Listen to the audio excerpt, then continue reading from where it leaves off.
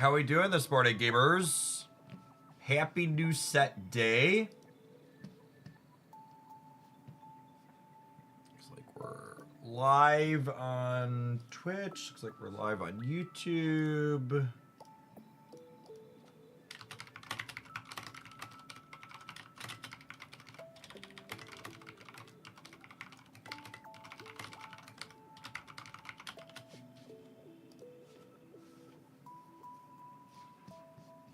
Admain, thank you for the 95 months. That's a really long time. I appreciate the almost 8 years. Good morning, good morning. What deck ideas do you have loaded up for the day? When would I have loaded up deck ideas, my dear Twitch chatter?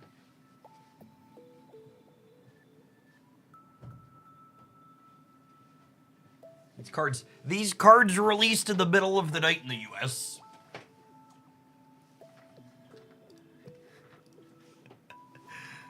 Middle of the night.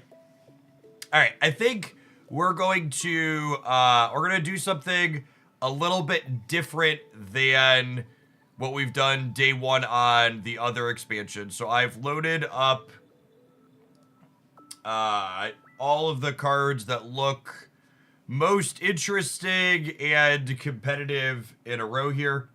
I forgot to fill my water bottle. Okay, I'm gonna run and fill my water bottle really quick. And then we're going to do a live set review to start, and then we'll open packs and play games. But I want to see how a live set review does. I do a live set review before we dive into actually playing with the cards, I think, and see how that performs in terms of metrics.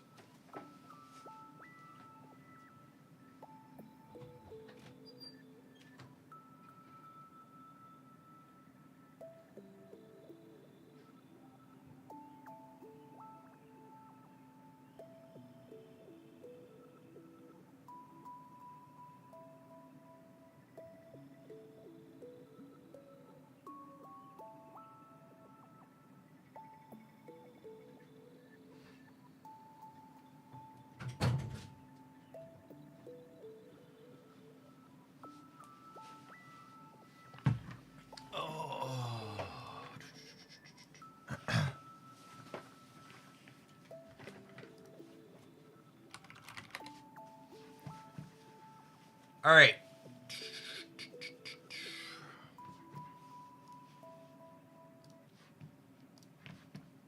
What is this? What is this set called? Extradimensional Crisis.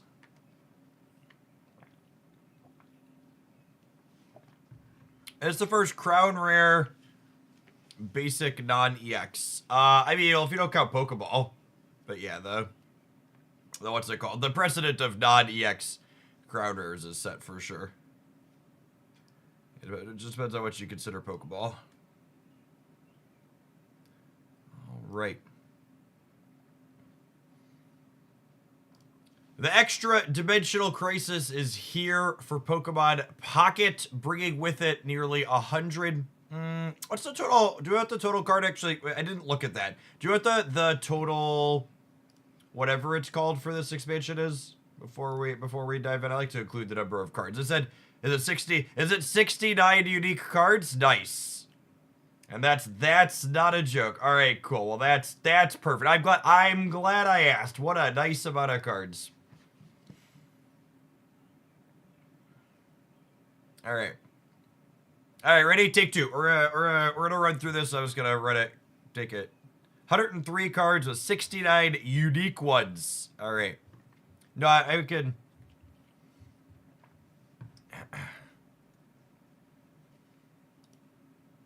The Extra-Dimensional Crisis is here for Pokemon Pocket, bringing with it 103 new cards and 69 nice, mechanically unique cards to the game. We've got 5 new EX Pokemon in this latest expansion. Today's video is going to go ahead and dive on into reviewing the cards I think are most likely to be competitive for the set. If I skip over something that you think is worth talking about, leave me a comment in the section down below, and I'll get to that later on. Let's start with those new EXs, speaking of, with Lycanroc EX here, a 150 HP stage 1 that for 3 energy cracks for 130 points of damage. 130 is a big number slash breakpoint. We've seen Giratina EX be a metagame staple in small part due to the fact that like it charges itself up, but also in no small part because it allows you to crack for really efficient amounts of damage. The thing to think about with a card like this, though, is that 3 energy on a stage 1 means you're going to need some other lead Pokemon in front of it so you can build up this 3 energy attack. Otherwise, it's going to have to take hits while it tries to build up. I think my first instinct when looking at this is trying to figure out some type of 1-1-2 deck where you finish on Lycanroc after giving up a couple of points. 130, especially in tandem with something like a Rocky Helmet and a copy of Red, like we've seen in the Dark Giratina deck, means you can crack up to 170 points of damage right away. Yeah, I assume people will want to try this with something like Rampardos, but you'll have to be switching off of this into Rampardos, and you won't always have your fossils. It's going to take hits early. Something worth thinking about is the fact that you can play Lycanroc EX alongside the existing Lycanroc that we have. That's a 1-pointer. So there's also a possibility that perhaps you play the Lycanroc baby plus Rampardos, and you play like some amount of EX as additional way to finish after you use the one that we already have. That's the baby plus Rampardos could be a mix as well. I do not think this card is likely to make past the mini unplayable. I think that card's probably very medium. Speaking of very medium, let's look at our next EX Pokemon here. We have the Alolan Dugtrio EX. 2 energy, triple headbutt attack, flips 3 coins, dealing 60 for each head. So a ton of variance on this one, but at the same time, a little bit less variance than something like Marowak EX that we've seen in the past, because you are getting 3 coins instead of just 2. That being said, as someone who played a lot of Serena last season, I can't imagine wanting this high variance of an attack on an EX Pokemon. I'm sure you're going to get absolutely punked by this card in some amount of games. It's going to feel real bad, but I would be kind of surprised if this one is competitive. Tapu Koko was in our initial spoiler, and it'll be interesting to see where this one ends up at in the metagame. The baseline on its attacks seem very reasonable. You have Plasma Hurricane that lets you tap for 20 to charge up the Mach Bolt to start hitting for 90 right away. As someone who was a Starmie EX enjoyer in a previous lifetime, hitting for 90 early on an EX is appealing in that perspective. Starmie EX at its stat line isn't really a competitive card anymore, though. And this card also has the problem of, well, in order to leverage its Plasma Hurricane, it's going to have to be in your lead Pokemon spot to start on, meaning you're going to need to go EX Pokemon into EX Pokemon. We talked about that 130 breakpoint with Lycanroc being super relevant and one that hits a lot of things. This is another thing that it's hitting. So, you know, how much Lycanroc is in the metagame, how much Giratina is still in the metagame, probably warps how playable or not Tapu Koko ends up being. I think there's a lot of 130 pointers around. This one's going to leave a little bit to be desired. Buzzwole EX, our first Ultra Beast tier, new card typing in the Extradimensional Crisis that a number of these cards care about. It is probably one of the more playable EXs of this expansion. I think the statting on this is very reasonable. It has 140 HP at face value, meaning it's surviving a single shot from all of these various 130 damage dealers that exist in the metagame. And this is a grass type Pokemon, meaning that you can put a cape on it, getting it up to 170 total on a basic with the leaf cape. The Big Beat, while not 130, is a solid amount of damage, and the grass typing looks like it could be relevant. You have Darkrai that's weak to grass from our previous metagame that'll likely still be lurking around, and the Lycanroc that we looked at moments ago is also weak to grass. The downside on the Big Beat attack here, that you can't use it every single turn, has some good tools in this expansion to help you mitigate and work around it as well, with Celesteela being the forefront one that jumps to mind. The Ultra Thrusters here lets you switch your Ultra Beast out with something else on your bench. That's another Ultra Beast once per turn. And while Pokemon Pocket's rules say you can only retreat one card per turn, Celesteela's ability does not count as retreating. So you could either have two Celesteelas on your board, you could switch out Buzzwole and then switch it again, but you could also just have an Ultra Beast on your bench that Celesteela is switching you into that has a 1 energy attack to let you keep big beating every turn. So you'll like big beat with the Buzzwole, and then you switch the Buzzwole out to something like Pheromosa here, who has a 1 retreat cost that you then retreat back into Buzzwole. And I think Pheromosa is actually going to be a card that's likely super relevant with Buzzwole in general, because dealing 20 to things on your opponent's bench will be super relevant for helping Buzzwole hit key breakpoints. The things where 120 damage is short on clearing in 1, Pheromosa is going to let you get a pop shot or 2, and then you can combine it with Cyrus to kind of dictate the pacing of the game. In addition to Pheromosa, we also have Kartana here as another Farfetch styled Ultra Beast typing card for these grass decks that could wear something like a grass cape. That seems very reasonable. So I'm very, very optimistic for Buzzwole having a competitive space somewhere in the game. Yeah, grass Farfetched is slick. It has the Ultra Beast typing. It can wear a grass cape. Our last EX is definitely the most toxic one that will be added to the metagame. Very competitive stat line here, 170 HP on an EX basic. When I did the initial review, everybody was very upset that I forgot Wishy-Washy EX exists as an existing basic 170.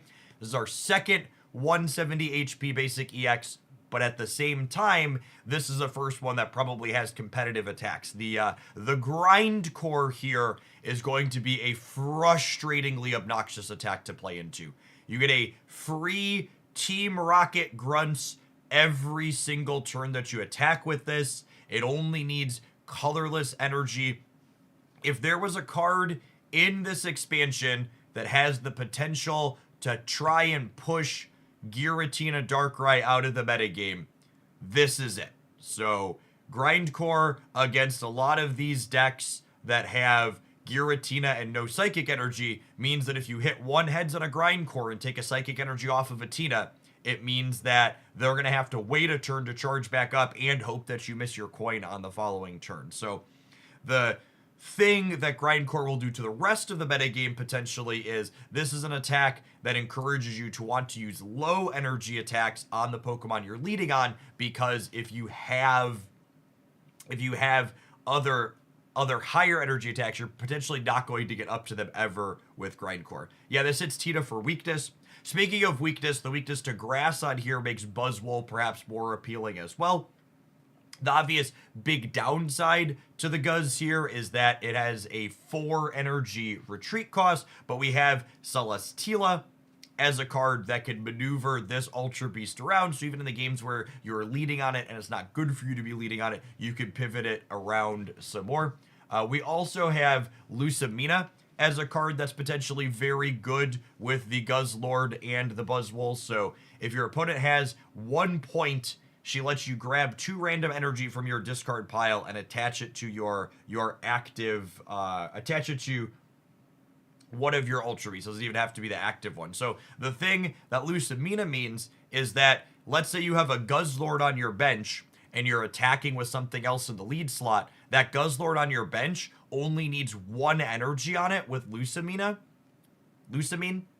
in order to attach 2 energies and attack the following turn. So they knock out your lead attacker that has 2 energy on it. You move Guzzlord up that has 1 energy. You Lucamine 2, you attach 1 for the turn, and then you start hitting for this 120 every single go-around, which seems really, really solid. Moving along to some of our non-EX Pokemon, my personal favorite, one of my personal favorite Pokemon, Decidueye, is getting some massive upgrades in this card pack. So 130 damage, 130 HP, baby Decidueye here does 70 damage to one of your opponent's Pokemon for 2 energy. So this gives any EX Decidueye deck an incredibly clean answer to the yellow chicken. So Oricorio has been running around. It's given like all in style Decidueye decks some trouble. This is an answer to that. We played a all in Beedrill deck that was just the baby Weedles, and then you went up into 2 different Beedrills, and this gives you another clean way to do that. This is also a grass Pokemon, so you can put a grass cape on it, effectively getting it up to 160 on a single knockout Pokemon. It's a grass Pokemon, so you can Erica it. It's very, very solid single point non-EX that gives you an answer to a metagame threat. This isn't the only upgrade Decidueye is getting as well. We're getting a better Dartrix also here. So the Skill Dive lets you deal 20 to any of your opponent's Pokemon, meaning when you're going this Dartrix into Decidueye EX, you can Skill Dive something for 20, and then you can Pierce the Pain it for 100 the following turn. So this gives you nice clean setup, or you can combine it with the sniping arrow here to deal 20 into 70 for a clean shot of 90 as well.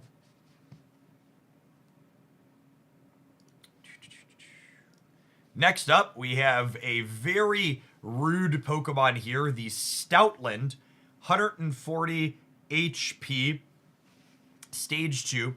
Hits for 70 for 2, which is nothing to write home about, but the Guard Dog Visage here. As long as this Pokemon is in your active spot, attacks used by your opponent's active Pokemon cost 1 more colorless energy. The base stat line on this feels very close to being competitive on its own, and I think when you mix in this Pokemon ability on top of it, we have something that's probably competitive. Its basic and stage 1 aren't anything super exciting, but they have very serviceable stat lines. We have a 60 HP and 20 for 1 Lillipup, and then we have, where's this, Herdier here that bites to deal 30 for 1. So Stoutland kind of has that templating where when you're going second with a rare candy, you get to Sharp Fang right away. And when you're going first, you can go Herdier, attack for 30, into Sharp Fang, attack for 70. Is this card better than Toucannon? So it's very different from Toucannon. Toucannon hits hard and fast. This card hits relatively fast, but also has a key disruptive element to it on top of that. So you're trading a little bit of speed for a disruptive element. You also have a slightly different typing weakness on fighting versus lightning, but that's pretty nominal. Speaking of lightning, we have a new Luxray here, 130 HP stage 2. As long as this Pokemon is in the active spot, attacks used by your opponent's active Pokemon do 20 less damage. Interesting templating on this ability that'll come up some amount of the time is that it impacts any of your opponent's attacks anywhere on the board. So if your opponent's using a Pierce the Pain Decidueye or like a Hitmonlee kick or something, it's also reducing damage that your bench Pokemon are taking. Electric Ball, having 3 energy for 90 is not super impressive, but this card is named Luxray, which means Volkner is a card that can attach extra energy to this. We've seen that play with other Luxrays in the Luxray in the past that we've had. So the 3 energy here is 3 energy in a way because you can attach energies from your discard pile to this in a way that's appealing. Shiinotic is a really interesting new utility consistency card. So once during your turn, you may put a random Pokemon from your deck in your hand. Pokemon Pocket's a game that has incredibly small decks that are already pretty consistent, and drawing an additional card each turn is incredibly powerful, and drawing a specific type of card is even more so. This card also having a double colorless energy attack in Gentle Slap here means you could play this in a deck that's all in on assembling a particular EX Pokemon to draw into those, while this can also provide a clean answer to your opposing copies of Oricorio, because you could slap them for 40 twice before they slap you for 50 twice, allowing you to clean out that yellow chicken if your deck otherwise has trouble with it.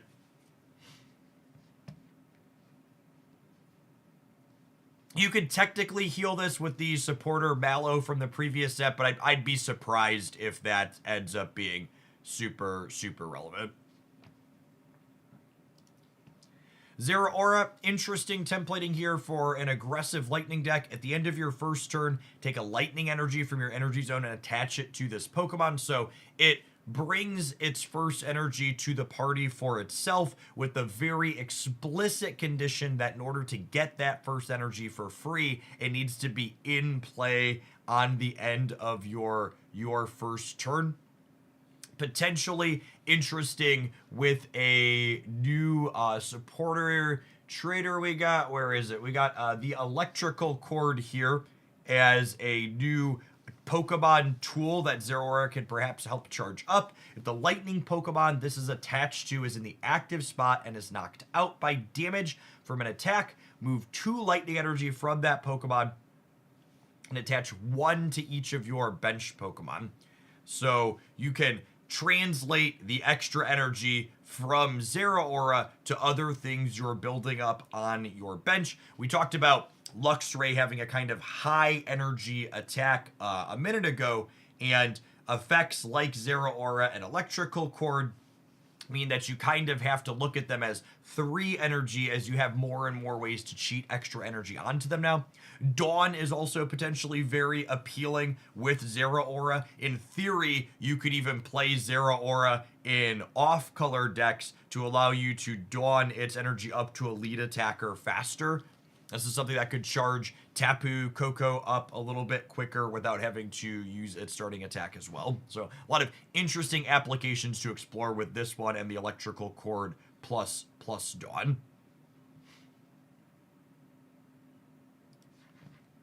Next up, we have Nihilego, which is actually the crown rare in this pack as well, kind of randomly, it feels like. I put that up here.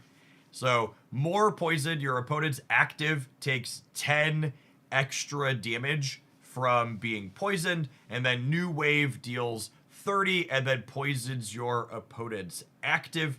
It'll be interesting to see if there's a few enough Arceus decks left in the metagame that you could reasonably play a card that leans on poison this heavily. We did also get some extra support for efficient poisoners. We have another Ultra Beast here that hits for 40 for 1 and poisons your opponent's Pokemon. So effectively hitting for 50 for 1 and kind of 60 if you squint, or 70/80 if you have the Nihilego on your bench as well.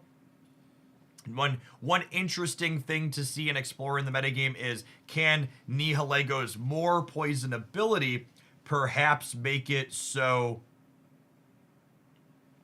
Can Nihilego's ability perhaps make it so your Weezing could come back into the metagame as a card that had been previously pushed out?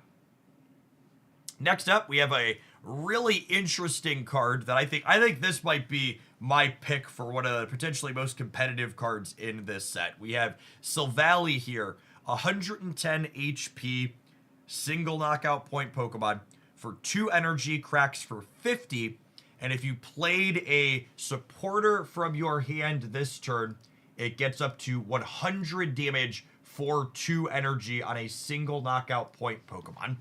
Its basic that it evolves from is also incredibly solid. Type Null, has 80 HP, does a guaranteed 20, and flips a coin to get an extra 20. And then to top it all off, these two are appealing on their own. We have this supporter here as well, Gladion, that puts one random type null or Silvally from your deck into your hand. So this card reads like it has a competitive rate on the surface, and then we have Gladion here as a way for you to assemble them more consistently. And these are colorless, right? So you're going to be able to experiment with splashing these into a variety of different places. I bet this will be one of the cards I expect to play a ton of in this expansion. There's so many different places that you're going to have to try and figure out where this can go. So I think this will be one that I'm looking forward to playing with, and I expect will probably be competitive in something, but it also might take us a little bit to figure out what that something is, because there's so many different ways you could play this card. Are we almost done? We're almost done. All right, went through that. We have some more utility trainers here at the end. We have the Beast Wall. Really interesting restriction on this one. You can only use this card if your opponent has 0 points. During your opponent's next turn, all of your Ultra Beasts take minus 20 damage from your opponent's attack. So this is a non-supporter. It walls off 20 damage, but you have to have it early.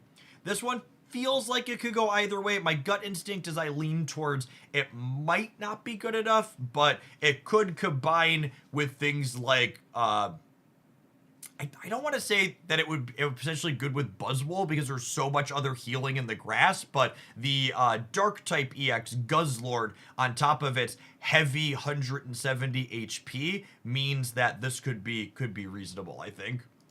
We also have the Beastite here, a new tool. Attacks used by Ultra Beast this card is attached to do plus 10 damage to your opponent's active Pokemon for each point that you've gotten. Which this is really interesting templating. So it does nothing to start, and then it gives you plus 10 and eventually plus 20 on your attacks. Like, I have to feel like this in tandem with Buzzwole is going to be potentially very appealing. Even 10 extra lets you clear something like a Lycanroc and run. If you get it up to 20, you could also theoretically combine this card with something like Red to get even a little bit more damage in. This one is, if there's an Ultra Beast deck, I wouldn't be surprised if this is part of its kit.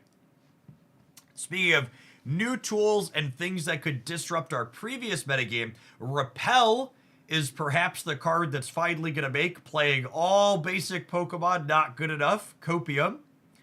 So this is a non-supporter Sabrina that only works when your opponent's active Pokemon is a basic, which is very powerful. You know, you can Professor's Research and play Repel on the single turn.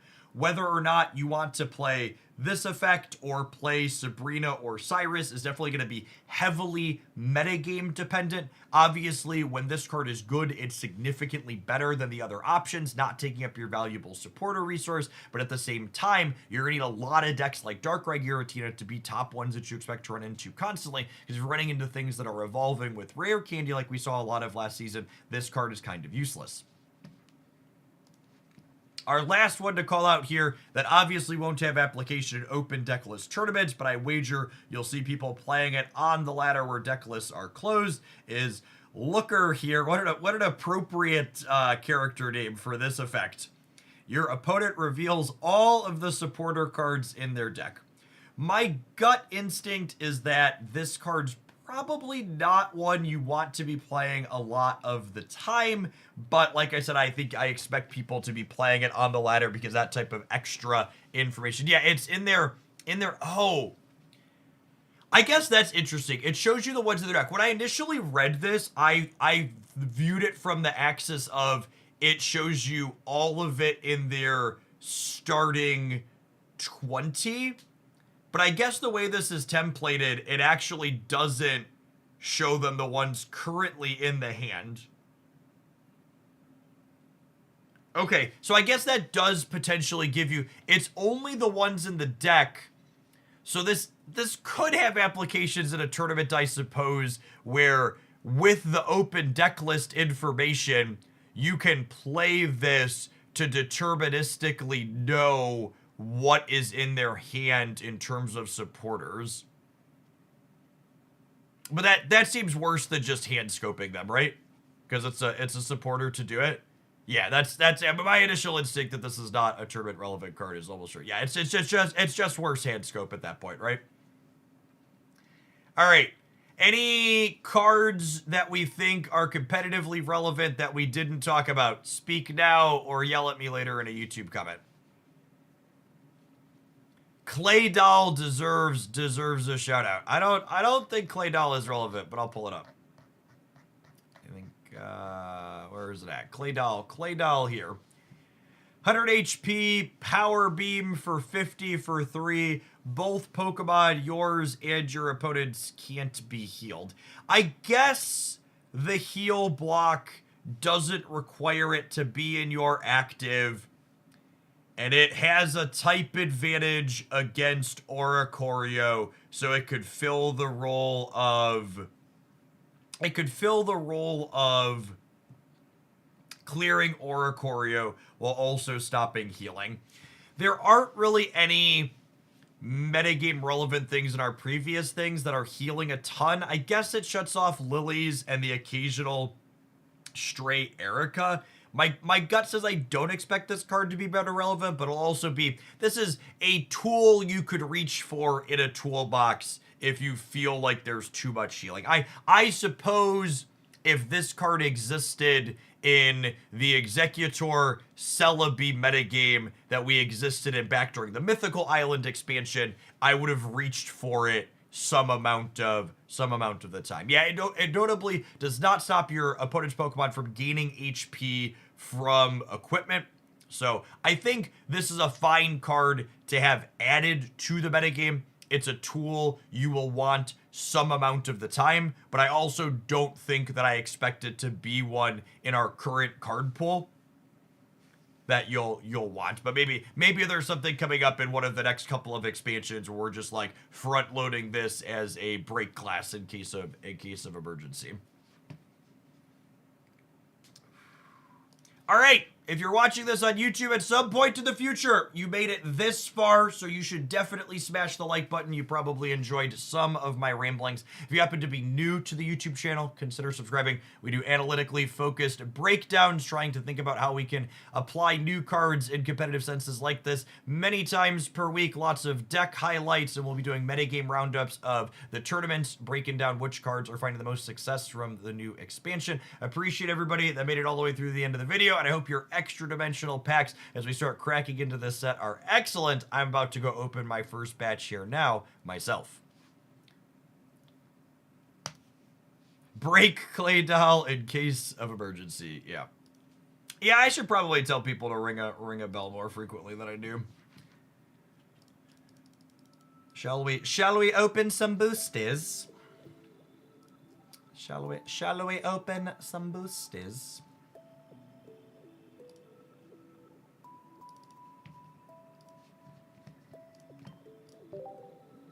Couple of singles here.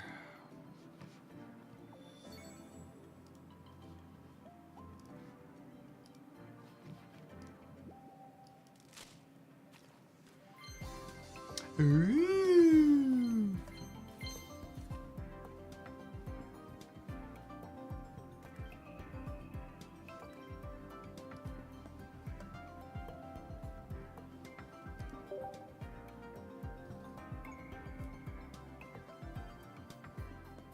We're on fire.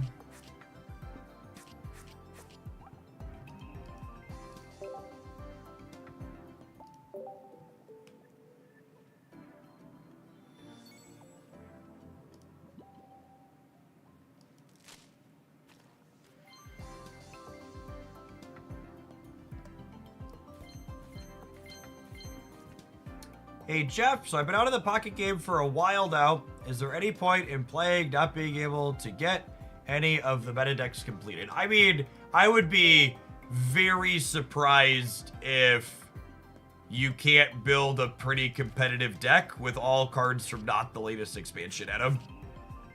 While this latest expansion has some competitive cards in it, almost assuredly, I don't think it's going to invalidate things that existed previously, so you can very intentionally and explicitly trade for any of the cards in the previous expansions.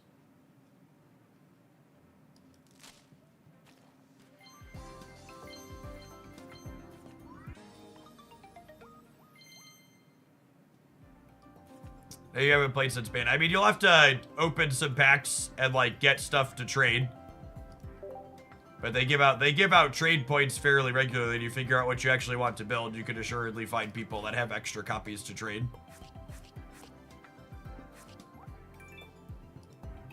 Yeah, but like, why do you have to complete card packs in order to play the game, right? Especially when you're coming in. Like there's somewhat limited trade currency until they switch it over to Stardust. But at the face value, you can come in and trade for things that you're missing. The latest expansion is difficult to get because you can't trade and you have to open packs. The current pack is high variance, because the Pokemon Pocket economy is the highest variance economy you'll ever touch. But at the same time, getting cards from the previous expansion is like not a big deal. So you gotta think about what you want, use your trade currency appropriately. Yeah, and the only things that take trade currency are the 3 and 4 diamond cards.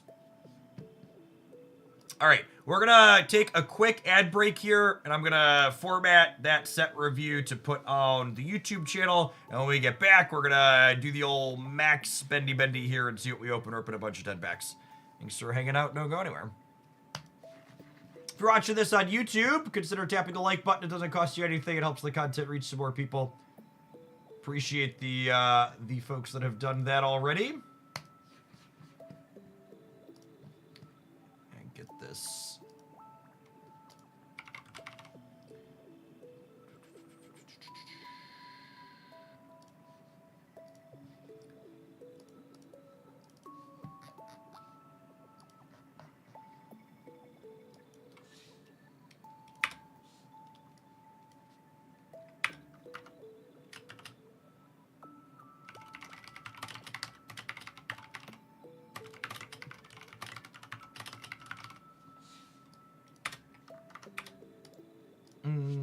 Extradimensional Crisis competitive set review for Pokemon TCG Pocket. Sounds lovely.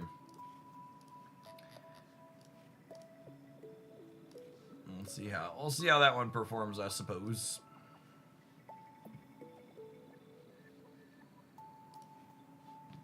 Kadoo Weekend 2, thank you for the 7 months. We had a bunch of subs and resubs while I was rambling in the set review too. And I shout out those real quick before I forget. Jellybean Warlock, thank you for the over 5 years. Reno Jenkins, thank you for the 2.5 years.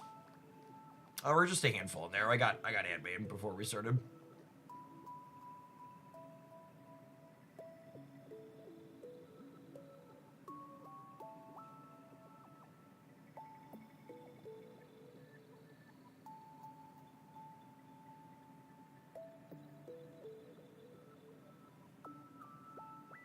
All play, no work. Thanks for the 5 months. Appreciate it. And this is not Pocket exclusive, but something I try and make a point to remind people. And honestly, so I had a YouTube comment on last night's video saying, Jeff, it feels like you're 1 foot out the door and are going to stop making Pocket content. And I really can't emphasize enough that one of the ways that you can enjoy games like Pokemon Pocket more is by not being all in on them. When you are all in on a single live service game, that live service game is going to eventually hit a metagame or a card pack or some combination of things that you are not going to enjoy. And if you are all in and only playing one live service game or one type of enjoyment as a thing, and that game stops being fun for you, now your everything fun suddenly isn't fun for you anymore. And it doesn't have to be a second live service game. Like, you don't have to jump into another card game. Like, go play a regular video game. Go read a book. Watch a TV show. Like, don't put all of your my fun time basket into one singular thing. So, like, I took the last week off from streaming Pocket because I was pretty spent on the last card pack. I felt like I had explored everything. There wasn't anything that I really felt like I wanted to look at. We made it to Masters, etc. And I'm here and I'm excited to play with the new card pack. And it's reasonable and healthy to, like, enjoy the game when it's fun for you.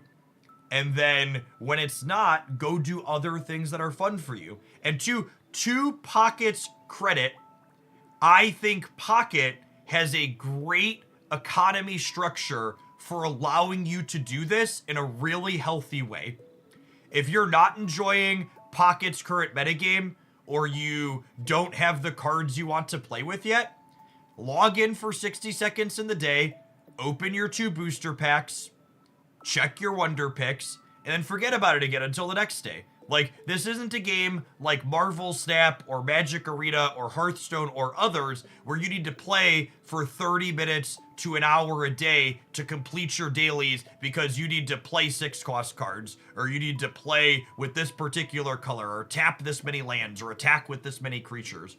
Like, I really like that Pocket's keeping up with the being maximizing your rewards is simply logging in. Like, that's great. Like, you log in, you rip a few digital booster packs, and you move on if you want to move on. But also, like, there's stuff to do and you can play, right?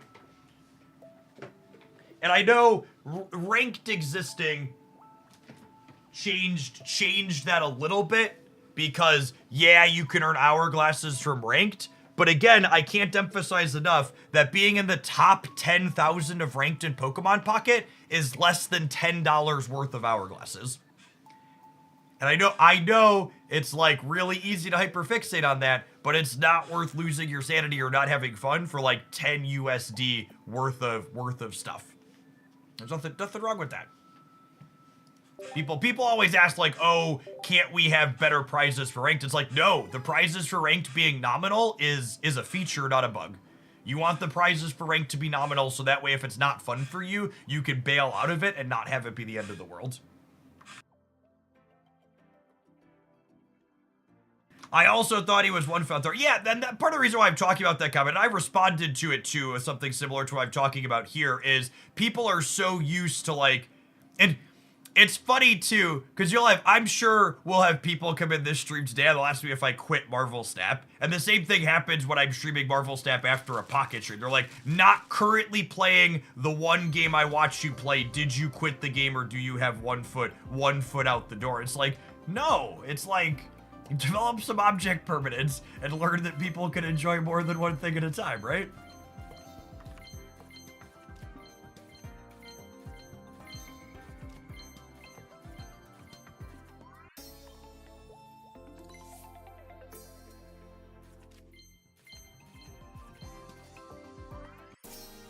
Ooh.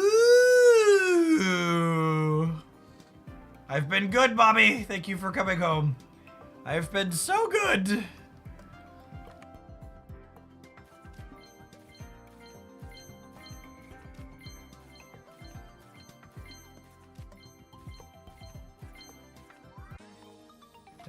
There's my Buzzy Boy. I really want to start with Buzzy Boy, so hopefully we find 2 of him.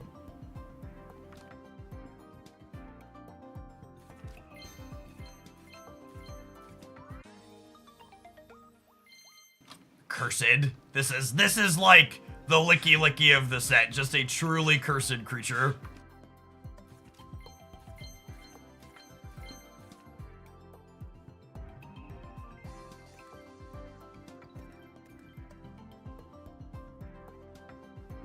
Oh, is Buzzwole the immersive? That's great. Buzzwole being the immersive means we're more likely to get him. Above average 10 pack, yeah.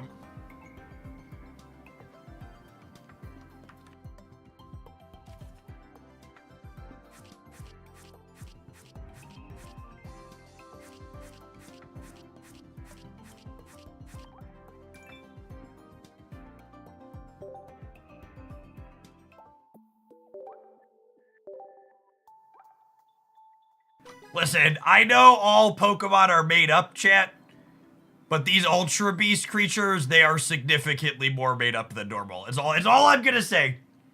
As someone who grew up with Gen 1 and Gen 2, these Ultra Beast creatures are far more made up than the average Pokemon.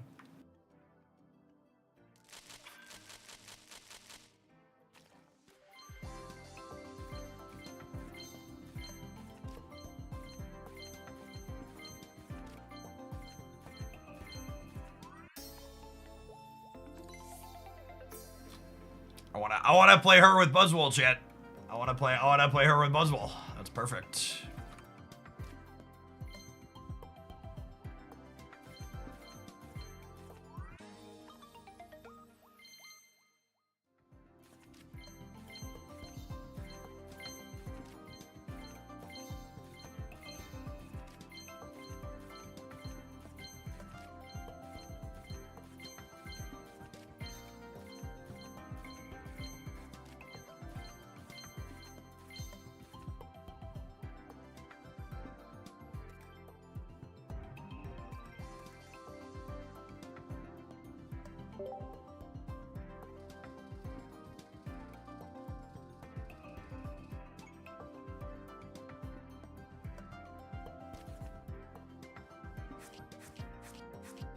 Just got in. Is the set any good? I would wager Guzzlord and Buzzwole are probably reasonable. Doug Trio looks a little bit like it. Rock could probably go either way. There's definitely some playable cards in here. I don't think this set is Shining Revelry bad. To set a low bar. I think Shining Revelry is probably going to go down as the worst set in recent memory. William Wilson, thank you for the 2.5 years. I appreciate it. Welcome back.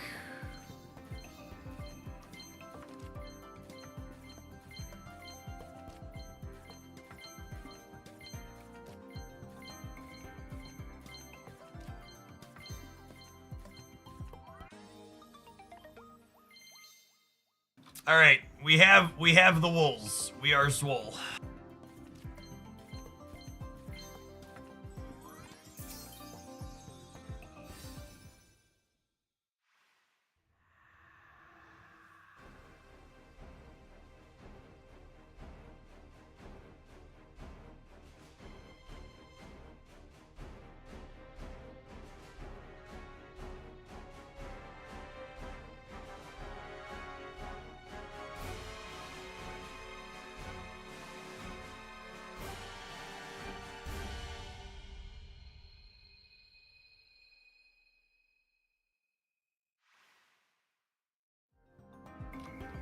They are totally invading from space, aren't they? They're space invaders. Avengers Assemble. No, I think these characters look like whatever the Avengers are typically fighting.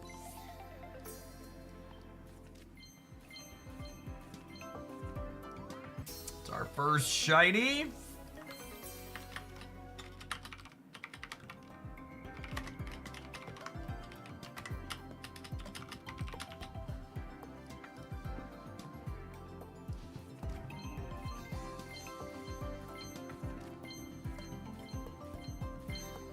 We got a couple of the disruptive dogs, which sounds good.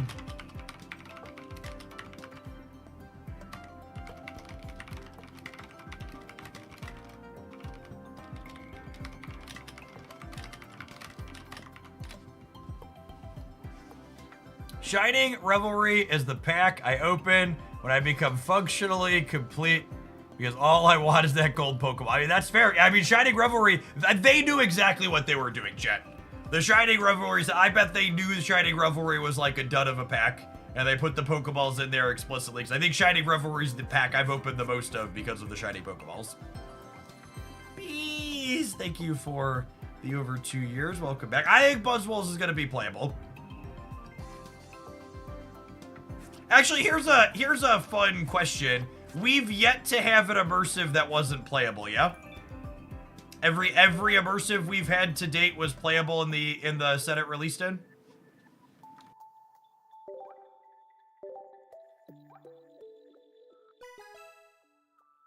Baby Mew doesn't count. Baby Mew. Guzma saw plenty of play. Yeah, I'm talking about one-star booster packs. No, Guzma is a very good card. We're all still going to be playing Guzma. Card's very playable. Ready to guzz, chat. Guzz it up. We've only had one 2-star this morning so far, huh? See, you just gotta complain a little bit, and then you'll get more cosmetics. Emphasis on the complaining, chat. There it is.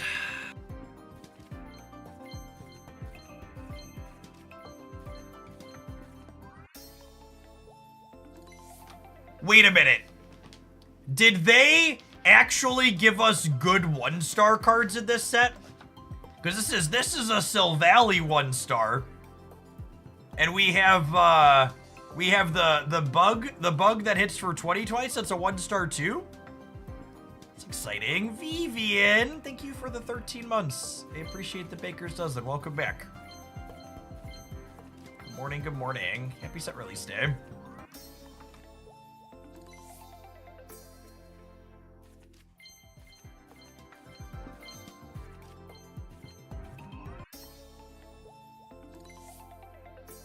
It's a sign, chat. I really wanted to start with Buzzwole, but double Silvally 1-stars feels like a sign. I'm glad to have these. We're gonna need flares for this one, because we're gonna play a lot of this card.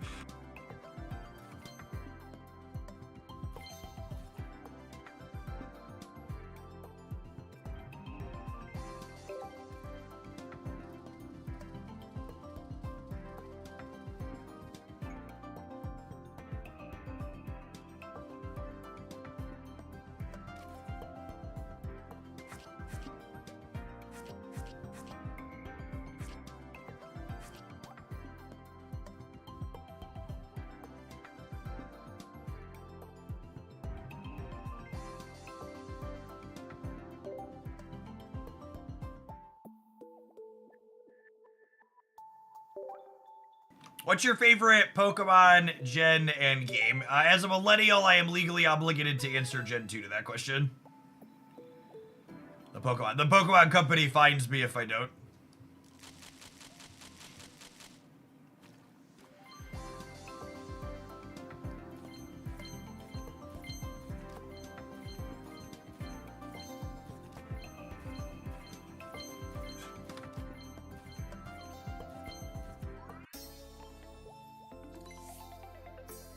All right, we got 2 Pheromosa, full arts as well. That's lovely. That was the other one we wanted to play. We see another immersive Buzzwole now, so we can have cosmetics for that deck.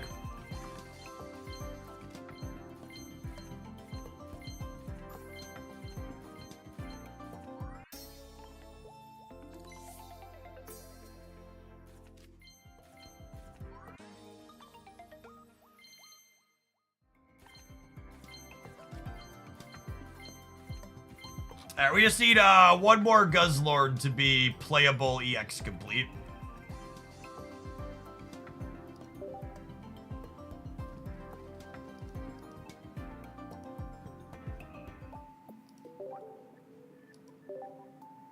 So much for saying Squirtle is the best starter you trainer. Okay, so I don't know if this qualifies as a hot take, but as someone who loves Gen 2, I actually don't love any of the Gen 2 starters. Is that gonna get me booed? I grew up playing the Gen 2 games, but I don't love any of the Gen 2 starters. Like they're fine. They're fine. I don't think they're bad. I just I don't love them the way I love Squirtle.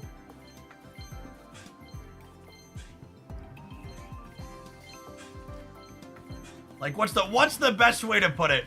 I think I like Bulbasaur more than I like any of the Gen 2 starters. I think it's the strongest way to convey how I feel about the Gen 2 starters.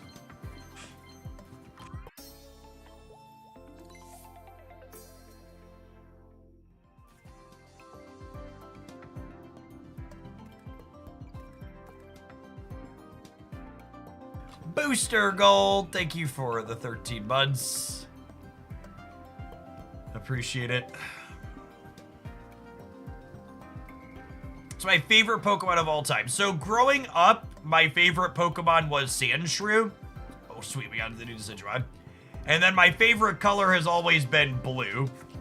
So when they created Alolan Sandshrew, it felt like they were making a Pokemon explicitly for me.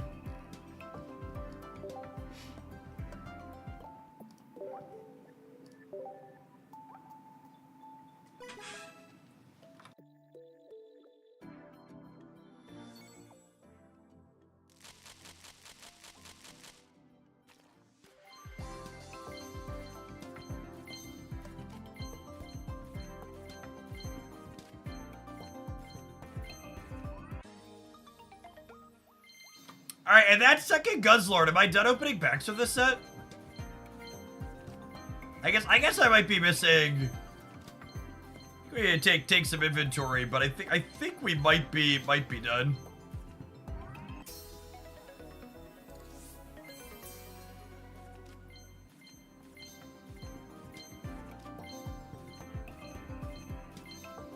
I'm not spending to chase cosmetics in this game anymore. I'm not. The cosmetics are too expensive.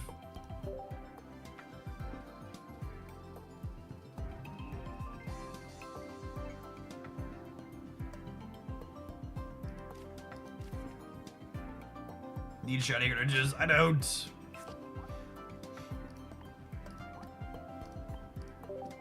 Even hit a crowd early. Let me look if I have the 3 diamonds I care about. But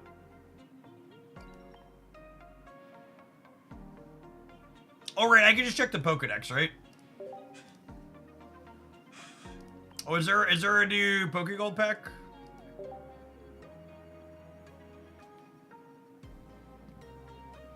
Oh, there's an Acerola one. It's so adorable. I skipped on this one because she's very grumpy, but I can be persuaded. Wait, why does this one have 61 days left, but this one has 27 days, the new one?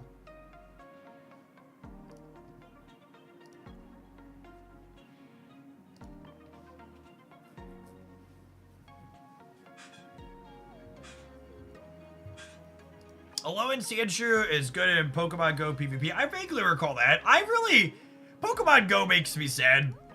I really liked Pokemon Go's PvP, but their laggy trash netcode just made it so unenjoyable for me. I wanted to play that game a lot. We actually streamed a bit of it once upon a time back in the day. But I'd be like sitting in my basement on my high-end smartphone with my fiber internet connection, and you'd still just be like losing games to it sitting there spinning because of the netcode. It's just so bad. Nah, things like the raid changes and stuff like that really didn't bother me because I'm used to crappy monetization in mobile games, he says as he plays Pokemon Pocket. The actual gameplay just not being functional. Let's take a look at what we're missing. Maybe we can fill out a wonder pick, but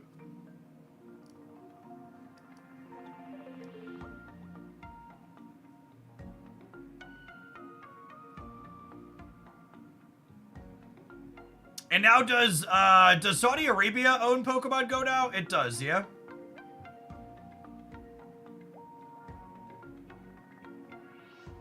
That sale went through, right?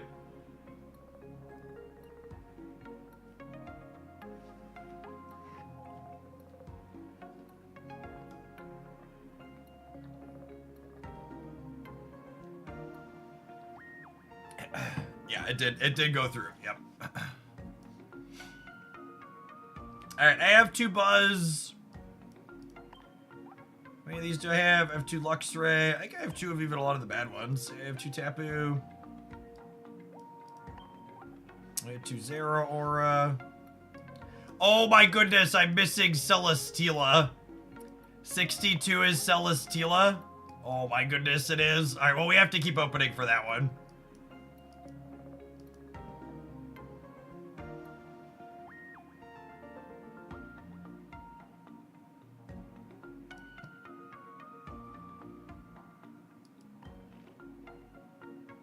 Do I have the 1-star? Oh, is there a 1-star one?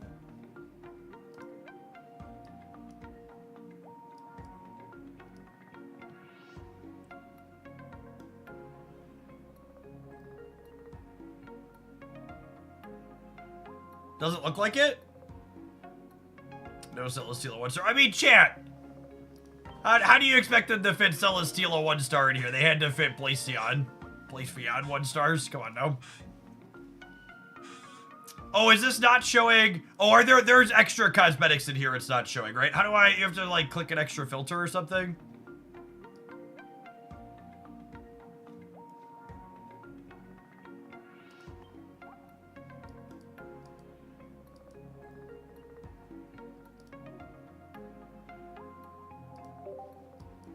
That's the one you have to click, right?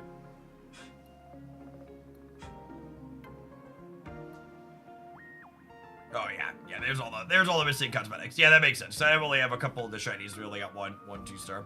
All right, fine. I'll rip another, shall we? You're just joining us and you haven't checked it out. We have a competitive set review talking about all the EXs and other cards I think are competitively relevant from the expansion. We'll pin that there. The timing on does the timing on the Wonder Pick events feel deeply strange to anybody else? It's really weird to me that for the last 2 expansions now, we've had a Wonder Pick event from the previous set going on when the next set releases.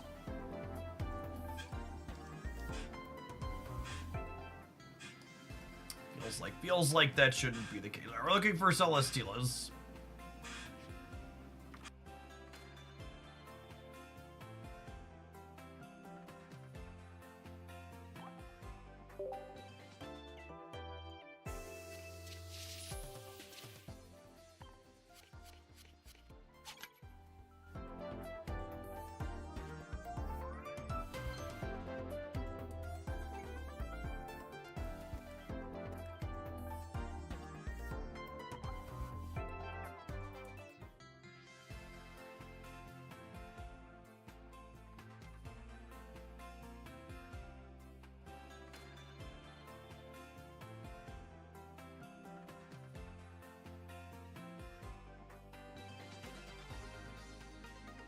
I mean, we can't play Buzzwole without Celesteelas, so I guess we'll rip some more packs. I mean, I know I said I wasn't gonna chase cosmetics, but I'd still prefer to spend my Wonder Picks on a shiny card at some point.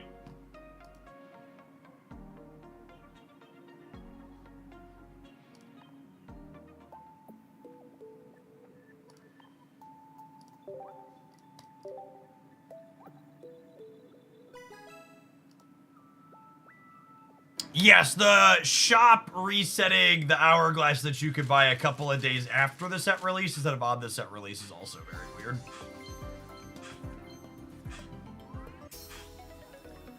I am really not a fan of the shiny Pokemon being from previous expansions.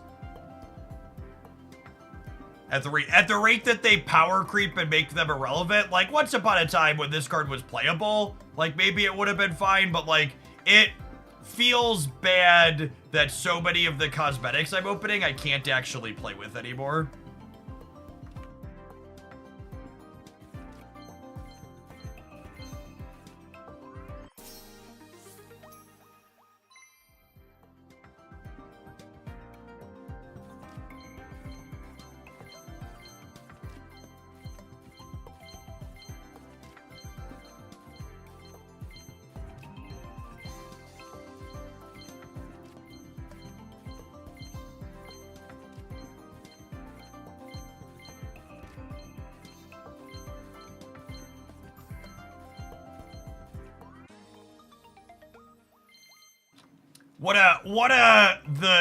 The dichotomy of gamers.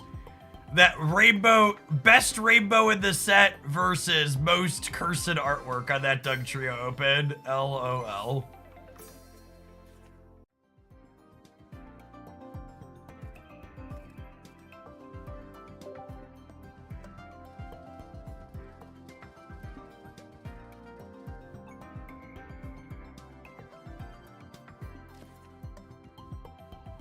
Jeff is just out on Doug Trio because he's jealous of the... That's true.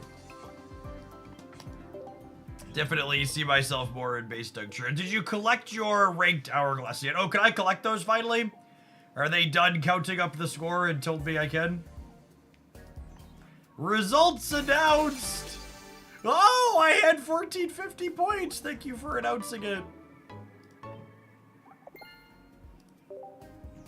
Look at all those hourglasses. Stop the count. I have 1450.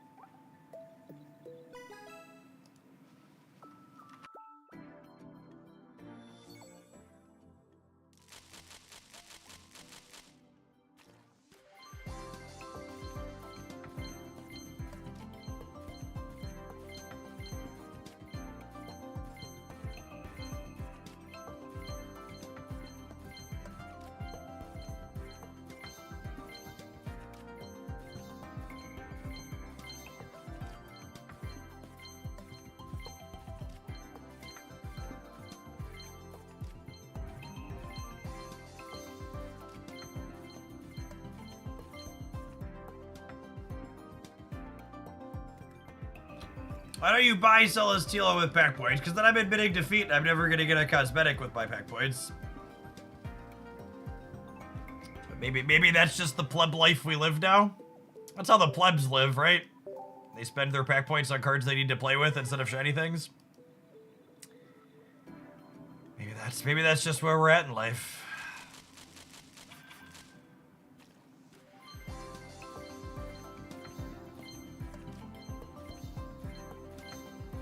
I just hate the idea of spending pack points on something that I could trade for later for free. Economy's just so rude.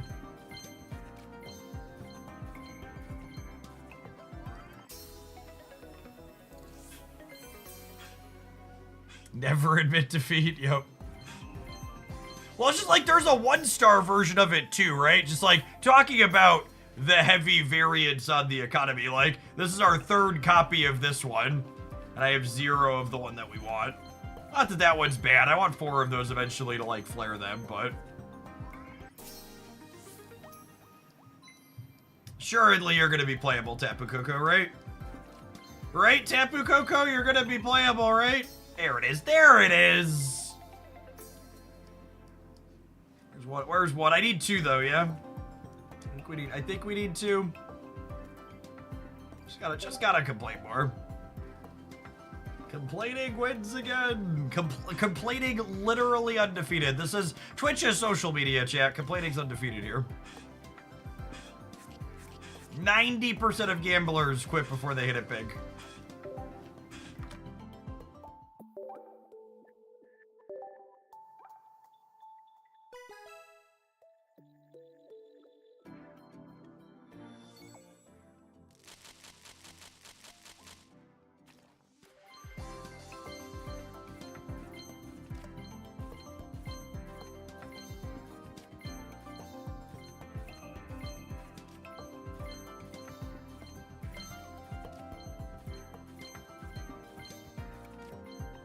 All right, and now we save the pack points for shiny things. Mission accomplished.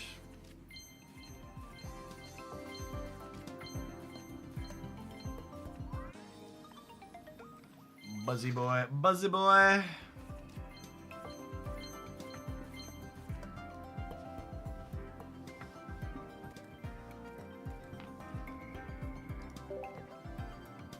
No, I'm not gonna keep opening 4 1-stars. You could trade for 1-stars down the line.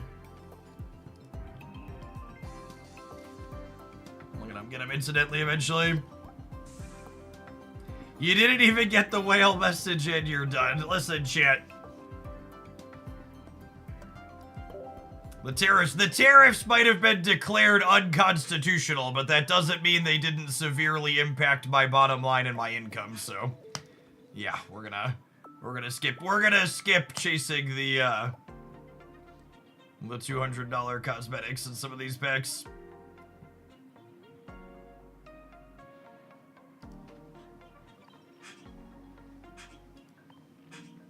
I expect fascist grandpa will have a very normal reaction to the courts telling him his tariffs are unconstitutional on Truth Social at some point today, if not already.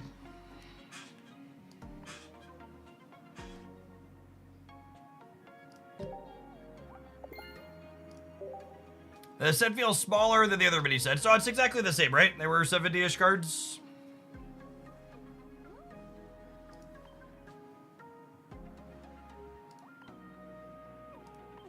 What's the tariff on Pokegold? You joke about that, but actually one of the other mobile games I play has their currency automatically update based on currency conversions on Google Play. And all of their US prices went up because one of the results of Trump's market stuff is that he's tanked the value of the US dollar. And they have their currency pegged to some other as their default. So, like, I know, haha, like it sucks now, but like, that's one of the other things too that I think a lot of people don't realize is like, even if the tariffs fully go away, the US dollar being down means we're paying more for everything else coming into the country because our dollar is worth less money. It's gonna impact other things too that are pegged to other currencies by default that then adjust the US dollar to it. All right, I'm gonna tap an ad break. Speaking of currency, we'll make a few pennies from that, and then we're gonna dive in. I think we're gonna start with Buzzwole. We got our Celesteelas. I have a couple of Buzzwoles. I want to play with Grass Farfetch'd. Thanks for hanging out. Don't go anywhere.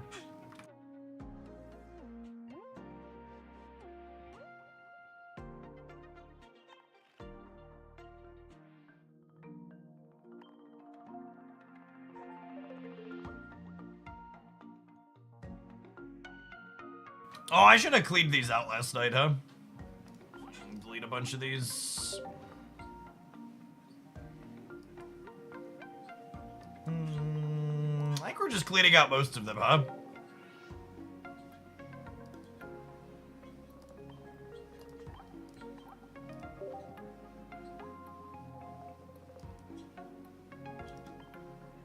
We just have to make more dollars. Yep, something like that.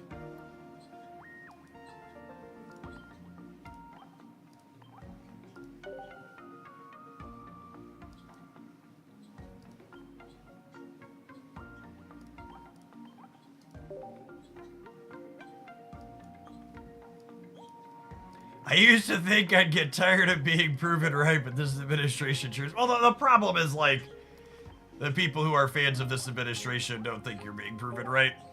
I'll just, like, happily take it on the chin over and over and over again. Hey, thanks for dropping off the primer still, Boneless. Appreciate it. Hope wherever your gaming adventures take you that they're good. I'll leave these three, I think. The Patchy is just one of the best PvE farming decks, and I love Garchomp, and One Trio has a special place in my heart.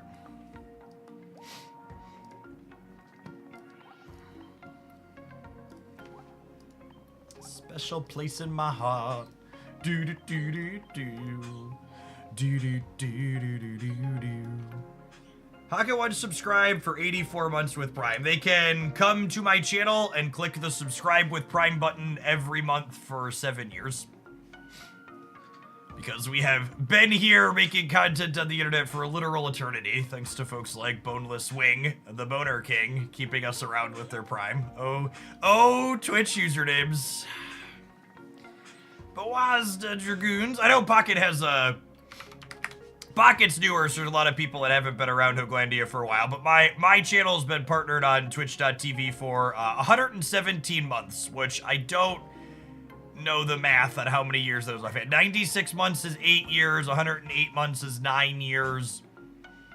So we're coming up on 10 years. We're three months away from my 10-year partner anniversary.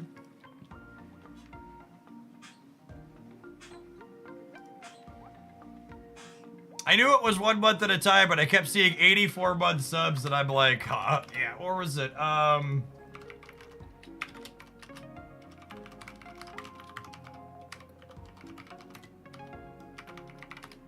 As a fun stat, because I looked at it earlier this month. I currently have a little bit less than 2,000 subs because we're down at the moment because of Gesture's vaguely economic unrest. But some amusing 10-year stats. I have 14 subs that have been around for 8+ years. A little over 200 that have been around for 5+ years. Over 350 that have been here for 3+ years. And then about 1,300 or so that have been here for a year or more. Been doing this a while.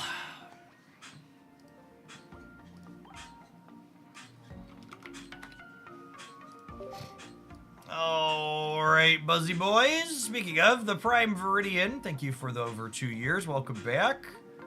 Lol Stormin, thanks for the 2/3 of a year. Hamps, coming in hot for the 23 months. Good morning, good morning.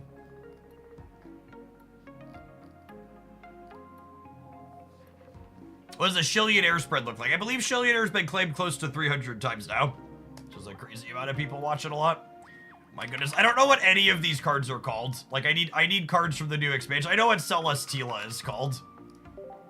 What are the new ones that go with this? Boshek, speaking of old timers. Thank you for the almost 7 years. I appreciate the 80 months. Kartana and Pheromosa. There you go. Those are you knew which ones I was talking about. Pheromosa and Kartana. Yep, those are the ones I wanted.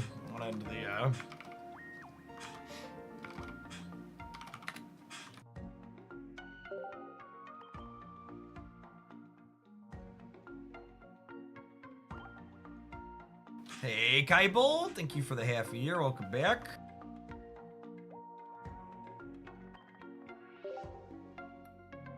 All right, and these 8 to me feel like this is like the Buzzwole pre-con, basically, right?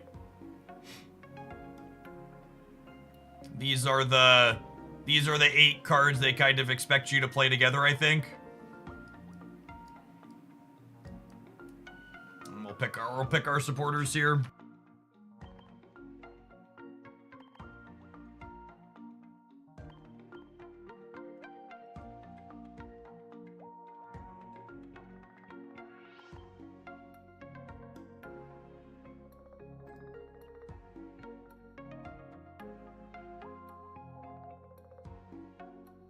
Yeah, is this a Lucamine deck? It maybe is. I guess it charges up the Celesteela at a pinch.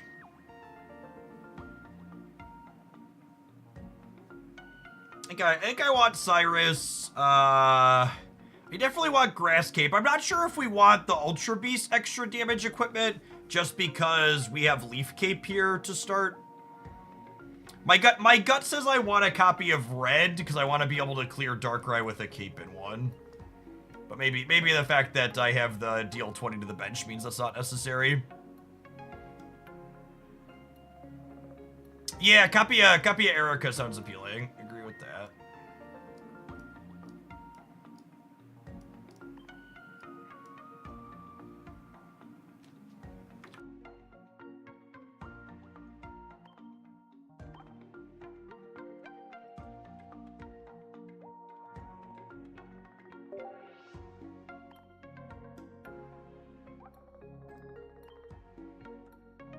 We'll play a copy of her just to try. Copy of Red. Is like a communication worth playing?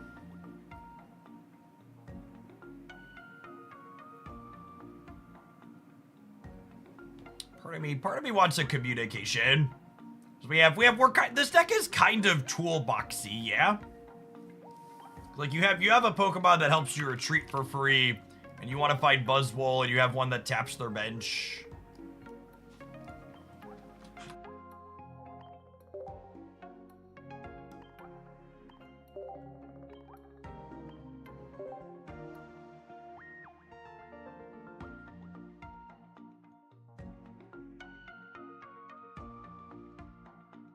I don't think this is a deck that wants Repel, because with Pheromosa, I think I want to be playing 2 copies of Cyrus, and I don't think I need a 3rd copy of grabbing stuff from their benched. Oh, we should flare the Leaf Capes. It's a good call.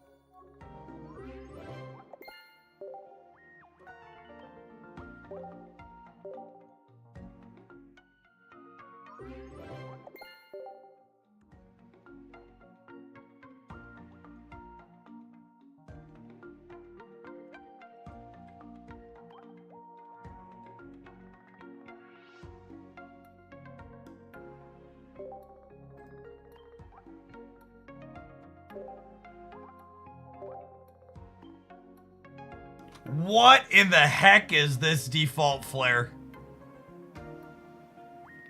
Excuse me? I'm sorry, what? Somebody got slugs on my card.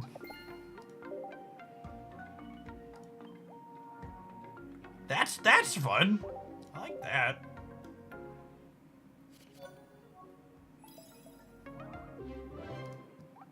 I need 1 more of this in order to get 2 of those, though. It's fine. We'll get they're a 1 diamond. We'll get them eventually. I think it's supposed to be wormholes from the game, but they kind of look bad. They do kind of look bad.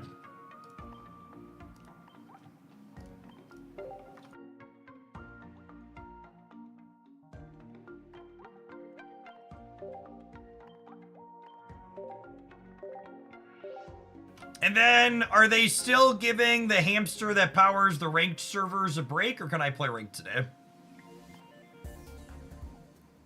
It's truly baffling that there is time off in between ranked seasons in this game. It's very strange.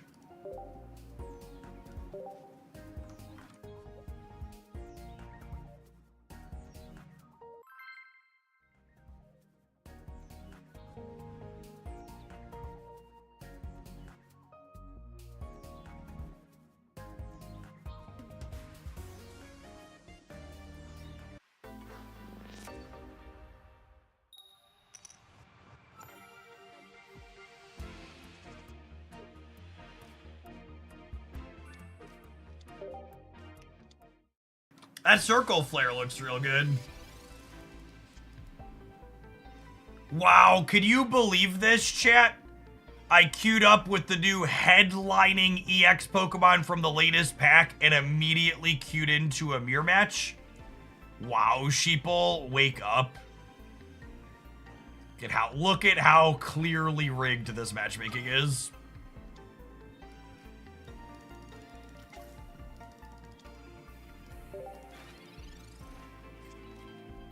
Those are always my favorite comments on YouTube videos. You'll see someone commenting on a YouTube that has like 10,000 plus views on it. And they're like, I loaded up this deck and I queued into a mirror match. Very clearly the matchmaking is rigged. Just like wholly unironically.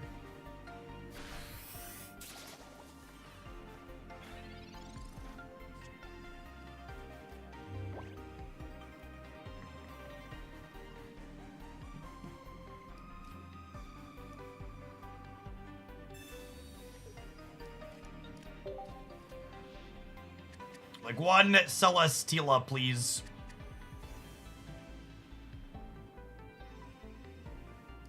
But what am I doing with it? I wasn't prepared to decide what to do once I actually draw it. We cape. And we thrash metal. We'll go from there.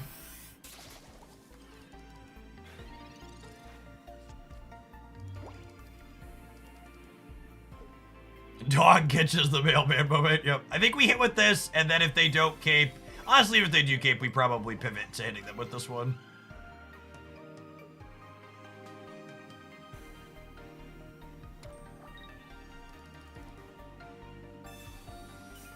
We got goozed. That's so rude.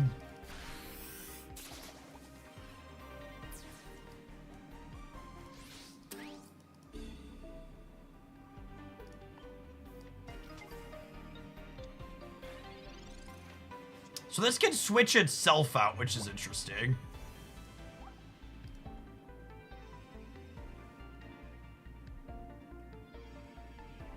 Man, I wish I had Lucamine. Should I have two? This is my put 2 Lucamine in my deck moment? This feels like it's the put my 2 Lucamine in my deck moment. Lucamine would be insane here, yes? I'm gonna cut this red and play another Lucamine.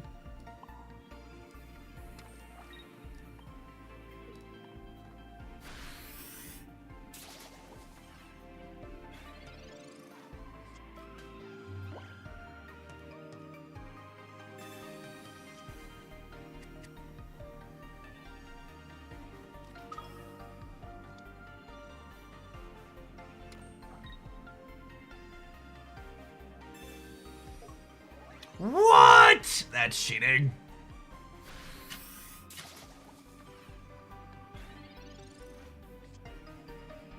What a cheater.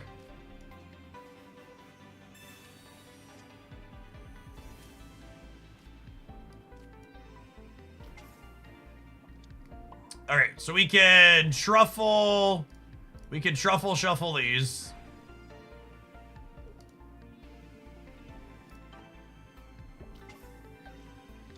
So that takes the hit for us.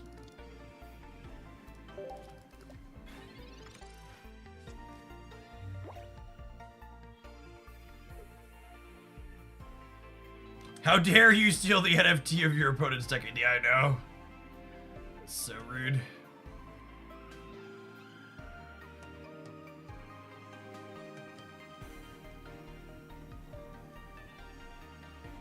So, cause now what I get to do is, no, they have the Cyrus. I should have kept.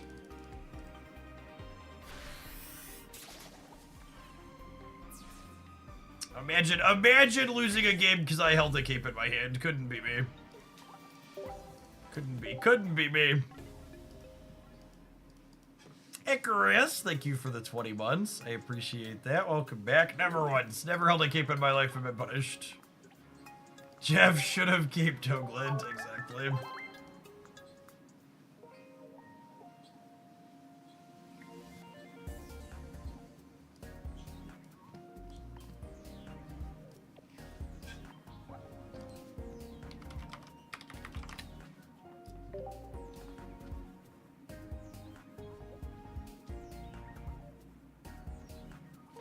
I'm gonna be greedy and cut the Erica. I think I don't need a third sustain card with the 2 capes.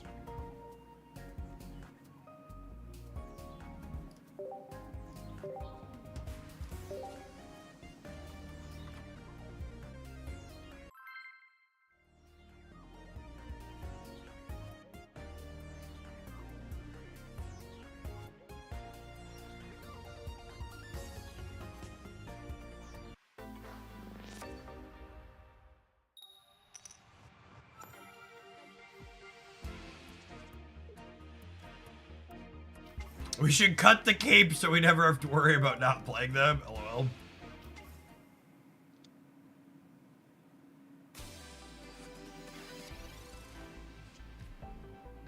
Our opponent previously finished in the top 1,000. Big sweaty energy here.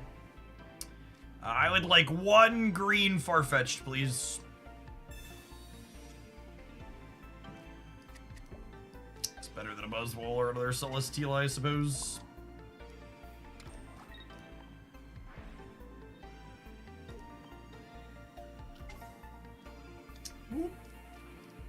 To the front of the class.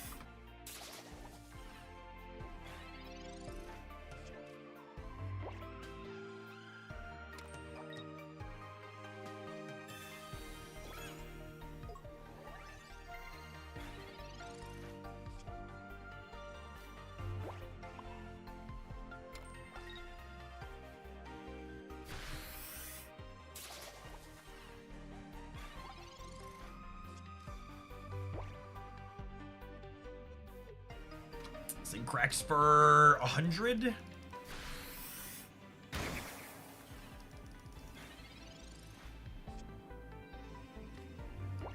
There's a big bug.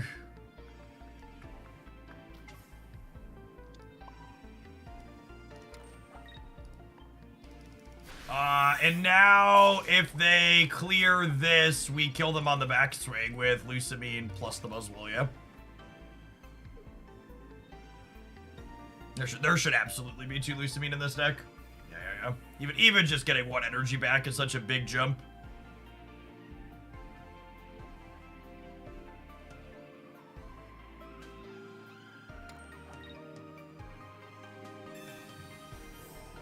What would you pair with Lycanroc? I think it is appealing to put, I'd try him in like a fighting box style.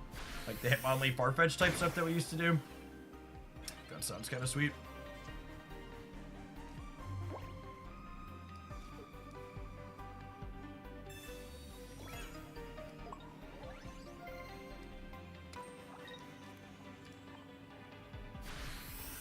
Gosh, could you imagine if this had been the Farfetch'd instead? We'd be heading for 40 per hit.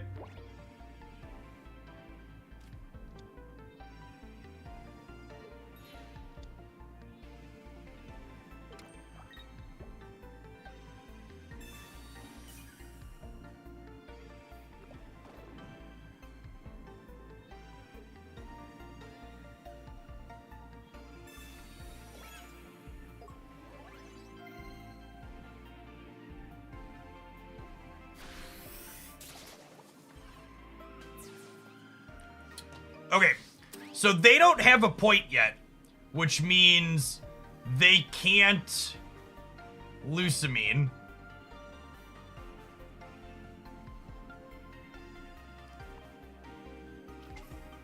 So I think my play here is Buzz into Cyrus U.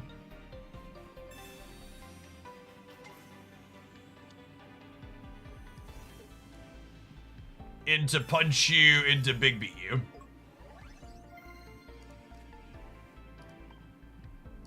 Sorry, I mean, I don't have a point yet. Lusamine only works if your opponent has a point.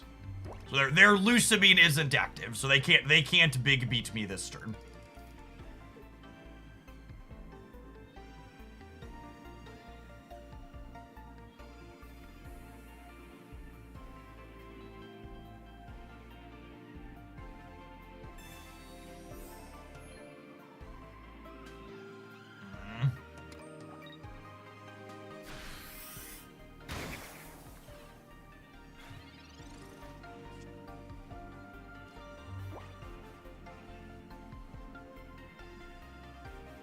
Are we dead? Feeling kind of dead. We're dead to second Cyrus, yeah? Or first Cyrus?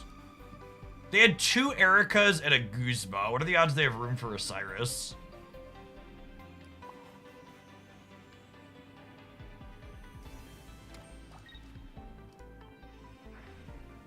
High, yeah.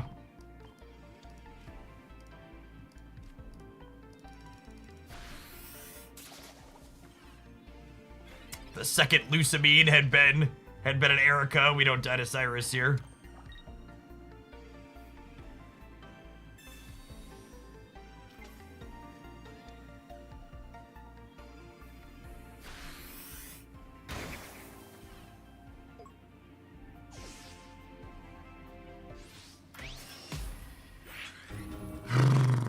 Time to cut it for an Erica, absolutely.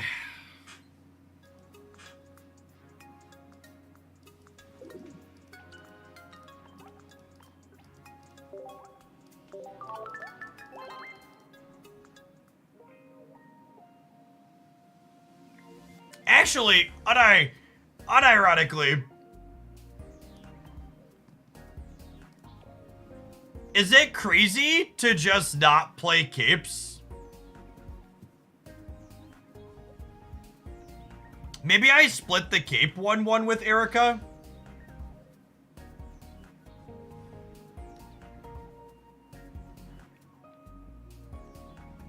Your NL, bro. Can someone under 30 please explain what your NL means to me? I feel like this has to be a... thing I'm too old to understand.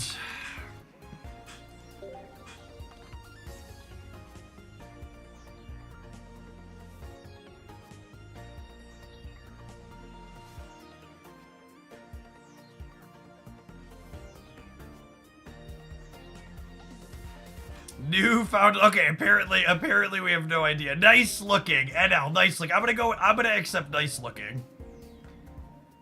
We accept that. And if you want to be nice looking too at home, make sure you check out our longtime sponsor, Into the AM, so you can get a wonderful graphic t-shirt to be nice looking on your Twitch.tv stream as well.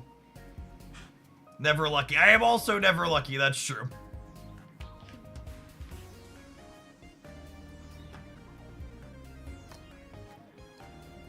We could cut the community. So the thing about cards like Communication is people love to suggest that we cut them in decks like this because Communication isn't a card that adds power, it adds consistency. So Twitch chat loves to cut them because they'd rather make their deck less consistent and then blame being unlucky. As like a third suggestion to cut the Communication. Stop it, get some help.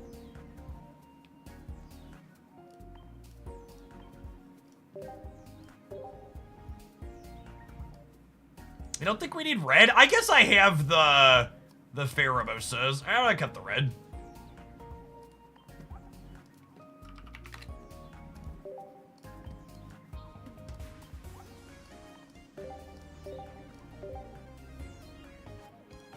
As all we're gonna do is play Buzzwole beer matches today, by the way. Was I streaming in the wrong scene that whole time? I think I was in the wrong scene that whole time. It's been so long since we've played Pocket. Nobody said anything. We're in the little tiny scene the whole time, huh?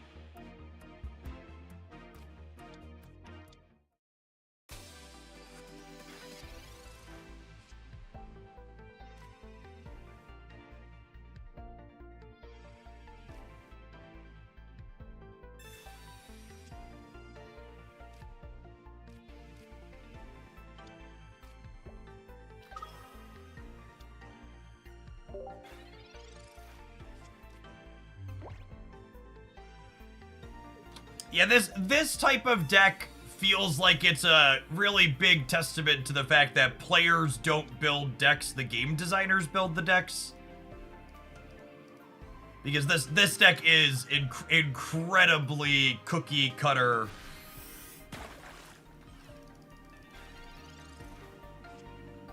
These cards are these 8 Pokemon very clearly go together, etc. The things to make decisions around are which supporting cards are you playing alongside the cards that the designers very clearly intend for us to play together.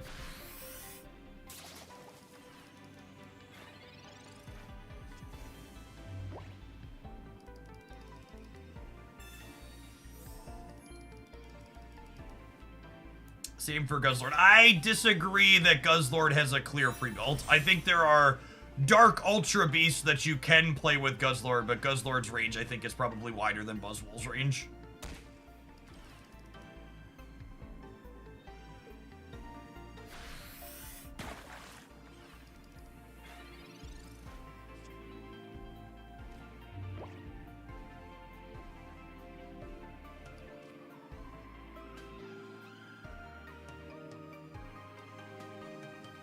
So we hit the Celesteela. How do we feel about clearing the back Froakie this turn with Cyrus? I think I'm kind of into it.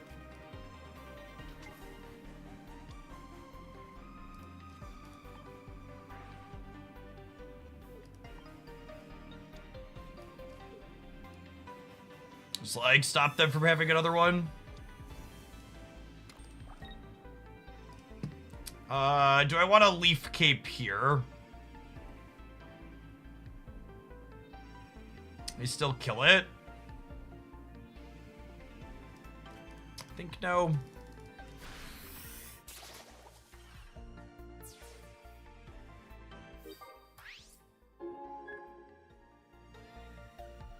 There's also an argument for Superior to get Buzzwole running sooner using Rare Candy. I mean, the odds of you having Buzzwole, Superior, Basic, and Rare Candy all together is really low.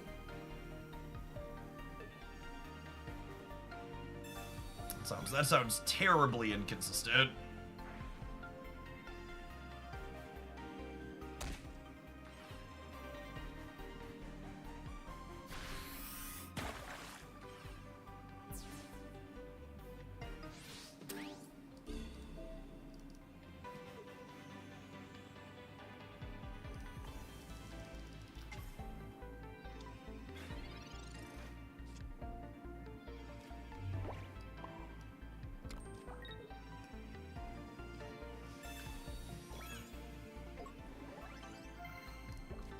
I think we just take the 20 shot on the Snorlax here. This does mean they could finish us with Shuriken and then put 60 into this, but then Buzzwole with Lusamine clears the Greninja, and they can't bury and Cyrus in the same turn.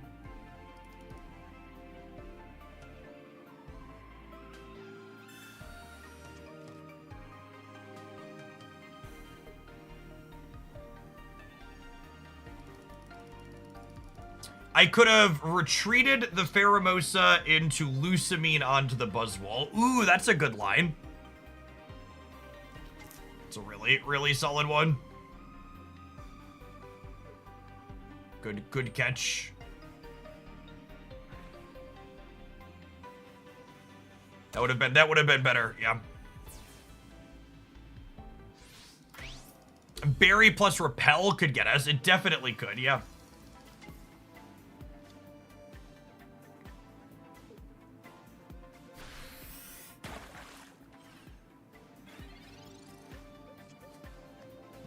I have 2 grass energy in here, yep.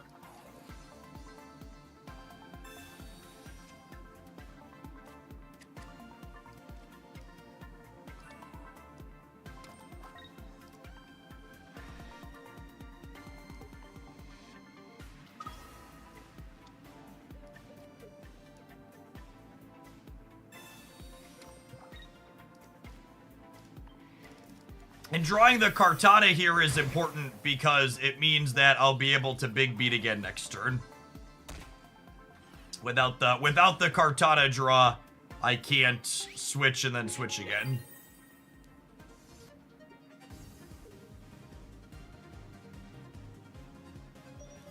We do die to Berry plus Repel here though. That was a good call out because we're on all basics.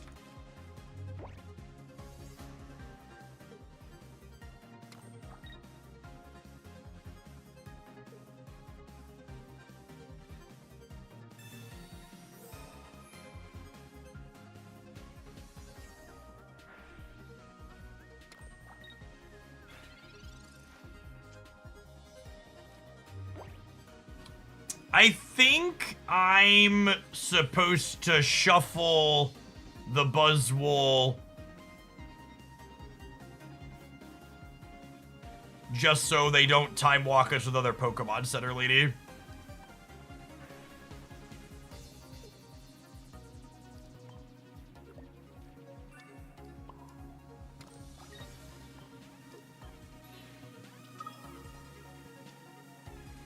And I should communicate this for my other Celesteela, because then we get around to Repel. Repel Berry. That also works.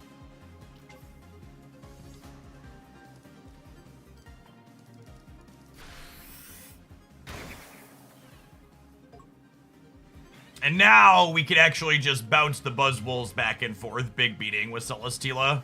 With the, do I have energy in here? I have 1 in there.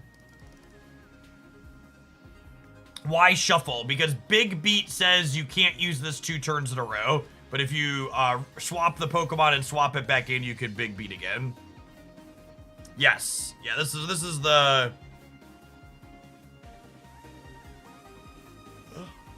This is the pre-built part of this deck, is being able to shuffle with Celesteela plus a 1 energy retreat cost.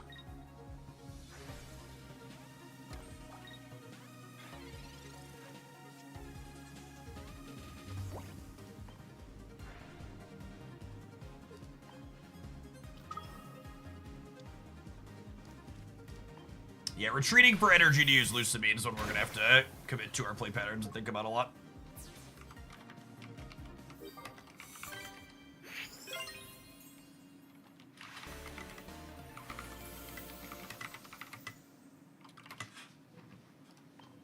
Alright, we need to take a pause for the cause to let some adverts roll.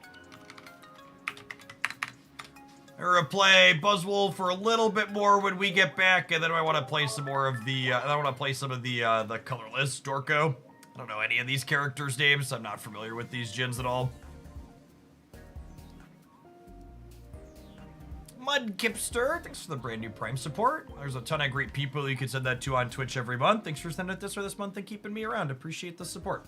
If you're new to the channel, I always take a brief break from gameplay when I roll ads on Twitch, so I think it's super rude to let it go over the top of games. So we'll just hang out and chat with the subscribers and folks that aren't in ads. We'll see you in 120 seconds for some more of this deck. Thanks for hanging out.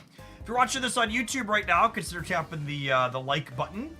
Doesn't cost you anything, and it helps the content reach some more people. If you enjoy my Pokemon Pocket stuff, that's a free way for you to help it continue to be more of it here. Appreciate the folks that did that already.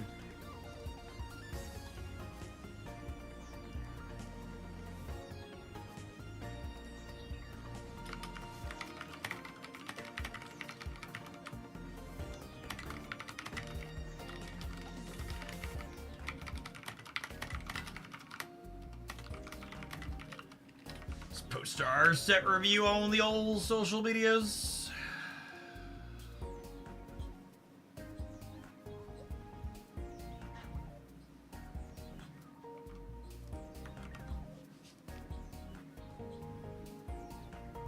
This deck looks really, really good. Like I said, I think this deck is very clearly one of the precons. I would be surprised if something with these 7 to 8 Pokemon isn't great.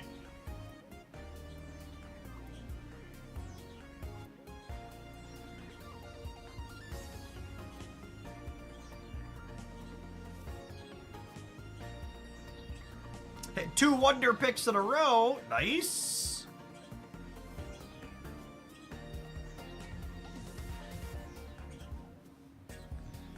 Silvally with Greninja. Maybe. There's a ton of different things you could pair it with. Trying to figure out whether or not you want to go 1-1-1 or 1-1-2 is one of the questions to try and answer. The Pokemon of the pack's gonna be a top deck. Where have I seen this one before? Yeah, the pack Pokemon tends to be pretty A-okay. The Mandalore, thank you for the 22 months of Prime. I appreciate it. Welcome back. What does Leaf Cape do? Leaf Cape gives 30 HP instead of 20, but it only attaches to grass Pokemon.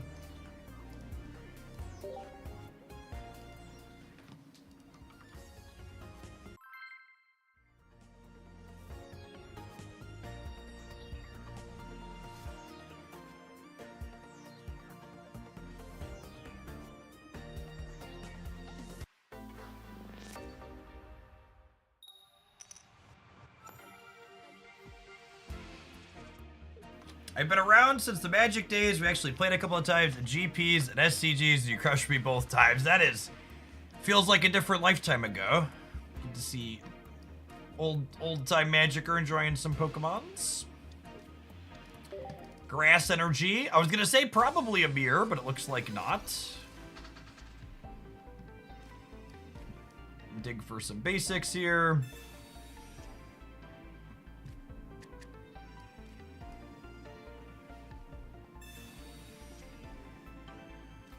You know, I wonder if this was a spot where I was supposed to research first, just because I really want to maximize getting a Buzzwole. And we bricked on the Buzz now.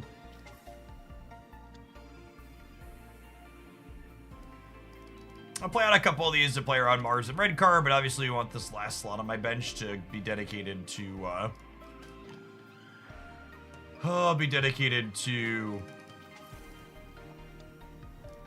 copy of Buzzwole. I'm gonna put the Celesteela up front because we can Ultra Thrusters it out for free, and I wanted to take the hit rather than Kartana taking the hit.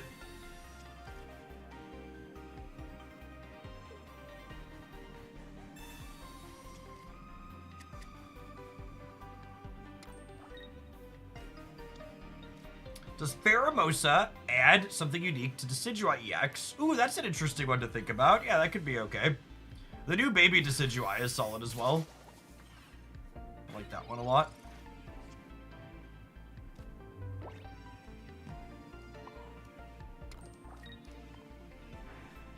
Get Kraken for 40 here. Seeing an opening hand like this, and how this feels to play makes me confident I should have Professor of Resource before I Pokeball to maximize my chance of getting Buzzwole, and it makes me think the copy of Pokemon Communication is probably pretty important, because our deck is a little bit limp without out the main Ultra Beast here.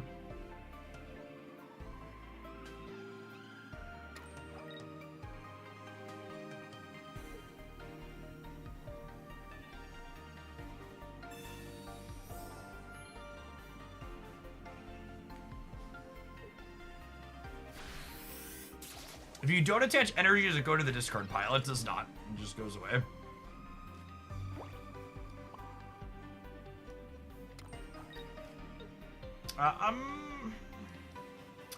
Part of me wants to cape, because it means they need 2 heads if they hit their evolution, but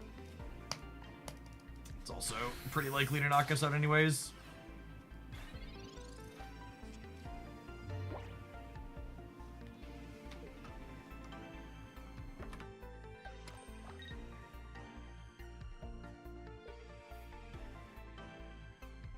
They must be playing the 1-point Executor, yeah? With the Psychic attack.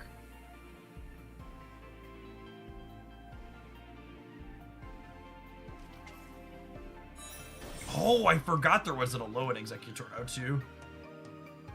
Flip a coin, deal 150. That's so many damages. That's so many damages.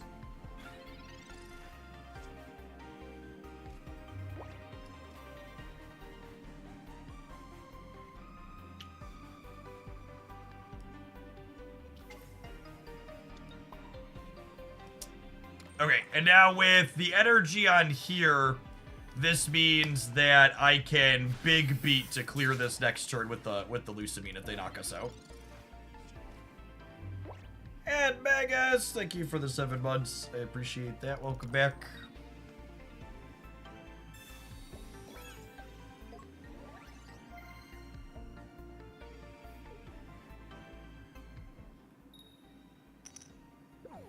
Okay.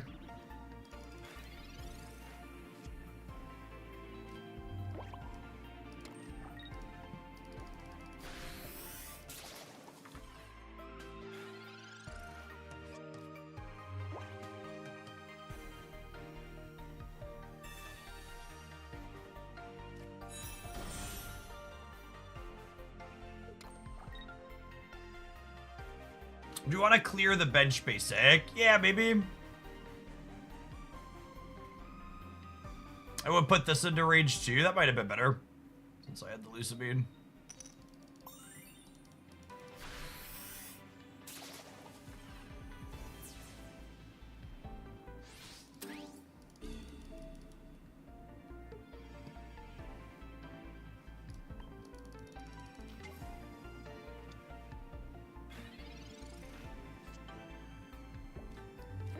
Let's Leaf Cape this dork. Drop another energy. Slide this out.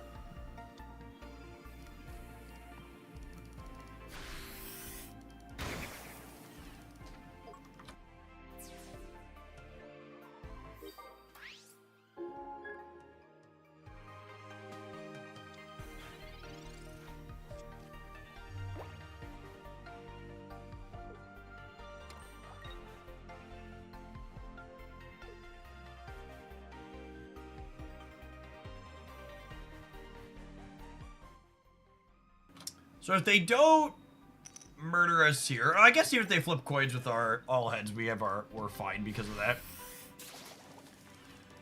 We only have 1 point from here, so I think the line is we Ultra Thruster out to the Pheromosa and then clean the Banu Suite while putting a chip shot on this. That way Big Beat can finish it next turn.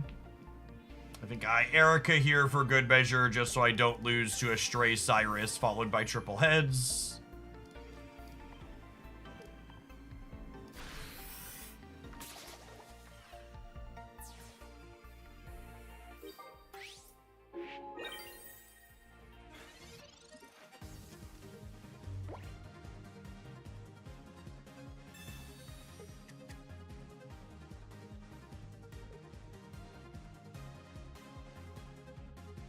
Bonus deck's an interesting combination. Obviously very coin flip variants, but having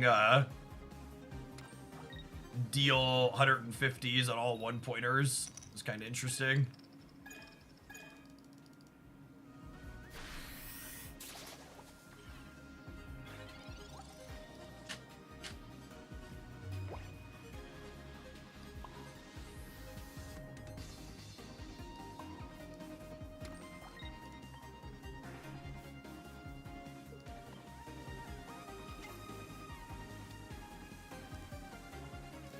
I think we just have both the Buzzwoles caped here. We've got 1 energy in the bin, so the other Buzzwole can be attacking next turn too. If need be.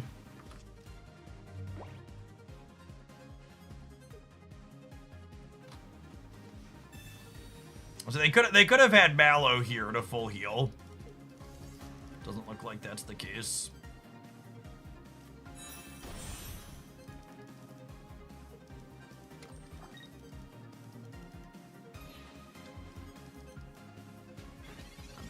Dead on board to Pheromosa running them down. A few ways to eat this Rhesus here, including the Cyrus at hand.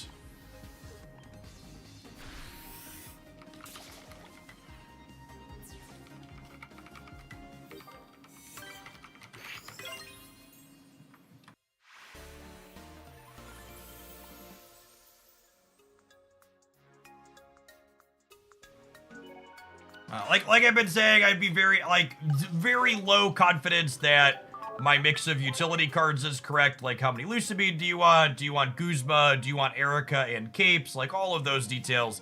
Little meta dependent, little vibes dependent. We'll just constantly have people throughout the course of the day suggesting I play whatever tech card currently beats the opponent I'm playing against, as is Twitch chat tradition. But this core of 8 basics in here are very clearly intended to be played together, and I'd be surprised if they're not competitive. Ultra Thrusters is incredibly powerful.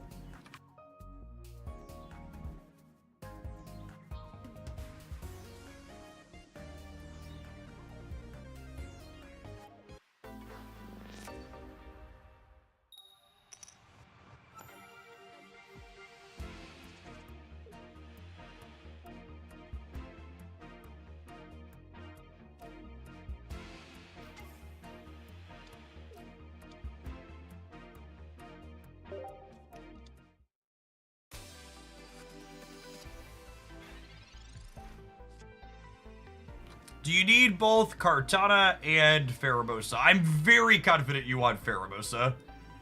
I'd be kind of surprised if you don't want some amount of Kartana, but I also love Farfetch'd more than most people, so it's very possible that I'm biased in that response.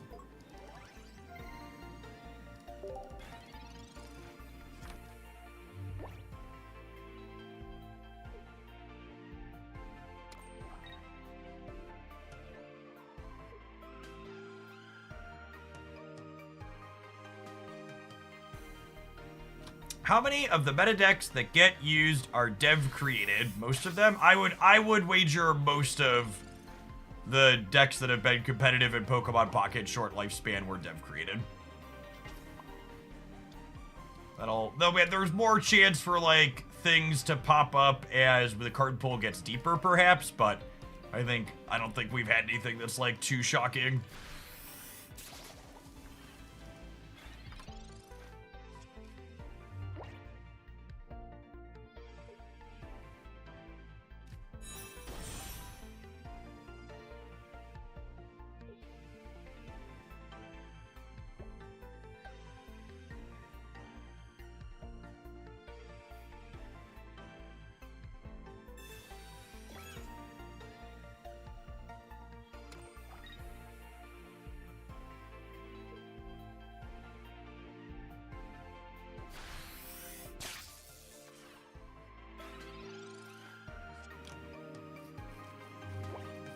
Yeah, I think I agree. The closest example to maybe a non-dev known deck is the promo Mankey deck that popped up for a little bit.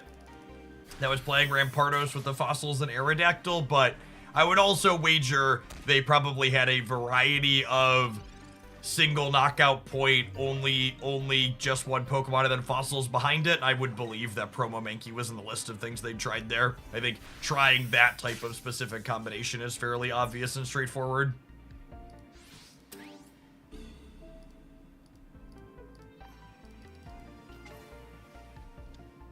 And going back to that whole concept of, I can't tell you how many times I post a deck video and some really obnoxious person in the video comments is like, this is a Spraggles deck and you didn't give them credit. This is a Mogwai deck. Why aren't you crediting Mogwai? And it's just like, my dear gamer, there's so few cards in this game and a lot of the synergies are pretty explicit and obvious. Nobody, I didn't build these decks. Mogwai didn't build these decks. Spraggles didn't build these decks. Like, all decks are Mogwai decks. Yeah, it's basically just like whoever is the biggest creator that posted it first. It's the extra funny ones are when like I'll post a video and then before one of the others, then people will comment days later after the other creator posted like, why didn't you credit them? It's like, this video even went up before the other one.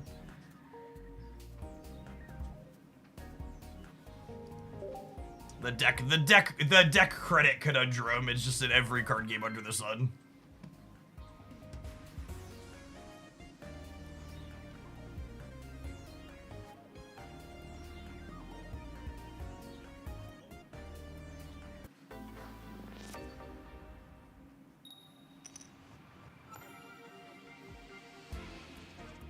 I really like the foldable form factor on my mobile device because it lets me multitask. I'll have like Pokemon Pocket or Marvel Snap or DC Dark Legion or whatever mobile game I'm playing on one half of the screen, and I'll have Discord or scrolling through my YouTube stuff or doing something for work on the other half of the screen simultaneously.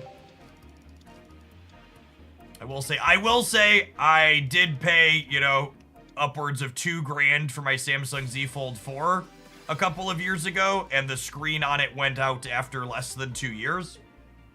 I currently have the OnePlus Open, because I don't think I'll ever buy another Samsung product for a variety of reasons, including the screen going out after less than 2 years, but I've only had that one for less than a year at this point, so I can't testify to, personally, is the screen actually going to meaningfully last longer or not. The OnePlus Open was significantly cheaper, though. I got the OnePlus Open brand new for, I think it was like $1,200 on a Black Friday sale.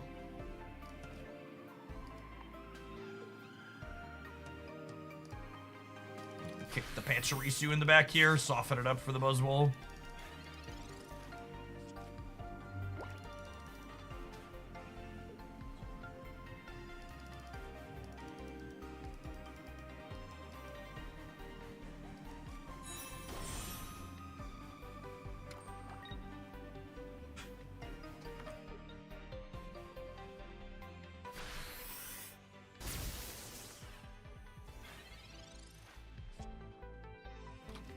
I read a lot of reviews on both the Google foldable and the OnePlus Open that I eventually ended up getting, and there seem to be relatively positive things about both, but the OnePlus is the brand I'm more familiar with, and it was the more recent one to release and had a sale, so it seemed like everything aligned there that I wanted.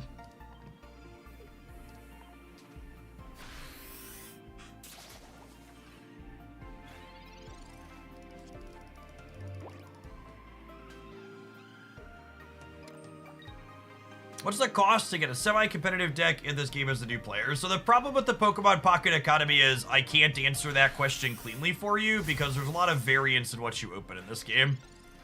If you open average or above average, it's quite cheap to get into, but if you run below average, it can get very expensive very quickly. How many years do you expect to keep new phones now? So, my 3 children, my 4, 10, and 11-year-old, all have Android devices that are my old devices. I don't rent my phones and then trade them in because it seems obnoxious and wasteful. So, one of the reasons I went with the OnePlus Open was because, like, my house has a OnePlus 1, 2, 3, 4, 5, 6, 7, 8, 10, and 11 in it right now, I think, plus my OnePlus Open. And, like, literally all of those devices still work. And some of them released, like, a decade ago at this point.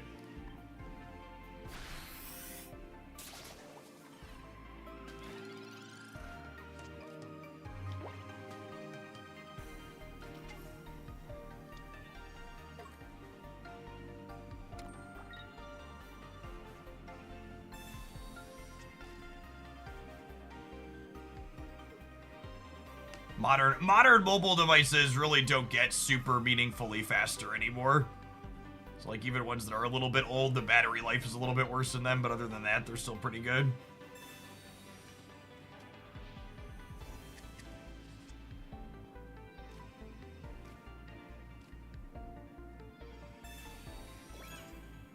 Oh no, they shuffled my Cyrus into a different Cyrus. How will I ever win the game now?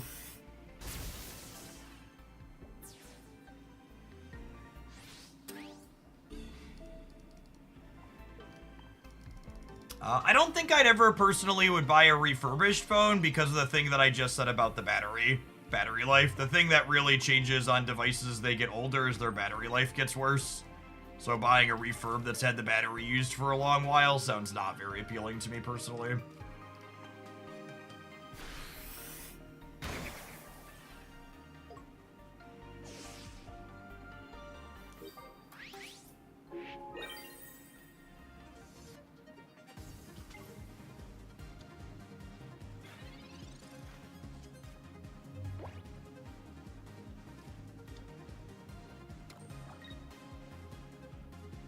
Alright, and then they're cooked by this Cyrus, right?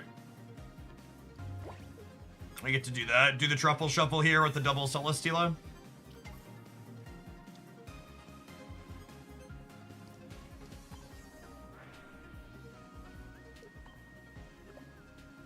They do the Buzzwole shuffle. Do do do do do do. My beats are big and my shuffles are loud.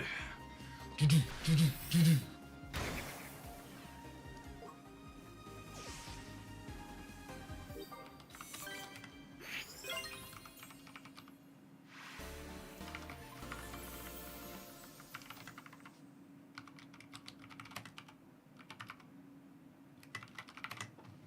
Arbok stop the swapping? No, not from the Ultra Beast.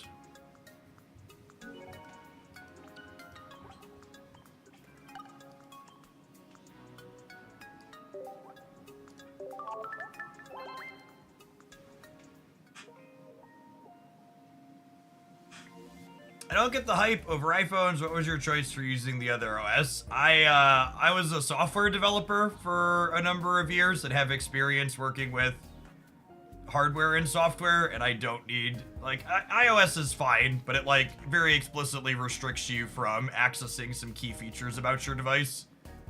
Apple correctly assumes most end users are idiots and shouldn't be trusted with their own stuff, but I'm someone who would like to have the ability to break and do what I want on my devices periodically, and Android gives you a lot more flexibility to do that.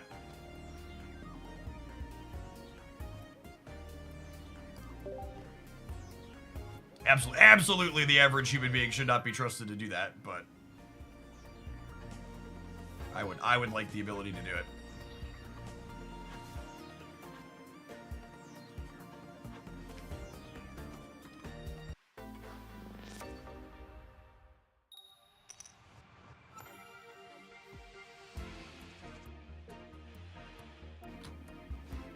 What do you think is the best TCG game? I think the worst thing about TCG players is the obnoxious inherent tribalism that they constantly display. The idea that there has to be a best TCG game, and not that there can be lots of different games that offer different gameplay experiences that are meaningful and good in different ways.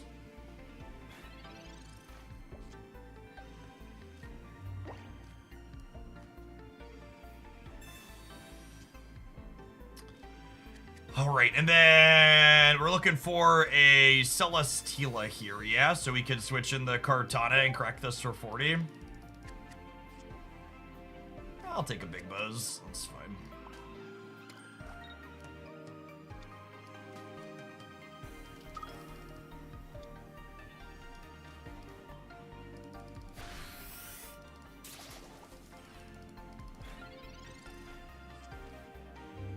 Thoughts on the tariff changes? I think Fascist Grandpa is probably set to have a very normal, reasonable reaction to the courts telling him that his unconstitutional tariffs were unconstitutional.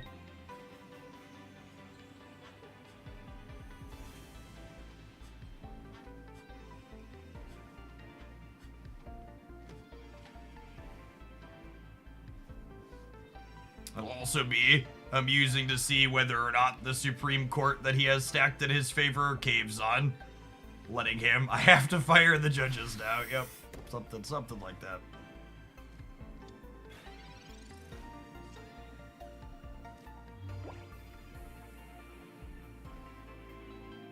The only real advantage to iPhone is that Apple supports their devices longer with software updates in my experience. So that's the big downside to Android, is you have to actually understand the company that you're buying into. Because, we're gonna murder this with Osiris here real quick. With Android, because anyone can do it,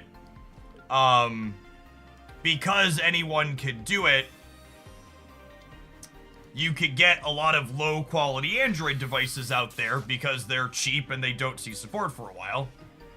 Which is like I just said a little bit ago, I'd never buy a Samsung again after experiencing their software stack and their hardware, but I've been, buying OnePlus devices for over a decade now, and I'm pretty happy with those, and they have pretty long support lives and stuff like that.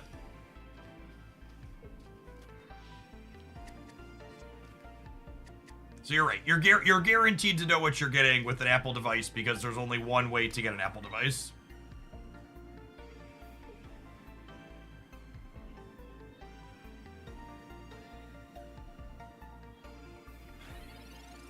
But there's a much wider range of experience that you'll get with Android stuff by design.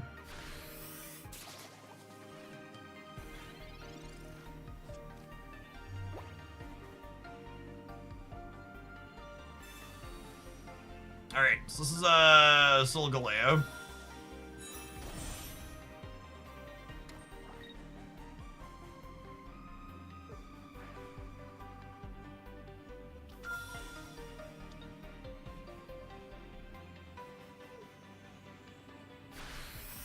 Okay, and then with Lusamine here, I can crack the Solgaleo for 120 this turn.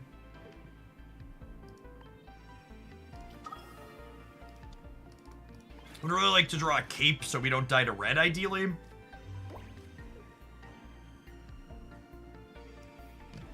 Just gonna get cooked by red here, unfortunately, but it is what it is.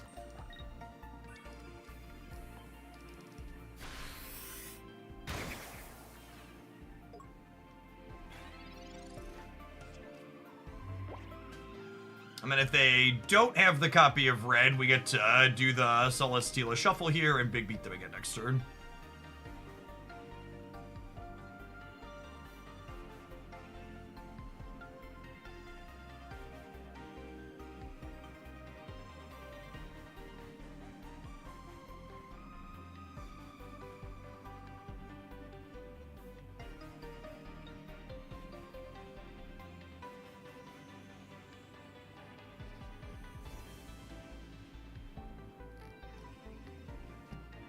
How are the new cards holding up? The back face Buzzwole is almost assuredly very competitive.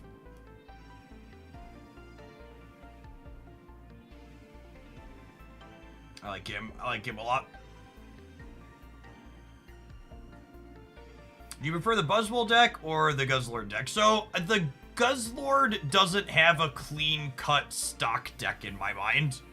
We're gonna explore some of that today, too. Like, this Buzzwole deck, I think, is very clear cookie cutter. You're supposed to play these 4 Pokemon together, and they feel good and work well together. I don't think... I think Guzzlord has a lot more permutations that it can work with, essentially.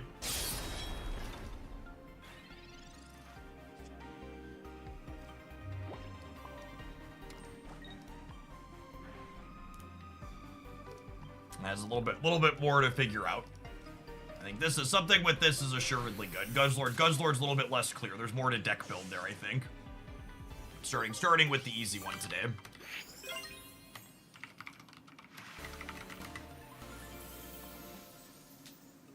Vorn Smith, thanks for watching so much over the last year and more. Welcome to our latest Shillionaire. You can tell Hoaglandia is a fantasy universe because it's the only one with a functional trickle-down economy. Our next Shillionaire will now only have to spend 999,739 shillings. So much cheaper and affordable for everybody at home. You should thank Vorn Smith for trickling down upon you. That's so cheap.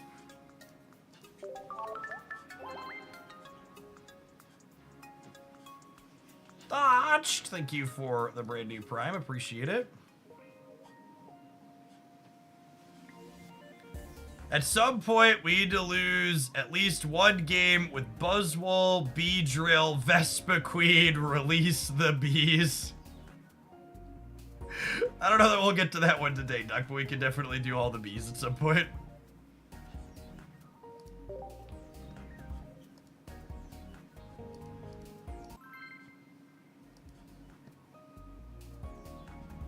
Could Guzzlord be good with Crobat and Arceus? Maybe?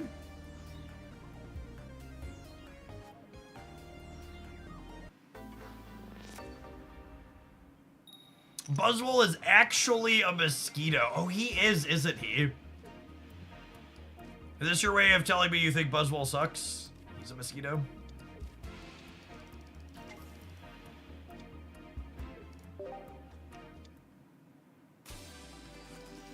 Oh no! They're gonna burn my bug! Hey, Datch, I'm glad you enjoyed the YouTube stuff. Thanks for taking a couple of minutes out of your day to drop the Prime support off. Anytime you could drop by and click that once a month, it takes a couple of bucks from Jeffrey Bezos and sends them my way. Lord knows he's got enough for the dollar bills, he won't even notice they're gone.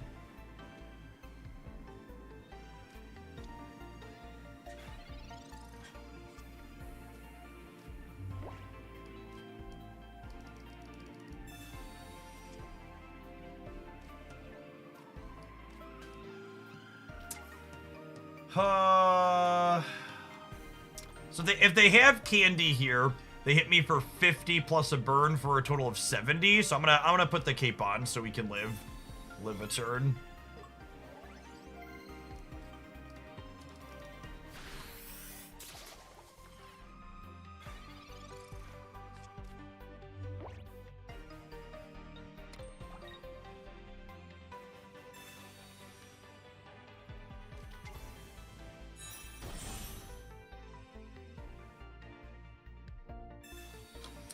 Silver League, thank you for re-upping that Prime. Welcome back. There's the Incineroar we played around. I'd like to recover from being burned, please, so I can stay in. God bless America. If this finds second Celesteela, we could be okay. Okay, nice. So now we get to go... We get to truffle shuffle the bird away. Retreating to the bench purges status conditions. So we pull that out.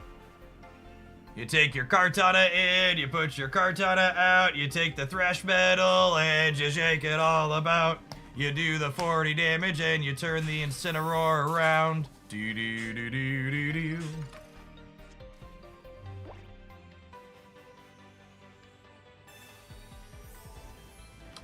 Oh, rip.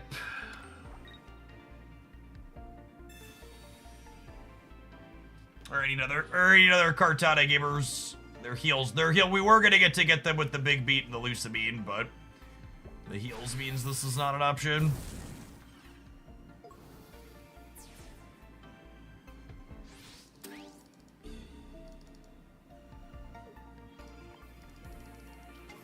Yes, if you shuffle Buzzwole, you can use this attack again.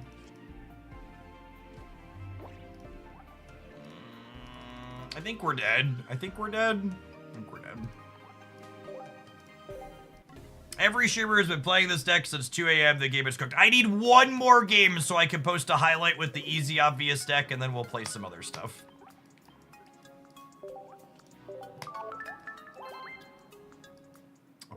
Apologies for starting with the low brain power deck. Although I don't even know that that's true. It's low brain power from a building perspective. It's got some neat lines in it. I think this type of deck being good in pocket is good for the game. It's got some neat sequencing choices.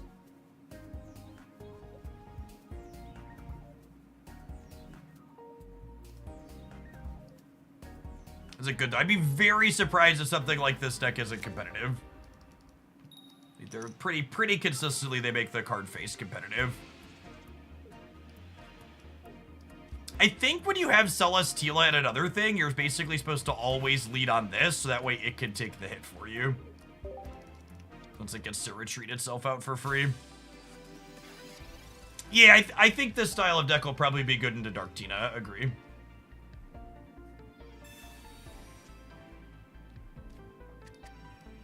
I think I want a Kartana of my own, question mark.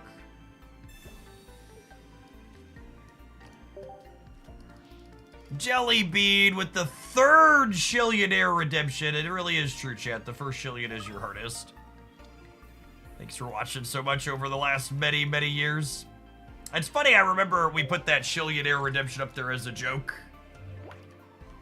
once upon a time, and now we have some people that have redeemed it more than once. It's been redeemed more than 260 times in total.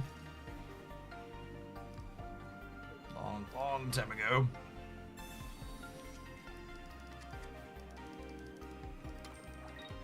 You needed a low-end Doug Trio deck. I would assume an optimal Doug Trio deck is so terrible, you could just play whatever you want, so follow your heart.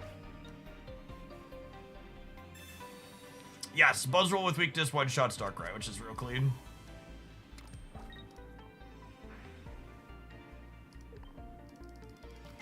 Alright, I would like to start jumping Buzzwole's bones.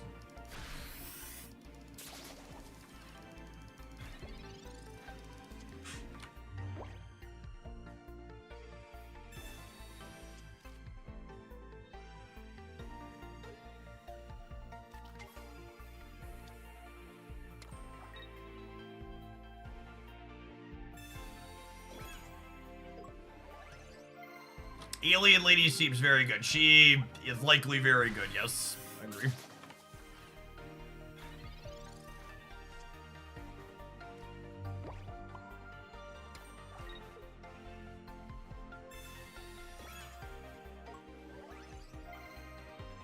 Jingleheimer, thank you for the 11 months. I appreciate that. Welcome back.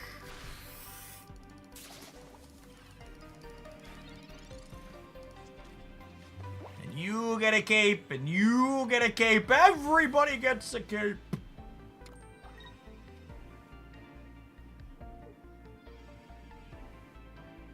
Is there a Guzma in my future, or does my Mosa get to live another turn? Yeah, they gotta do their best to keep this Buzzwole out of big beat Cyrus range. That's what they're looking to avoid on the opponent's side of the board here.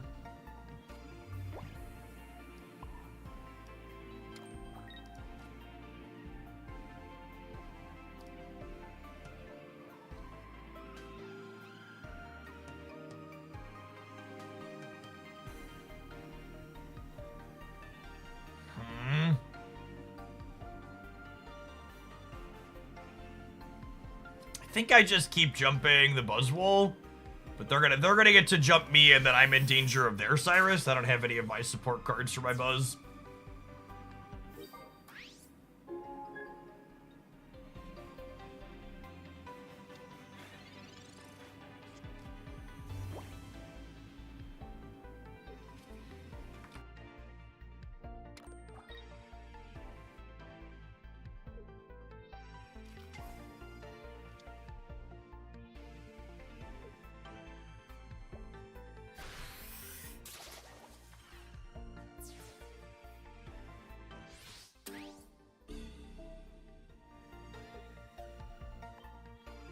Is it worth charging Celesteela in this matchup? Maybe? I can see that being okay.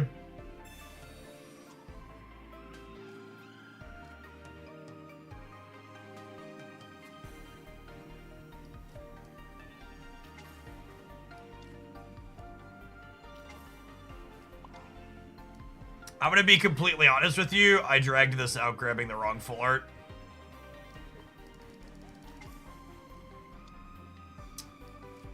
Should have left the other bench slot open here. We're gonna be cooked to Osiris here though, which I assume they have at this point. There's only 6 cards in their deck. I don't have any lines that let me play around that.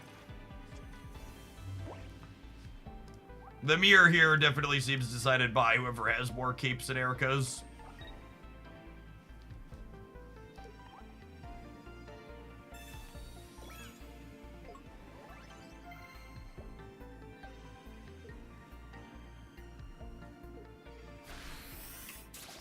No Cyrus, sometimes lucky rubber ducky.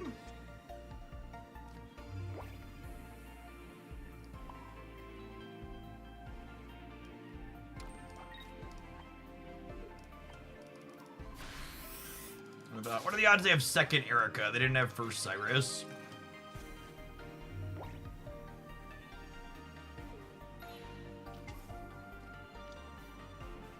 They top decked it.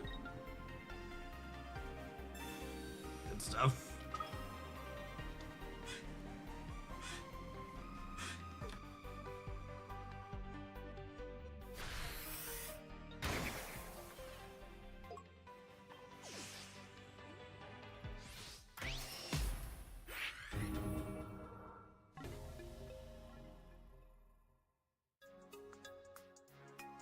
Alright, we're gonna do one more with this, and then we'll take an ad roll and we'll build something else, I think, is the plan. Is Buzz the only immersive? Yeah, there's only one card pack, so one immersive per pack.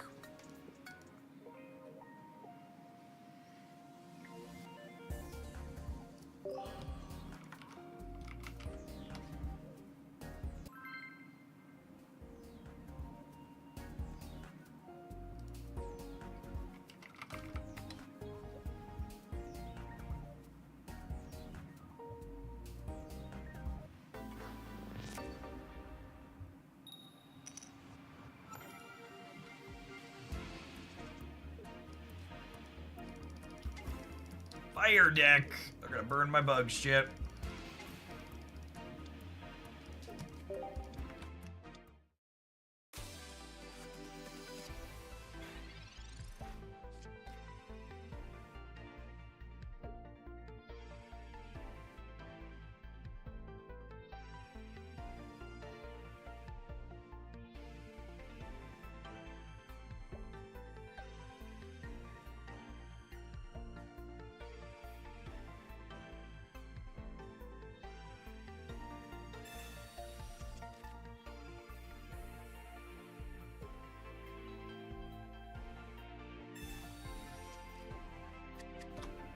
First impression of the set as a whole, you should check out my set review, Kevin.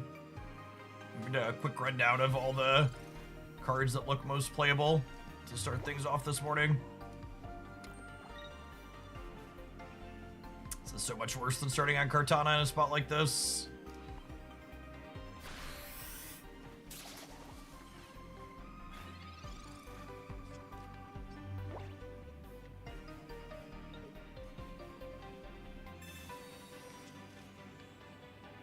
So if they have Candy Zard, we'll get one more hit in.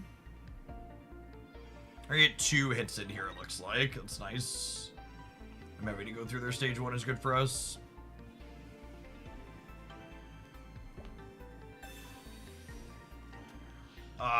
Thanks, I guess. Getting red carded with this deck feels really good consistently because we want all of our basic Pokemon in this deck. So in the spots like this where I'm like holding 4 cards, them redrawing me into other basics feels incredible. Especially in a spot like this where... what's the word I'm searching for? Especially in a spot like this where I really needed like Kartana and I didn't have any researches spent. Like that red card is so beneficial for our side of the board.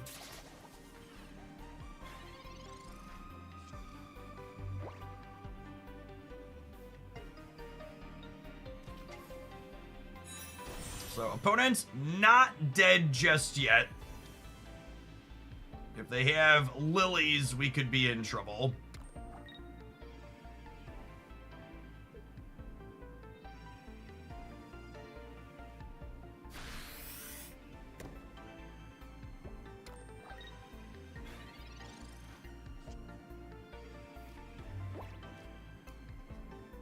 All the Shillionaires today. Zafa, welcome. Thanks for watching so much over the last little bit.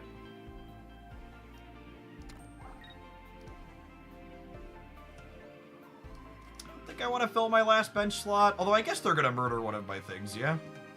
Let's play it out.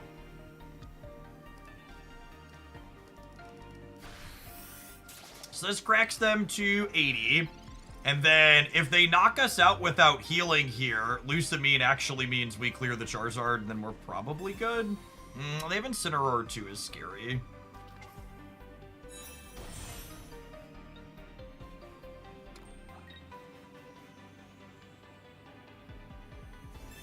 And the late, brutal. Lucas, thank you for the over 4 years. Welcome back. And a couple of times we've run into this Charizard deck, the matchup seemed pretty impossible.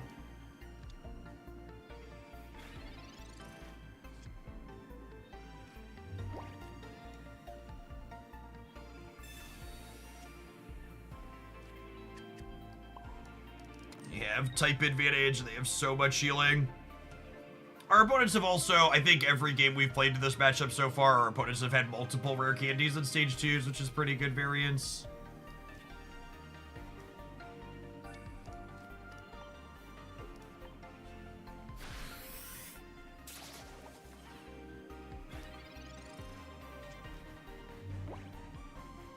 So for people wondering why I didn't clear the Charizard in the previous turn with Lucamine, Lucamine requires your opponent has a point, so until my opponent had knocked out with the Charizard there, it wasn't an option for me to use the Lucamine.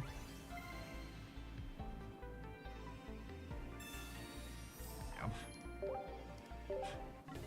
I played Arcade Rush for like 6 hours yesterday. It's super fun, Carl. It's like my go-to drafting game when I'm like walking around the neighborhood. Or like have a few minutes to kill. It's nice to play a PvP game where you're not like hard locked into a timer and you don't have opponents roping you or taking forever.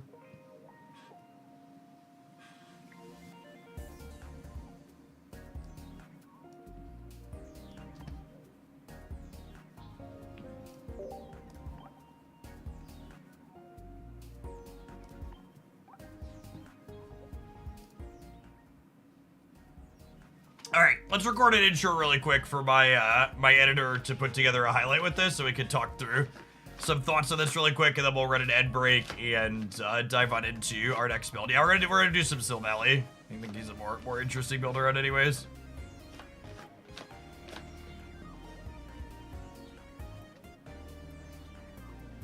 How's it going, traders? Coming at you with our first deck highlight from the Extradimensional Crisis featuring our pack face, the Buzzwole. I'd be really surprised if some iteration of this archetype wasn't incredibly competitive. This feels like a very clear cookie cutter. The devs intended these cards to be played together. So Buzzwole cracks for 120 damage for 3 energy, but it has this drawback where it can't use this attack again on the following turn. In enter Celesteela with its Ultra Thruster's ability can let you pivot the Buzzwole out of your active slot into either a Kartana or a Pheromosa, who has a 1 energy retreat cost, who you can then retreat back to the Buzzwole, allowing you to big beat every single turn.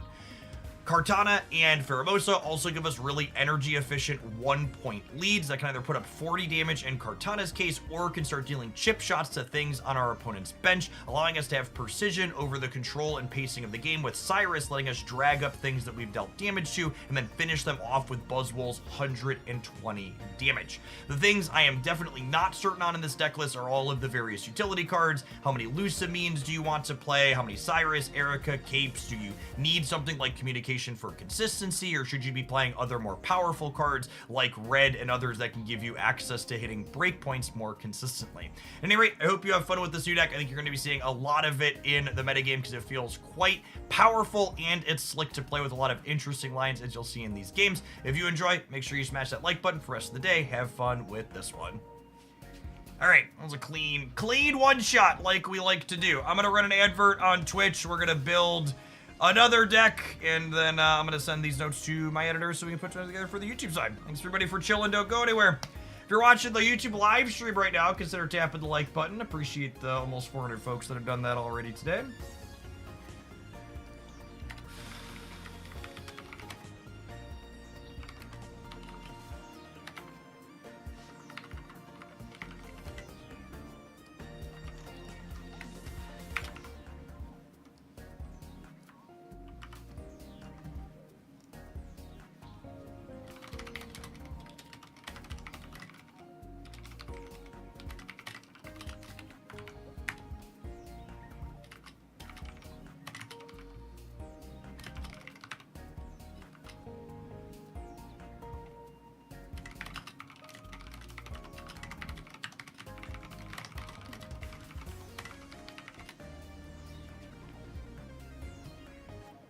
What about cutting other utility cards? My gamer, like I just said in that intro, you should cut and swap whatever utility cards to your heart's content. There's a 0% case that you can make a compelling argument for anything being optimal. All of them are going to be better or worse in different spots. I will say Lucamina felt incredibly powerful, and I'd be surprised if I end up playing that with less than 2 of those.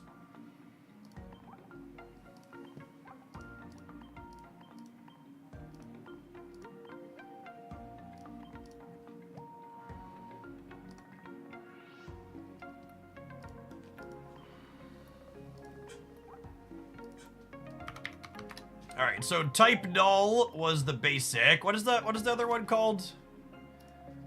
I'm blanking on his name. Silvally.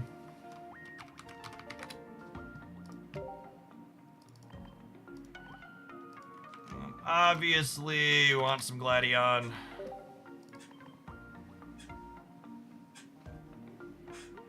And then what do I want to do behind this? I want to do behind this. Have you changed your view on rare candy, on red card with rare candy? Well, my view on red card is based on the fact that it's a statistically shit card, and it's still a statistically shit card with rare candy in the game. So, no. My opinion based on the statistics as opposed to based on vibes like everybody else's has not changed. It is statistically slightly less bad, but a card that was very bad, that is now less bad because of an addition to the game, does not suddenly become good. If all of your friends are jumping off of the bridge, it doesn't make jumping off of the bridge the correct decision.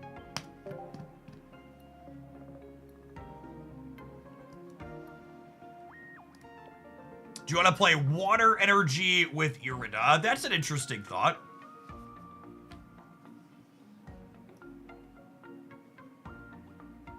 Ninja or Arceus Crobat Alima. This thing is kind of tanky. Alima's interesting. Although Alima, the problem with Alima is Alima's a supporter that you don't like. I guess you could Alima something in front and then this comes up and hits. I guess that could be okay.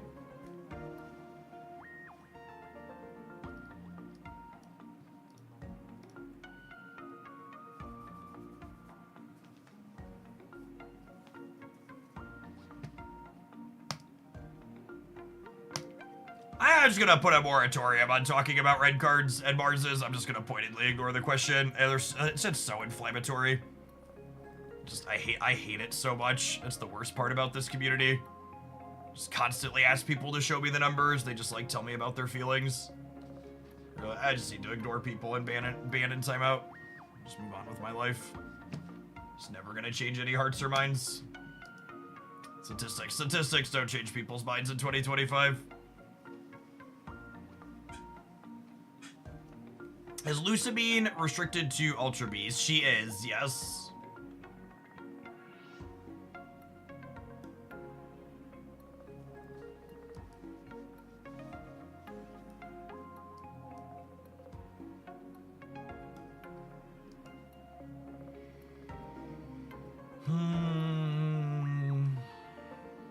Guzma's probably great. It's one that you don't mind playing super proactively. Giovanni and Red are interesting thoughts because they like get you to 110 and 120, but I don't know that those breakpoints are good. Team Rocket Grunts feels kind of awkward because it's killing your, it's taking energy off the thing that you could likely be killing. Pokemon Center Lady seems appealing. I like the idea of healing my thing and then also hitting for more damage. I would be shocked if Guzzlord or Buzzwole was not competitive, and I would wager Guzzlord's probably competitive too.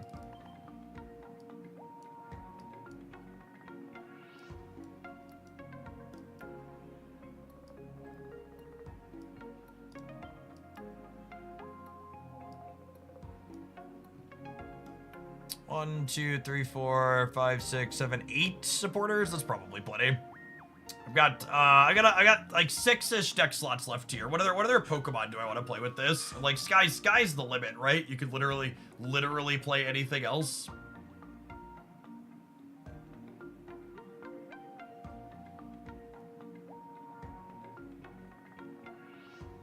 I don't think you want to play it with Guzzlord. I think you want to be able to have a 1 point. I think I want other 1-pointers. Drudagon. Drudagon's interesting.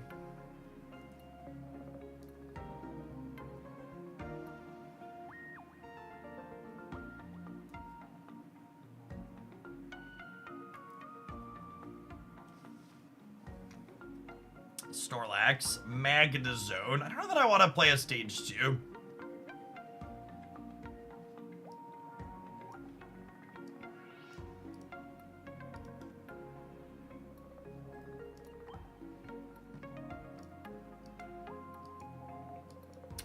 What is the answer I'm looking for, and why is it far-fetched?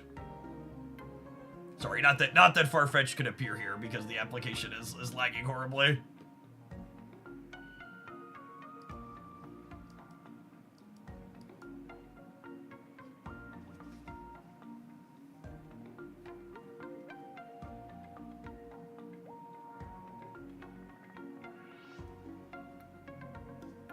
What's the math of the number of supporters we want? That's a complicated question because you don't necessarily need to deal 100 every single time you're hitting with the card, right?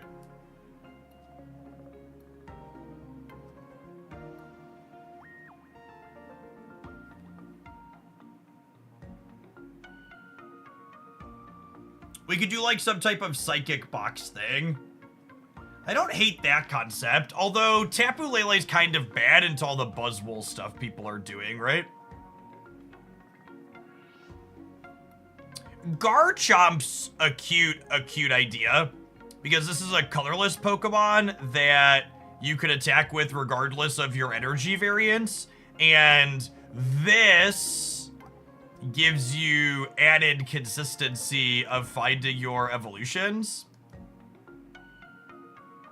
God, it really doesn't take me a lot to get me to play Garchomp, Chip. Is that where I'm at in my life? I guess I need 7 slots for a stage 2 though, right? Because I need rare candy plus 5 for the Pokemon. Garchomp sounds really fun.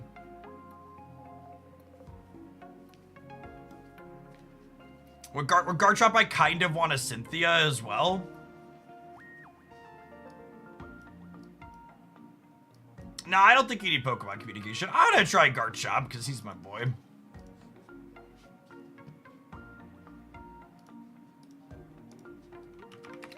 Cynthia technically gives you plus 50 on both of your Pokemon. That's true, you know. Cause you can play Cynthia without a target. Is unironically.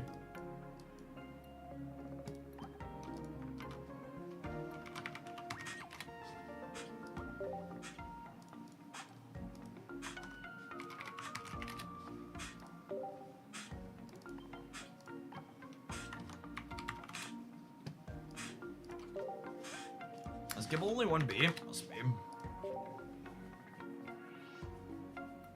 Definitely a Dragon Gibble kind of day with all the copies of what's it called running around.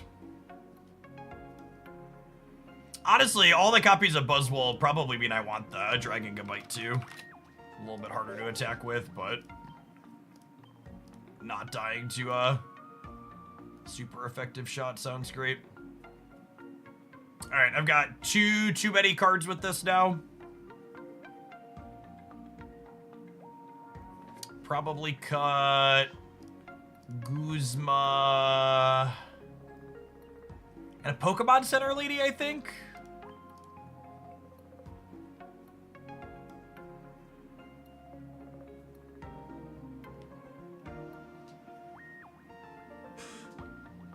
You want to cut a Silvally?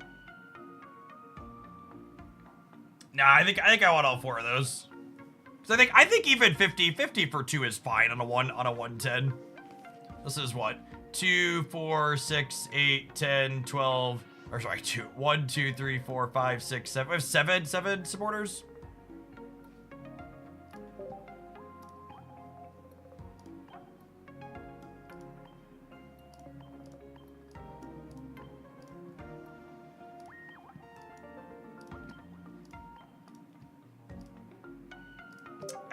Alright, let's start here.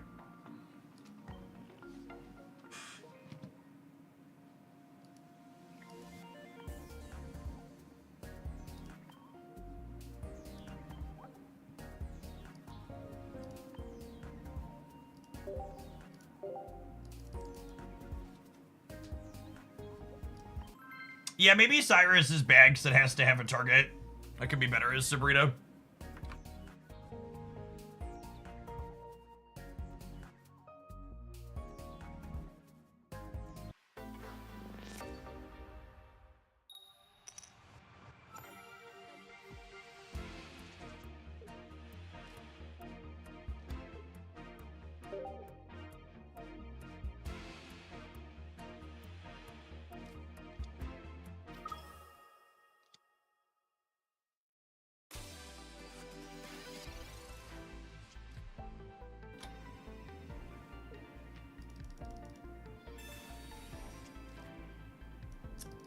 So I think we Pokeball first tiers. That way if we hit the basic for type null, this is more likely to find us the other one.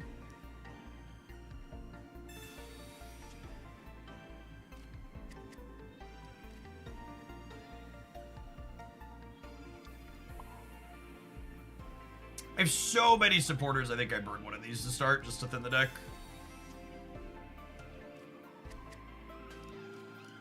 So Gladion here draws us either Silvally or Type Null. Oh, that's interesting that the basic has a higher retreat cost than this one.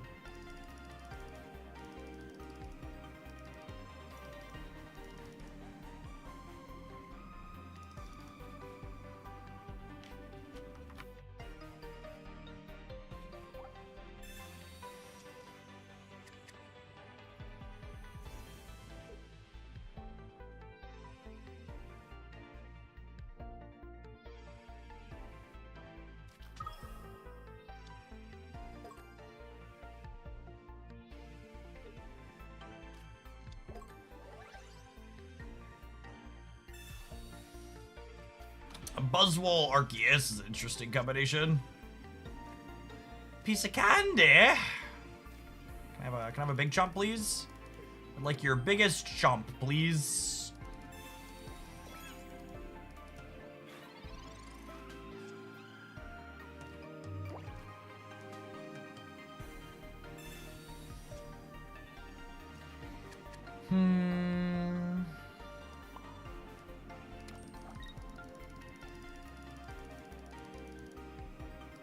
Playing another one of these out. You know, I might not need a second. Actually, I'm gonna hold on to this other one because we might end up shearing through it if we draw a chop. I want to gnaw here to put them to 100, so that way Silvally can crack for 100 next turn and clean this out.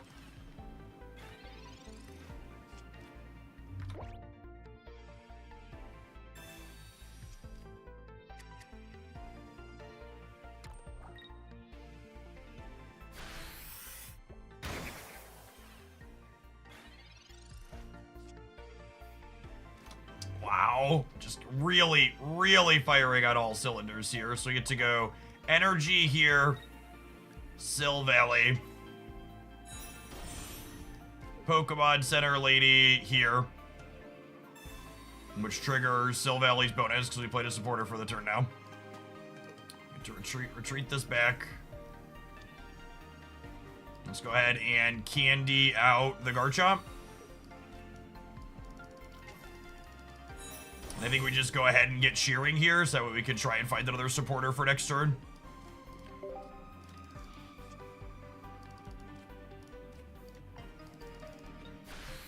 Alright, look at our brave buddy here. I am officially Silvally pilled after this game, chat. Really clean.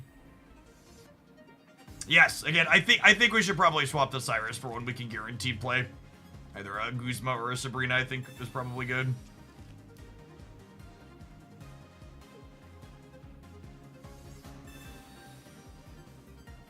That's fine. We'll get 2 draws and another supporter next turn, of which we have many, right? There's four supporters and 8 cards here.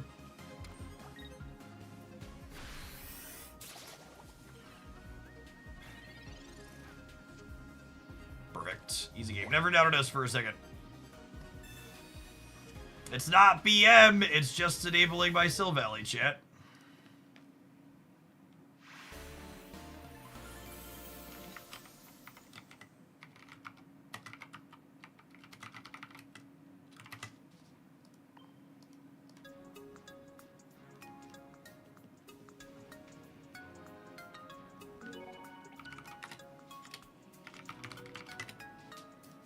So, yeah, I think I'm gonna do Guzma. Guzma's like extra damage kinda, and you can play it without them having items out.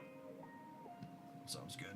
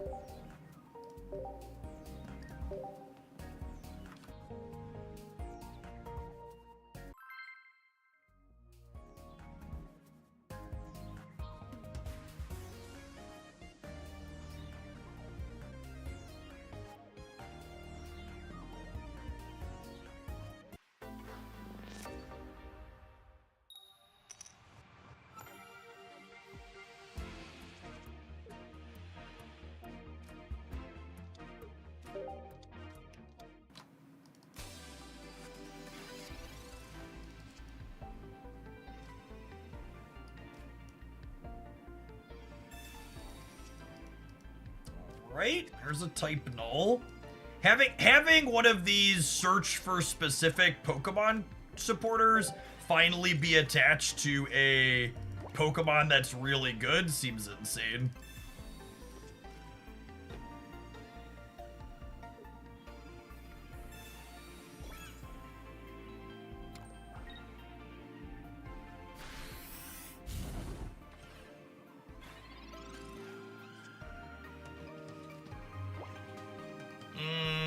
Fighting energy, sad.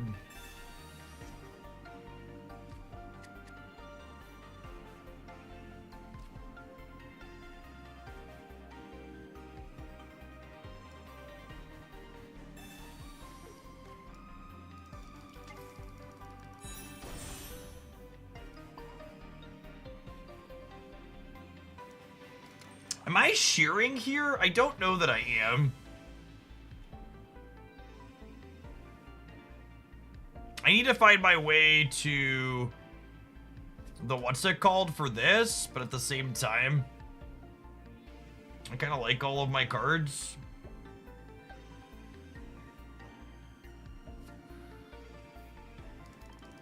Yeah, I think there's a world where we build a second Chomp. That's close though.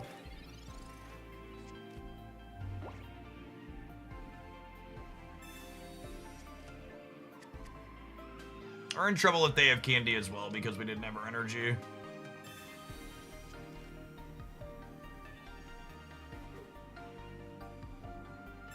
Yeah, rip.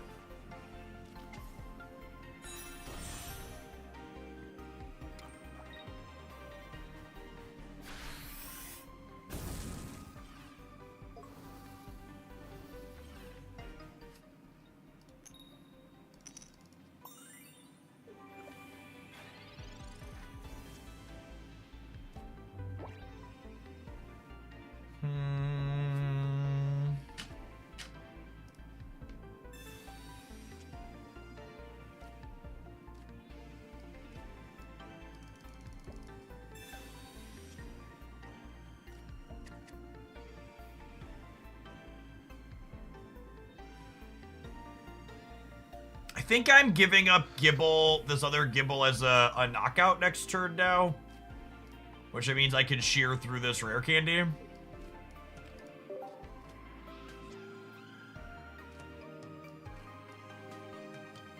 I put an energy on here. We do that. We put this out. We go from there.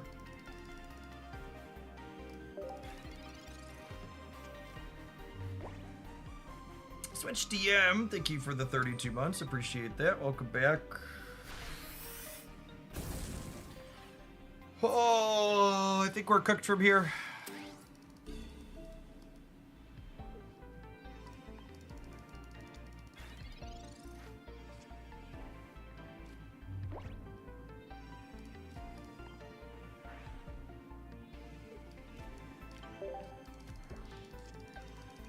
They're just clearing anything we do in one, yeah. The combination of quick rare candy and first energy advantage, plus needing to retreat to keep the Garchomp alive, is just a little bit too much for us to overcome here. I can potentially clear the Incineroar out, but I just don't have another attacker. I can't clear the Incineroar because I don't have another attacker as a follow-up. So my attackers need 2 energy here.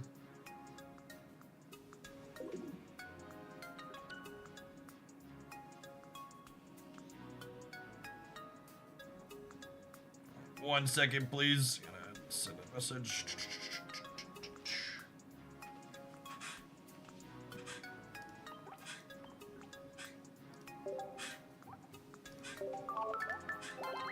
Sometimes I wish I liked the fire decks. They could be very strong. The fire deck is like the epitome of it's really good when everything comes together for you, right? Like they look unstoppable when they have rare candy on curve, but they just like don't do that every game, right? And the games that they lose are pretty forgettable. Yeah, basically Joshington Bear.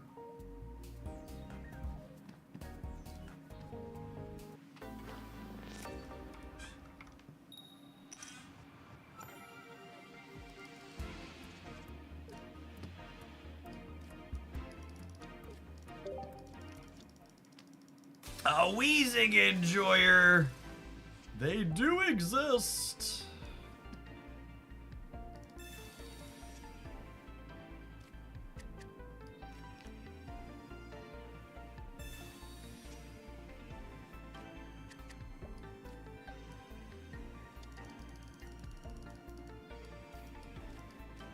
I'm chilling on these other ones for now.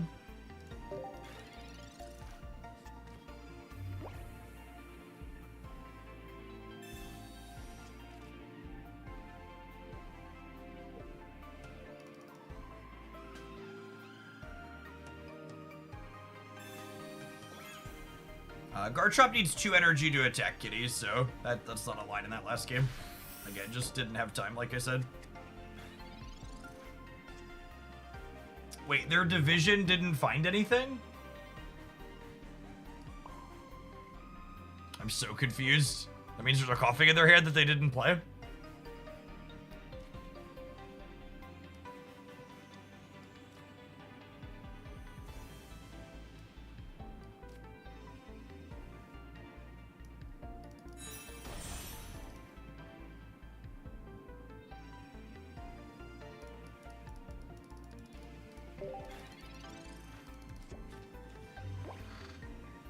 Inching my way closer to that 8-year plus column. Thank you for the 95-month resubscription, Beetle. The very generous tier 3 and everything else you've contributed here over the years.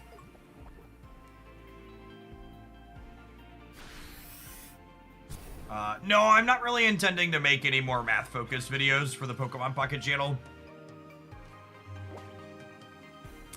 The one I did covering Red Card had a lot of inflammatory comments from people who weren't going to change their minds despite all of the numbers otherwise, and the metrics on it didn't perform very well, likely because of those types of feelings, so those videos are a lot of work to put together and don't have good returns and are frustrating to deal with the interactions on them, so it's just like a lot of downside.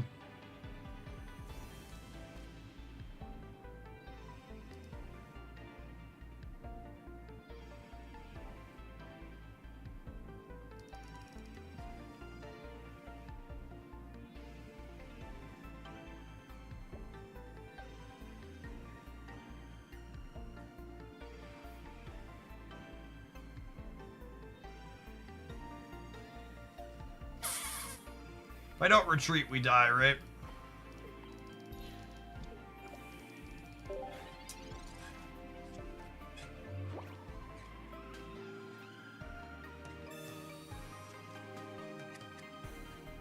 I was watching a player and they said, if you don't think it is good, I don't know what to tell you. Yes, that's exactly the type of attitude I'm talking about.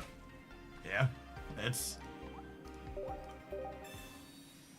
Make a numbers-based argument for why this card is good. They can't, because there's not a numbers-based argument for why it's good. It's literally just all the kids are playing it and it feels good to play, so I'm gonna play it.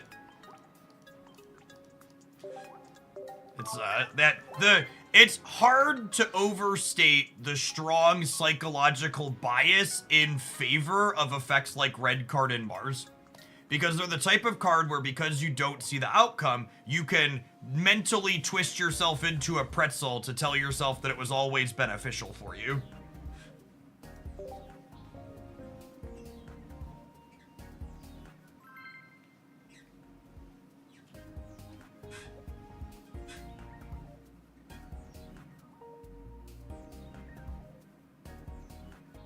Because if you refuse to run the numbers to see how often it's bad,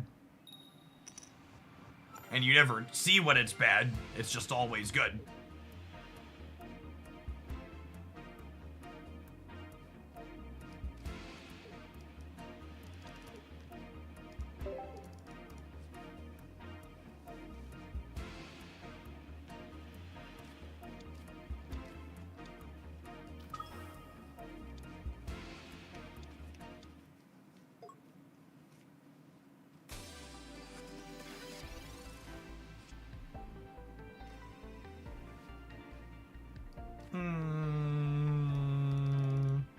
With this already in hand, I think we actually just chill on this. It could be our supporter enabler for this down the line.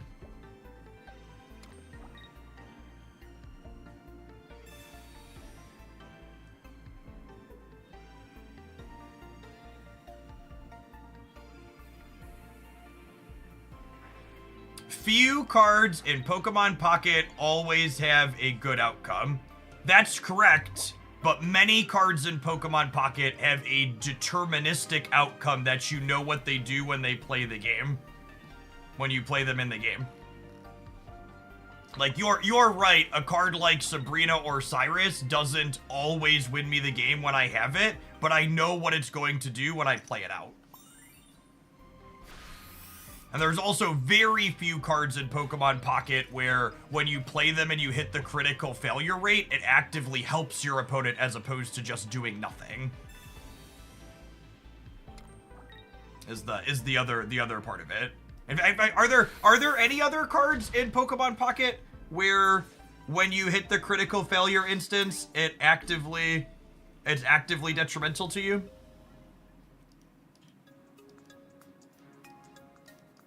It's a damn shame our opponent had first energy advantage and Giratina and Arceus and Dawn there. It's just Red Card and Mars, right? Pokemon communication. I guess communication can theoretically make your hand worse sometimes, yeah. I guess. Iono can make your hand worse, I suppose.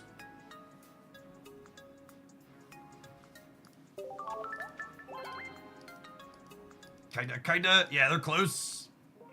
So that's about as close as you get. I don't know. I'm just gonna...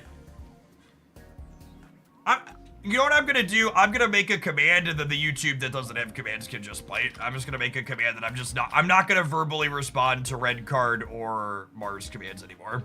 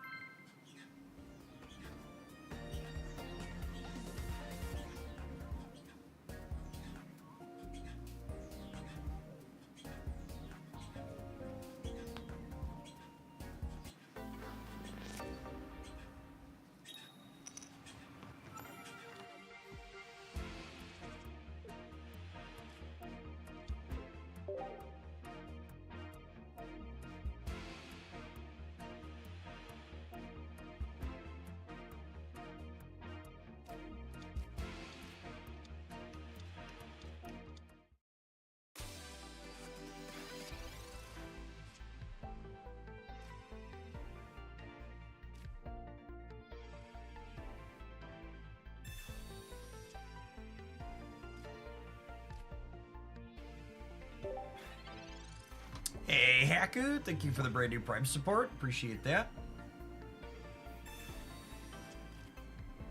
That is grass and dark energy together, huh? Bold strategy.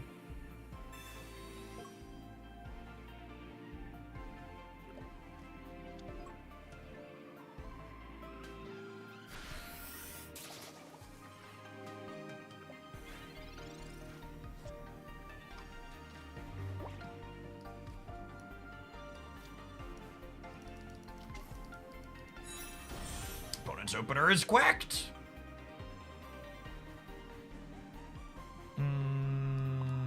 Energy here. I just have so many supporters. I think we go ahead and just continue playing them.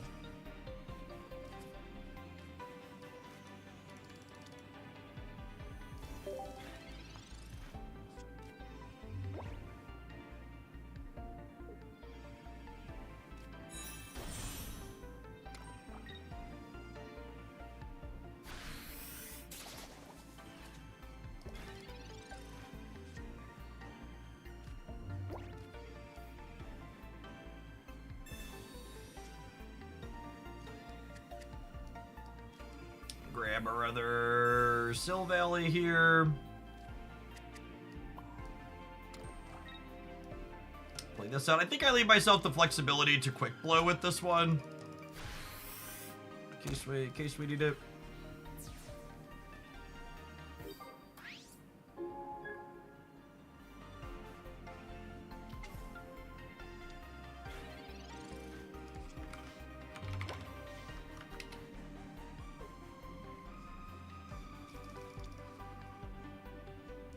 Do we think our opponent is not playing Dark Energy, or do we think they're just that unlucky?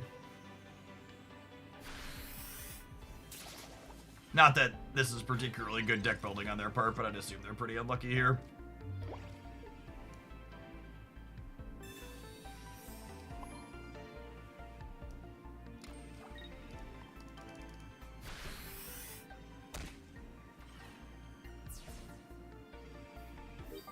Type Null itself is above curve for an evolving basic, 80 HP with an average 30 damage on 1 energy attack. Yeah, I agree, Sturk.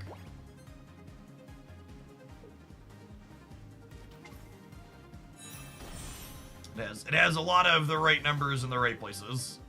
They do have dark energy, they were just pretty unlucky. The dark energy, it does exist.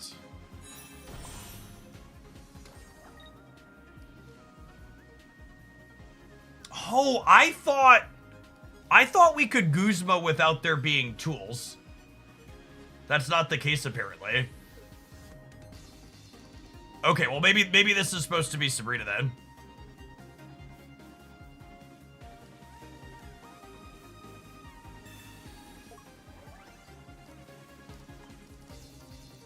That's probably supposed to be Sabrina. I could have sworn Guzma was lit up in my hand when people didn't have tools in the past, but I must have just been misremembering.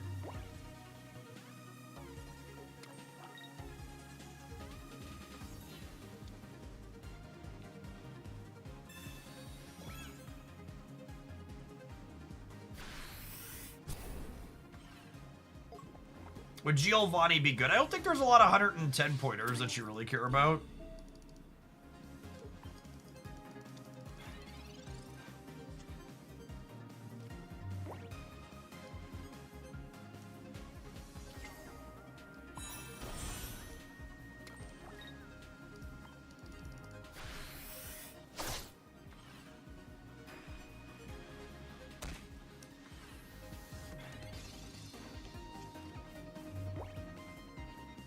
Geo's always playable, sure, but so is like Sabrina for the most part.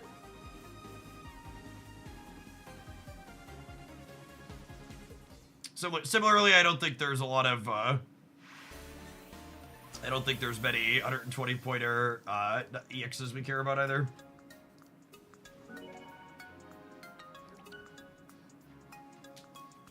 Alright, we're gonna take a brief pause for the cause to let some adverts roll. I'm gonna swap out that supporter and play a few more with this one at least when we get back. Thanks everybody for hanging out. Don't go anywhere. If you're watching this on YouTube right now, consider tapping the like button. It doesn't cost you anything and helps the content reach some more people. Appreciate the over 400 folks that have done that already today.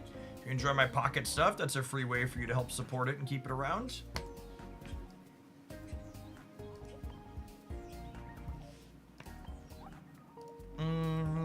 What are we looking for? Sabrina? I think I like Sabrina.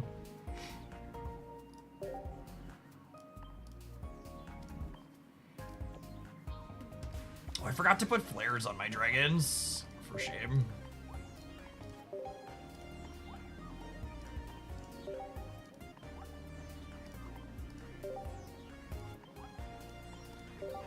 We could play blue unironically.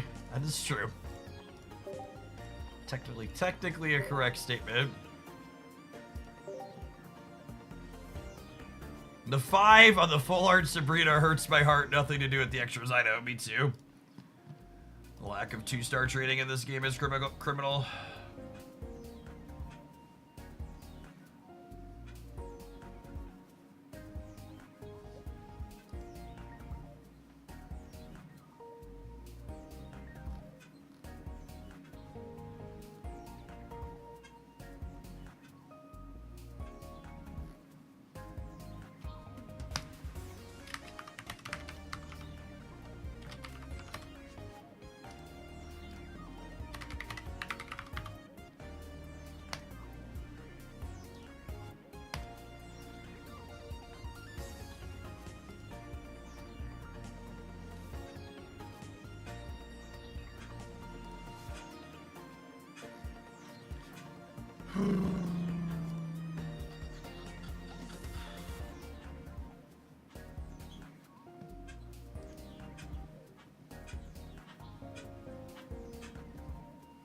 Shout out to new Pokemon set releases where a bunch of YouTube commenters think they're incredibly clever by pointing out the dyslexic person mixed up letters in the word that they were reading very quickly while trying to make content.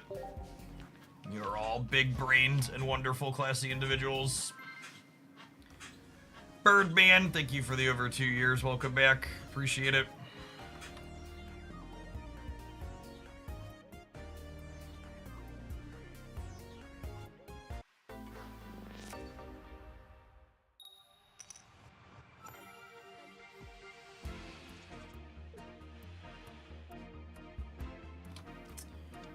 I don't know that I expect our deck to be good, but it would be a lot better if we could have first energy advantage in some of these games.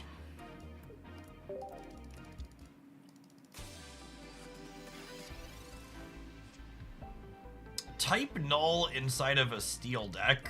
That's interesting. Skarmory is my immediate thought on a pairing, but it feels like you would have a hard time fitting in an appropriate amount of Pokemon tools and supporters.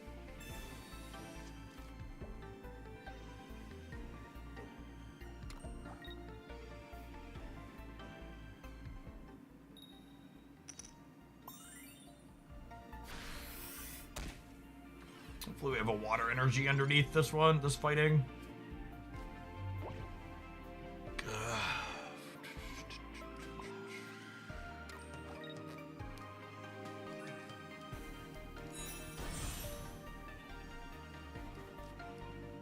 We'll grab the other card out of our deck to thin here, but not in a good spot for a variety of reasons here. Excuse me.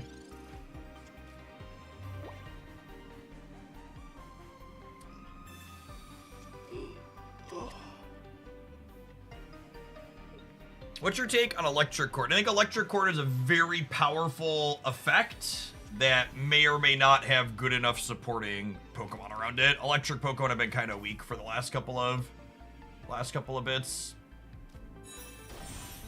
Well, they're playing with Solgaleo. That's interesting.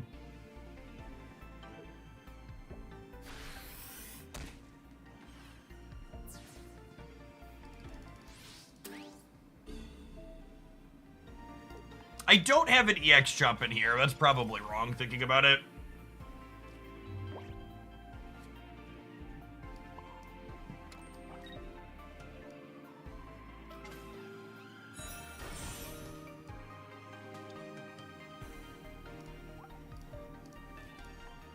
I think Gibble's probably dead, so I'm just gonna shear through this rare candy and get moving.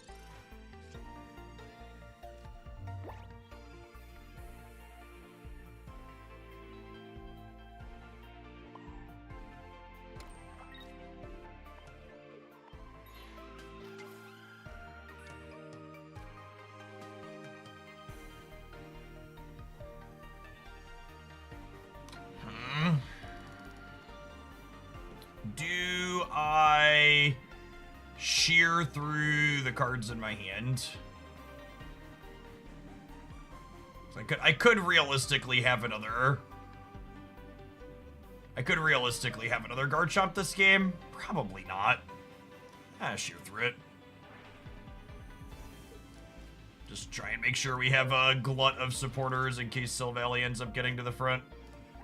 All of my basics are spent, so that Pokeball will get sheared later.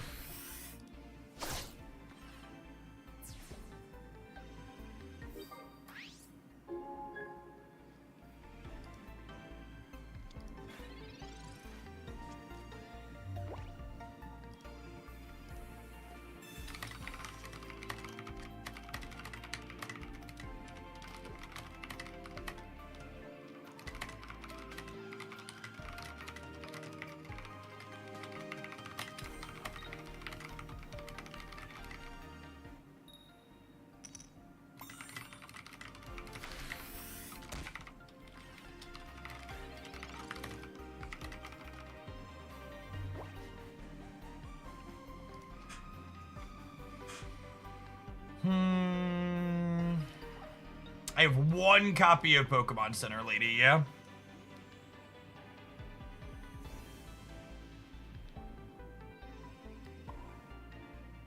We can find our way into it. We live through the Solgaleo in the back. God, we're so good at this game. What an easy game that Pokemon Pocket is.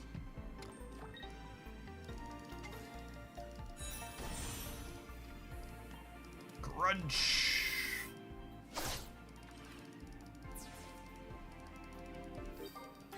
The professionalism we all seek, really.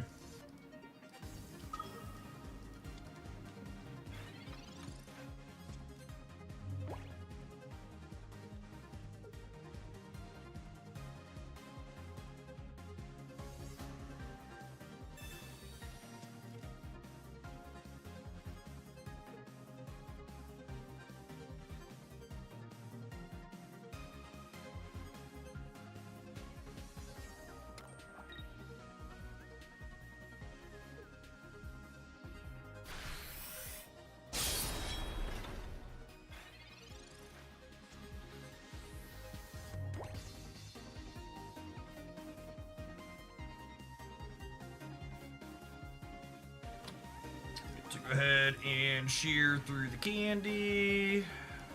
Get to go ahead and Cynthia.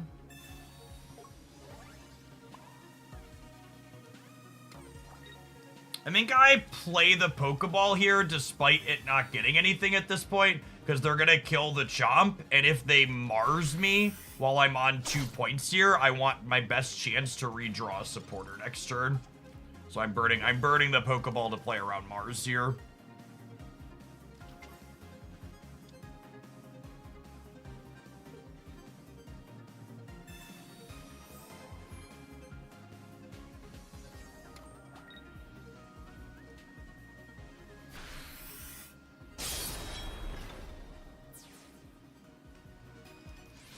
All right, I'm surprised we made it out of the back of this one. The tough start, them having first energy advantage, but that clutch Pokemon Center lady really coming through for us here. But just assuming we have the supporter, which we do.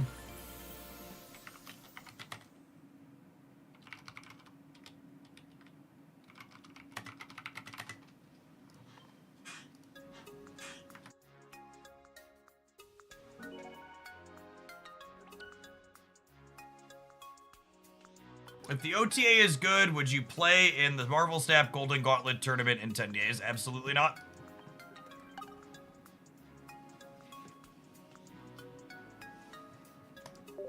Giving up an entire weekend to play in a tournament sounds like a terrible use of my family time. Yeah, Marvel Snap's having another tournament, which is sweet. I'm glad they're doing organized play, and I'm glad people are having fun with it, but like, even if I won the Golden Gauntlet tournament, it would be worth $0 to me, and I would have to give up an entire weekend with my family to do it.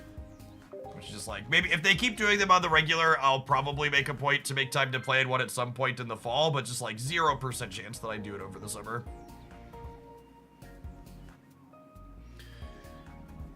Gotta touch some grass, gamers. Time is, it's not even just like time is money. It's one of those things where just like taking that time away is just like, it's doing something that's more valuable than money to me, right? My kids are only gonna be little and be little during summer for so long.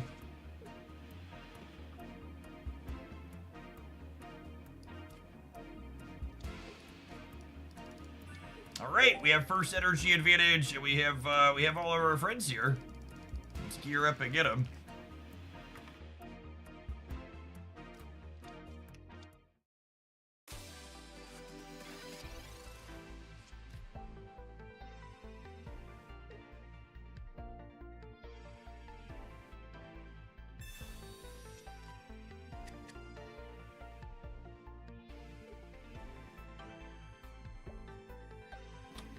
Type null with Silvally is something you're going to be able to try in a ton of different decks. I would be incredibly surprised if something with these 3 cards isn't competitive. Is Garchomp going to be the best way to play it? Probably not, but I love Garchomp, so we're starting here. But very, very good stat lines on all of these cards.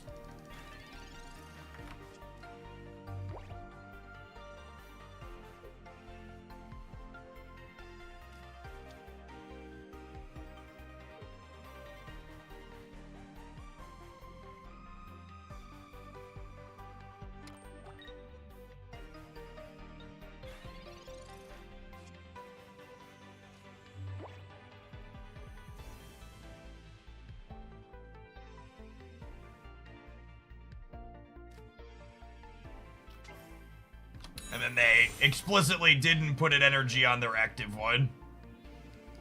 But we've got the old Sabrina here for the best draw on the deck to put them in the ground.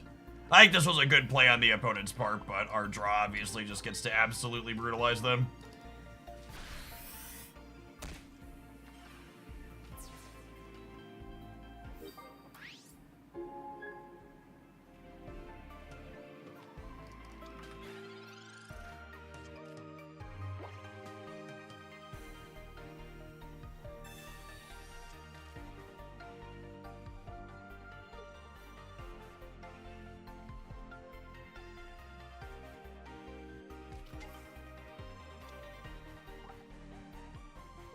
Oh, that's interesting. Are they playing it with Buzzwole stuff?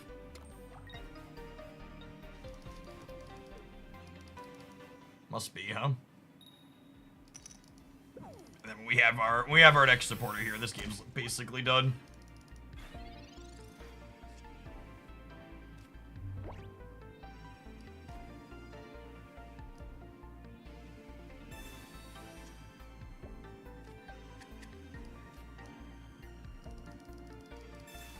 A stage 1 plus supporter is very crazy. I agree, and past just stage 1 plus supporter not being very crazy, type null is a pretty decent stat line on the basic you're evolving from. Like 80 HP does an average of 30. Like the numbers on this card are really super reasonable, all things considered. Evan Burke, thank you for the 39 months. I appreciate that. Welcome back. You also don't have to have a supporter every single turn for it to be very reasonable. Like, dealing 100 into dealing 50 clears out things like Dark Rise and Giratinas, right? So, you probably only need a supporter half-ish of the time.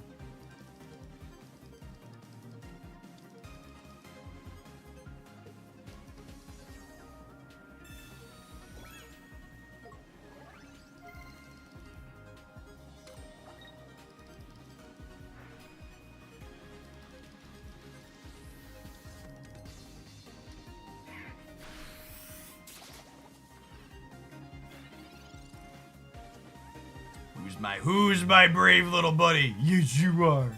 Yes, you are.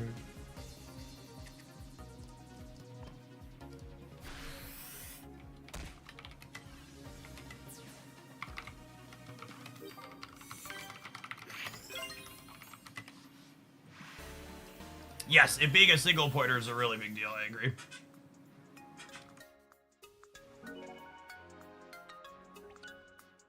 We've not played with or against Guzzlord yet. He's probably what we'll poke at next. I did open. We hit mechanically complete on the set this morning before we even opened max pack, so I'll definitely be trying a big range of stuff.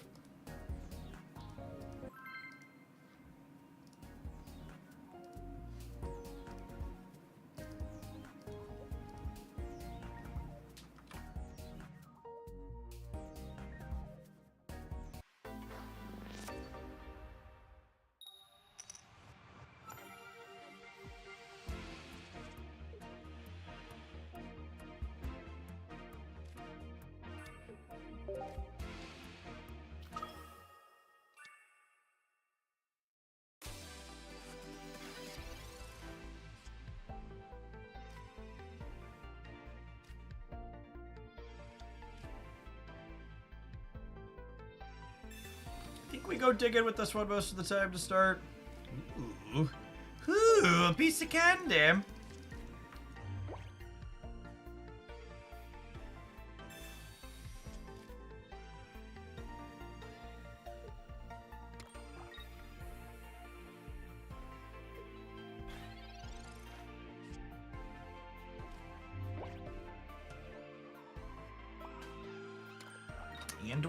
And we have our energies on curve here. Lovely, lovely.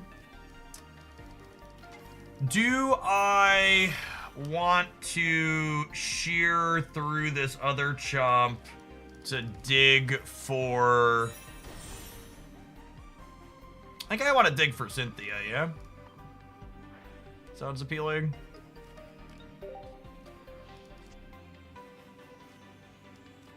Two of these will spend one to thin my deck. I've got plenty of supporters here for our brave buddies down the line.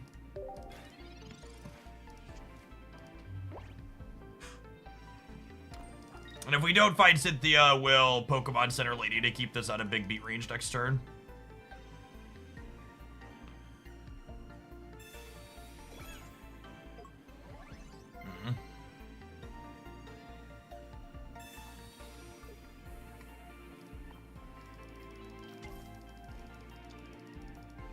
That's unfortunate. Do we just give this up as a lead pointer now? I think so, yeah. We do this. Then we'll go ahead and we'll shear the candy.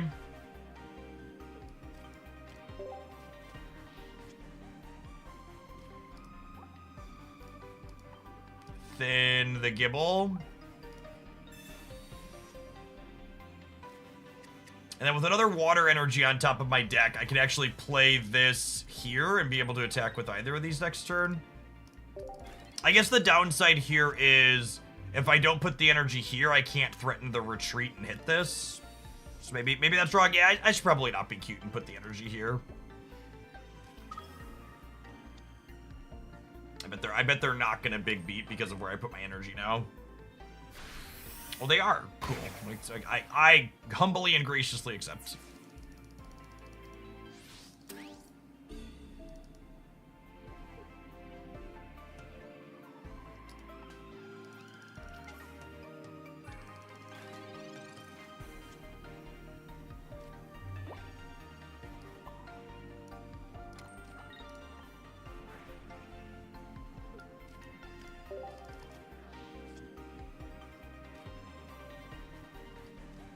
Find our way through to as many of our supporters as possible.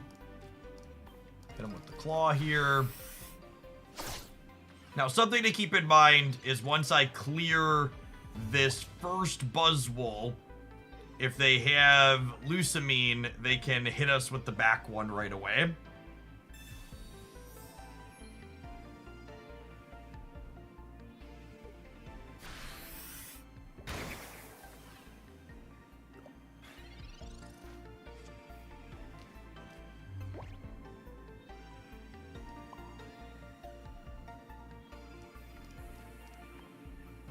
Shear this Pokeball out.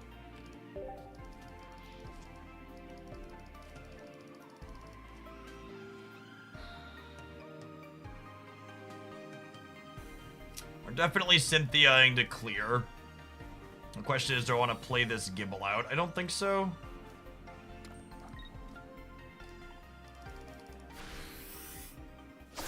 And then if they have Lucamine here, they can clear the Garchomp,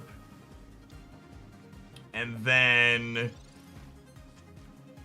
we can Brave Buddies them for 100.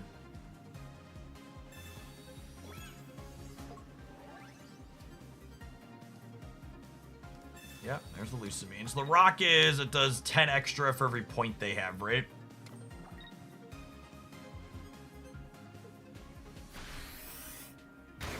So there's the big beat, but they can't big beat again next turn.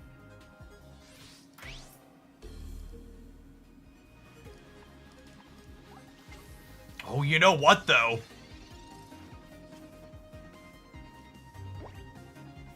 Oh my gosh, I can't research when there's no cards in my deck. I can't research when there's no cards in my deck. Oh no! Oh no!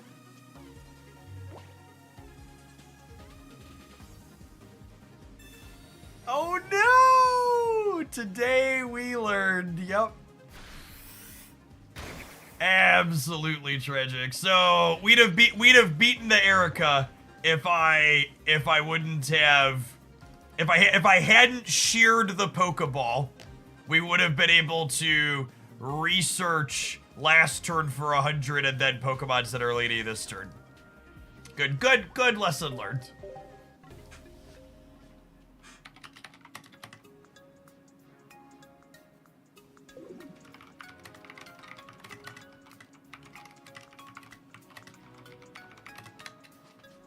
Interesting game.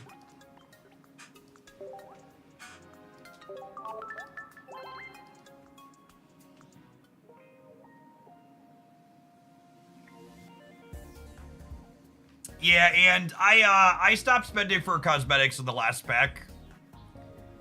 I think I'm probably done chasing cosmetics until they roll out an eventual gold research.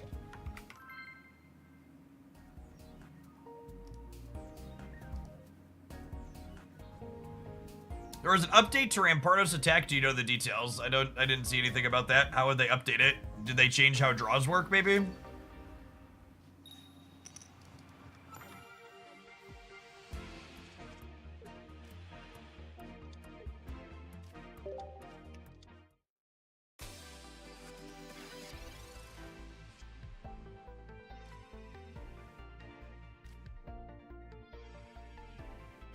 Huh? There's so many different ways I could sequence these three cards together. I think it's Pokeball into research here to open.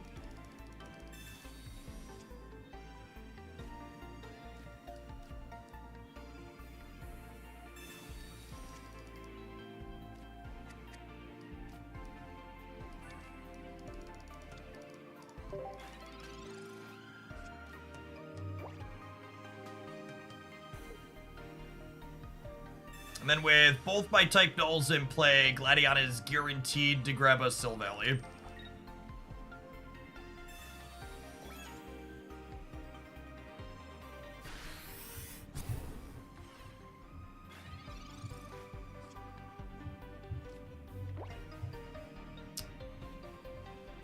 If I take a poison this turn, I go to 50. And then I take 30 down to 20. I live through getting poisoned this turn, yeah. I wanna mark damage on here so that way my deal 100 clears the Weezing next turn if they have it.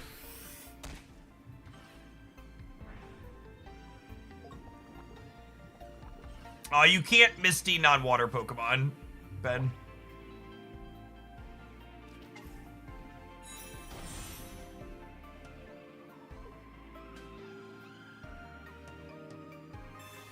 The upcoming changes to ranked are excellent and are literally exactly what I and many others had asked for. because they're the things a lot of other games do.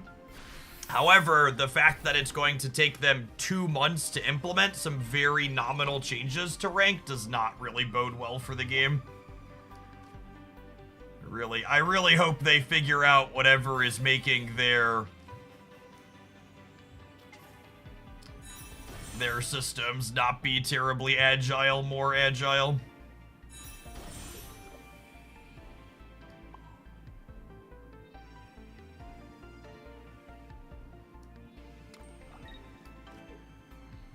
I think I'm Pokemon Center leading, so I don't die to another Weezing.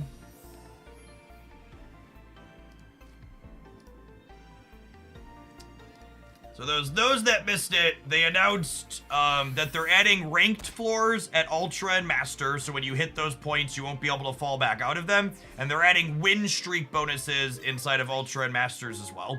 And the win streak bonuses will be added next season, the one that starts at the end of June. And the rank floors will be added in the one after that, the one that starts at the end of July.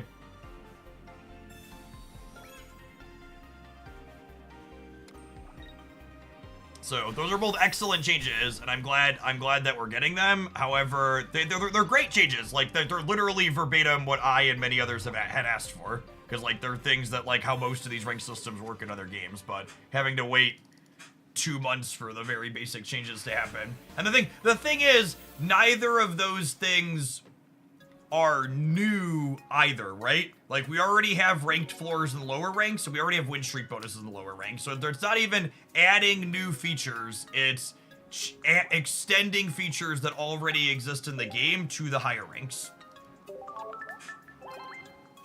And again, I want to really emphasize that it's really good that those are happening, but it's awkward and annoying that it's going to take them 2 months to do them.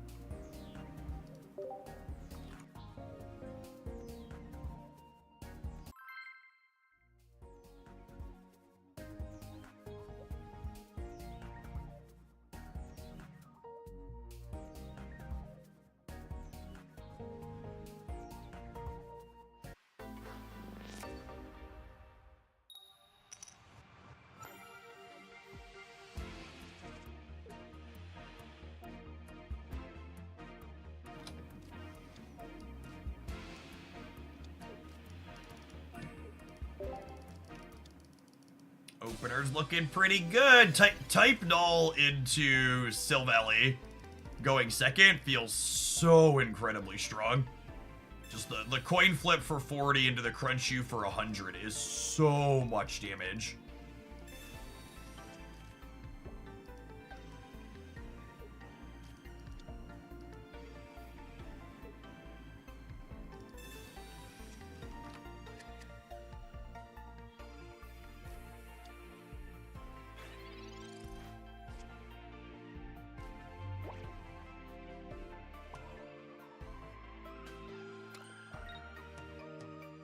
Unironically, I think I'm doing nothing here because of red card and Mars.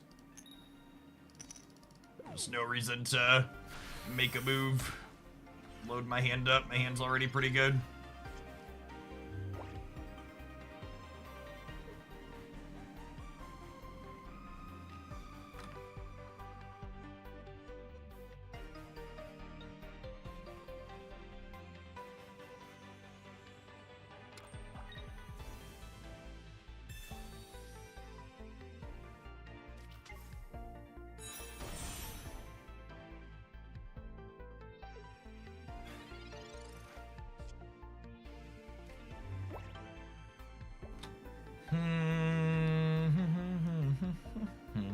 What's it, 66% to be what we want? Got it. Got it good. And then I think, unfortunately, we are in another spot here where I don't want to shear, question mark? Is that true? No, Pokemon Center Lady doesn't really help us with breakpoints, right? She might be useful if they put Pheromosa up next turn, I suppose, though. Yeah, I'm gonna not cheer. We have research to find more cards next turn. I'm just gonna chill.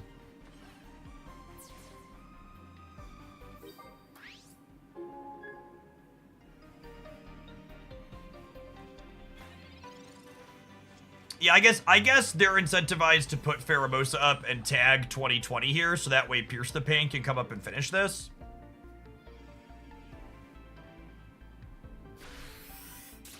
Yeah, this makes sense, and this means we should be keeping the Pokemon Center Lady for sure. So heal you. Am I ever assembling a second Garchomp? I think the answer is no.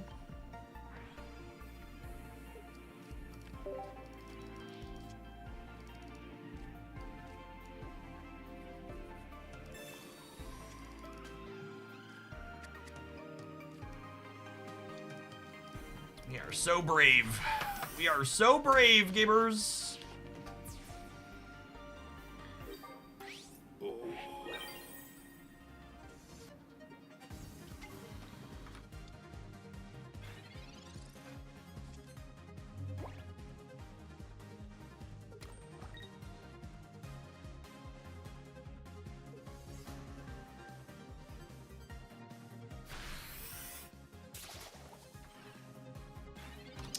Chomp is going down, it looks like, here.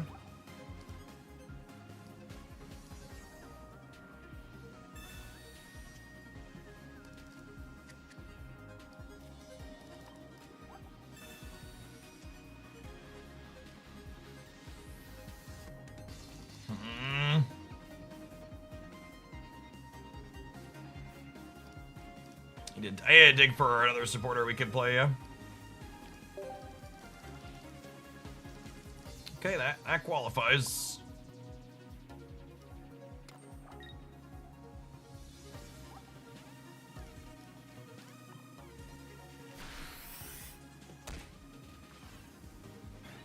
How many Lilies and Ericas are in their hands? We have 4 cards in our deck, so we're gonna be able to research next turn. The problem here is this Sabrina is not going to be live. I still have Cynthia in my deck. I think I have one more supporter we can play. Oh, I have a Gladion too. Perfect.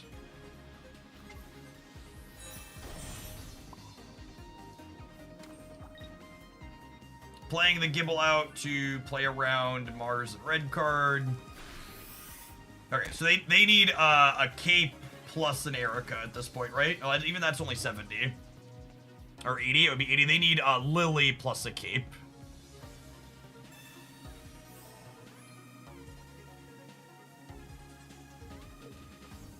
Oh, does Gladion not work if I don't have a deck? Oh, he might not work if I don't have a deck either, because research doesn't work if I don't have a deck. It's fine. This is a Cynthia we're guaranteed to be able to play, but yeah, I'm actually not sure if this works. Oh yeah, this one doesn't work if you don't have a deck either. That's funny. This one works if you don't have Garchomp at least. Silvally is excited to see Mommy.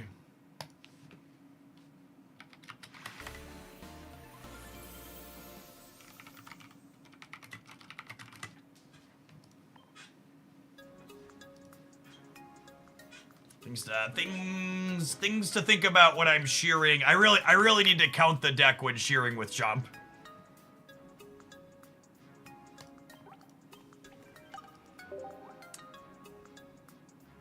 It's reckless for a reason, right? Mood. All right, I'm gonna throw the deck list up on the screen, and I'm gonna run upstairs and grab my lunch. We're gonna build, I think, we'll play 1 or 2 more with this when we get back while I eat my lunch, and then after I'm done eating, we'll build some Guzzlord, I think, up next. Thanks everybody for hanging out. Don't go anywhere.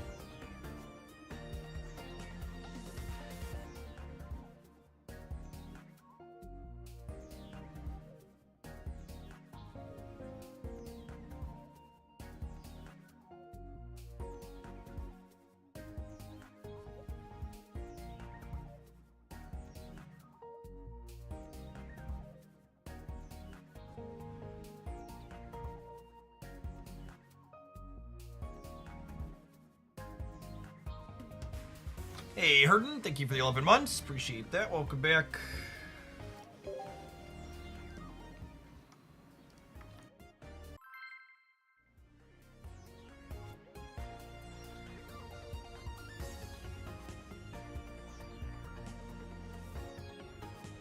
Any particular reason for 2 energy Gambite? Yeah, there's been a lot of people playing Buzzwole. I don't think you're super likely to attack with either Gambite either way, so I don't really want any of my Garchomp line to be weak to grass if I can avoid it.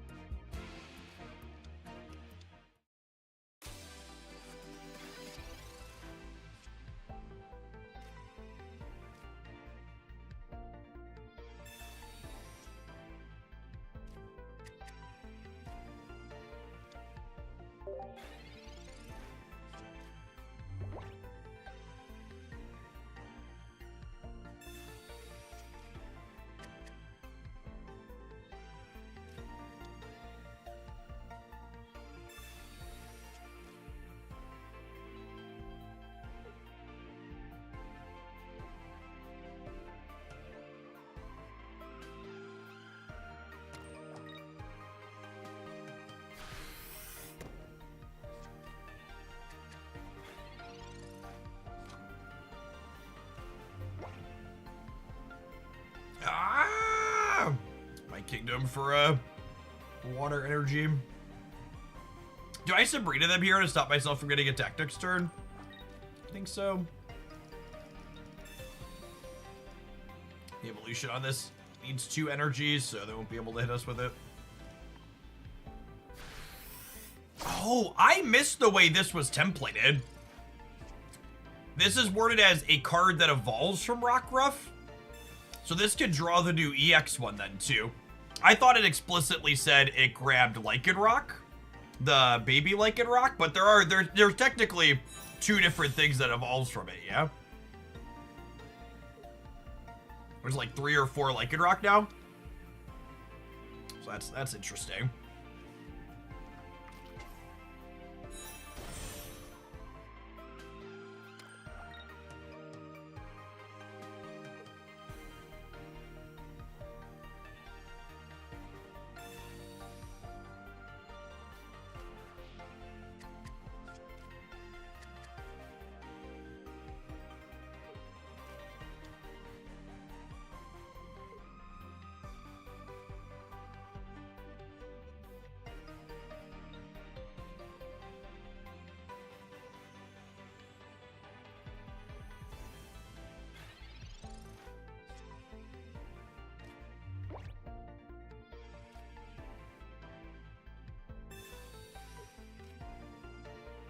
Alright, let's rare candy into this. We'll start digging for some stiff.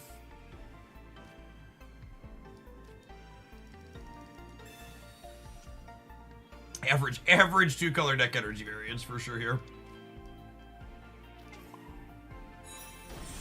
Gosh, with Rampardos, our Chomp dies in 1 to this, huh? That's scary.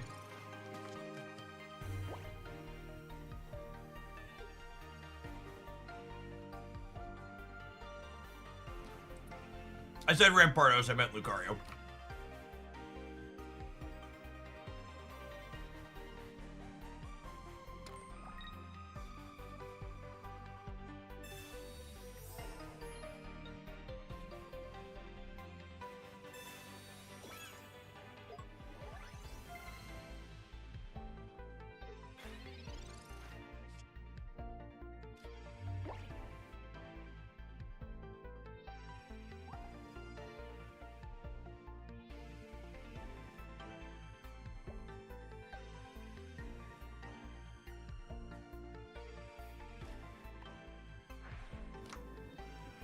Water energy at some point a decade from now.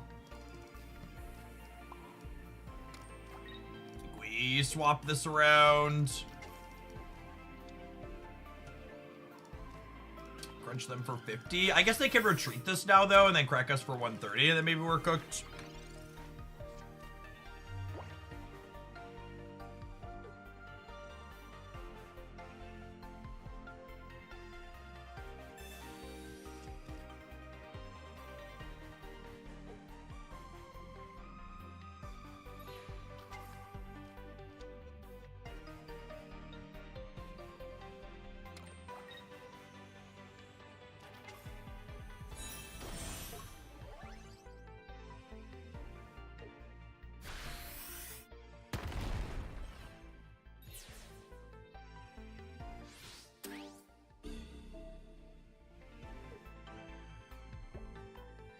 All right, we need this to be a water energy under this. And we need to find Cynthia.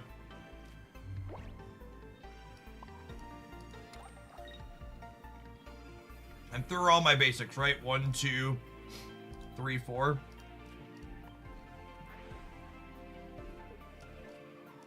I haven't played either research yet. There's Mommy! Alright, no Sabrina, no problem. No Sabrina, no Cape, no problem.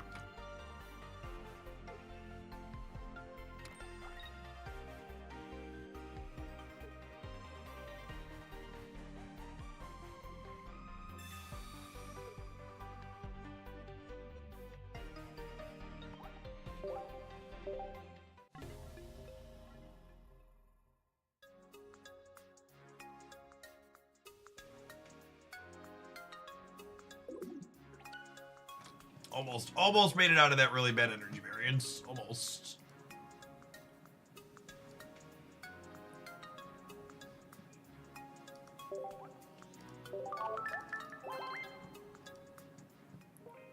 There was, in fact, a Sabrina. Yep.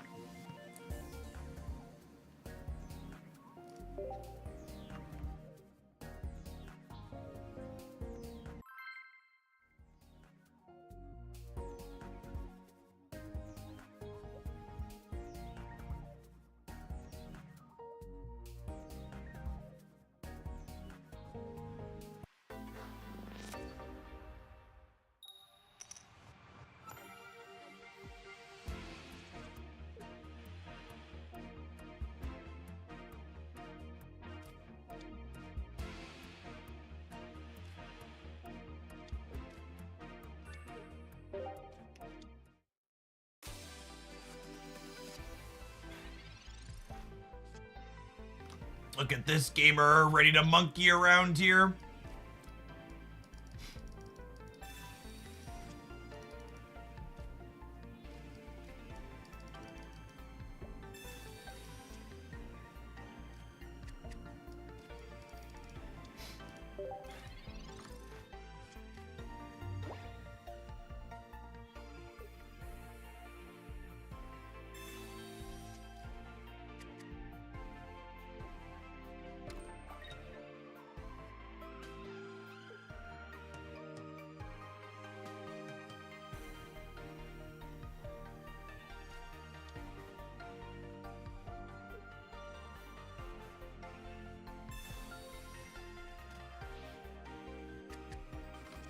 Rude.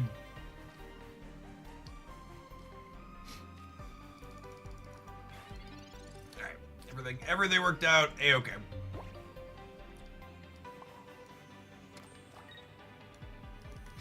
Well, evolve here so we don't get cleared right away.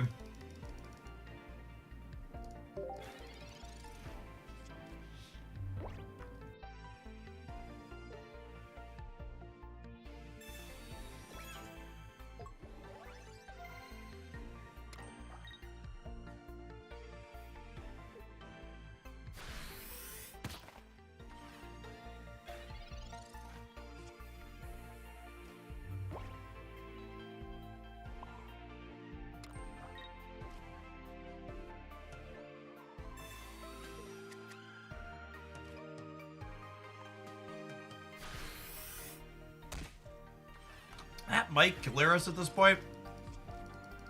They had first energy advantage, the extra sustain item here. Oh, they're playing monkey with Lycanroc. It's cute. It's a lot of energy though. 2 into 3.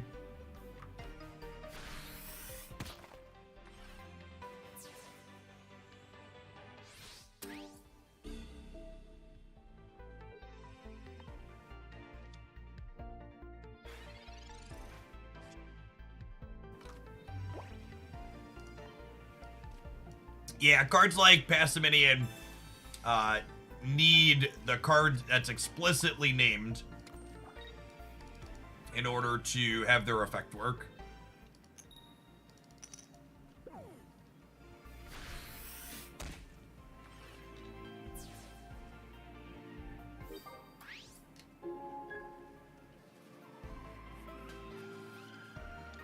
Something that's a really interesting design choice to me in a digital card game is the fact that Gladion can be played when there isn't a Null or Silvally in my deck,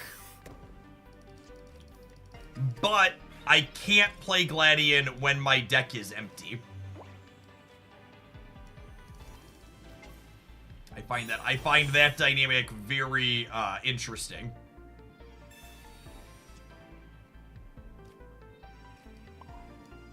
I feel like I would expect, because this game is digital, that I wouldn't be able to play this when my deck is empty if I can't play it when I wouldn't be able to play this when there's no targets in my deck if I can't play it when my deck is empty.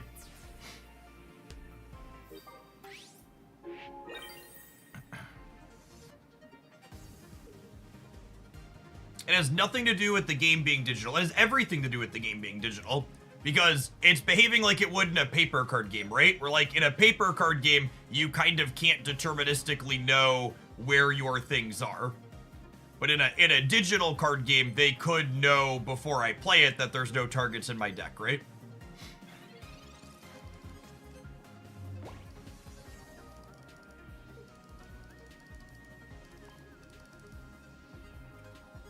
I mean, I'll take it. It makes our card better that we can play it when there's no targets in our deck. I just think it's an interesting distinction that I can't play it when the deck's empty, but I can play it when there's no targets.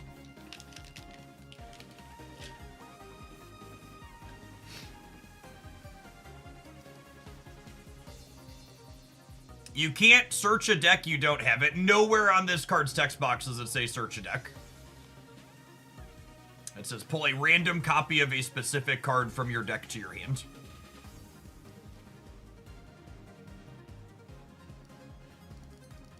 Yes, it's using the same rules logic as the paper TCG. Kind of, because, like, pulling a random one doesn't exist in paper TCG, right?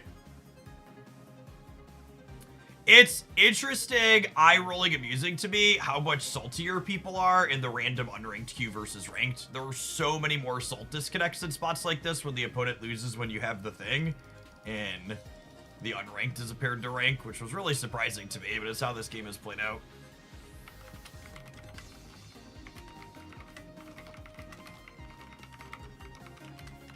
Username being please concede here. Extra icing on the cake for sure.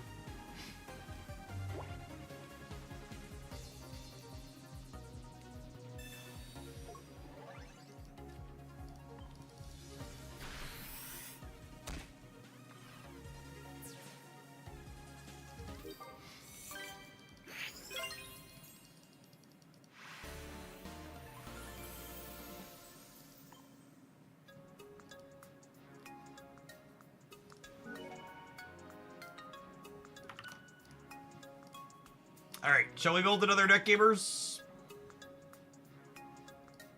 Feel like we should build another deck.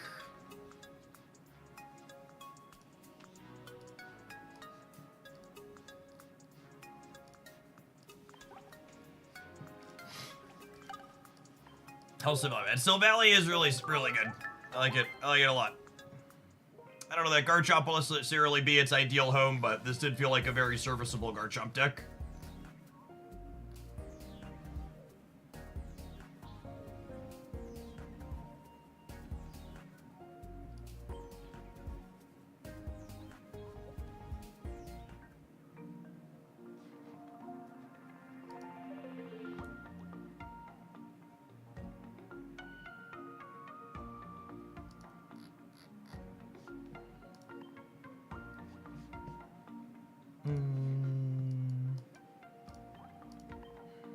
Do we want to Guzz? I feel like there's going to be a lot of people playing Guzzlord. I feel like that's going to be an easy highlight that's very common. Maybe I want to play with Lycanroc. There's Buzzwole, Lycanroc, Guzz. Doug Trio is unplayable. Who's the fifth one? Oh, the fifth one's the other Lightning one. Yeah, the Lightning Dork's probably not good either. Tapu Koko's probably not playable. Yeah, we can try some Zero or a Lightning Cord. I kind of want to try some Lycanroc, and then maybe we'll do some Electric Cord.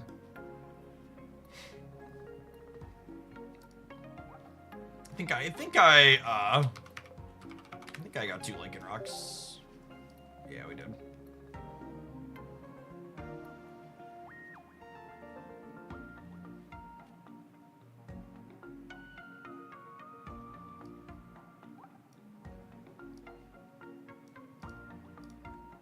I have three different Lycanrocs here. So the promo's the same. Arceus Raichu looks interesting with Cord. Does Cord move on to Arceus, or is it only other lightning Pokemon?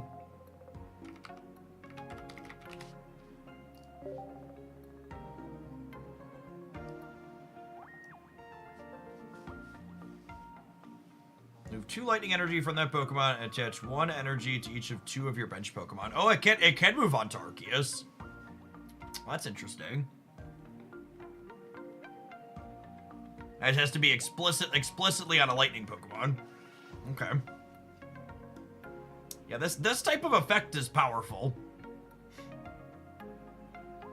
All right, I lied. We're gonna do this. This sounds fun.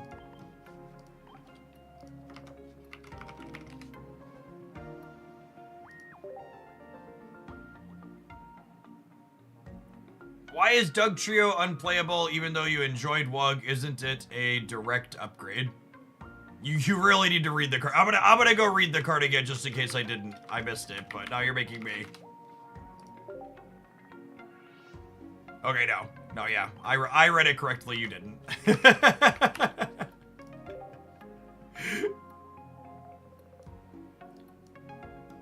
Go read the card again if you think the card is comparable to Wugtrio. It's nothing like Wugtrio. It's very comparable to Marowak. And Marowak EX is famously a very unplayable Pokemon Pocket card.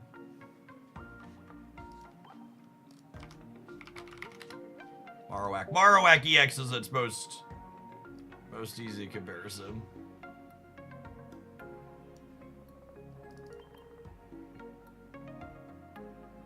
Oh, and we can even splash in a low-end Raichu in here too now, right?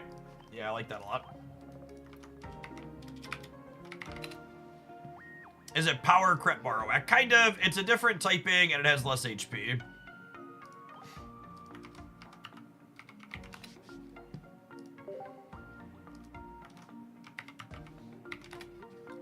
Magic spelling things correctly. It couldn't be me.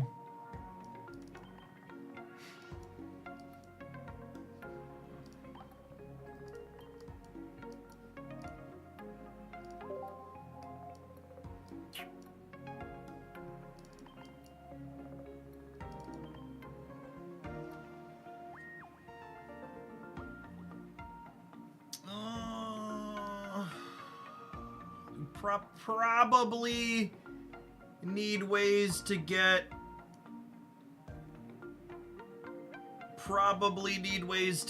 Arceus out of the active spot.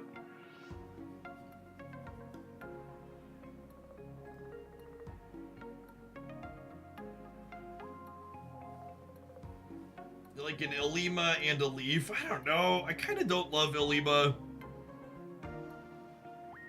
I kind of think Leaf is better. I think I want at least one Cyrus with Raichu getting in some solid chip shots potentially. Yeah, I think Leaf is probably better.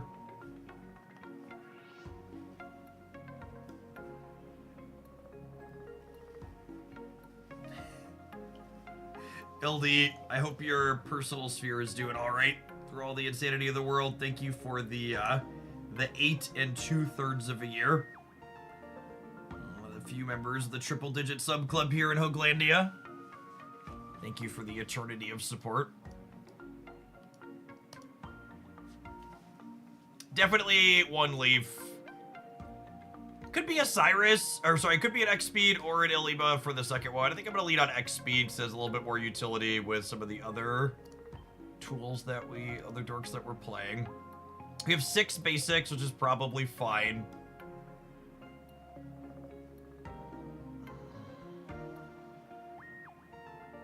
Don't like a copy of Giovanni. I don't know that I need extra damage with Raichu being able to lob chip shots into the back. I kind of wouldn't mind some extra sustain. Maybe we want like a copy of Potion or something, because we're playing Electric Cord, which means playing Cape isn't very feasible.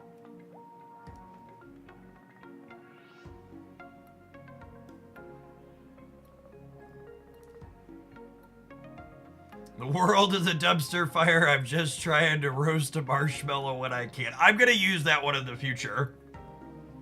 That is. The world is a dumpster fire. I'm trying to roast a marshmallow when I can. It's poetic.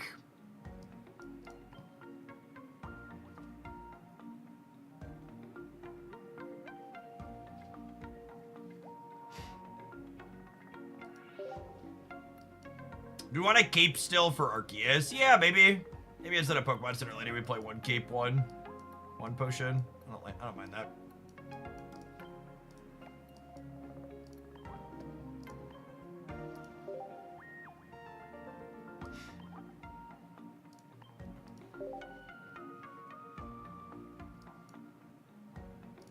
Is Dawn interesting here with Zeraora?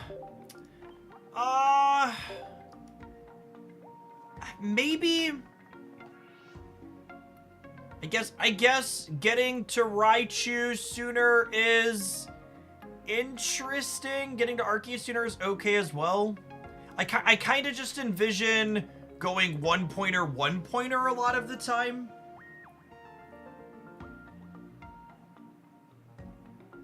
And if we're not starting on Zeraora,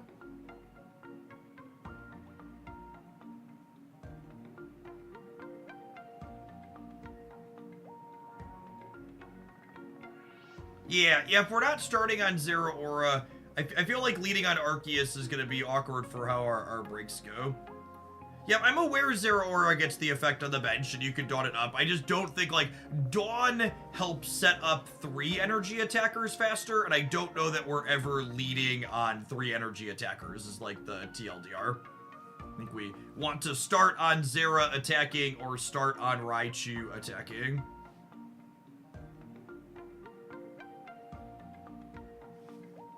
I think there could be merit to exploring Zeraora, Dawn in another shell, but I think it has to look a little bit different than this.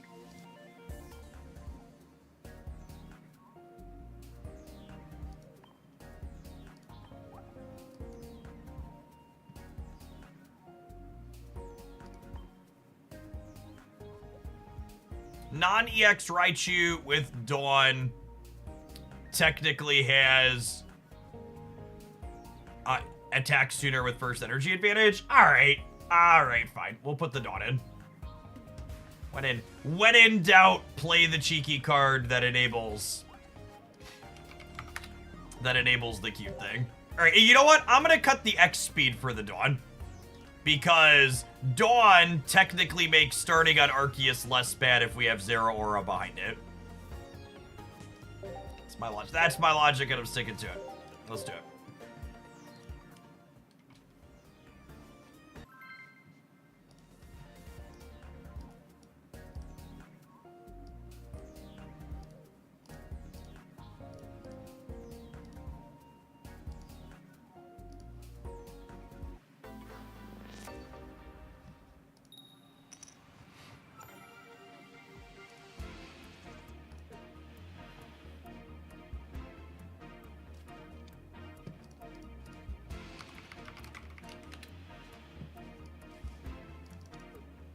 Zeraora on 1, gamers.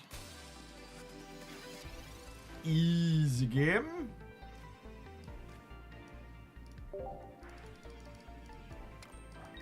Hit him with the clap.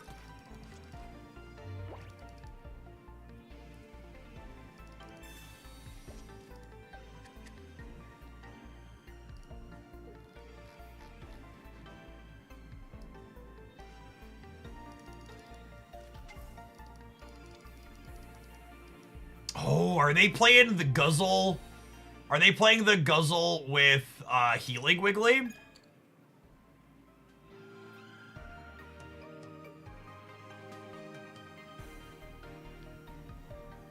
I think they're looking to guzzle with the healing Wiggly, chat.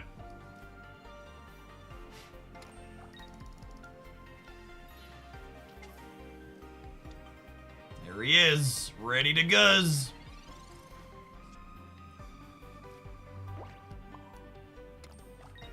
The claw!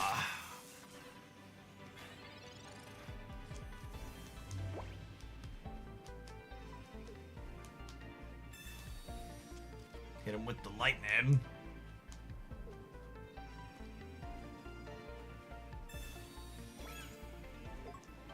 Tyrannical Hole. Hey, that's been my nickname for the United States lately.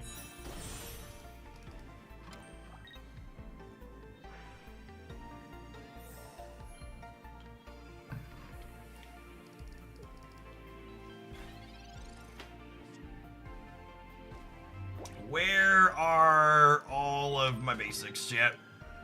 Where are all of my basics?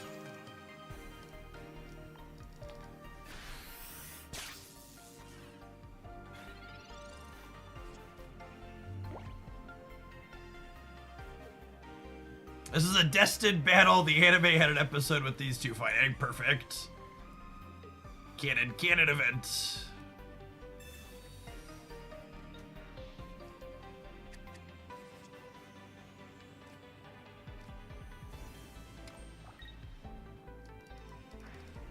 Oh! They got rid of my brick tan. Thank you, opponent. Thanks for the basics. Oh my god, they're actually just all in on the Guzz. Grind me, daddy. Oh, yeah, Guzz. You know what I like. You know what I like? Okay, that was a little extreme. You didn't need to grind me that hard.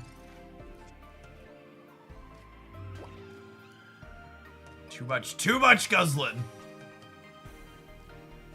There's not gonna be anything left for my cord to cut. Chill out. Calm down. Calm down, Guzzlord.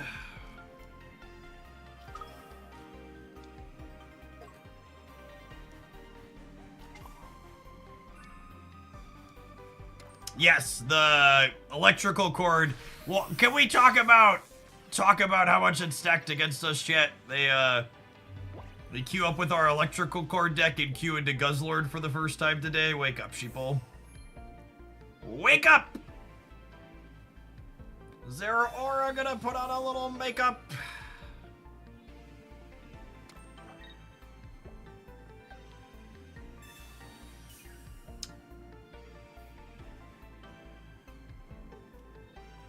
That's the Guzma of a gamer who has no faith in their grindcore ability.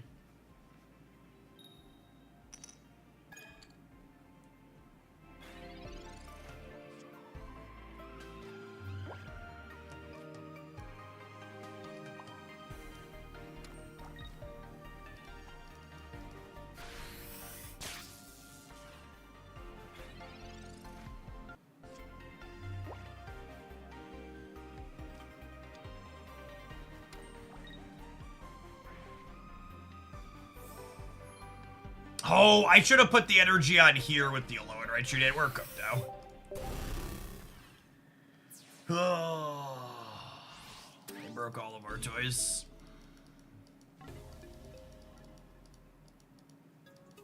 I hope Guzzlord ends up being unplayable.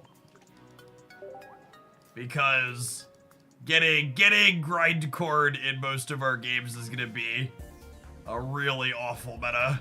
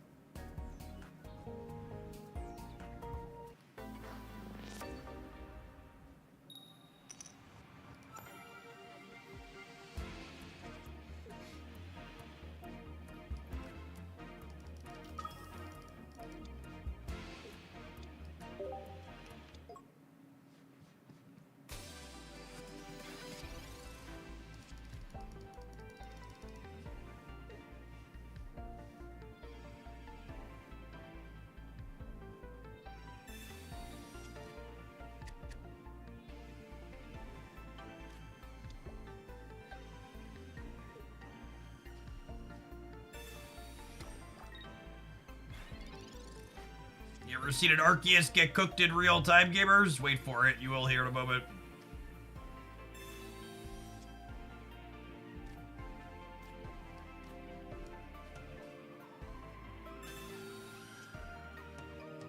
Oh, where is my Zeraora? Where is my Zeraora?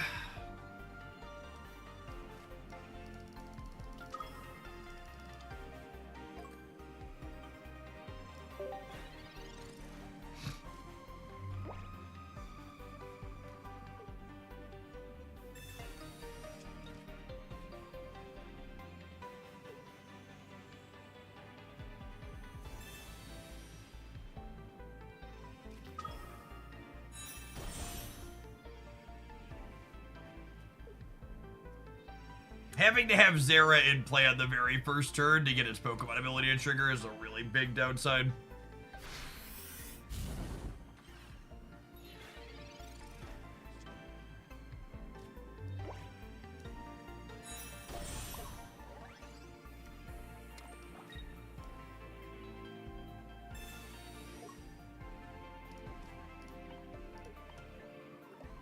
Alright, now the good news here is Raichu takes 2 fire spins to kill. And if we find an electrical cord, we'll actually have Arceus set up to go once they finally clear the Raichu.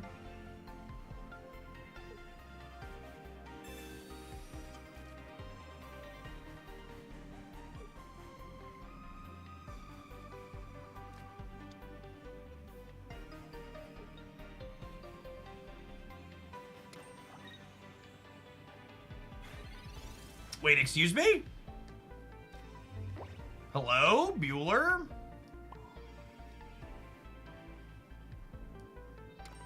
I accept, humbly and graciously.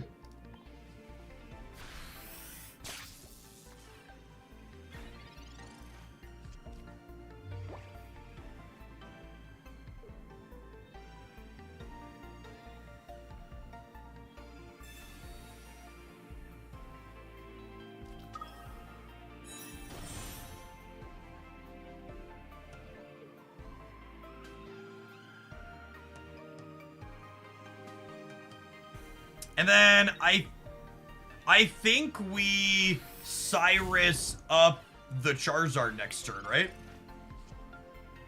Is the game plan? And crack it for 40.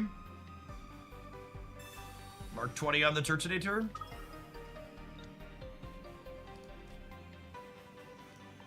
That's right, you taking him to town.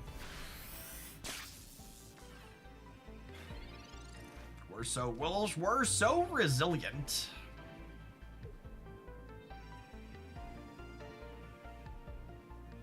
And even if they have a Lily here, we get to crack them for another 40 down to 120, and then the Arceus threatens to finish, so they're gonna have to retreat this Charizard out next turn.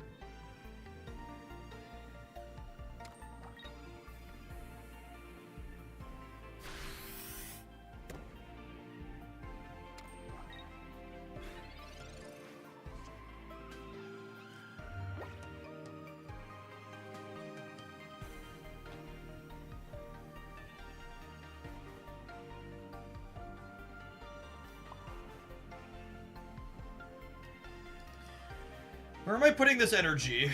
So they're gonna retreat this Charizard this turn, and then they put the next one up.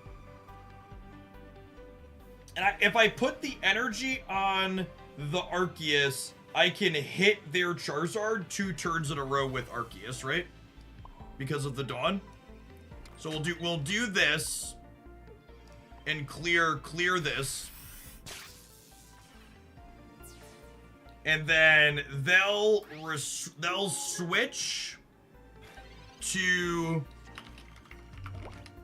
they'll switch here.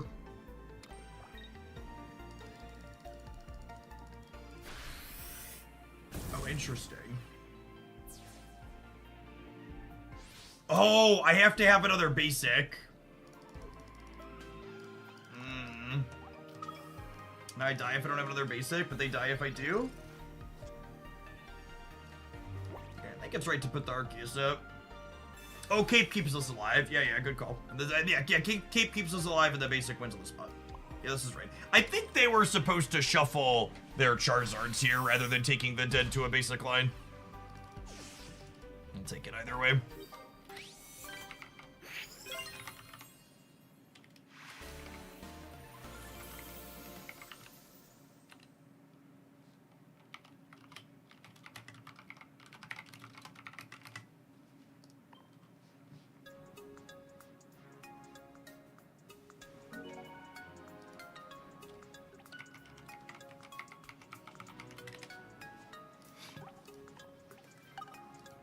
That Raichu felt so smug. The Raichu was very good there.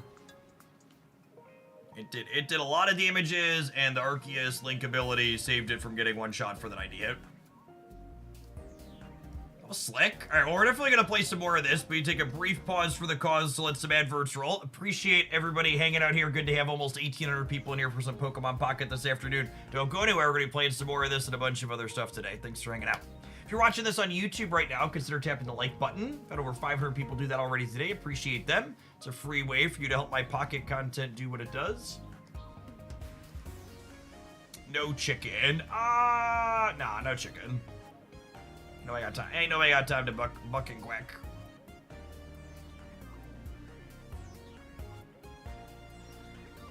The Raichu's always been underrated. Yeah, I think I agree with that.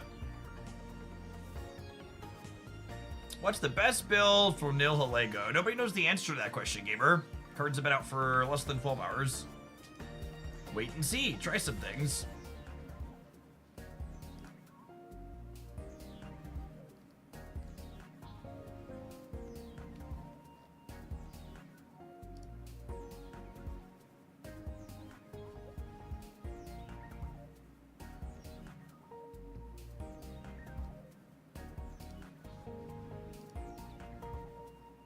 I know which ones are the best. Subscribe to my Patreon, something like that.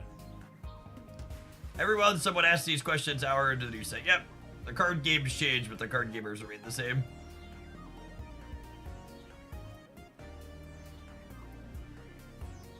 I am looking forward to dusting off the full art Weezings and the Kogas for the first time in a long time. I won't be surprised when they're still bad, but I would like to give it a go.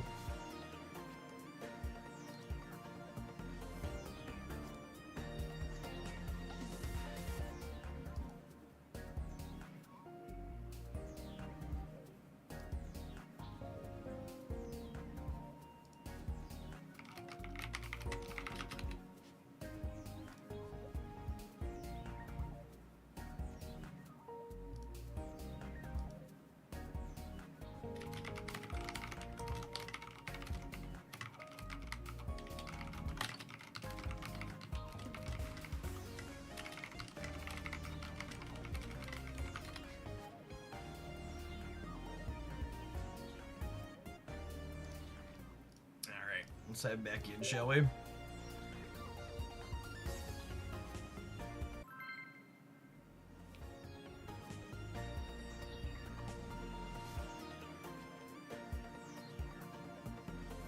Does Arceus see a lot of play? Not really, Greek.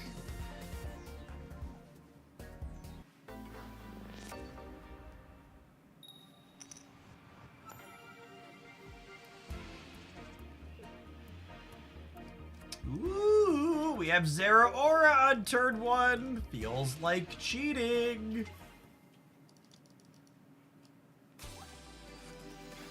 Give Giratina the clap.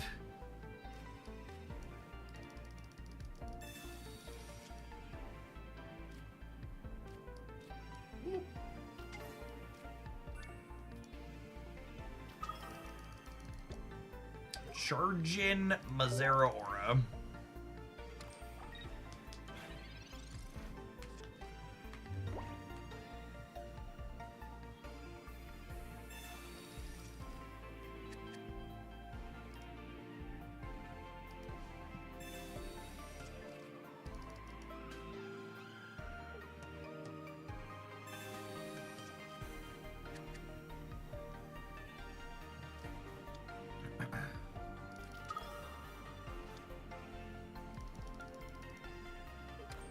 Lunala Enjoyer.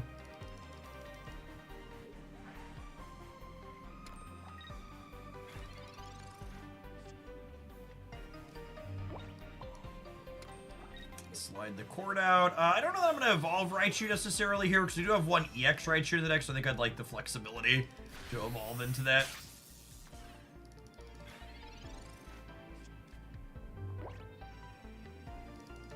Could Electrical Cord be a tool for Patchery? See, well, Patchu already charges up stuff on your bench, right? It only has one energy on it that you'd be moving over.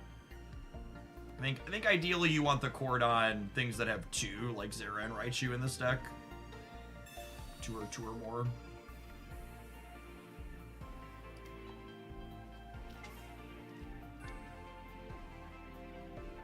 Oh, you mean EX Pachirisu? Yeah, that's an interesting thought. Okay, I'd buy that for $1.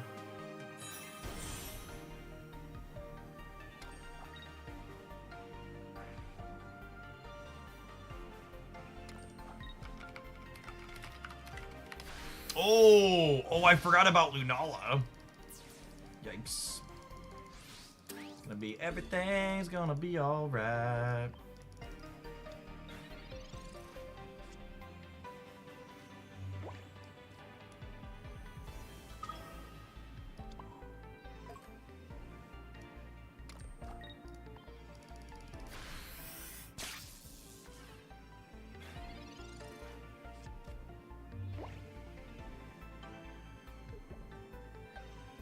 Does Electro Cord only work if you have 2+ energies attached? So I'd imagine it works regardless.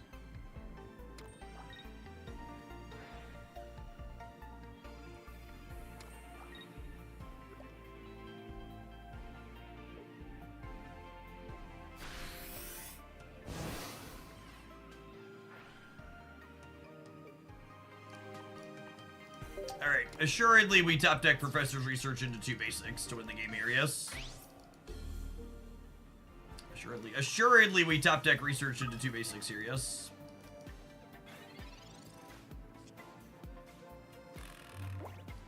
I am laced.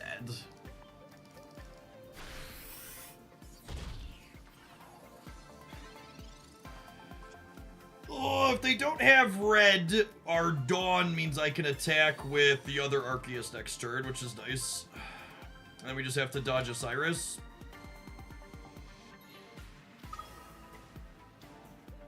Oh, yeah, I suppose this works too.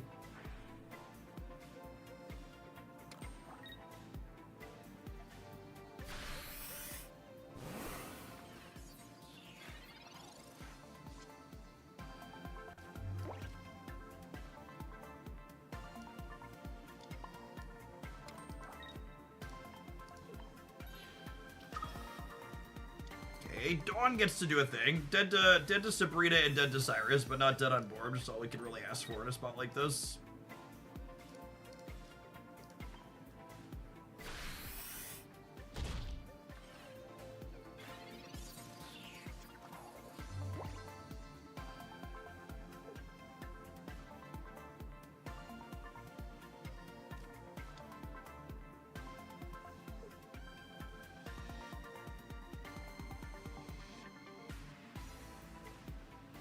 Could Electrical Cord add dual energy consistency to Dragonite? No, because you have to have lightning energy to start, right? So you still have the variance.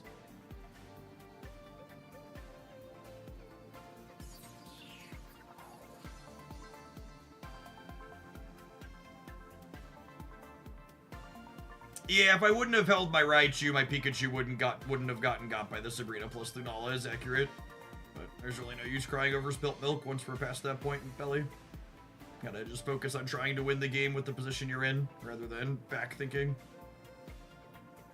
Reflecting can come after the game's over. While you're playing the game, you just sit here and try and figure out how to actually win in the moment.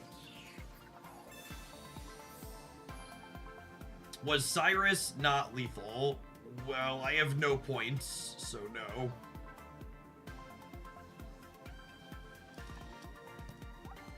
Alright, 2 Pokeballs, a Professor's Research, and then 1, 2, 3, 4, 5, 1 basic. So with like 4-ish hits here. That'll do, pig. That'll do.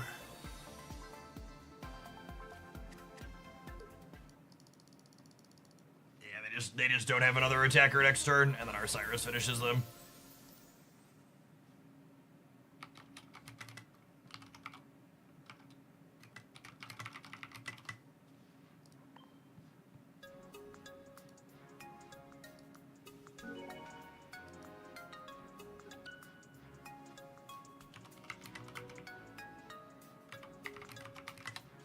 That was an interesting game.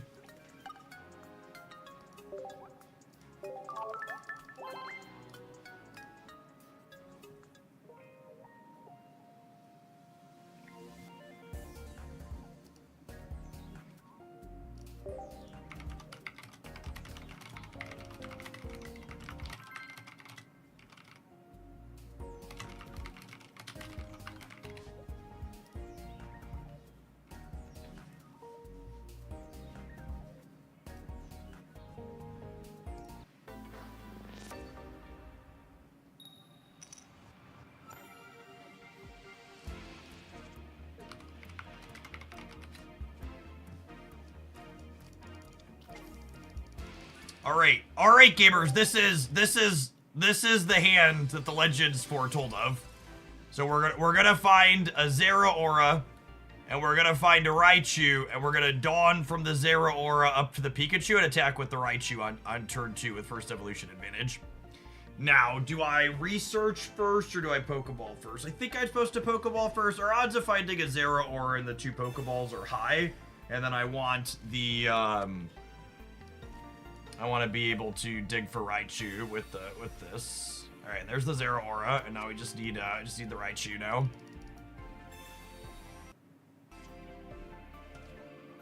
That's fine. It's fine. We have one more draw at it next turn.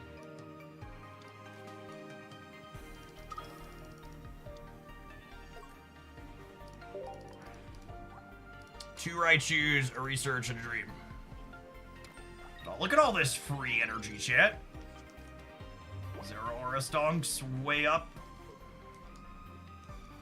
I suppose even if we brick on the Raichu next turn, we have the Leaf, so we can pivot to the Zera and correct for 50.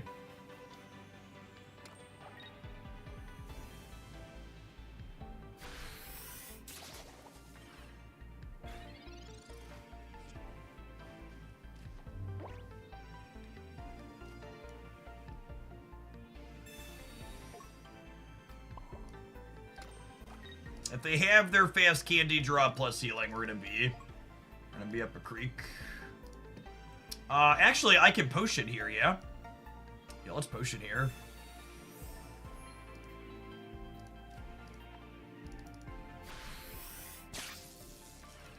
Means they can't clear anything next turn with the Sidgewai.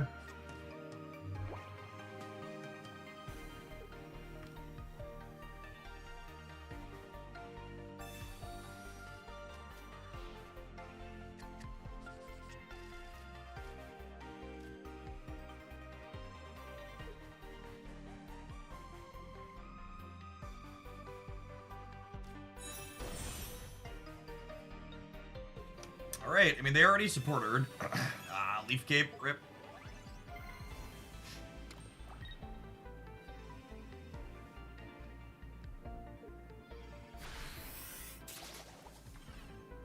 Oh, they're going after Arceus. Interesting.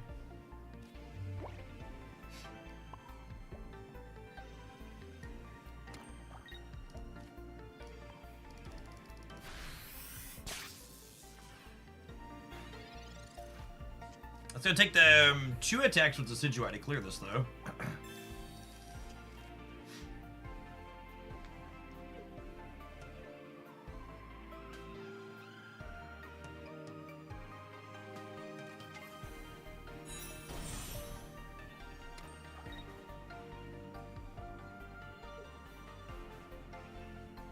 Energy misclick here, for sure.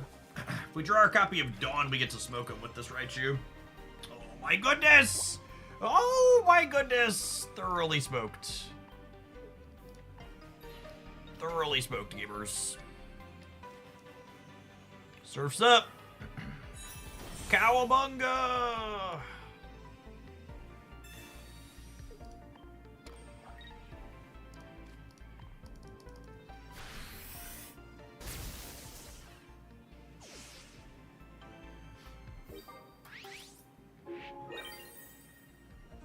Yeah, Dawn's one of those cards that really gets people from spots that no other card can get them from.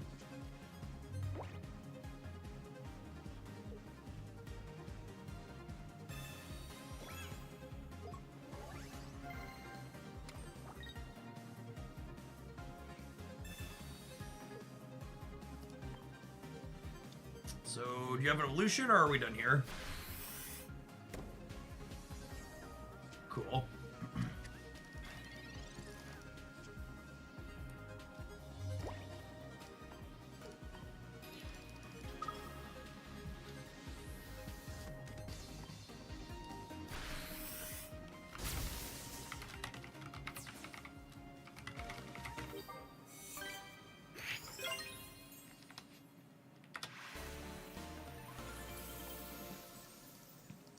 What does a low-end Raichu mean? It was a region for one of the Pokemon games. So there are special regional variations of some of the Pokemon. Like the blue ice Sandshrew. I picture below is the low-end Sandshrew.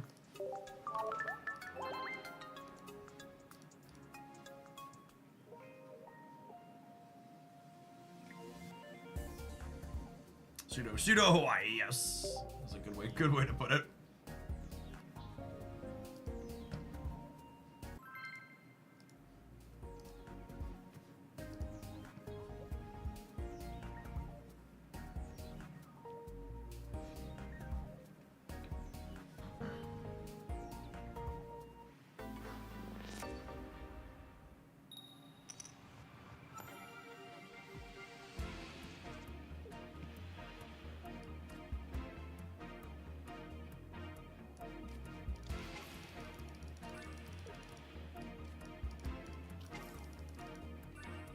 Okay, we have first energy advantage here, which is nice. Get to curve Gnaw into Spark really cleanly.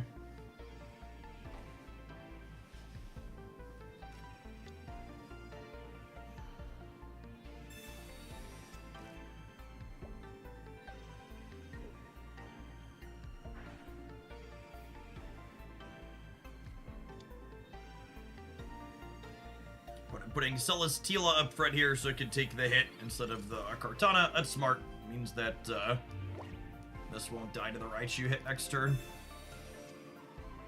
No Zeraora on one is sad.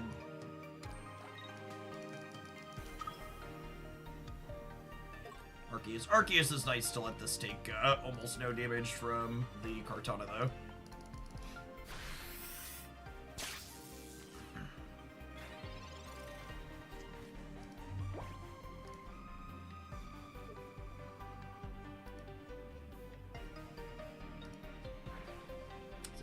Ultra Thrusters, swap these back around here.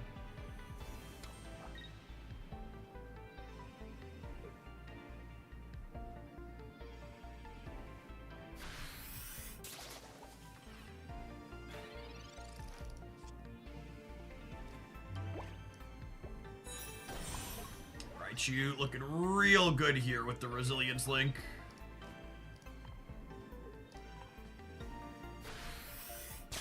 Your Thrash Metal and go elsewhere.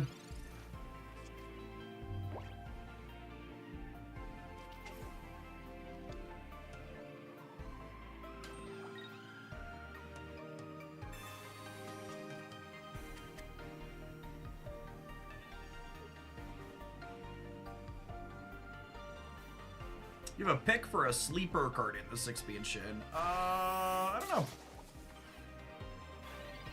Like there's a few very reasonable designs.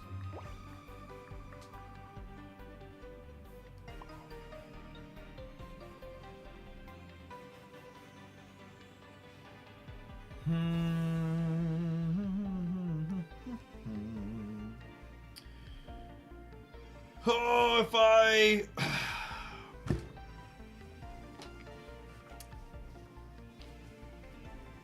I clear this Kartana, their what's it called gets me next turn, yeah? Is it crazy to just attach the energy and pass here? So that way I don't go down to big beat on what's it called until this is ready to go?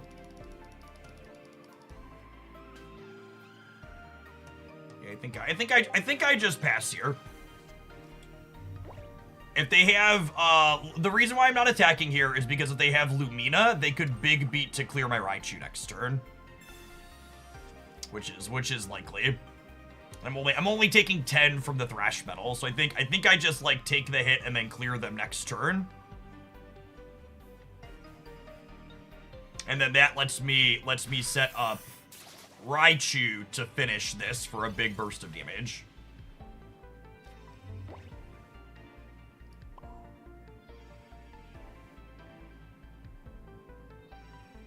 And I think I just don't screw around with hiding information. There's so many random red cards in Mars in the game. It's gonna elect to not get punished by those cards.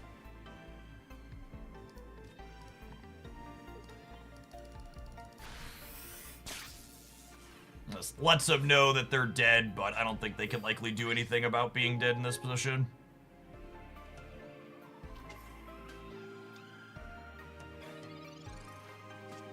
I guess they could have Cape plus a heal. That lets them not be dead on board, but they're still in a pretty mediocre spot, yeah? So Raichu and Arceus will both be at full.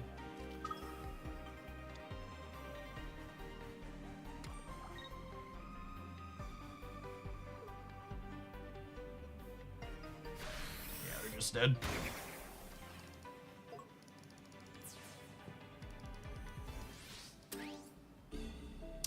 The split on the Raichus look pretty good so far, too.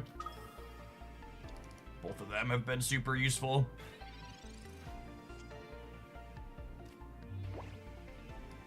Why did they big beat and not just punch there? Probably because they were capable of reading my cards.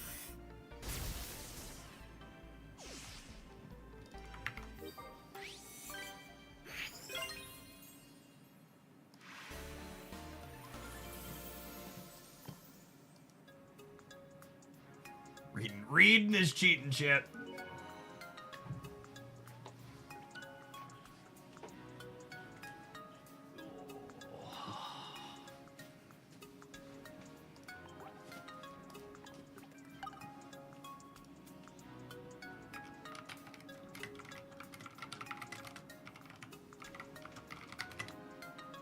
You won't catch me reading. Reading's for nerds. Nerds and suckers. I'm neither a nerd nor a sucker here, obviously.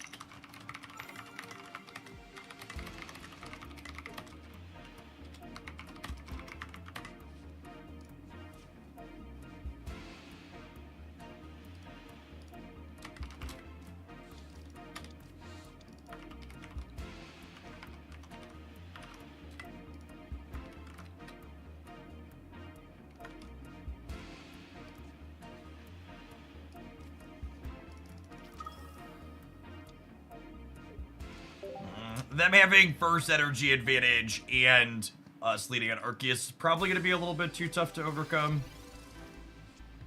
I guess we could find a copy of Leaf. The Dawn with Zero Aura could have been enough if we had first energy advantage, but I'm not sure that that'll be enough when we're going first. They have a very aggressive start with the Kartana here. And we worked on it anyways. It's going to take a mulligan here. That's the unranked queue.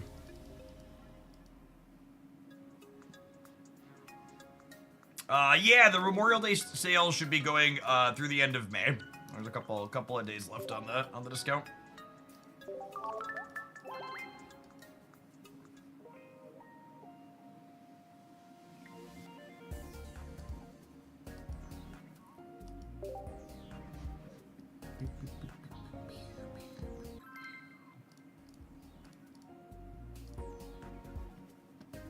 If you have Pokeball and Professor's Research, what is the correct order to play those cards in? It depends on what you're interested in drawing. If you want to draw more basic Pokemon, you should Professor's Research and then Pokeball. If you want to draw if you want to draw cards that aren't basic Pokemon, you should Pokeball and then Research.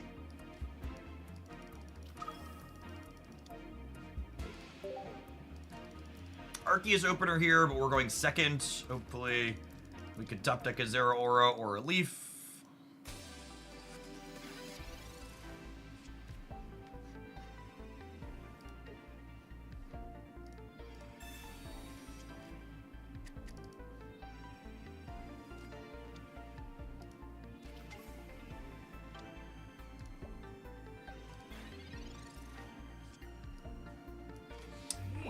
Zera. We just I just need to draw a copy of our copy of Dawn now for our next taken requests.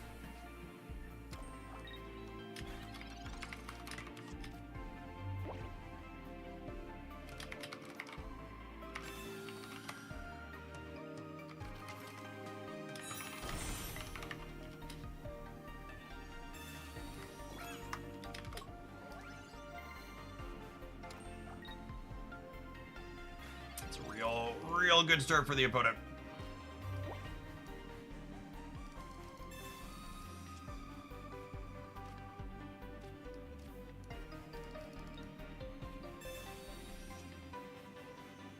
The Decidueye being able to shoot around our active Pokemon is pretty unfortunate. I think we're probably dead here. They have their good start and our start was bad. Not really a whole lot to be doing here.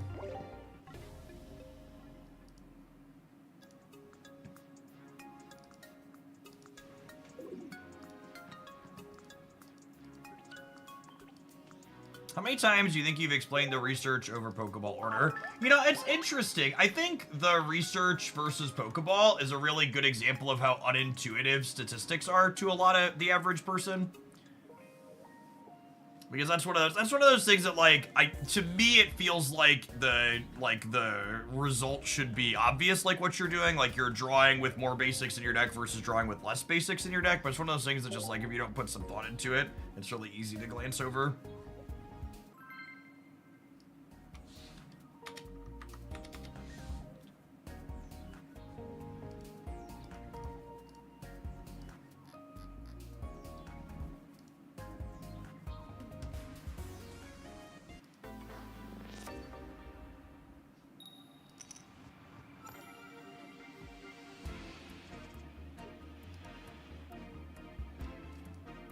I would love to Zero Aura while going second. Thank you for asking.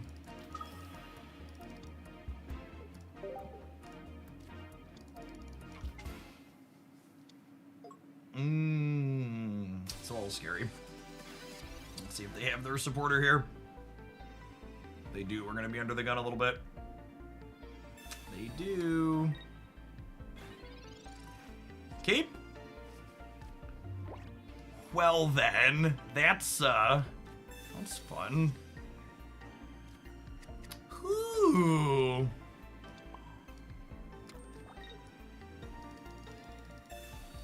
So the electrical cord here, if they clear the Zera Aura, its lightning energy will transfer to something on my bench. So Arceus will be able to attack next turn.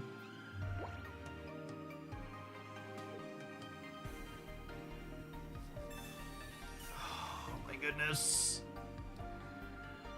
Oh! Is this Pokemon Pocket or Marvel Snap? I got my sweet new card into play and someone immediately broke it in half.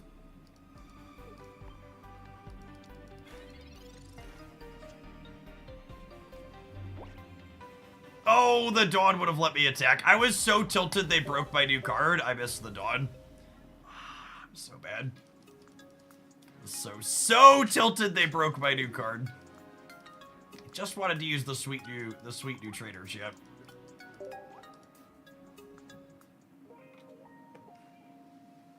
I got all of the mechanically unique cards from the new set, but we didn't really open any fancy cosmetics.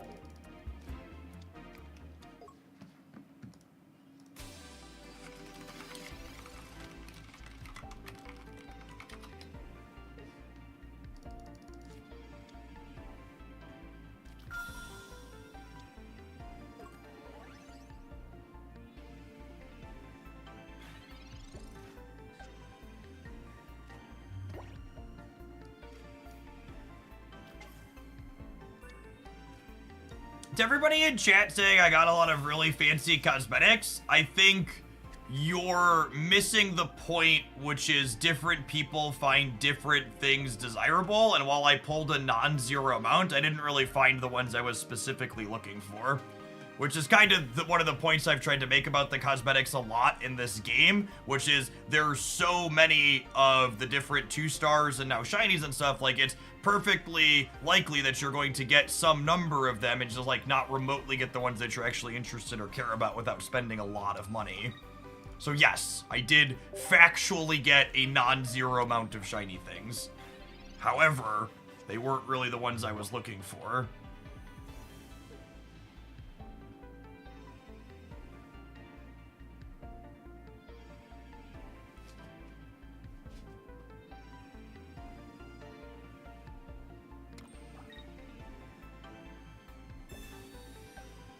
Oh my goodness. Oh, and then Crobat means, because they have their absolute best possible draw here, Crobat means the electrical cord doesn't move energy from Zeraora onto my other things. So we're just dead again. Oh, I'm so sad. We had so many sweet games with us to start. These last 2 our opponents have just had their absolute nut draws.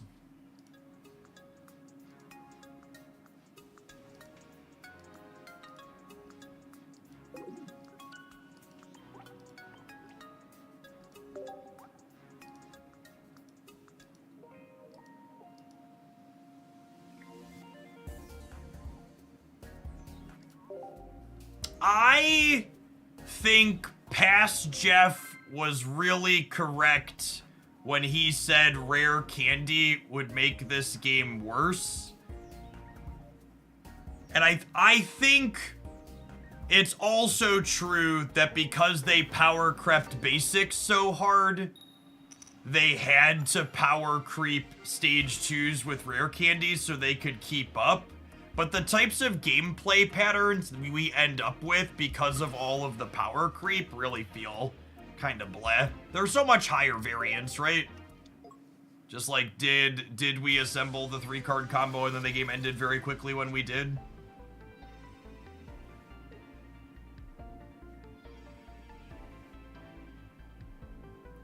The game was already pretty quick when it launched, and it feels like the power creep in every direction made it markedly faster. Which, I don't know, that's probably the goal. It probably is the goal to have it be super punchy, but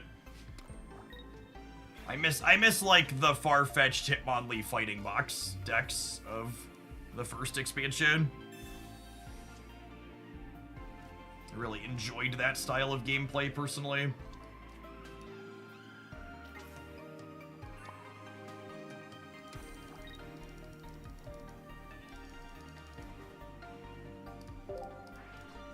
Our opener here is pretty good. We're gonna get Leaf out the Arceus and then put up Raichu and hit them while attaching electrical cord to it.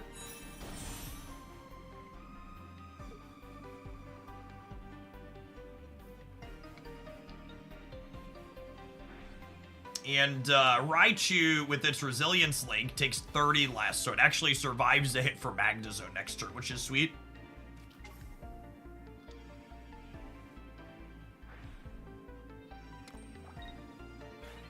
I agree from a personal perspective. Mythical Island is my favorite expansion Pocket has had to date. I like that metagame a lot.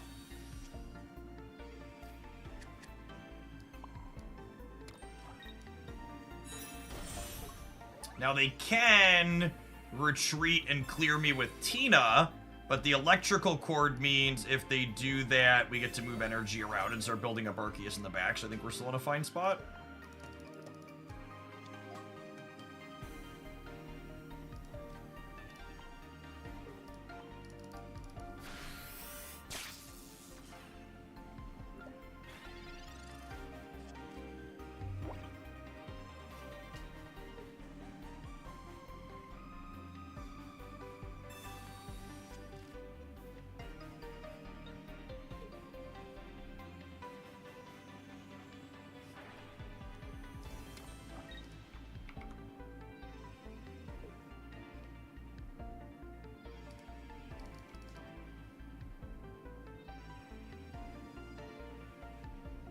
They've got a few different ways they could switch this around here. Yeah, they can put the Tina up.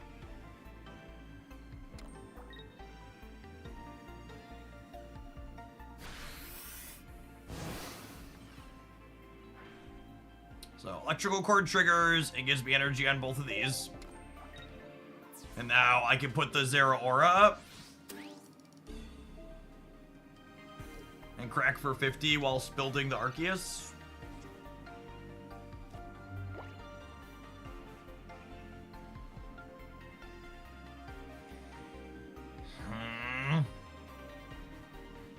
Man.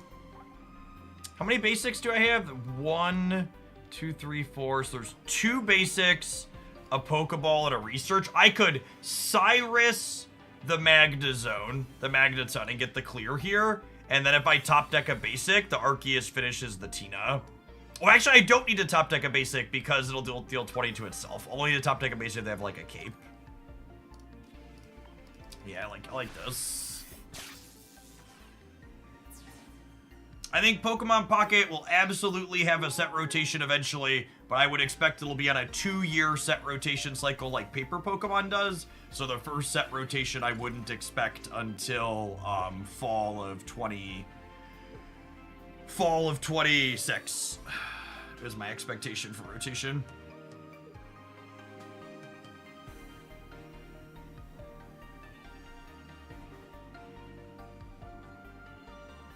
So they'll probably have all B lettered sets starting this fall, and then when they start C letter sets in October of 26, they'll rotate out the A's. All right, they have a cape. That means I need another basic to clear them. We're about 50% to find that. For people that aren't familiar with card games, set rotation refers to they break the game up into different formats where different groups of cards are eligible to be played. So there'll be a standard format where you can only play with the last 2 years worth of cards, and there will be some type of non-standard format where you can play with more than that. Now, because I missed on the basic, we are dead to red and, we are dead to red here, or Giovanni. Oh, I guess they could also retreat and crack us with Tapu Lele, and then they clear us afterwards, yeah? Is that only for ranked? It depends on how they set it up. So sometimes games will have a ranked ladder for both modes. Sometimes you'll be able to play either to move the separate number up. Really just varies. Oh, I guess their Tina is also only at 20, so they technically need to heal it again. Otherwise, they get a draw.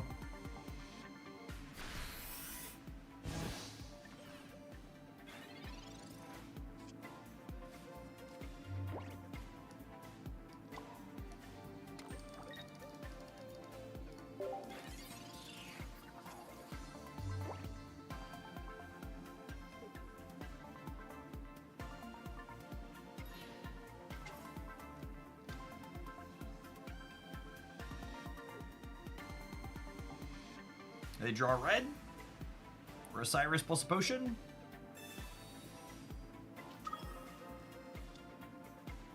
We're just taking the draw. Just taking the draw. Alrighty.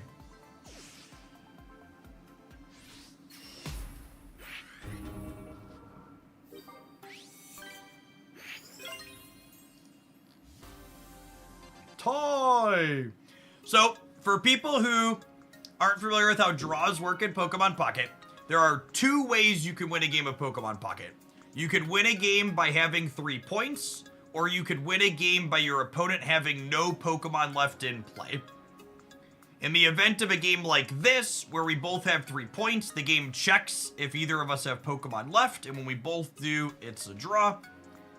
You can also have a draw where, like, one person has 3 points, the other person has no Pokemon left. You each have 1 win condition. There's basically 2 ways to win a game, and if you have equal numbers of those win conditions met, it's a draw, and if one player has more, they'll win.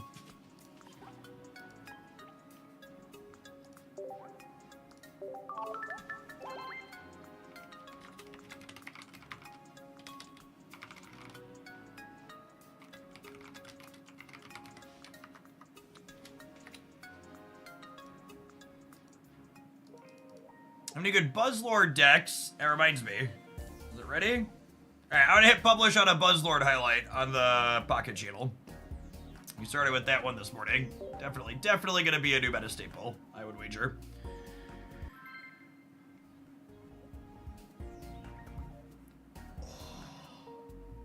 So if you get 4 points and your opponent got 3, the 4 points wins, right? No. Getting more points is not winning more. It's just having 3 wins the game. More bench Pokemon doesn't matter, more points doesn't matter. It's simply, do you have 3 and do you have any left?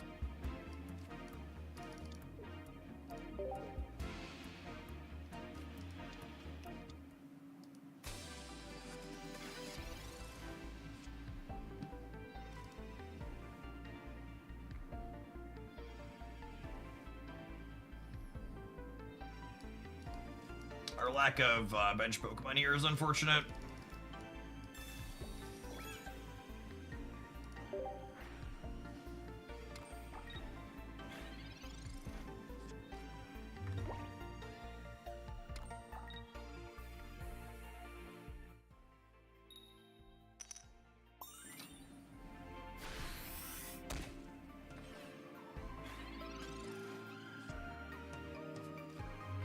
Well, I mean, technically keeps us alive, I suppose.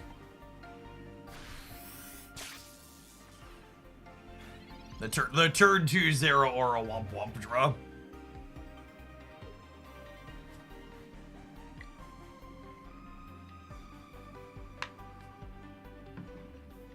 Theoretically, the most points you can get in a single game of Pokemon Pocket is,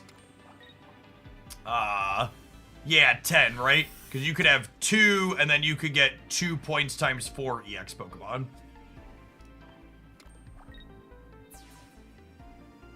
Obviously, incredibly unlikely that things break that way, but the theoretical ceiling is 10.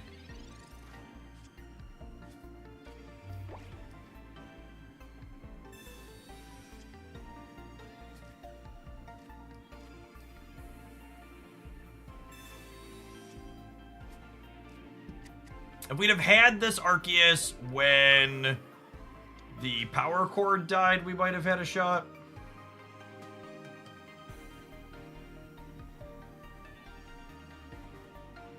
Do I go energy here, let them clear this, energy here, they hit, and then I hit them back, and I just win if they don't have another basic? I think that's the play.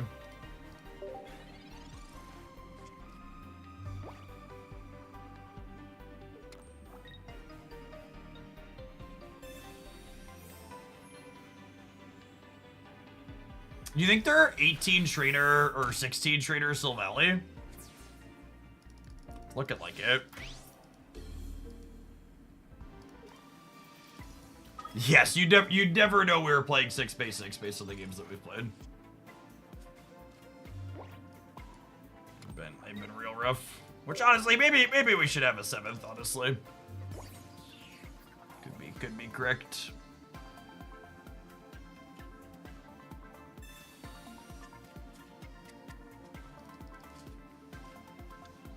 The answer is always Duck. Duck or an Oricorio.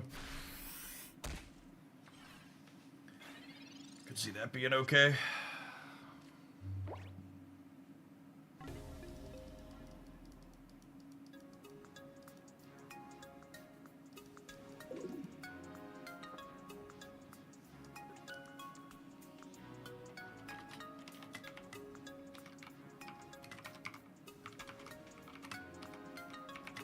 All right, let's do one more with this, and I think we'll roll an ad and we'll build something else.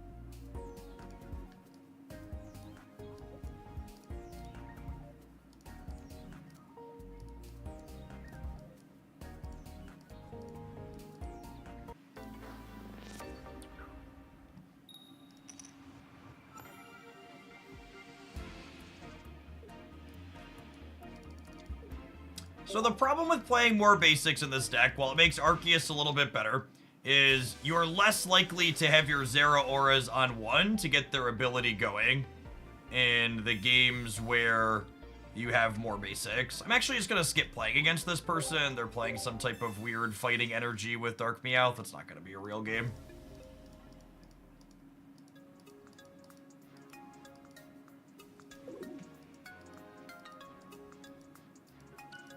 Definitely don't miss queuing into stuff like that inside of ranked is nice.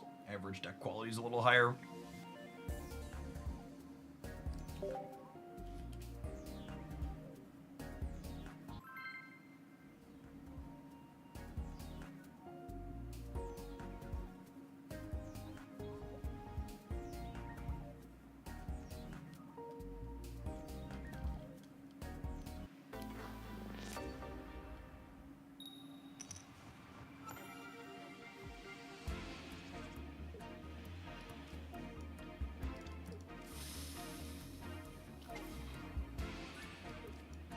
Solid opener for us. A little bit of everything with Zera to get energy. Ooh, maybe I think we'll play some Nihilio next. Sounds good.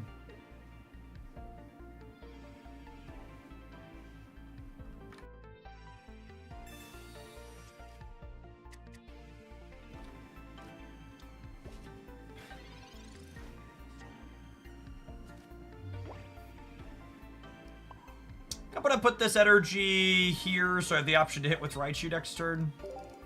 Zera provides its own first energy, so you can't attack with it this turn either way, and now with the Leaf we have the option to hit with either.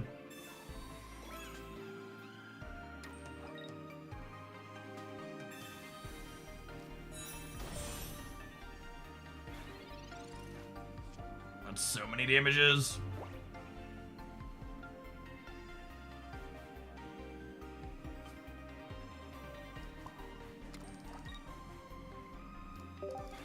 No reason to attack them here.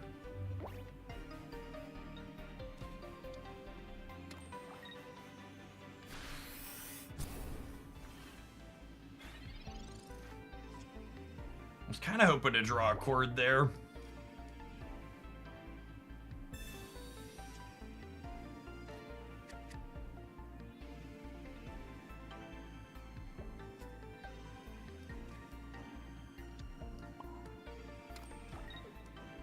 I'm gonna potion here, so that way... I guess this doesn't make sense. Doesn't, because without the cord, it doesn't matter if we die to poison or not. That's a waste of a potion. Clean down either way.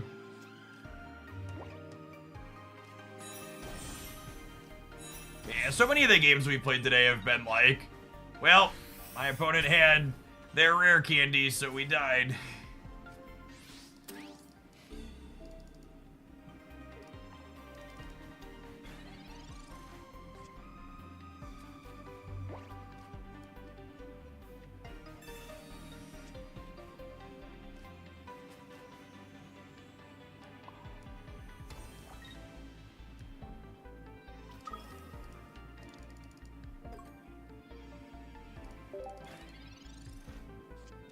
We get to leaf out the Zeraora, and then the Arceus hits for 70, so, like, maybe they don't have second Scolipede, and we're okay here.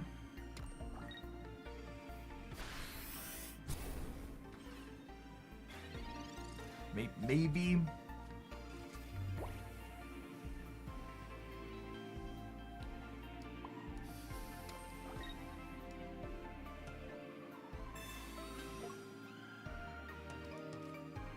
Oh, Arceus can't be poisoned. I forgot.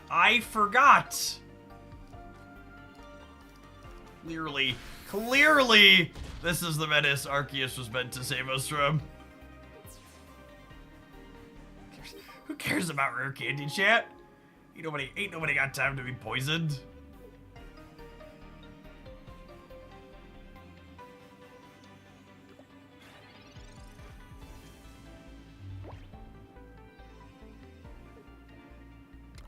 If they have Brave Buddies into... Yeah, I mean, that's 120. It's a lot of damages. I think we're still cooked, gamers. Okay, well that means we're not dead on board at least. Dead to a few things they could do here, but not dead on board is all you can ask for. Dead to their second stage 2.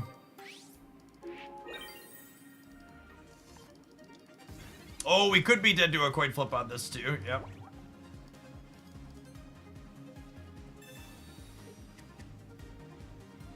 Is Sabrina now useless with this new item with the same effect? You should read the item.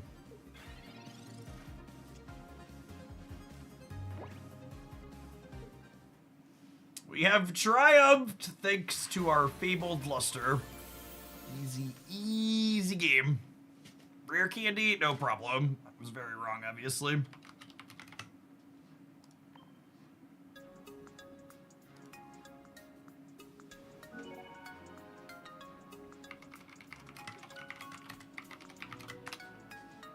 Alright, I'm gonna throw the deck list up on screen for a minute while we let some adverts roll. I think I'm going to run and grab a drink because we're going to be streaming for a little while yet, and we're going to build another deck when we get back. Appreciate everybody hanging out. Don't go anywhere. If you're watching this on YouTube, consider tapping the like button. We're getting close to 600. Can you help us get over the line? Appreciate the folks that have pressed that already today.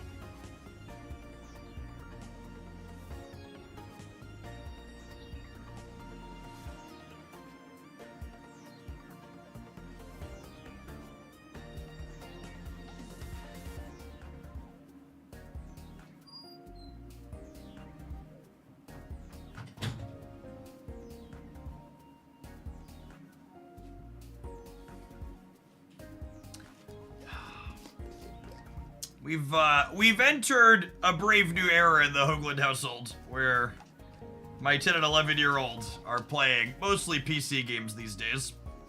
And I think I know the answer to this question. But I'd like to confirm it with people in chat who probably have looked around too. Steam validates stuff on their platform that if I'm letting them install free things on Steam that are of an appropriate rating, it's not a malware concern typically, right? Has there ever been a history of something getting released through Steam that's ended up being malware? I know it's gotten through the Google Play Store periodically. I don't think I recall seeing anything about that on Steam.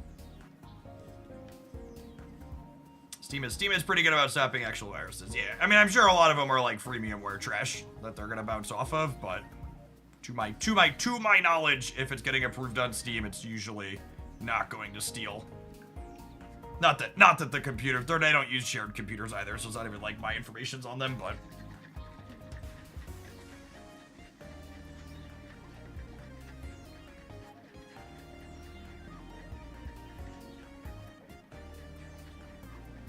There was one relatively recently, but it was caught and killed very quickly. Okay.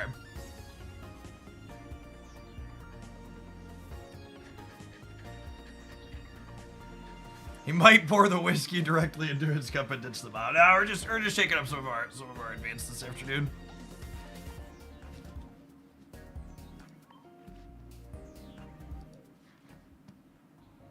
All right, are we playing with the Ultra Beast chat? Is it time for the Poisonous Beast?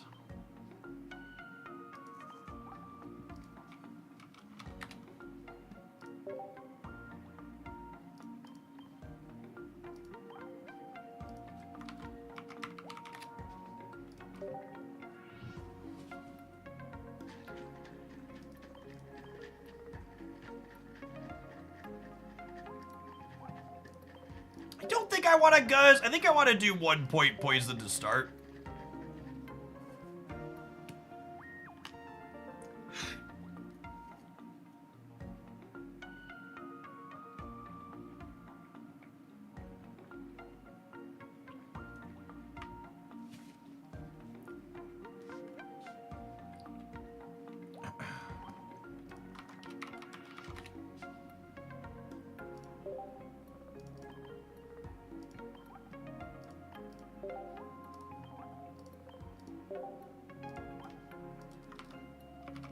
It's a damn shame Wheezing with...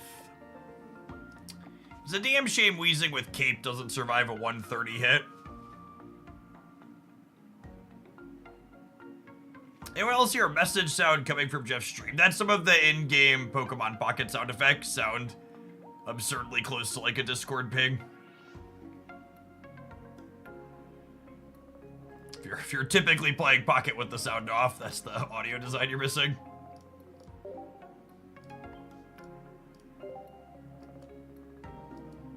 Is Absol good enough? A couple people have mentioned Absol now, and I'm gonna be completely honest with all of you at home. I can't tell you what Absol's text box is, so we're gonna look it up here in just a second and give you an opinion on it. I'm assuming the fact that I don't know what its text box is means it's bad, but also, like, we're playing Wheezing, so, like, our line for bad is a little bit low.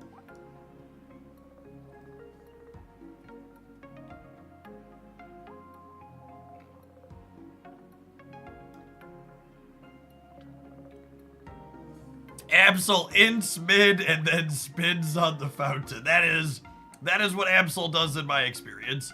I think this is trash.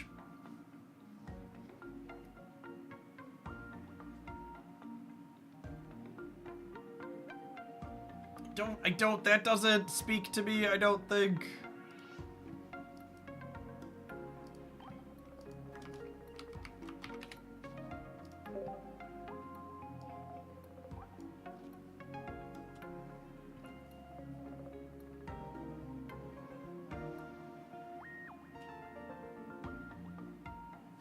Yeah, you do 30 or 40 if you have both the Nihiligos.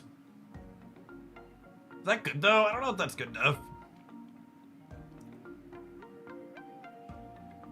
We could also just like play another good card behind these without being all in on the like Wheezing and Nihilego both poison. I don't necessarily have to have another poisoner.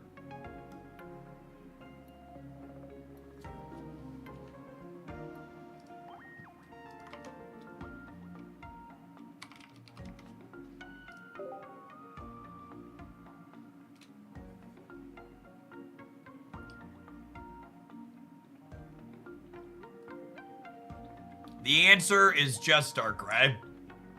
Yeah, probably. I could also play another 1-pointer though, and just be all 1 points. Could throw a Farfetch'd in for old time's sake and call it a day.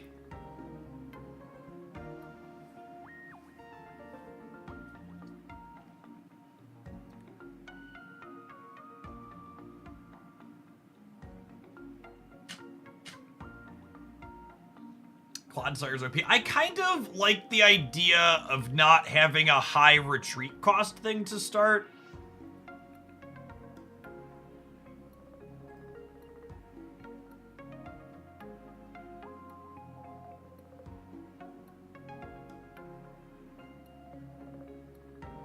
Honchkrow. Honchkrow's cute. That one's high-ish retreat, though. The, basic with Veto Shock is it Sandalite? Salandit? It's not Sand, it's Saland.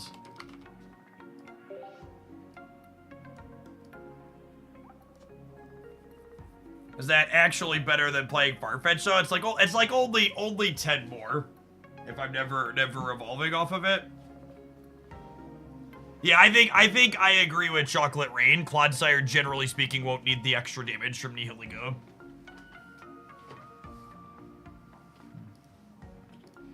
I think playing with mostly smaller chip shots. I'm gonna search Poison. Does that work? Just to make sure there's not any trash cards I'm forgetting. Certainly does work. All right. Grimer.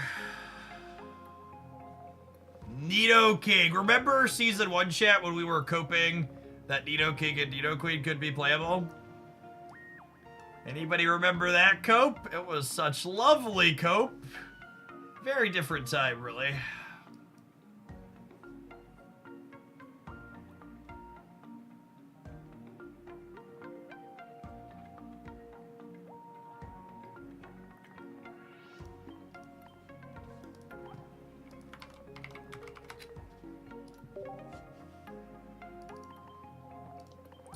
Quarterback? Can I play quarterback with Poison Ekans?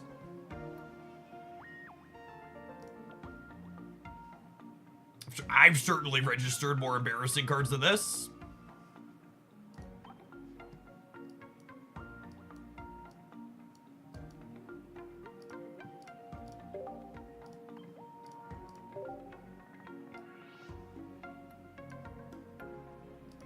But what year is it?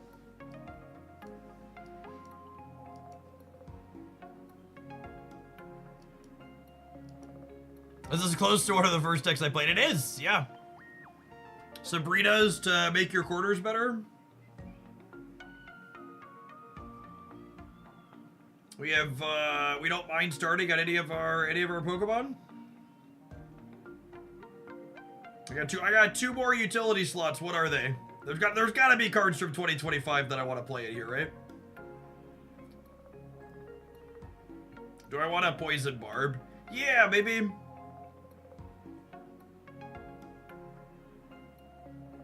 I don't know. Is it really Barb? Like, the only thing I'm doing that's not poisoning is the Arbok, right? Hey, Jess. Thank you for the 10 months. Welcome back.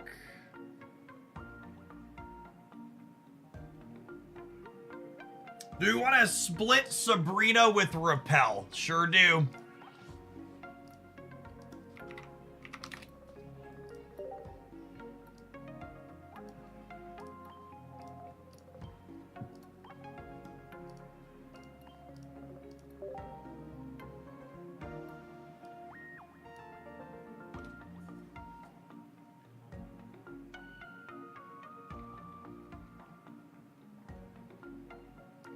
Is this one retreat cost? Yeah. What if I play an X speed? An X speed for old time's sake, and then and a cape? Yeah, cape is randomly useful. I like cape.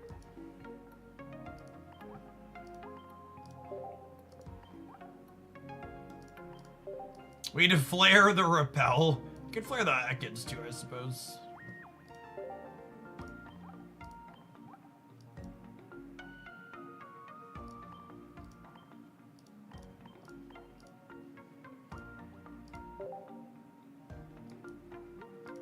Alright, let's do it.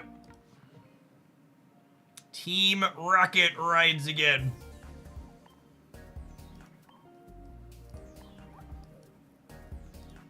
Was the other coughing better? The other coughing has a 2 retreat cost, which is worse with my X speed. I think it doesn't let me do damage right away.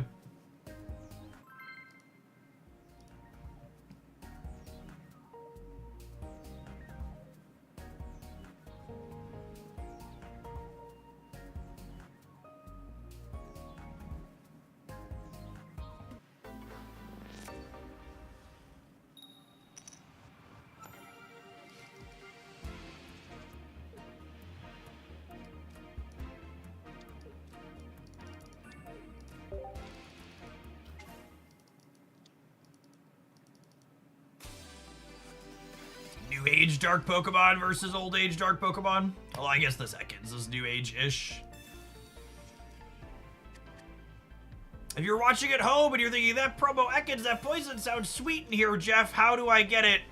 You weep silently and you play something else. It is not a card you have access to due to Pokemon Pocket's wonderful economy.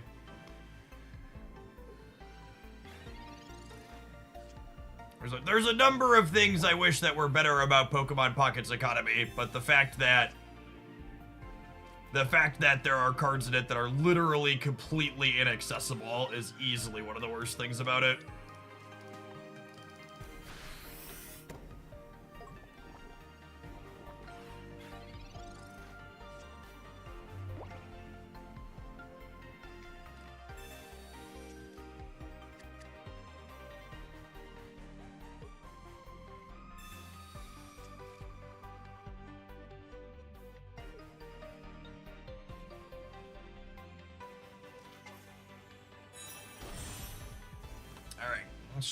Let's find an Arbok and lock Darkrai in a room with us, huh?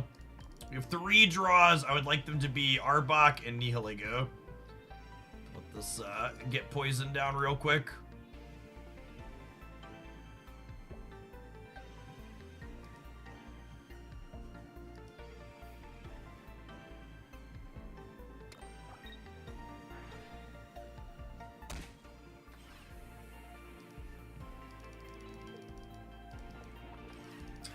great. This is 66% to be that one. Lovely. A crowd rare finding a crowd rare. Appropriately rigged. So appropriately rigged. Look at that. I got everything I wanted for Christmas, chat.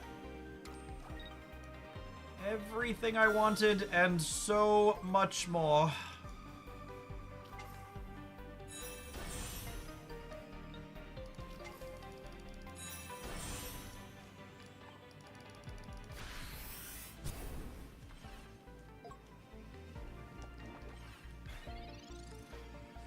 Are you able to trade for that Ekans? You're not. You can't trade the promo cards. It's actually just completely heinous. If you've missed any of the mechanically unique promo cards, you literally can't get them currently.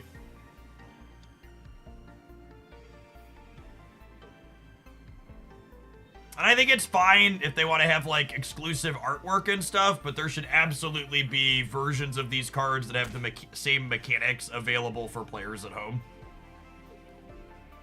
It's really awful that there's not.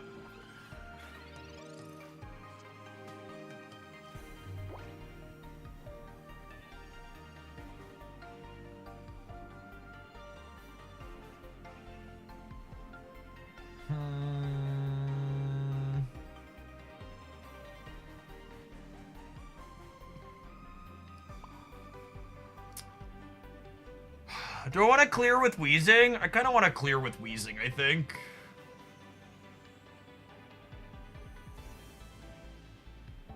I guess, technically speaking, I don't even have to attack to clear. I think I don't want this to be in the active spot, is what I don't want. I think I want to do this. And then we pass, and this dies.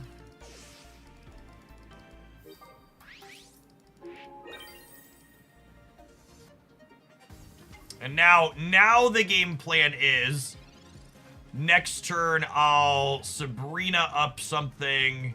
I guess I can't Sabrina and Koga though. My Arbok can't corner them.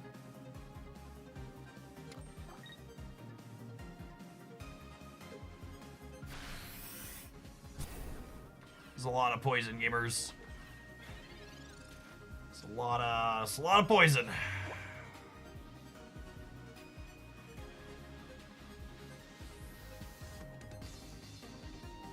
I think I just forced them to have the Koga, yeah?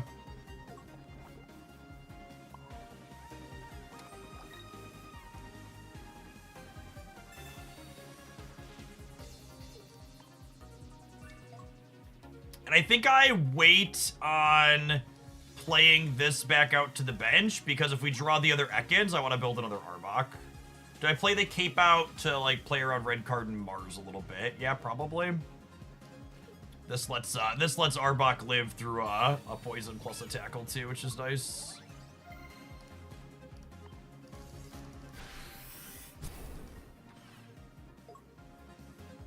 They mentioned in the trading update that they might add trading of promos at some point in the future. They did not give us anything firm about it, though.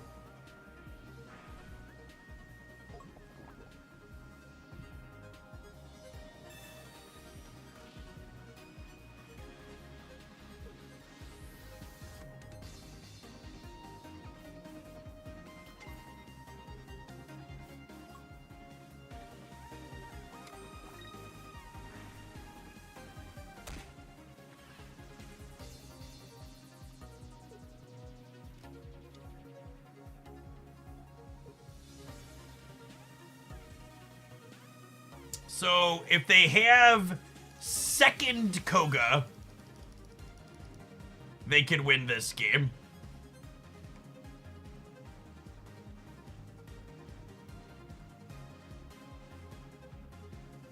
But otherwise, Arbok can lock in whatever we Sabrina up.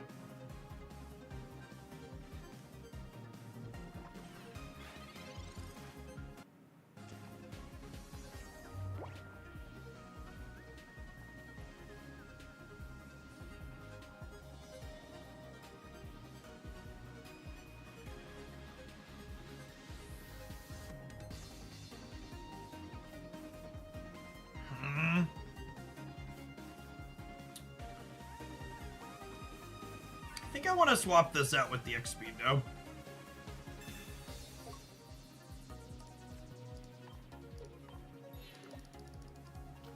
And I'm going to go ahead and gas leak this Darkrai. But I explicitly don't want to attack here. Because if I attack, I get poisoned and then I die on the backswing. Whereas this way, I'm only taking 100 total. Yeah, they don't have any points yet here. So what this pivot allows me to do is, if they hit me for 100, and then they clear me the following turn, I can get the Arbok up and lock this Darkrai in with me.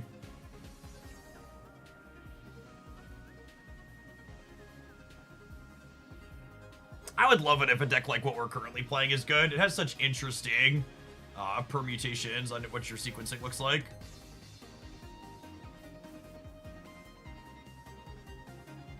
Yeah, still Helego's effect stacks, so my opponent's poisons are doing 30 per cycle and mine are doing 20.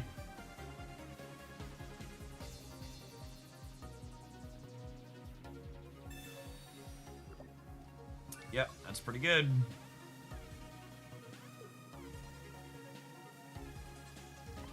Gonna draw my other sneaky snake. I have one snake, one snake and one, what's it called in a couple of cards here? 5 cards, 40% to find other snake here.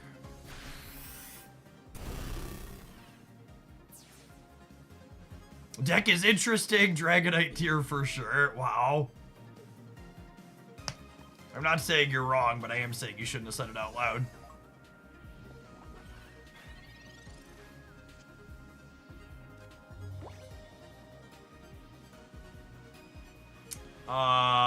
Math. So this means they take 30 per cycle.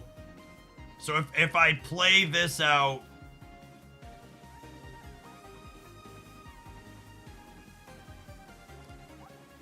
I only played one Koga. Yeah, I'm gonna crack him.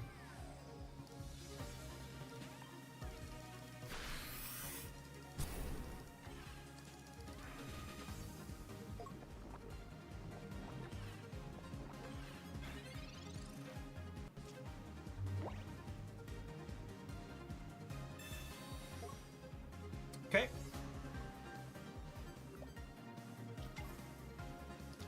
And it's safe to assume they have another Koga at this point. I wonder if it was right to play the other one of these out. It only did 10 more on here, and it means I can't play Ekans next turn now.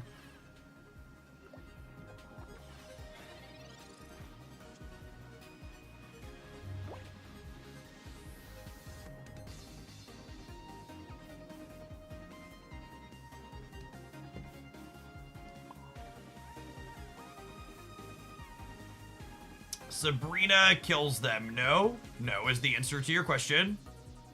Tackle does 30, and then Poison does 30.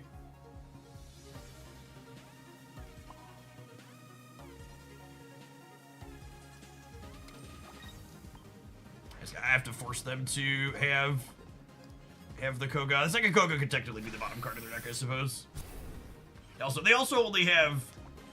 Oh, wait, am I dead, though? Ah, shoot, that's their second point. Yeah, I don't think I had any lines here, right? We were dying to the poison. I didn't have my second Koga. Oh, rip.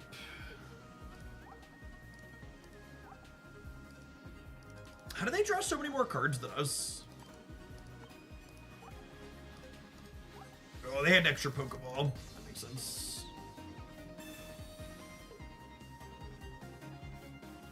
They don't have second Koga? They don't have second Koga? Oh, we die though. We're still dead.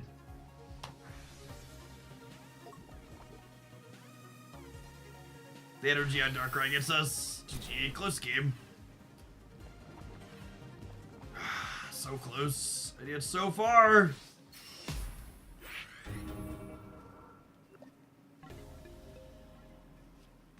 Needed my second Arbok.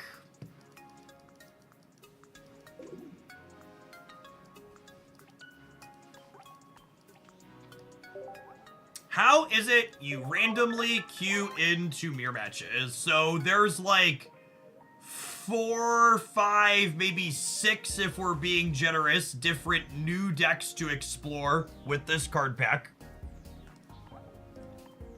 And all of those things are relatively obvious. So yeah, you're gonna run into other people trying the same stuff.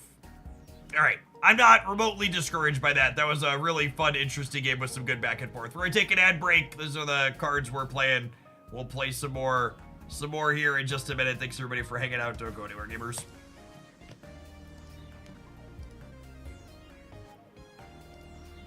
If more games of Pokemon Pocket were like that last one, Pokemon Pocket would be a better game.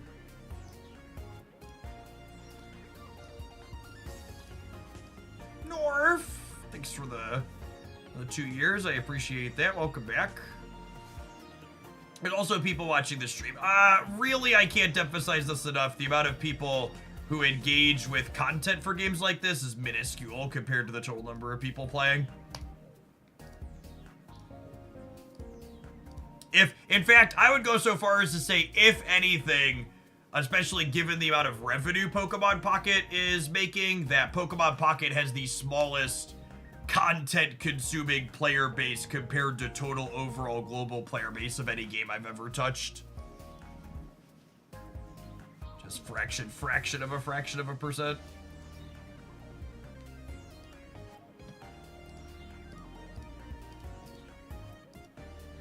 I've been trying not to get into Snap stuff while we're in the middle of Pocket, if I'm being honest. Ben.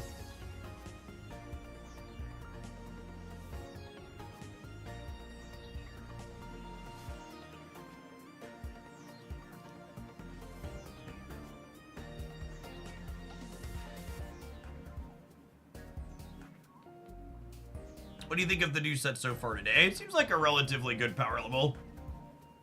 Buzzwole's probably the new easy default deck. Guzzlord probably ends up somewhere. The other three could go either way.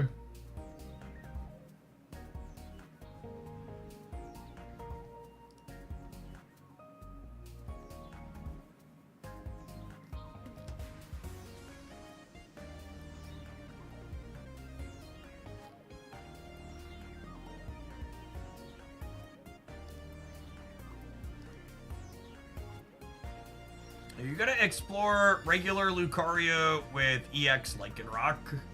That just seems so clunky. Because, like, you don't want to lead on Lucario and you need 3 energy on Lycanroc. I want to play with Lycanroc at some point. I think it's probably got a playable stat line, but I want to have it be a finisher in, like, a 1-point deck, I think. As opposed to, like, leading on it and powering it up with Lucario.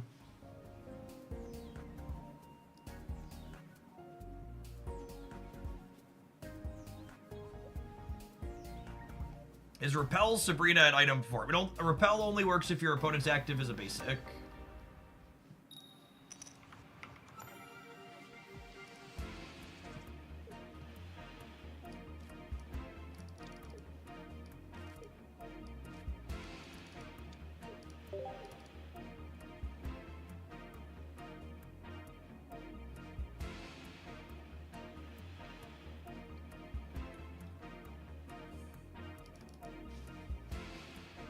I mean, any good pulls this board. I got the mechanically unique cards, which is what I want as a content creator. I've stopped pulling extra card packs for cosmetics in Pocket because it's just too expensive.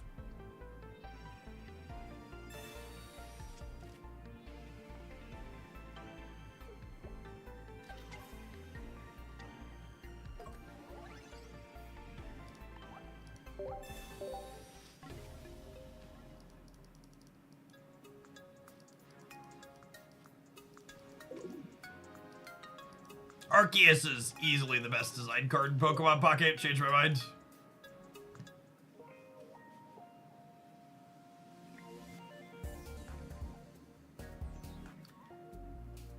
What packs will be your daily packs moving forward? I'm gonna go back to opening the set before this one until I hit 2,500 points, and then I'll buy 2 stars from there and be done with that pack, and then I'll probably open this pack until I hit 1,250 points and buy 1 2-star.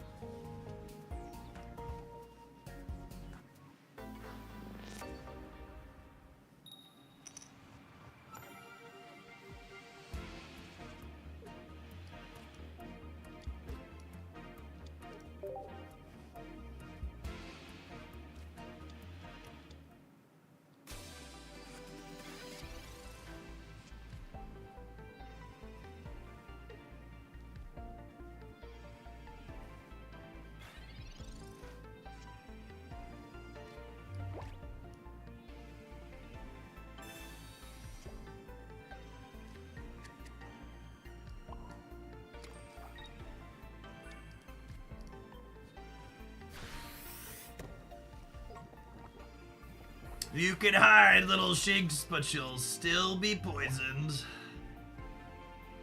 Or you'll evolve and then you won't be, you know? Sedge.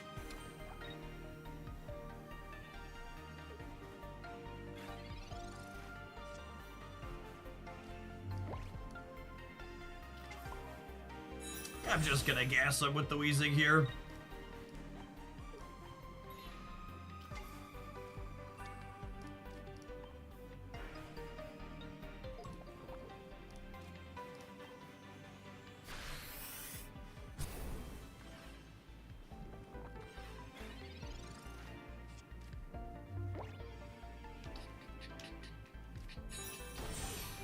Classic Luxray. Yep. Yep. That's awful, right? That doesn't do anything?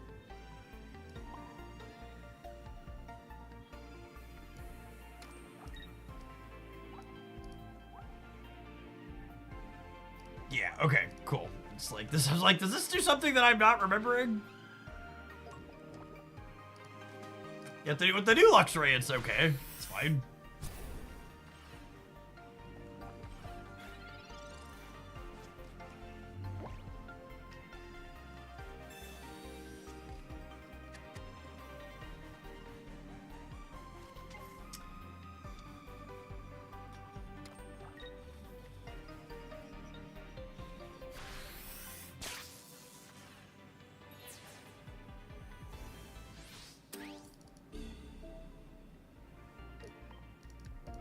Sneaky Snake coming in for the quarter kill.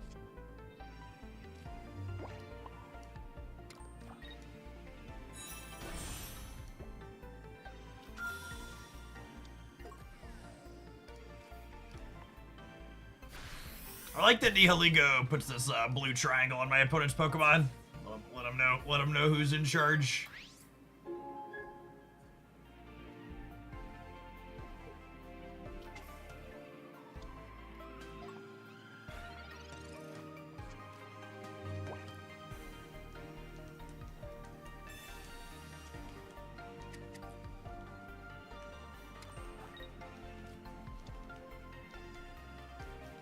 Then our cape here means that we don't get knocked out by Mach Bolt next turn.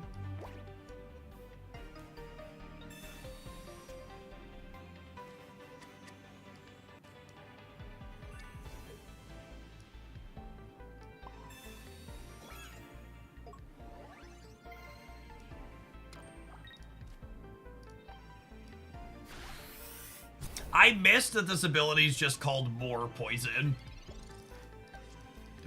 Did we run out of creative juice that day at the office?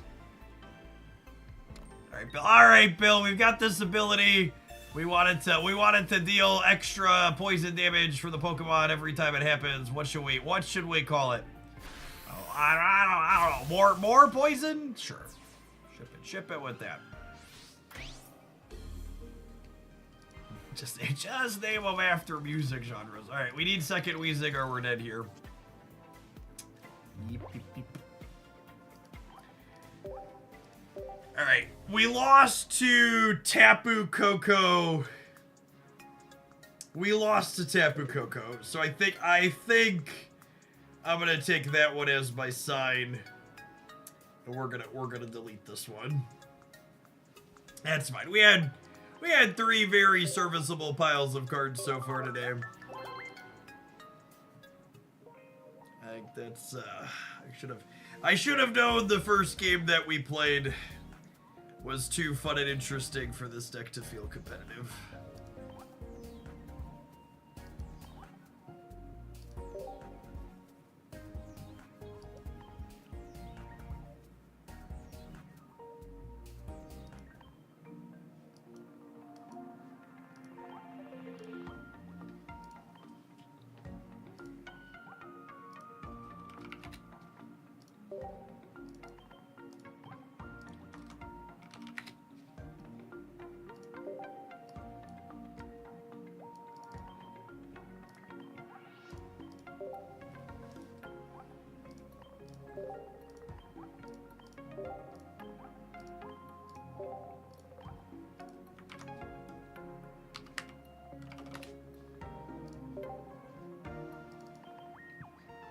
Do we play just the EX, or do I want some of this one as well?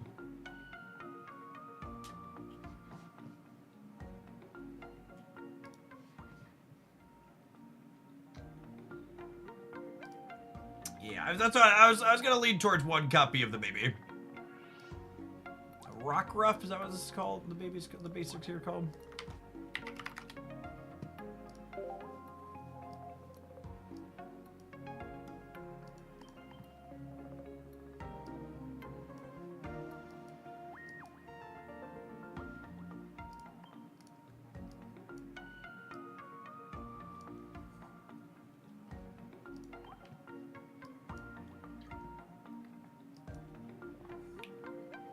Yeah, the baby's a decent lead. I agree with that.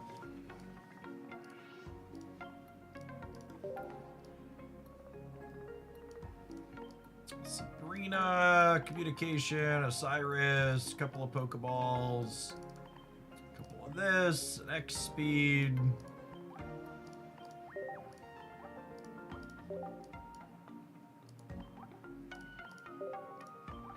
A Marshadow. Every time I've played Marshadow inside of decks that wanted a 3 energy finisher, it's felt incredibly slow and clunky.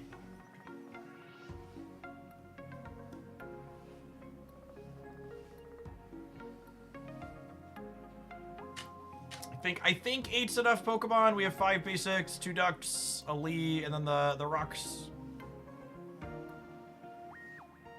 Yeah, I think Marshadow takes too much energy away from your finisher. Agree. Do we sprinkle in a Repel too for the third way to screw with the bench? That seems potentially fine.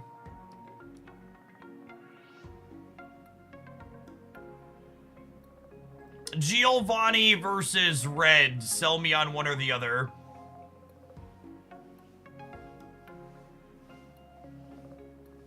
Are there any 140 breakpoints I care about? 140 versus 150 to EXs. I'll put a Rocky helmet in. Red lets the dog kill Tina. Yeah, but, yeah, that's probably the line. Red lets the dog kill Tina. Geo clears Meowscarada. Yeah, it's like exactly Meowscarada, right? With how few supporters we have, is Sabrina just better than Repel? Yeah, maybe. There's no full art. We do have a full art red. We have 2 full art reds.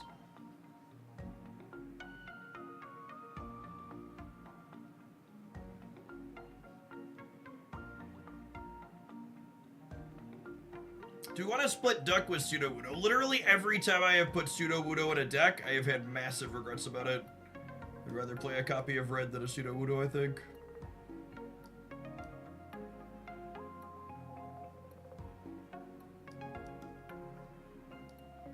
Random cape?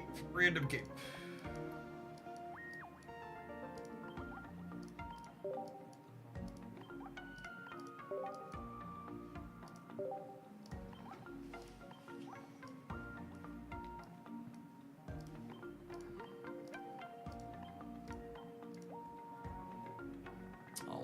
Always keep.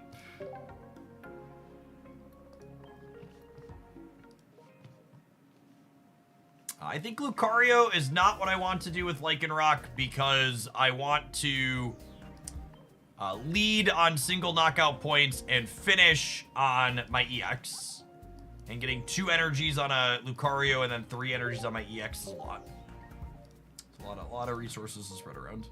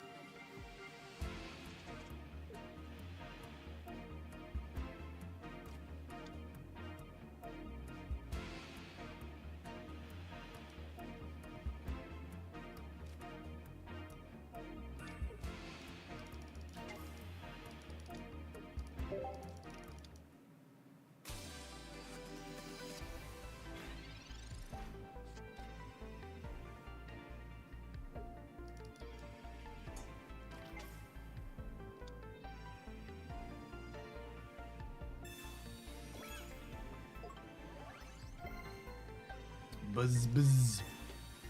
Buzz, buzz.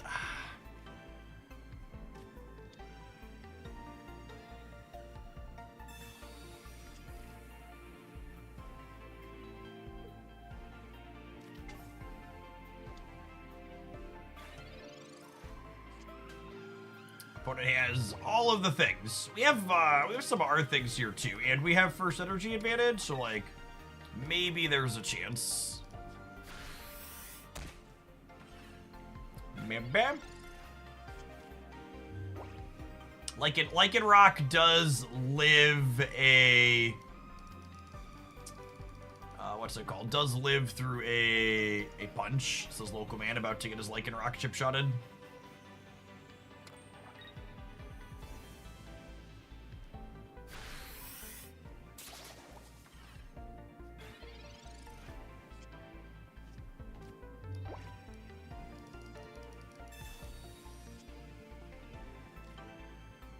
Feeling pretty cooked.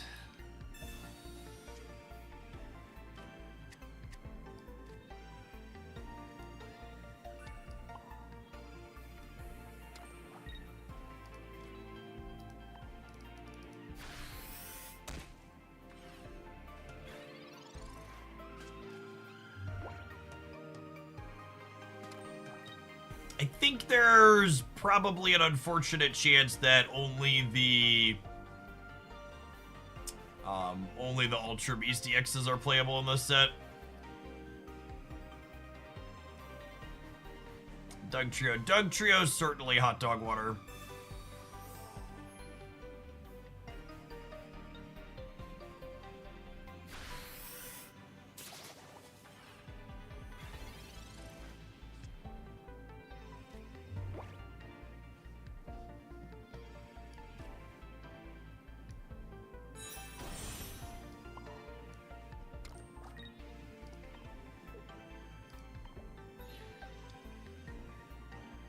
Alright, so Bloodfang gets to clear this at least, I suppose. If they have, Lucamine, they get to clear this with Buzzwole, though. I need to cape this so it doesn't die to Kartana with weakness. Oh, but then I don't kill them. Fuck me. Alright. That's not an optimistic start.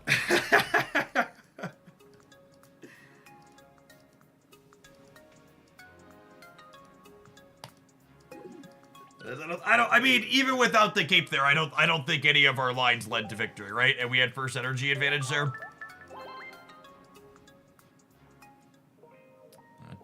That did not feel remotely competitive.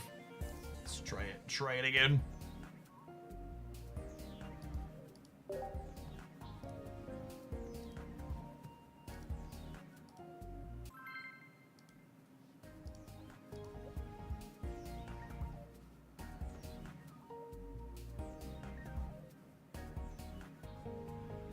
Tapu Koko feels fun tier least. What are you playing Tapu with, Cap?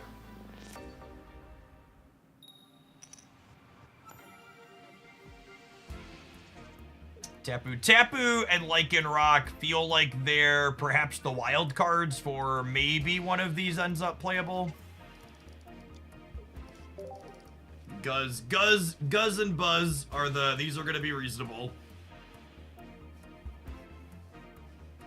And then Doug Trio's definitely trash. And then these other two, like, could go either way, but are probably bad. When's the OTA? The OTA doesn't happen for like another 3 hours still, typically. I've been mostly ignoring people's questions about if I'm gonna play Snap with the OTA today. Because unless it happens in like another hour or so, I don't know. I usually don't stream too much past 3 or 4 o'clock Central.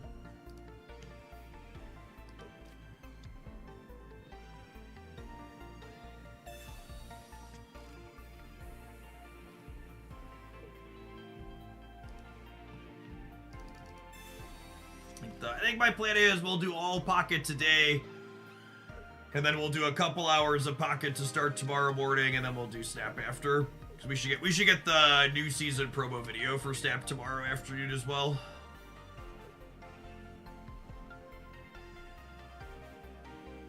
make sure we do snap second, so give me snapping when that comes up.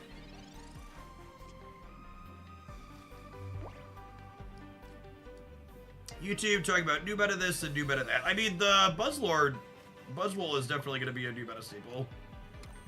Card's got very, very good numbers.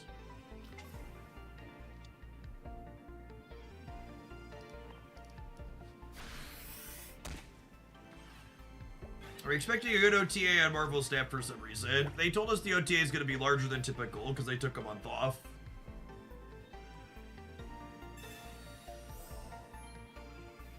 Yeah, I agree. Buzzwole's a fan favorite character as well.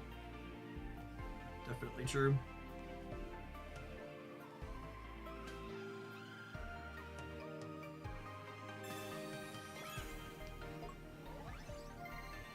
At least Doug Trio has hair. Yeah, that's why Wug Trio is better, chat, because bald is best. Doug Trio, luscious, long locks of hair. Stone cold trash, unplayable. Wug Trio, bald as a baby's bottom. Super de-duper good. Not a hair on its head.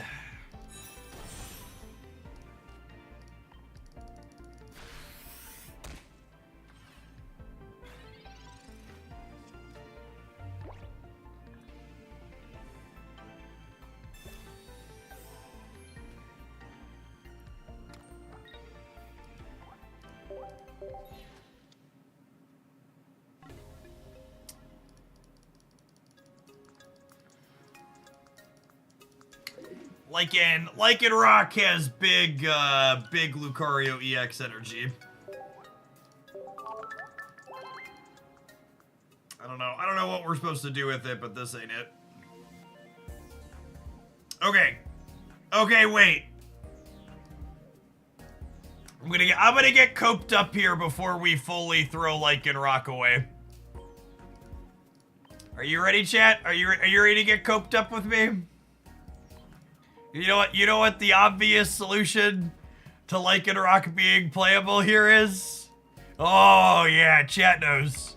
Chat knows there's one obvious solution to Lycan Rock being playable. Oh no. Oh no. All right. I mean, this is you say coked up. I mean, coked up would probably be more enjoyable.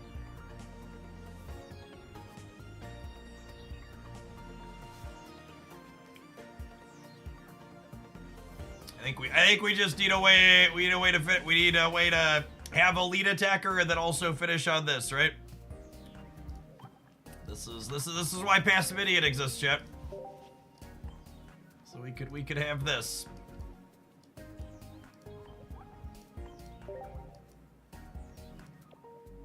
Some capes. No capes. I think I like the idea of an X speed. Do I want the communication still? Yeah, I think so. Reject all plans and return to Monkey. Yep.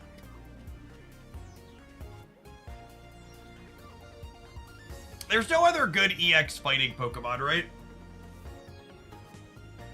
I guess there's like Aerodactyl.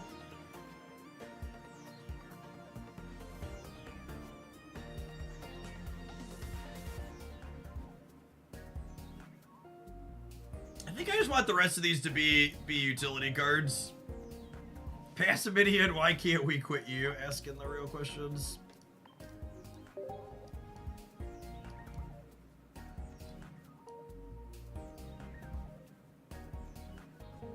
You should play a regular Lycan Rock for Oricorio, answer. There just really haven't been a lot of chickens. So you could totally do that, but there just haven't been enough chickens for me to want to do it.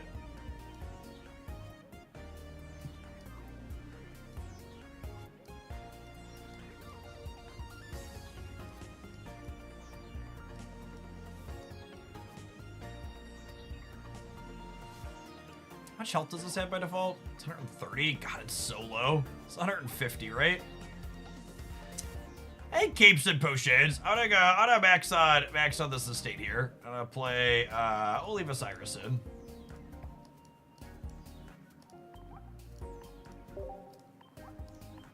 Alright, it can't possibly be worse than the last deck we played.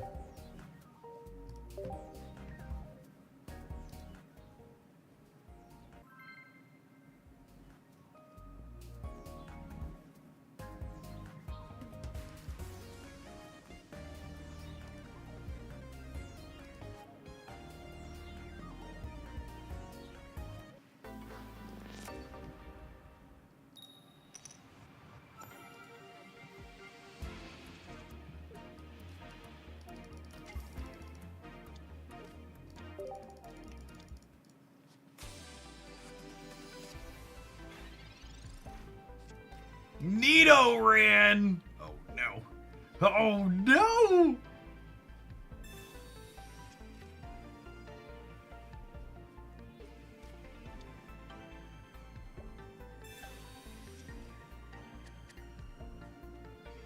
You're ready for 3 games of leading on Rockruff with no X speed in sight.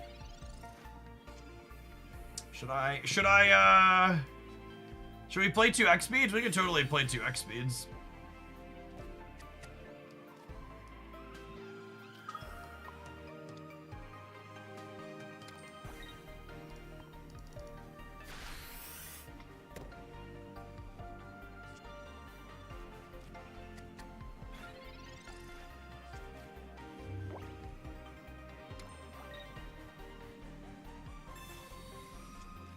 If only we could Sabrina ourselves. Where's my escape rope?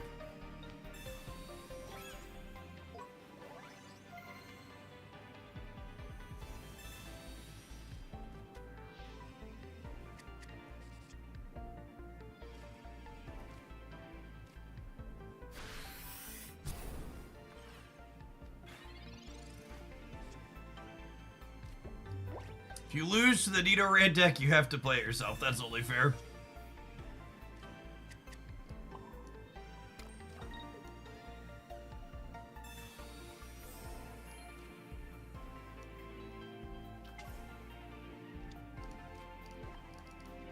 It's time to evolve.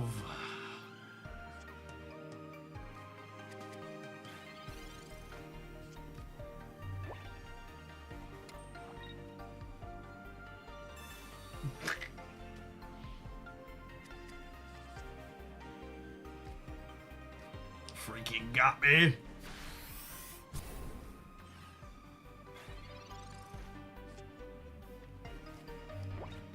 Couldn't have happened to a more deserving gamer.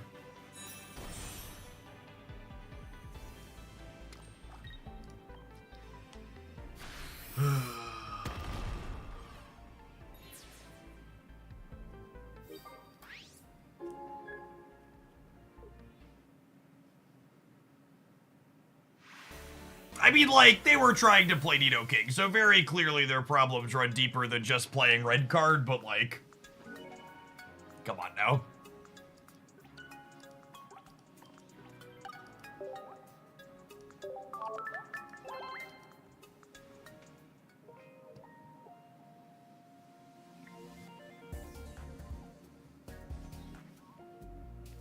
Have you played with Stoutland yet? We haven't. Maybe that'll be the next one. No, we need to Guzz after this. I'm gonna play another X speeding, so I always want to lead. I always want to switch to Monkey. Return to Monkey whenever possible. I probably don't need 3 ways to screw it there. What's it called? They're active.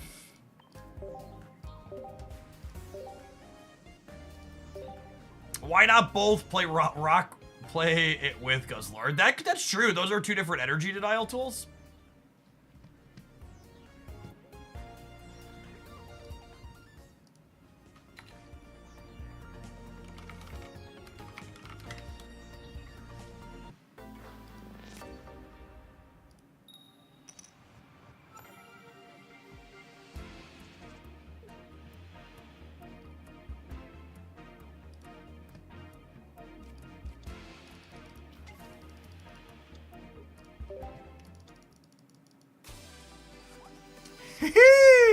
I'm in danger.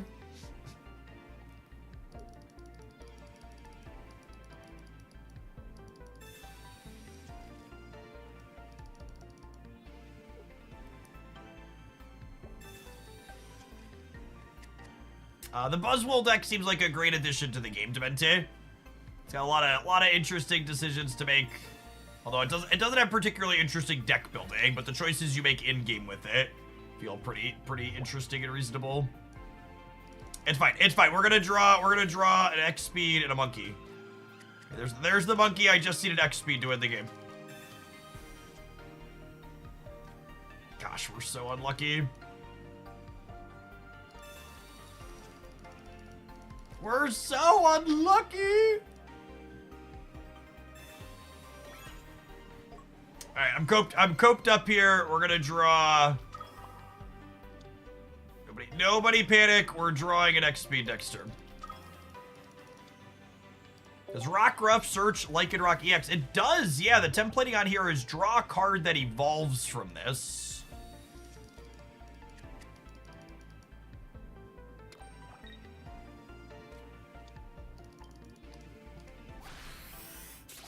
Oh, X speed.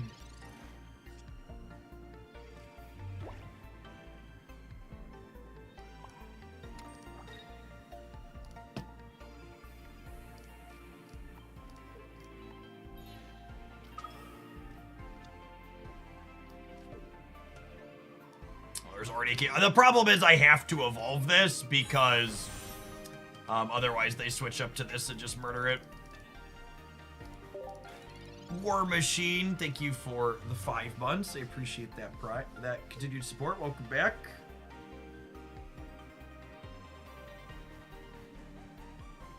Decidueye got a bunch of awesome new tools. I think Decidueye is probably the deck that gained the most toys from the previous expansion in this one.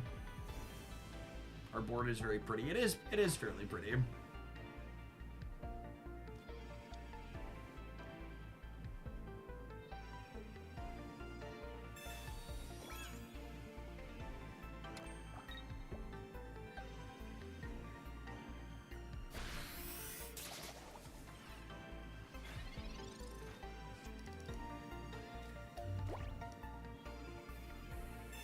Electric got a number of tools that are fine in this expansion, but I think electric decks are still just bad.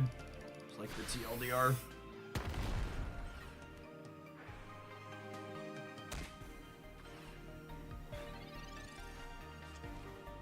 What did the Decidueye gain from the new set? It gained a few different things. You check out the set review that's pinned above the chat. We're getting through the playable stuff.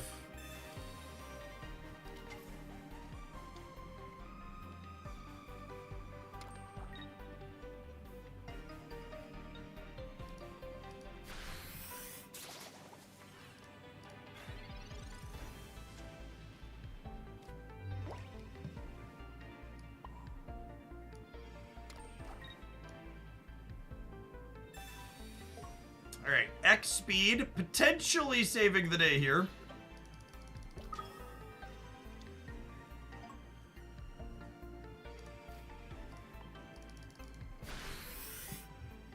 If we find our other Lycanroc, we could maybe have a shot here.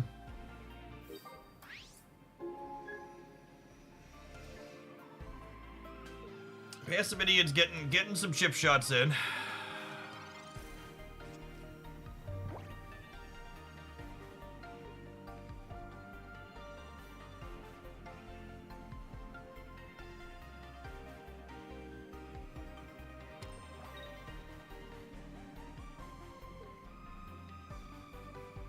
Now, one thing to note is that Passimidian is so incredibly powerful, they made sure to template it in a way so you only get to offload Pass if you get knocked out by an attack.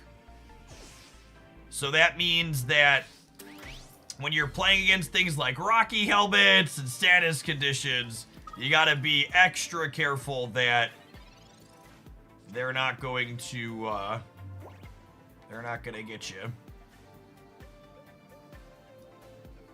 Alright, Cape, Potion, and then assuredly our opponent never hits heads on the Moonbathon. Never in a million years. Yeah, the Sabrina makes it very winnable if they flip tails. Agreed.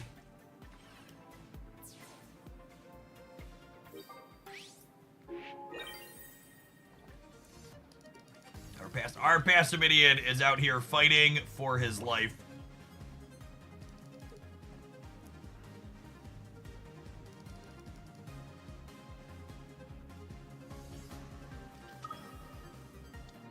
Oh, Buzz. So cooked. God, the 2-star is so good. Oh, yeah.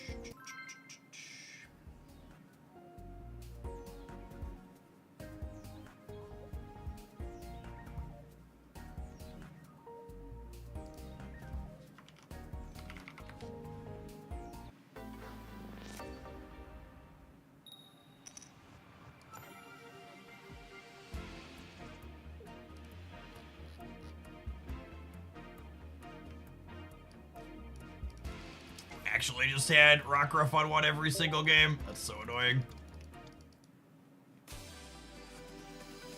I don't know what they're doing, but it's gonna be a waste of my time to play again, so I'm gonna move on. Nibira, thank you for the brand new Prime support. Appreciate it. Bye-bye, Like and Rock. No, I think this has been... I don't feel like I've had a good use of time. Where's the OTA? The OTA is typically released in 3 hours, gamers. It's for 2 hours the soonest. Typically 3, though. If you're waiting on Marvel Snap stuff, it's going to be a while.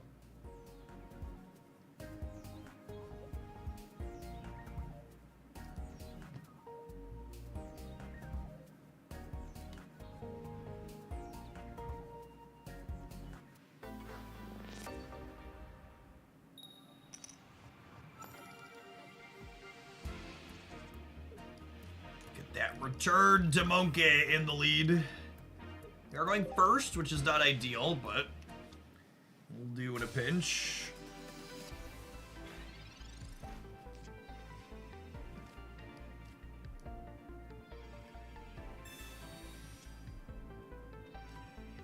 Another monkey.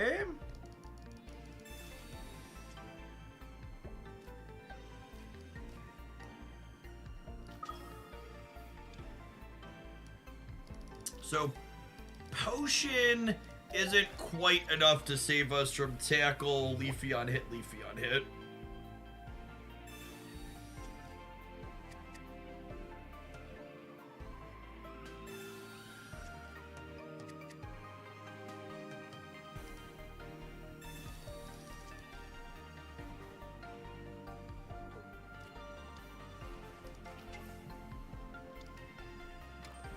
Venusaur Enjoyer. Okay. It's a rare breed.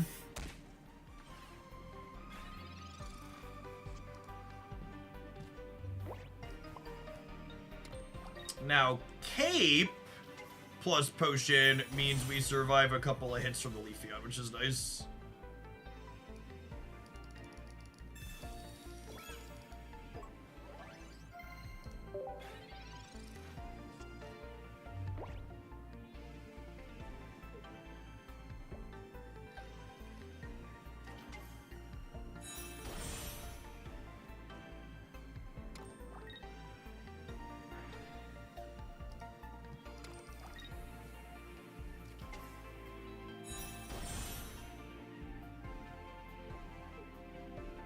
Actually, was I supposed to cape? Maybe I wasn't supposed to.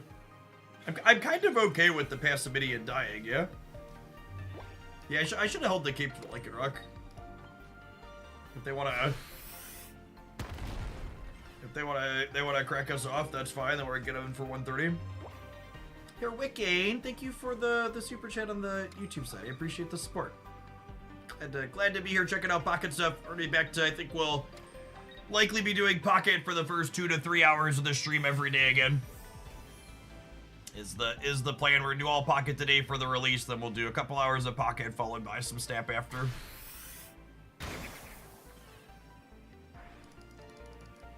We'll be back to doing daily deck highlights on the YouTube side, or other videos.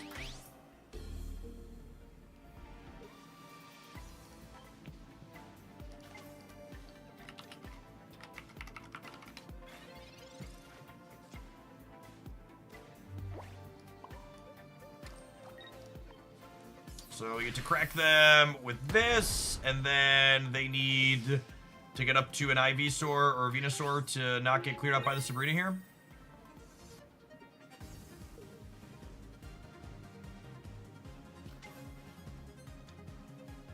That doesn't bode well for our pup.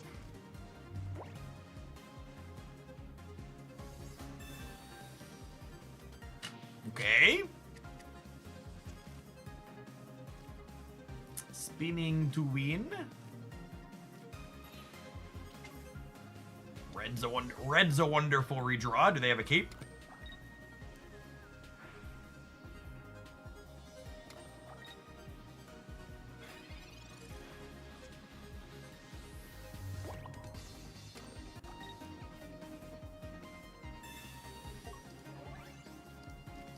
Crunch.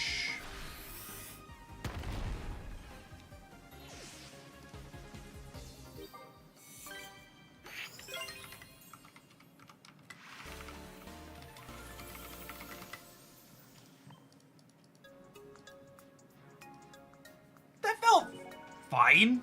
Getting up to 130 as your finisher every turn is very reasonable. It's part of the reason why Tina is good.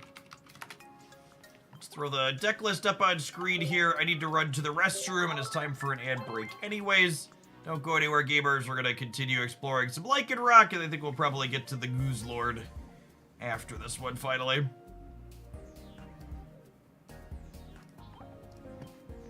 BRB.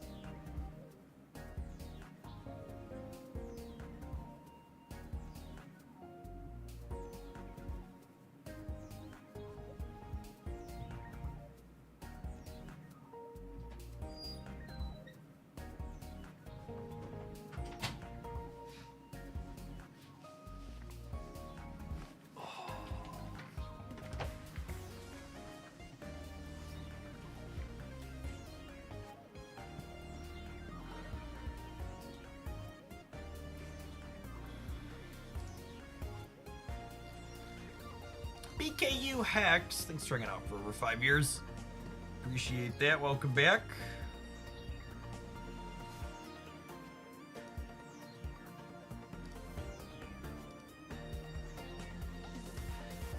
Pastneck, thanks for repping for a quarter of a year. Appreciate the 3 months. Good afternoon.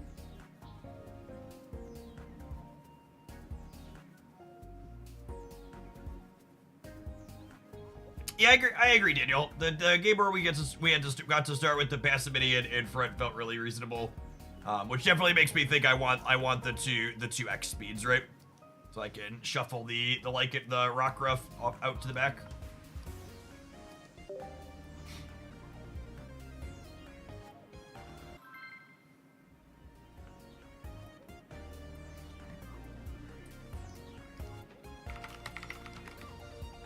Goldilocks, thanks for the over 5.5 years. Rapidly approaching the funny number.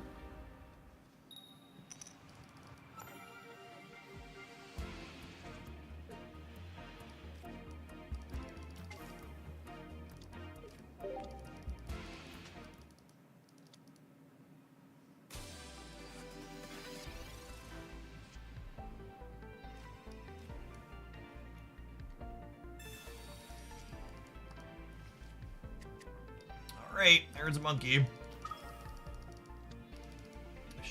Assuredly we draw an X speed next turn, yes.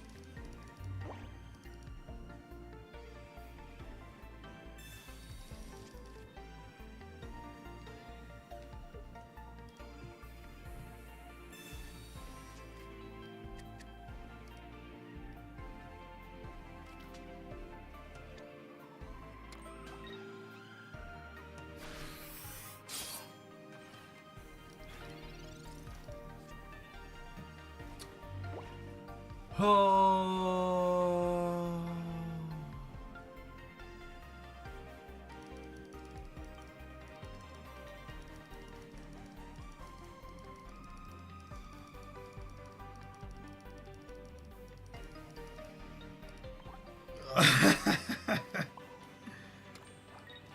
Just feel very dead.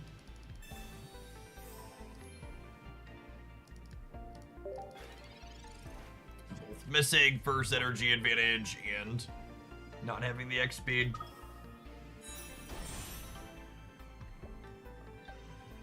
Unless they go full Celebi here, we are probably cooked.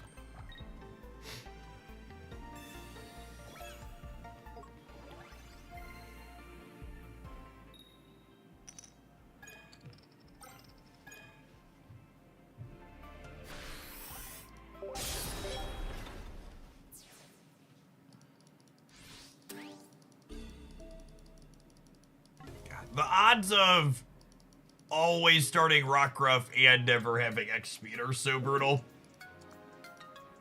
Gosh, part of me wants to put a copy of Leaf in here as well, just to full mitigate it.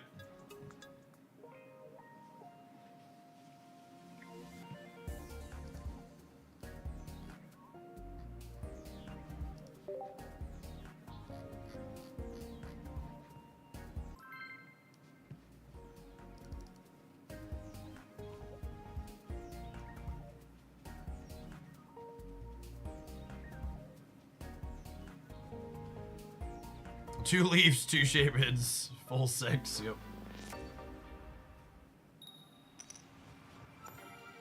Alright, first energy advantage. Never starting on a monkey in my life. I do have the X speed though, so we can communicate into monkey and then swap to it potentially here. And naturally, we've queued into a Garchomp. That means the Passimidian simply doesn't work. Like, existence is suffering, chat.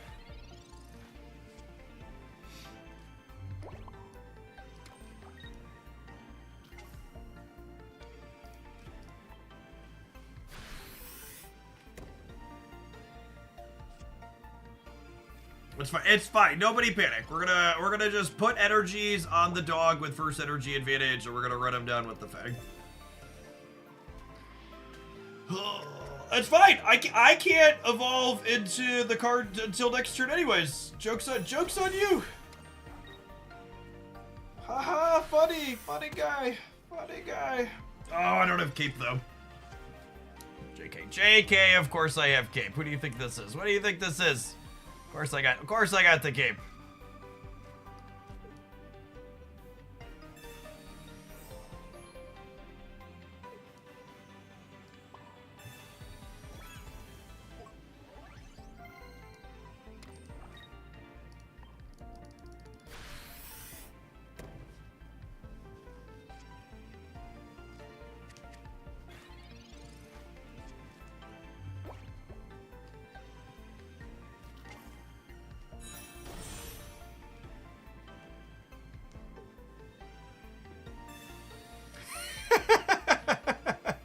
Sure thing, boss.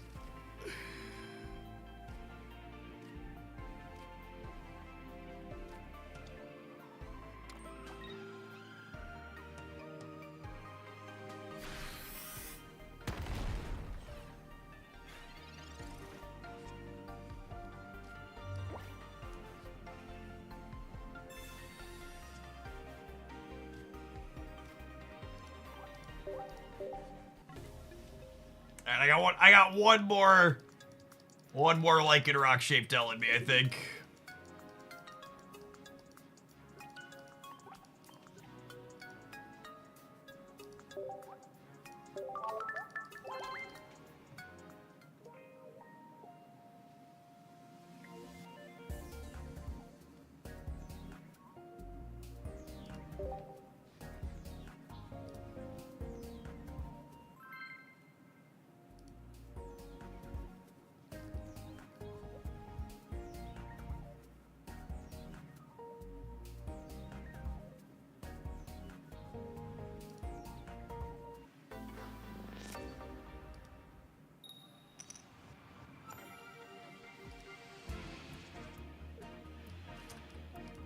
Okay, this is getting ridiculous at this point. Like, truly, how many games in a row can we both lead on Rockruff and not have an X speed?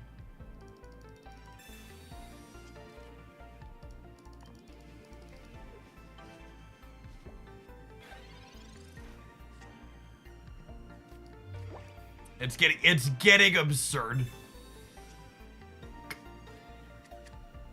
I can't take it anymore. Ashton Kutcher is hiding in this room somewhere, right? He's about to jump out at me. Let me know I've been punked. I lied. I have 2 more Lycan rock shaped L's. 2 more. I know I said I only had 1 more. I was wrong. I have 2 more. I have one more. I'm gonna do it one more time. There's no way it can happen again, right? Never in a million years does it happen for a 10th time in a row.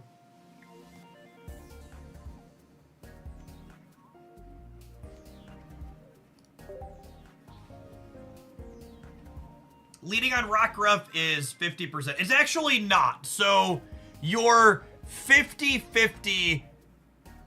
What's the best way to put it? Some amount of the games where you have Rockruff, you'll also have the Passimidian. Is the way to put it. So you're slightly more than 50%. I don't have the numbers offhand, but you're technically better than 50% to have the one that you want to lead on, because some amount of the time where you have the one you don't want to lead on, you should also have the one you want to lead on.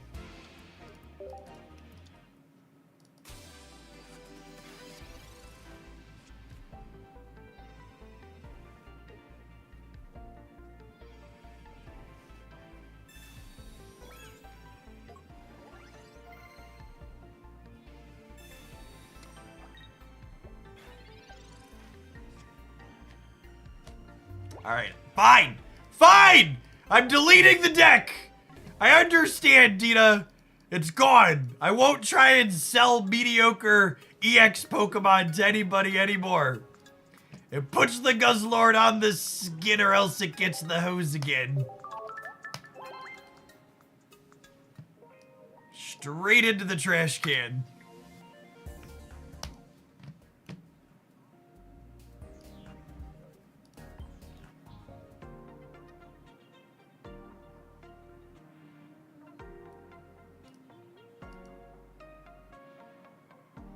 What are the odds of having that happen? Okay, now you're right. We need to. I'm gonna do some math. I do some math. Hyper geometric distribution calculator. All right. How many cards do you have in hand on turn 2? You start with 5 cards, then you draw an extra, or you start with 4 and then you draw an extra. Do you see 6 cards by turn 2? It's 6. It's like 6 by turn 2, right? I want 1. So I want to calculate the odds of having an X speed on the first turn. No, it's the first turn, right? So it's 5 cards. So you're like 45% to have. You're like 45% to have an X speed, and then you're like, let's say just for loose math, let's fudge it and say you're 55% to start on a Passimidian. So the odds of you not having the Passimidian are like loosely, and not having a Passimidian and not having an X speed are loosely, you need to hit the 45%er and then hit the 55%er. So your odds of that are 0.45 into the 0.55. That happens 25-ish. Yeah, it's about 25-ish% of the time. And then the 25% are happening, well, that was like 8 games in a row. Is like e to the 5. Yeah, okay, sure. 2, 3, 4. It's a fraction of a percent. Got it. Cool. We knew that, but it makes me feel slightly better. Makes me feel slightly better to know.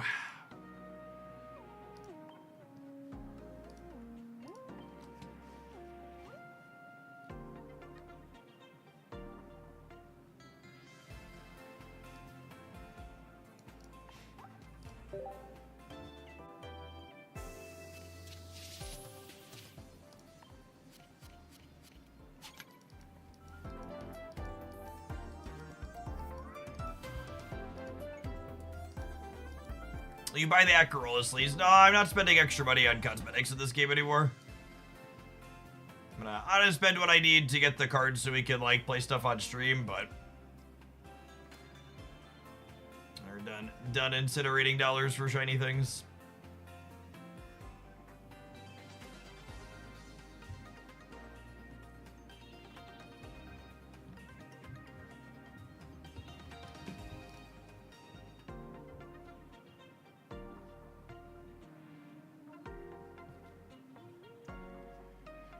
Alright, are we ready to Guzz? I think it's time to Guzz.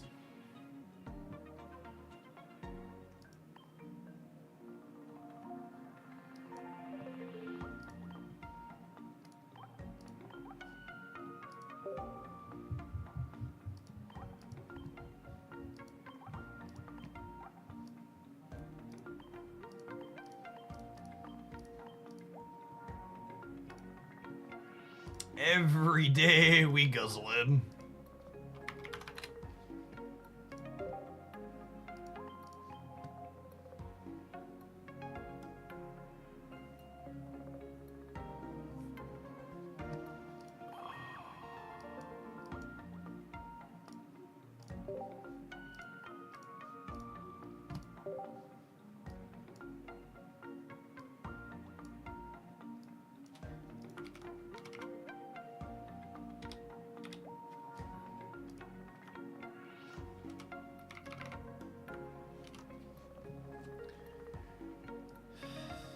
Is it 18 Trader Guzz?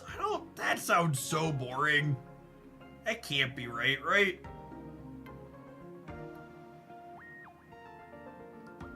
God, that would be awful if that was optimal.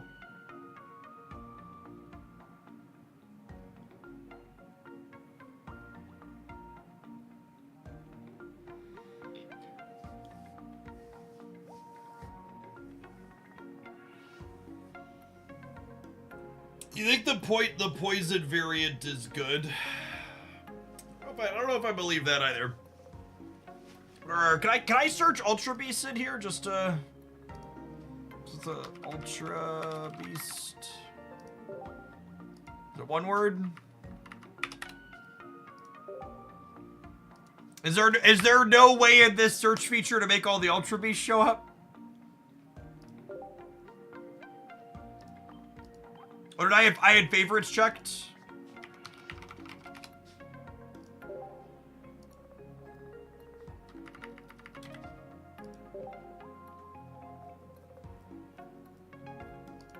God, the deck editor in this game.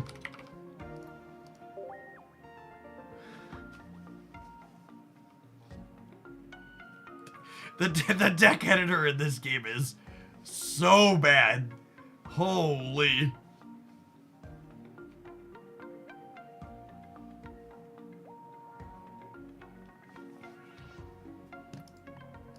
Gosh, that's embarrassing.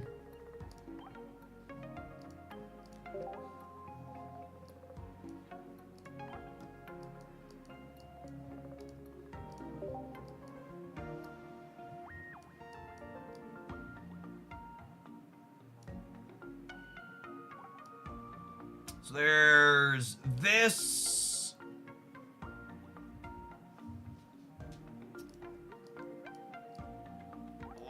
Along with the jellyfish.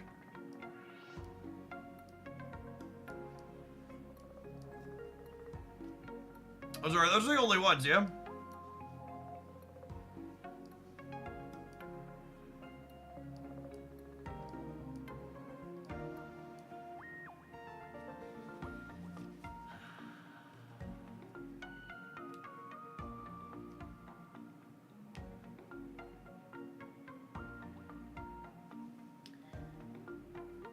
I guess that allows us to maneuver a 1-1-2 setup typically is probably fine.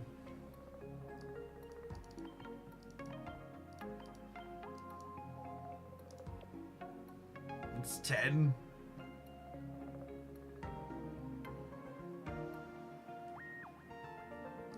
Yeah, Lucamine is definitely very good. You can let your first couple of 1-pointers go. Favorite the non-full art built version here.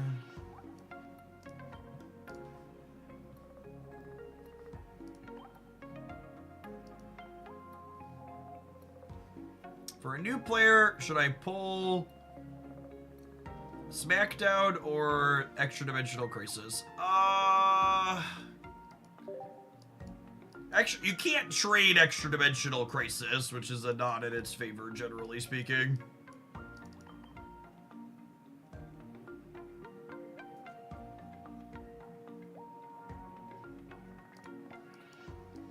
I don't know. I feel like you trade for a couple of copies of Giratina. You go from there.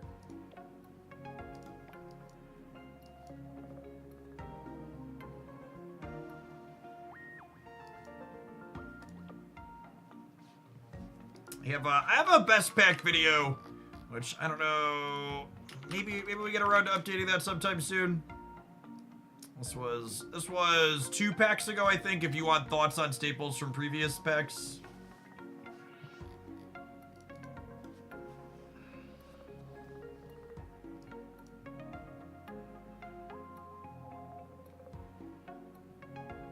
I wonder if we even want 2 of the poison jellyfish.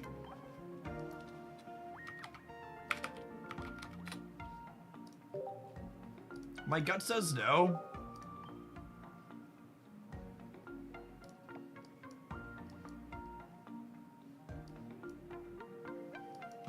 And then what else? What else do we want? What else do we want from here? Pokemon communication could be okay. Sabrina and Cyrus, probably very serviceable. We're dealing chip shot points of damage with our starters.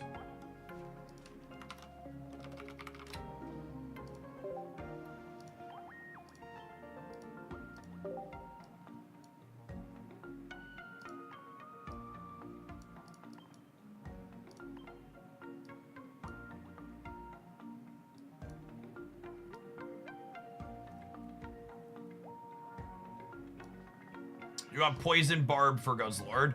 I mean, honestly, that might be the answer.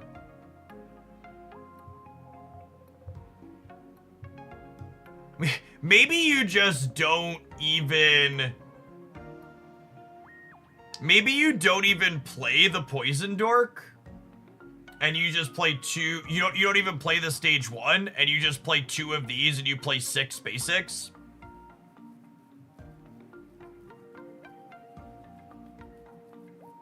And you just play 2 Poison Barbs. I can see that. You could play 1-1 on... You could play 1-1 on the stage 1 as well. I don't know, I want to play some games with the stage 1 and see how it feels. But I can see a world where you're just like Guzzlord with the Poison Barb and then the Nihil whatever behind it.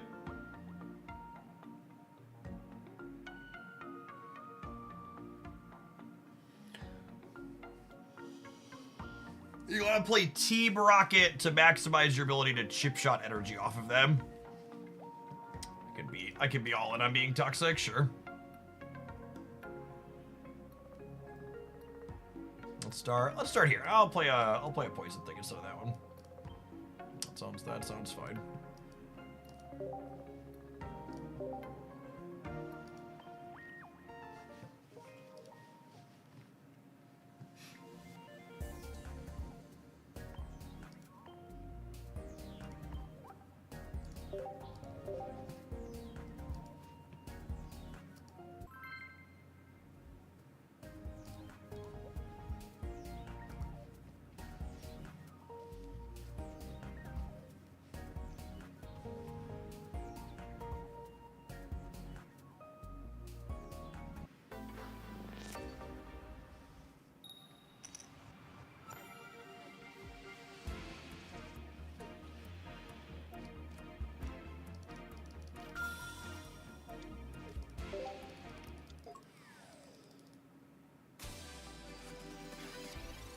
Clefairy Enjoyer.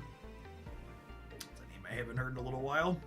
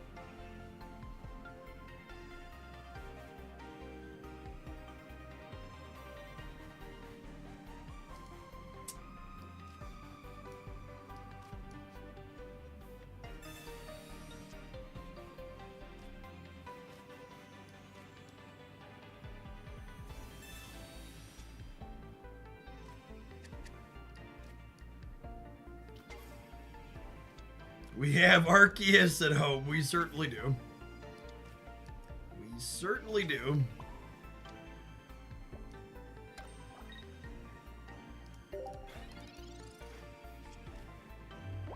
It's fine. It's fine. We're just gonna guzzle him. We're gonna guzzle him up. I believe in the guzz.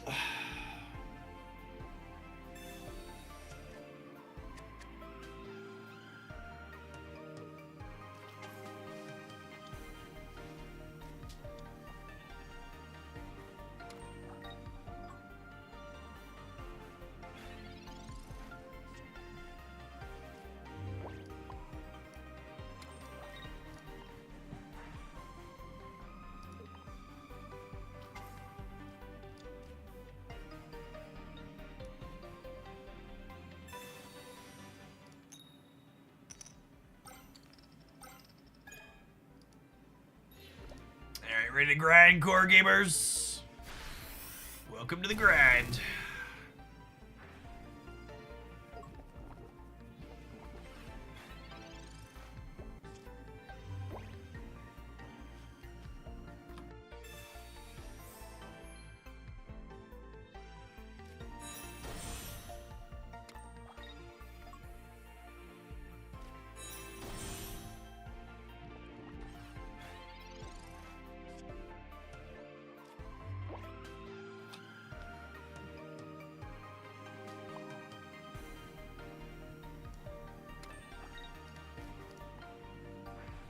Alright, so let's thrust this dork out.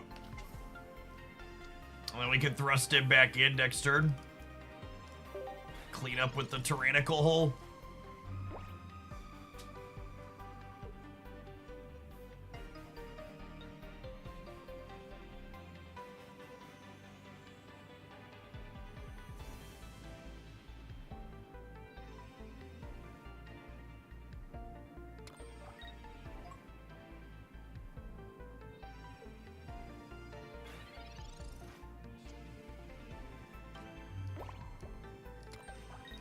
Thrust in, thrust out. Thrust in, thrust out.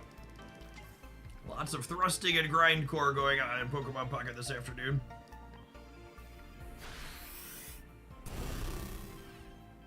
T-Chat, you thrust into the tyrannical hole.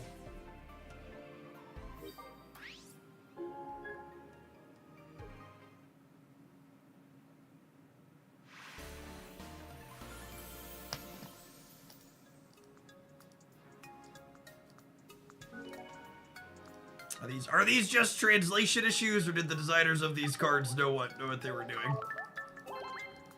But I'm gonna assume they knew what they were doing.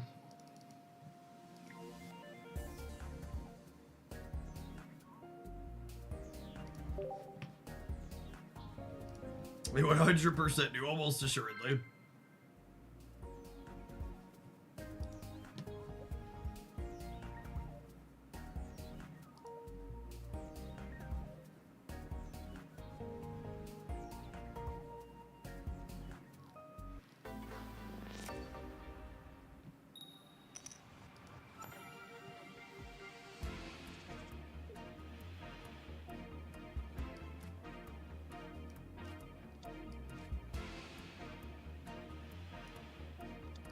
We are going second.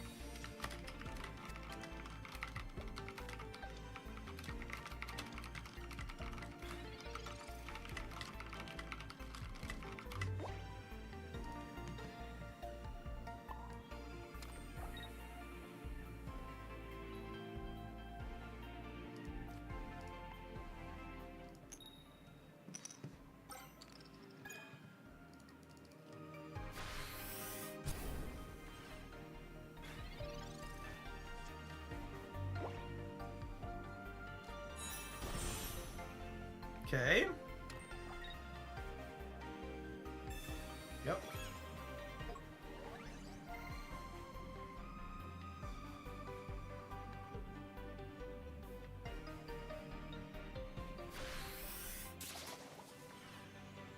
Oh, they're targeting my...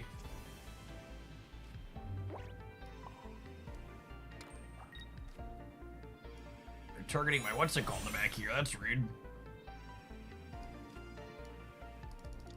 Can't get my free retreats going on?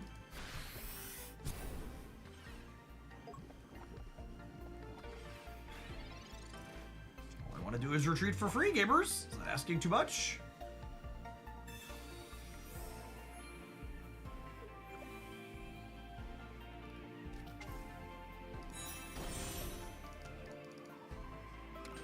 So they can pierce the pain to clear our dork that lets us shuffle.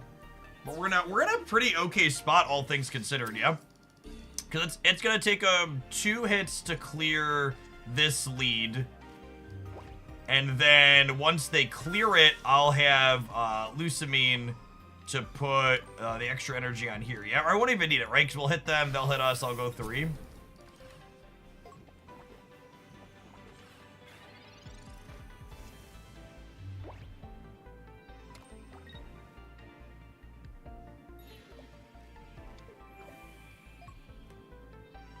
They're gonna tariff retreats.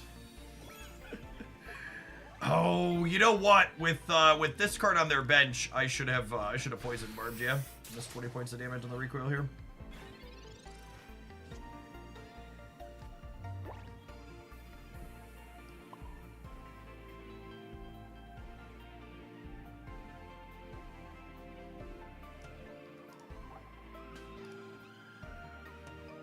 We can retreat into Lucamine. I don't have, this has a retreat cost of 2. The next turn I can do that.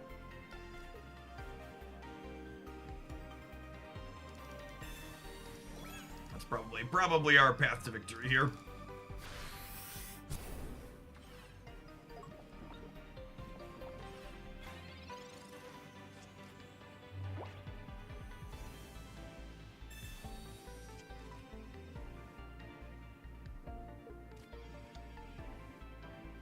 Oh, Lucamine adds 2. Yeah, she totally does. She totally does.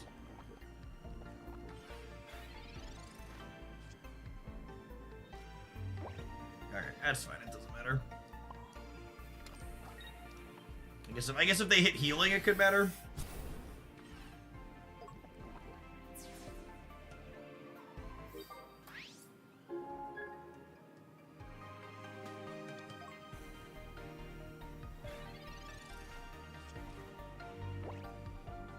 Imagine that grunt was a Guzma. Yeah, the grunts are probably unplayable.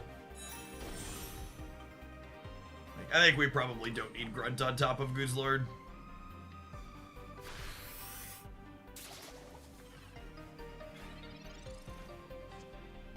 It's cool. Cyrus is lethal here.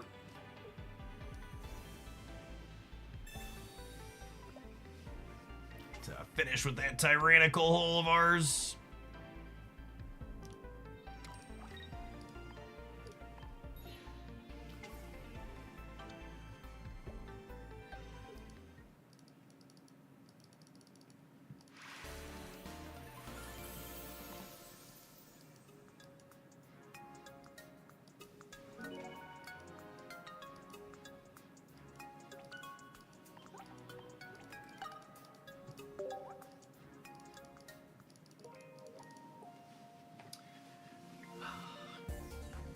Hopefully they'll streamline these screens at the end of the game eventually. The number of times I click through just trying to get to the next game and accidentally forget to tap things to my opponent because I'm just trying to get out of it is way too high.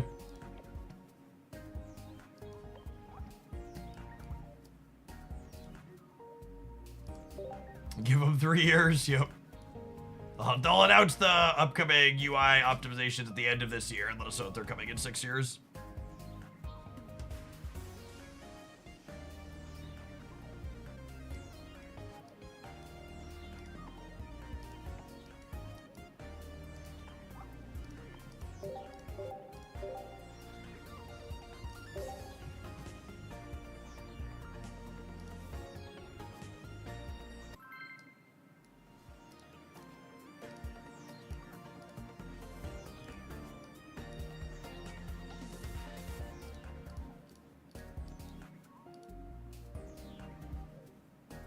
You can tap things and swipe down without lifting your finger to close the screen. Yeah, that's less efficient on a computer.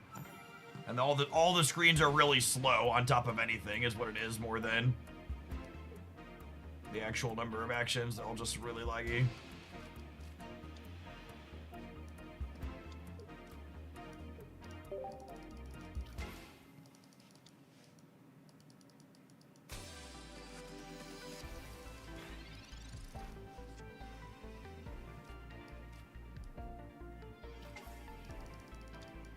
I'm not going to play the second Guzz out here because there's a world where we want this to be the Poison Dork and this to be the one that lets us bob and weave. Love our stage 1 here. Celesteela at least.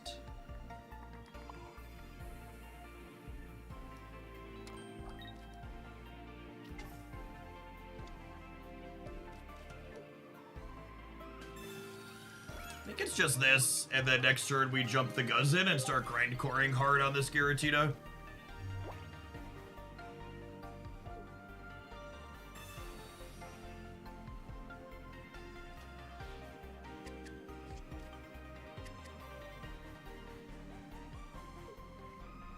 Crack it for 50 per. Oh, they're Lunala build.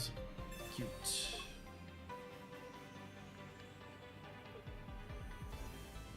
Well, that changes our game plan up.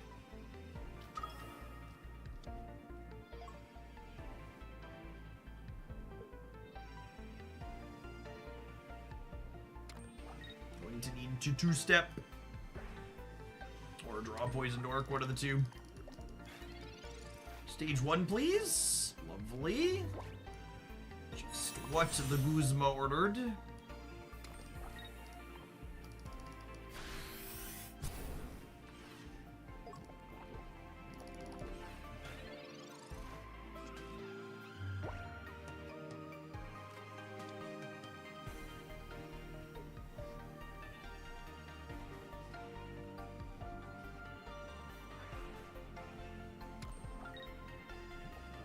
They're just powering up enough energy on the Tina in the back, so that way they can not lose it all to the Grindcore. I mean, we're gonna clear this Rayquaza really quickly here, though.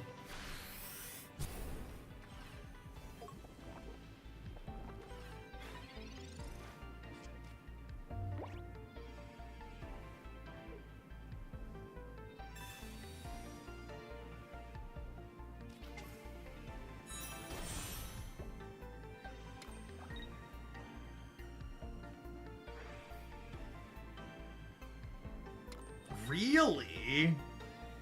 I'm kind of surprised they're smashing us with this.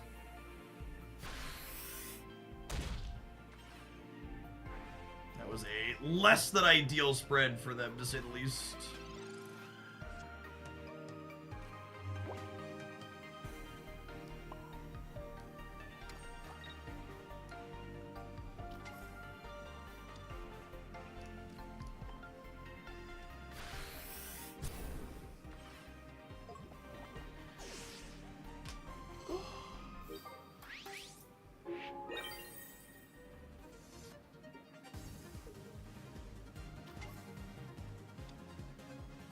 I mean, I think they were dead either way. I'm not sure that it mattered. They're just like fully out of energy now at this point.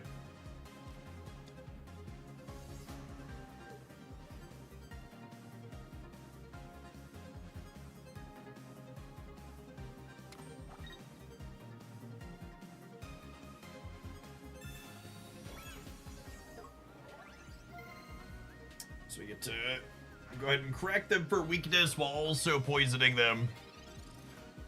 They can technically attack with this next turn, but then they're dead to the Guzzlord.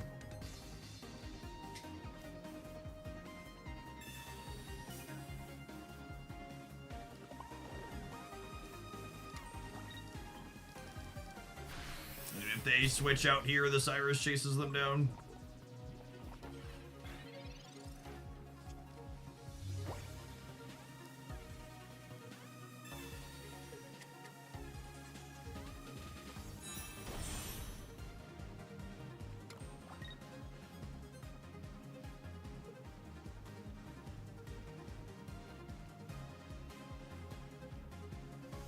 So they can switch to Lunala and not be dead on board technically, but they're still pretty dead here.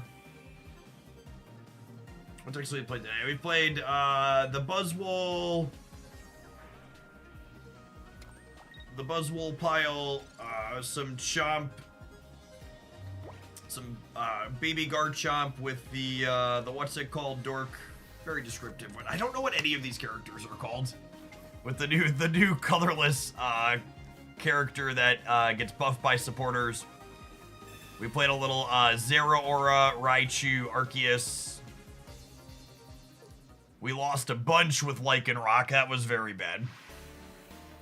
Now we're guzzling a little bit.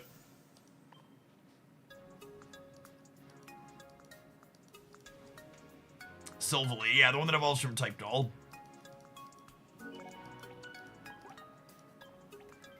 Silvally. I think Silvally's my pick for her. A card that can have a very reasonable impact on things. Alright, I'm gonna throw the Guzz pile up on the screen. I'm gonna tap our ad roll for the hour, and I'm gonna run and grab a stack real quick so we stream it for a little bit more at least. Appreciate everybody hanging out. Don't go anywhere. Looks like there's a tournament going on this afternoon, too. Maybe we'll dig through the early results of that so far. How many rounds are they in? They're in round 3. We can take a look at what people are playing. Don't go anywhere, gamers.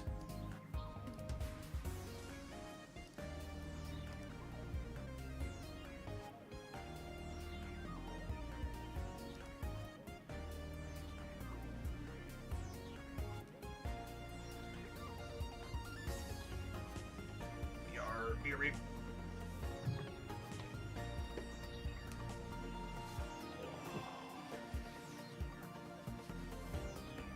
I will very unlikely to be live when the Snap OTA comes out. Usually it doesn't go live for another 2 hours yet. That's a little while even for me yet today.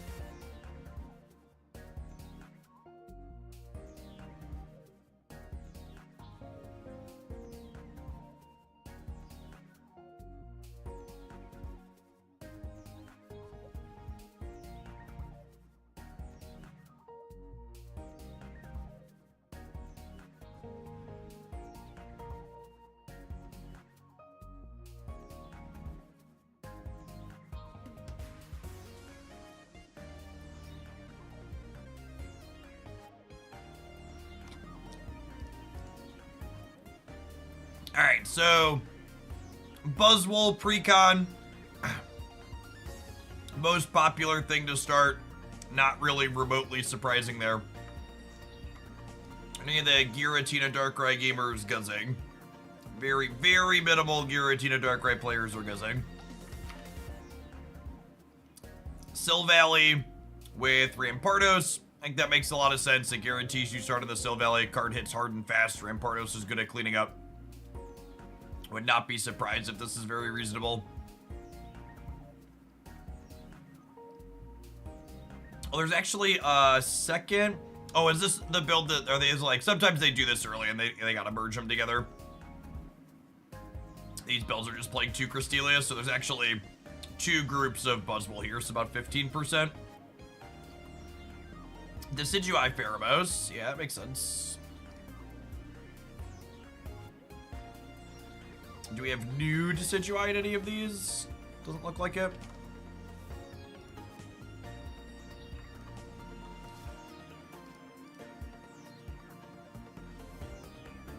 No new cards in there.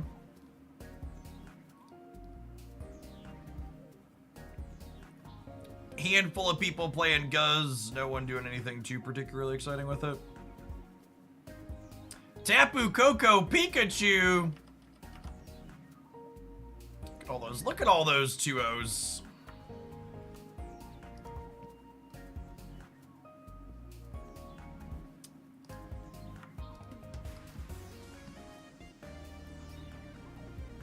Zeraora, Tapu Koko, Chicken, and then this Pikachu as a finisher. That's cute. You have Electrical Cord as a way to move extra energy from Zeraora onto Tapu Koko for the games where you don't start on it. That seems fine.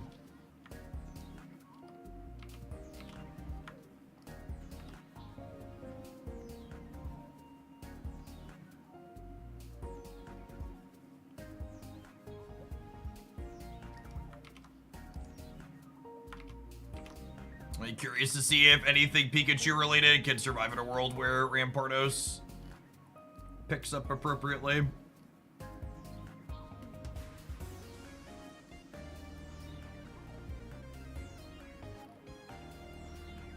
Yeah, nothing too crazy. Let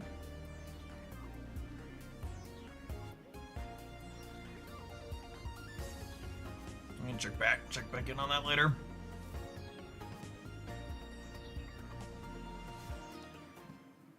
Let's Guzz a little bit more.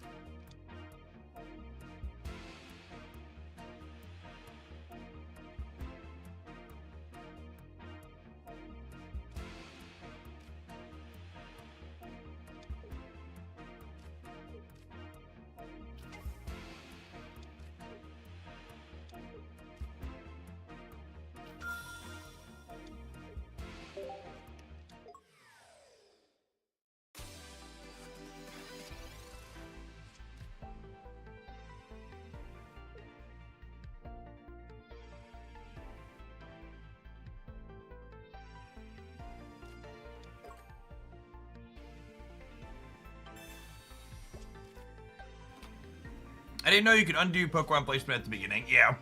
And one of the things I keep needing to remind myself of is that Cresselia is the one you want to lead on typically, so it can take hits while you get set up in the background.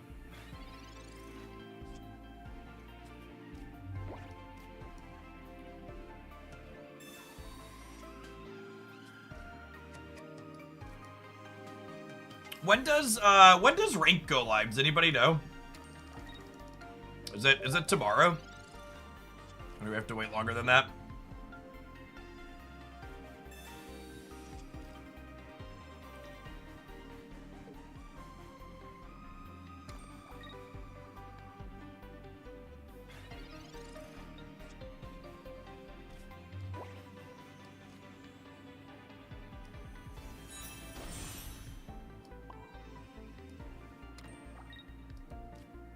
Doesn't go live till the shop resets in 2 days. God, that's forever from now.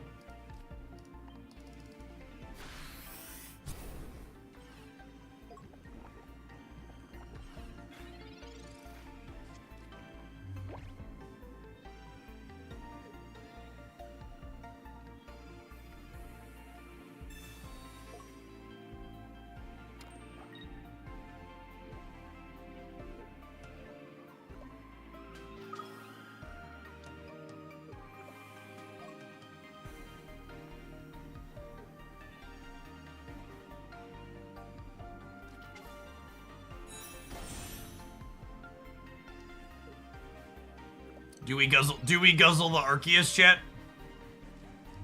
Anybody else want to guzzle the Arceus?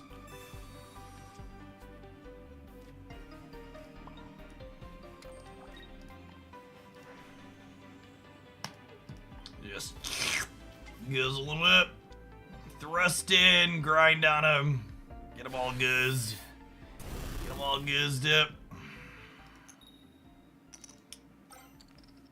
Look at how easy Pokemon Pocket is, chat. Just gotta thrust and grind. Thrust and grind.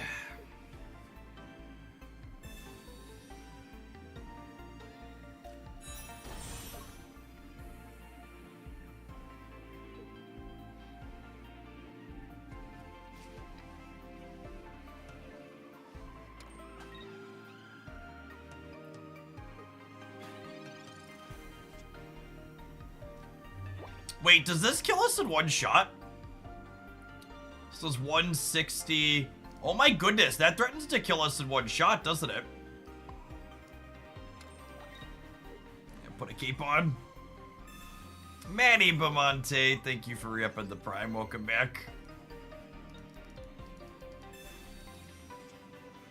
Hope you have safe travels.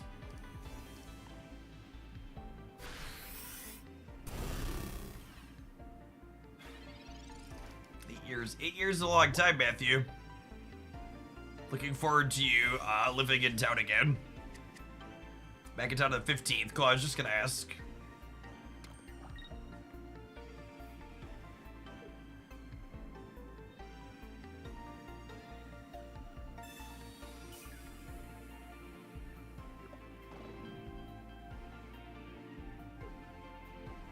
My Guzzlord about to be cooked by an Executor, chat? It feels like it. Feels dangerously like the case. I think we're thrusting out. We came, we ground, we thrust in, now we thrust out.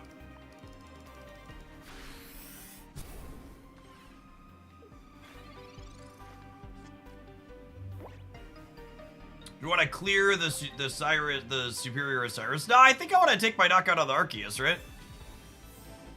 I want to save the Cyrus for lethal gamers.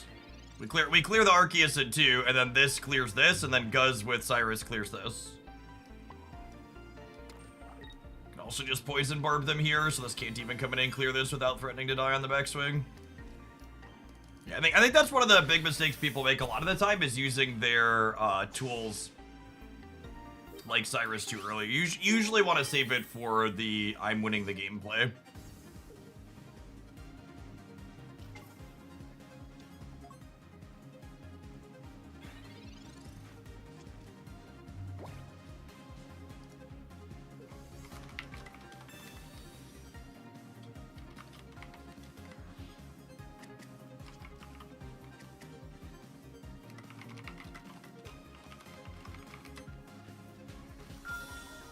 Guzzin. It certainly looks like it. So they need to both have a way to not get poisoned on the Executor and have the superior get out of range of the tyrannical hole with the Cyrus, so pretty likely cooked here.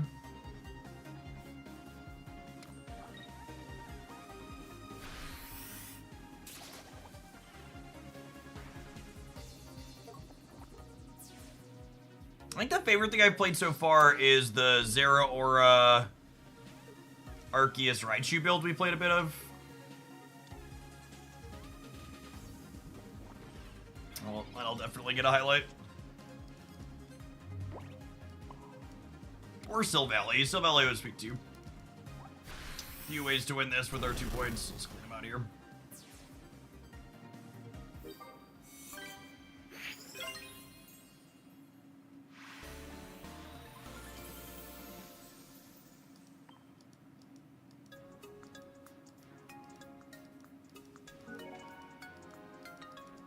Get them all guzzed up and ready to go.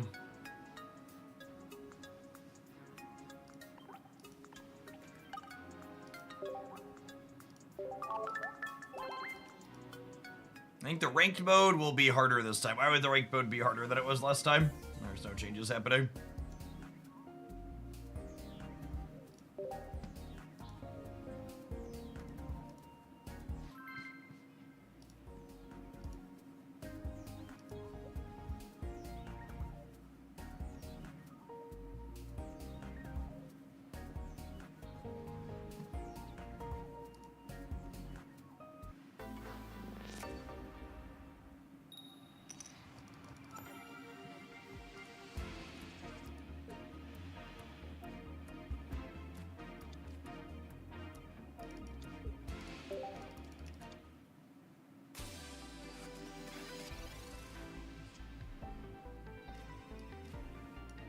Always Pokeball before we play the extra bench Pokemon out. Oh, now I can play my full art Celesteela. Value. I'll swap this around here. Thrust in. Just gonna chill. Have this queued up, ready to go for next turn with the Electro House. You need a cape here to not die to the poison.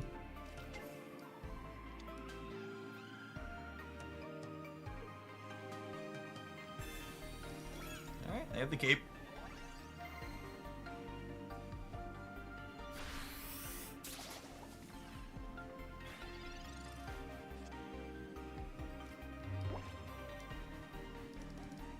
Looking for either Guzz or our Nil. Found the Guzz, lovely. And our Evolve. Thrust it in, crack him for 50. Want to leave this last bench slot open so it can be the poison increaser.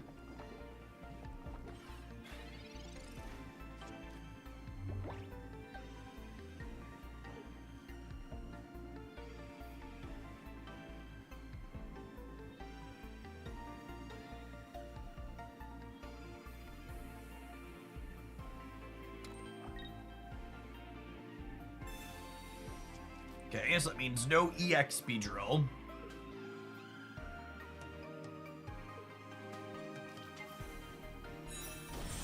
I'm confused. They just slide the energy on the wrong thing then? Must have.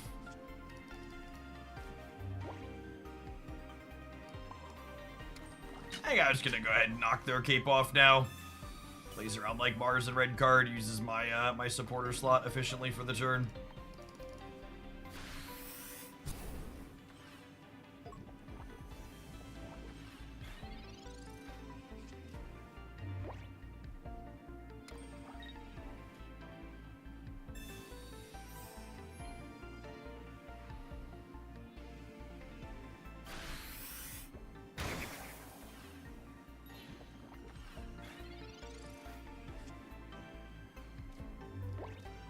Okay. I think I put the energy on here and cracked them again because if they knock us out, we'll have 2 energy in the bin, and then we can Giant Cape, or we can Lucamine onto here for our 120 crack.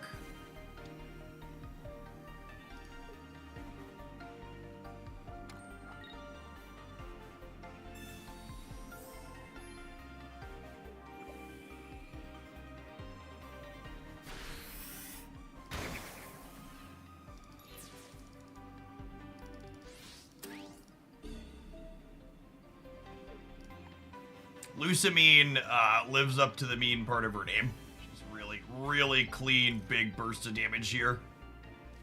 Oh, wow, and the Poison Barb looks great, too, because it means they put anything up and deal damage to us. They're going to take some extra on the backswing, too.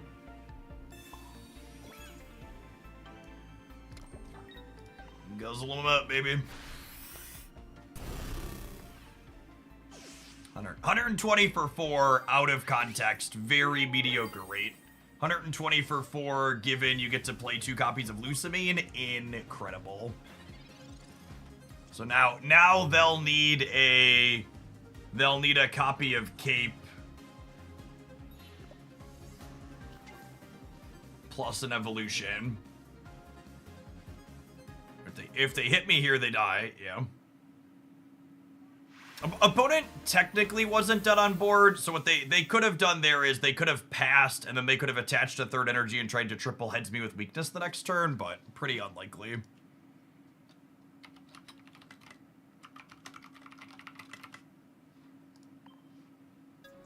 Yeah, so maybe a good 2 energy attack is reasonable as well.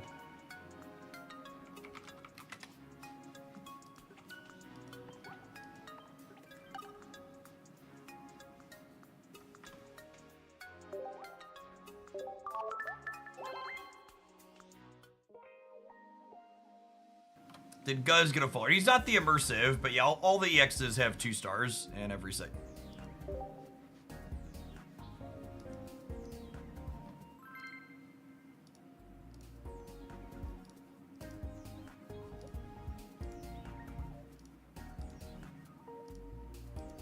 I agree. From a design standpoint, I really like Repel.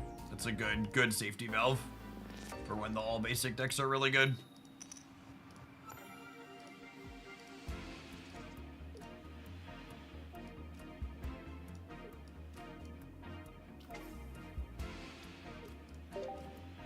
And again, just always leading on Krillistila because it can thrust itself out in the decks that it's being played in. Looking for our basic, that poisons here. Perfection. Have just the whole smorgasbord here. This is exactly what we want, just like one of each.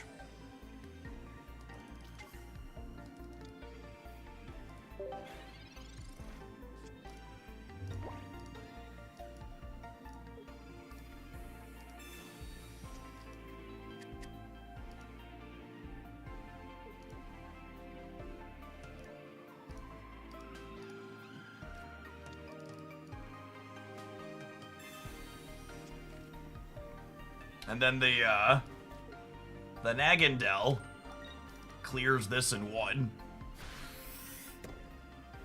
Marlins, thank you for the 13 months. Welcome back. This deck's felt very reasonable. A lot of moving parts, the literal and figurative sense, but they come together pretty cleanly. Having aggressive starts with a card like this that also pivot into a big finisher like Guzz. And Celesteela giving you so much maneuverability feels really clean.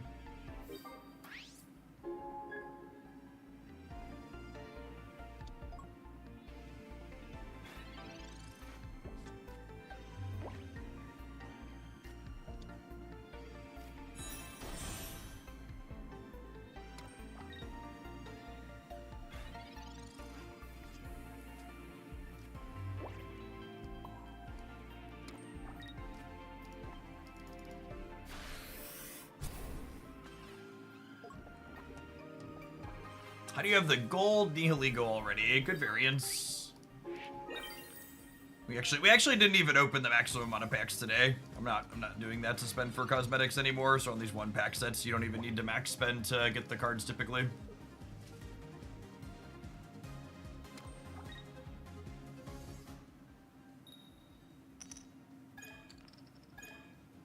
And then this Sabrina here means we actually just get to full bully all of their 50 HP basics with the Nagaden. What if I murdered all your babies?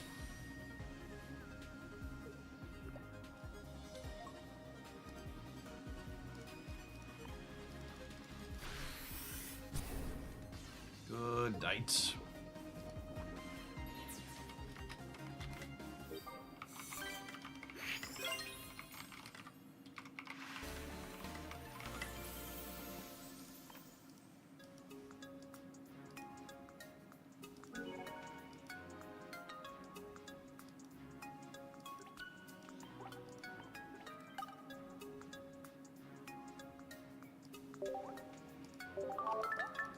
Looking like Anakin out here.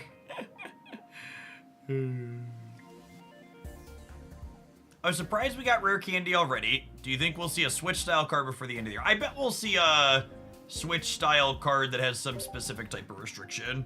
Kind of similar to how Repel is like Sabrina, but restricted in a certain way.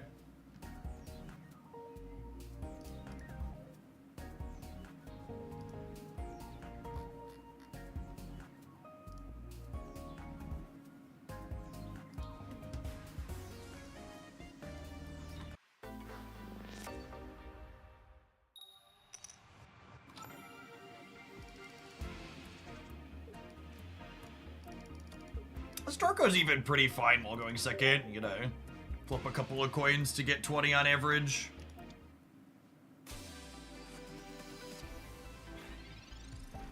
Weak to dark. Get him. Get him.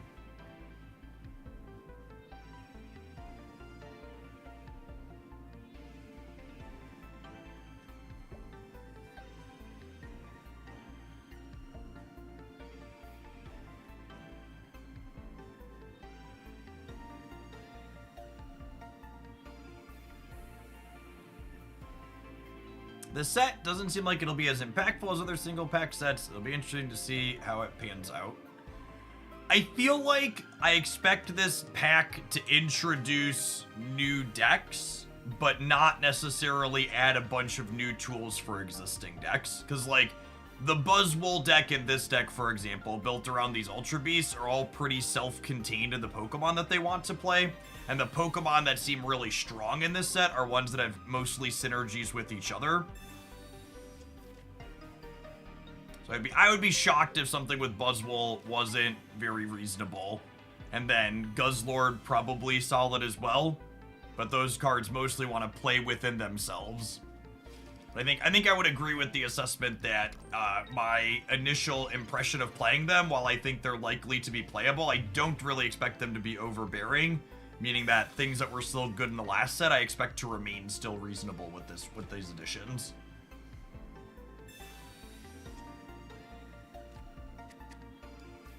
Nice. Just need a Celesteela at some point.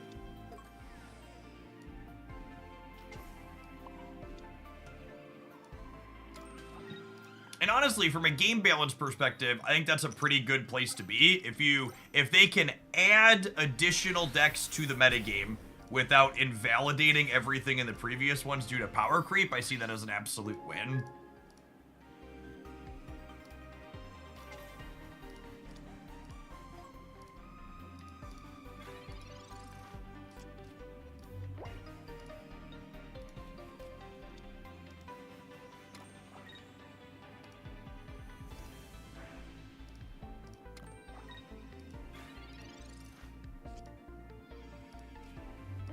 Ooh, that's a Celesteela.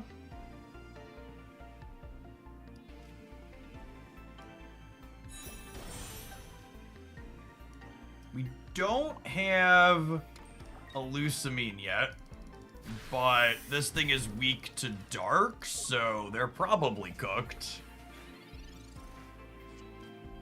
If these cards could bully Giratina a little bit, maybe the metagame will shift more than I'm implying here, which wouldn't be a bad thing. That would probably be good overall.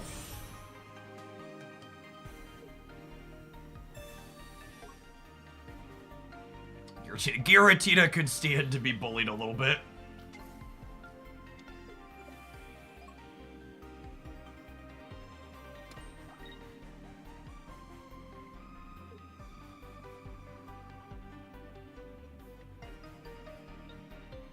I mean, it's not even Dark Tina when you talk about the Tina decks from last season, right? Like, the Tapu Lele Tina deck is very good, too, with Greninja and stuff.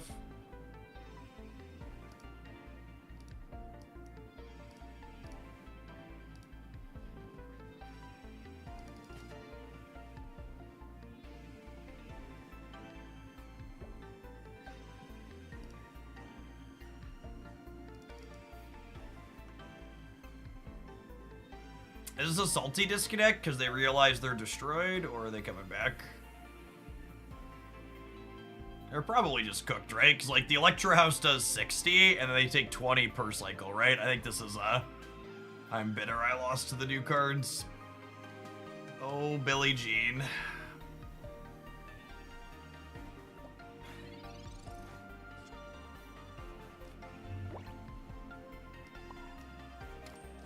So many wonderful flavors, Billie Jean, and you choose to be salty.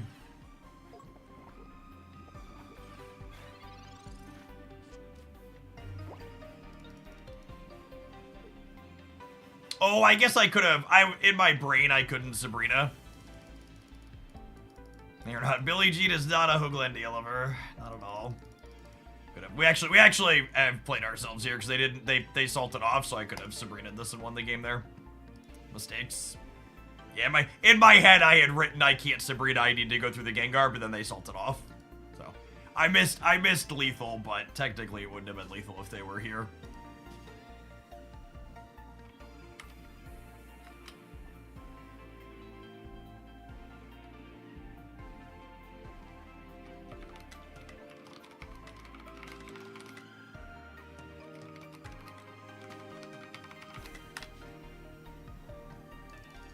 Yeah, there's been a lot of salty sailors in the casual queue for sure. Way more than in ranked. That one's gonna go on the highlights. I think it shows a good way to bully Giratina. Shout out to my editor for cutting out the salty downtime. Gamers.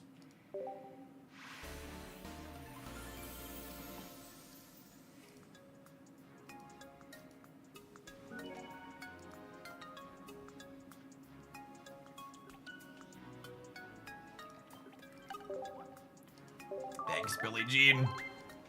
Don't be so bitter.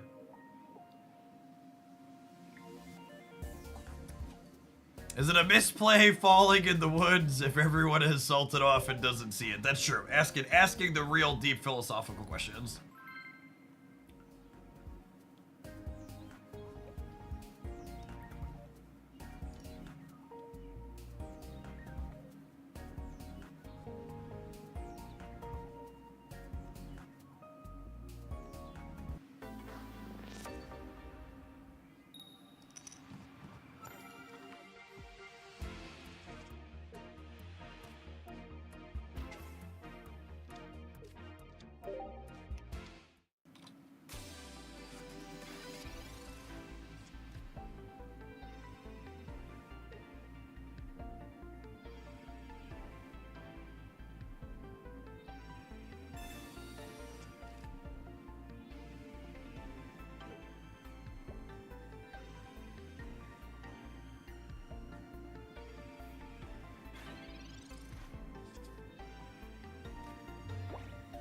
This is one of those questions people always ask, when are you supposed to professor's research before you Pokeball?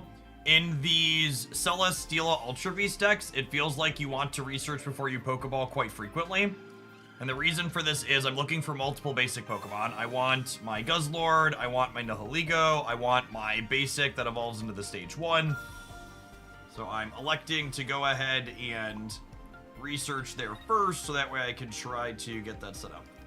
I'm going to play the Cape out here just because it plays around Red Card and Mars a little bit. I'm not going to play out the other Celesteela because I want slots on my bench for Guzz and our Naga.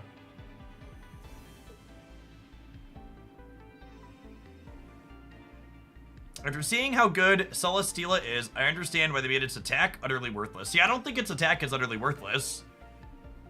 So Celesteela existing in these decks that are based around like Guzzlord and Buzzwole means that you have this really organic answer built into your deck for Oricorio. Like, you'll have to flip a coin to clear it, but 50% of the time you'll get to one-shot that chicken, which seems very, very good.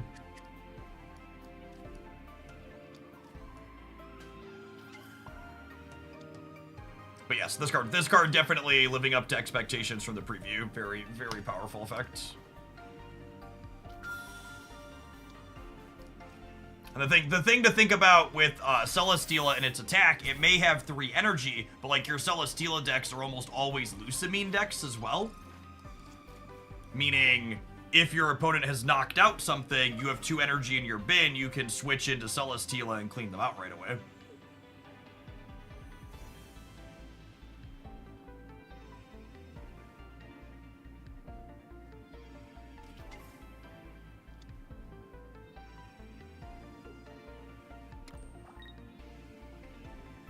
If they attack, they die to the poison. That would be really bad. So I think they're supposed to Ultra Thruster out here, but we'll see what they do. If they have Elusamine, maybe they don't. Maybe they let it die so that way they can use that next turn.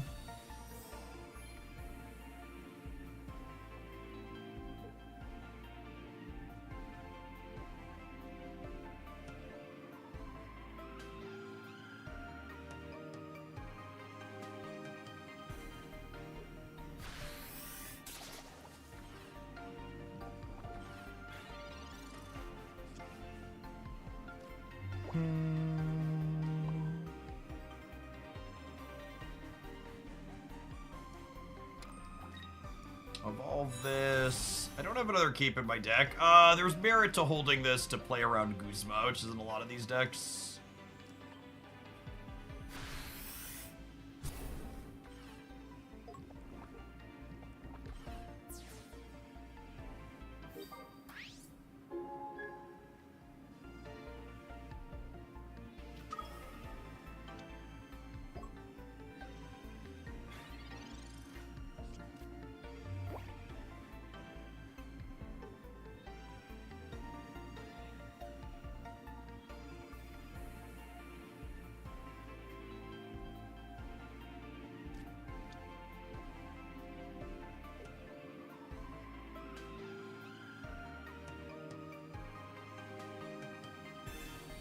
Alright, that gets them to their big beat this turn.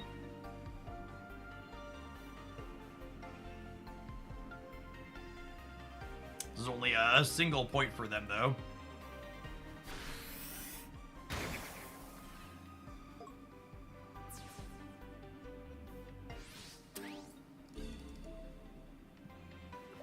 I'm gonna put the Naga up here.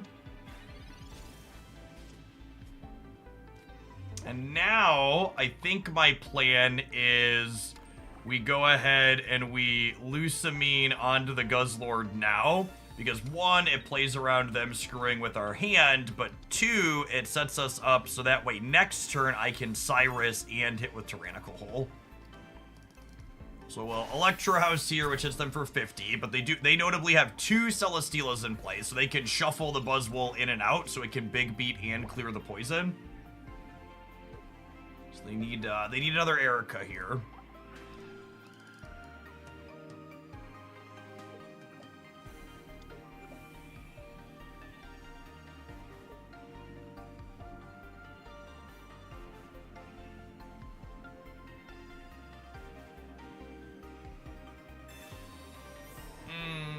They have it. Erica's not enough actually with my poison arrow, right? Because they'll hit me, they'll go to 130 on my turn, and then they'll die when I pass back after Tyrannical Hole.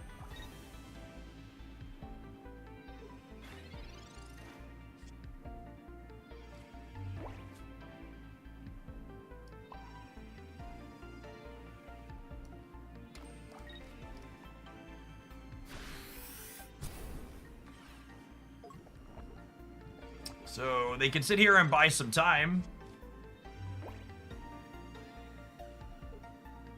They didn't switch their Buzzwole back in because they were dead on board if they switched it in. I assume they have some grass capes in their deck and that's what they're drawing to at this point.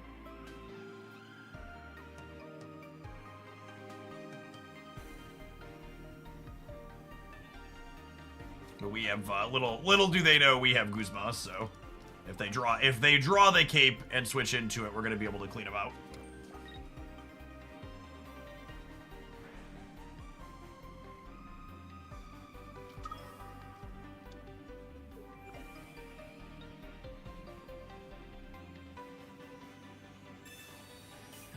Oh, they have Guzma of their own. Yep.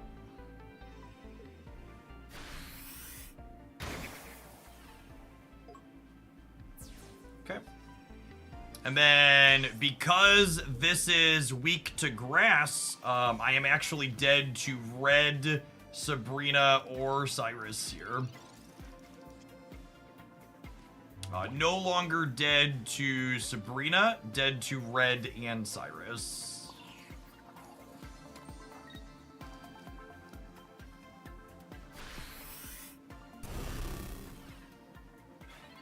But I navigated this game really well.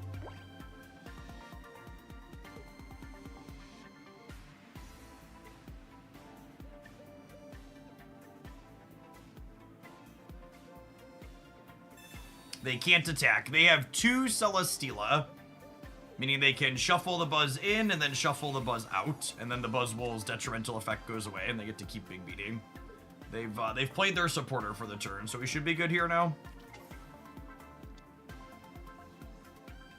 They can switch out to not be dead on board, but I have Cyrus to pull them back up. So when you have 2 Celesteela, you use both of them, but you can also have 1 Celesteela and a Retreat 1 Ultra Beast, such as the Pheromos. So you Celesteela into the Pheromos and then put an energy on it and discard it to retreat.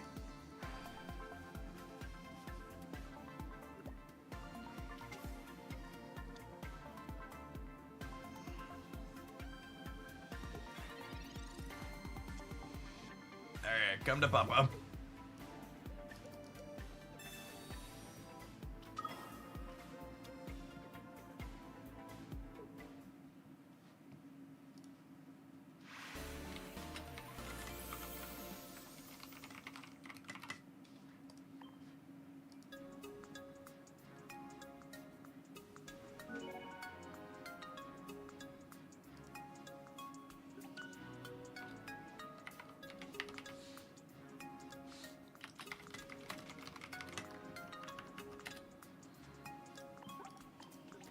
I'm kind of into this deck. I have to say, I think they did a good job from a play patterns perspective of both of these new archetypes. Both of the Ultra Beast decks with Celesteela feel like they have some interesting and meaningful decisions to make inside of the games themselves. The Pokemon you're playing in them are a little railroaded. Like, I think it's pretty obvious you're supposed to be mixing and matching these specific cards together. You have some flexibility in what you're playing in the utility cards, but the actual in-game decisions seem to be interesting and plentiful game to game, which is fun. I'm gonna tap an ad break. We're gonna play a little bit more Pocket when we get back. Thanks everybody for hanging out. Don't go anywhere. Subscribers, I'm going to run to the restroom really quick. If you're watching this on YouTube, tap the like button. It doesn't cost you anything. BRB.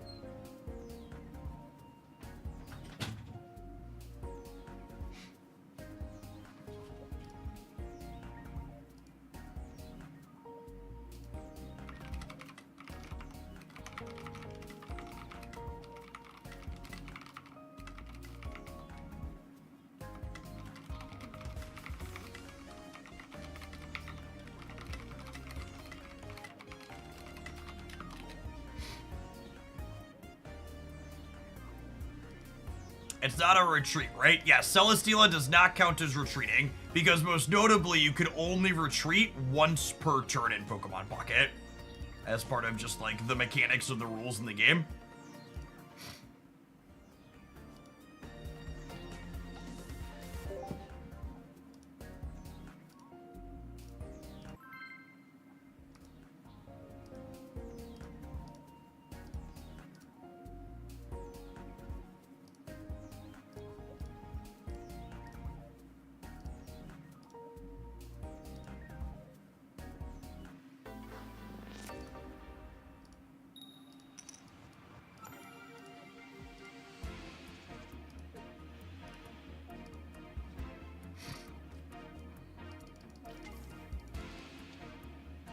have to say, one of my favorite things about these Celesteela decks is, like, in a lot of other decks where you're playing, like, this big EX finisher alongside single-point Pokemon, starting on that EX Pokemon often feels, like, super clunky and often a death sentence.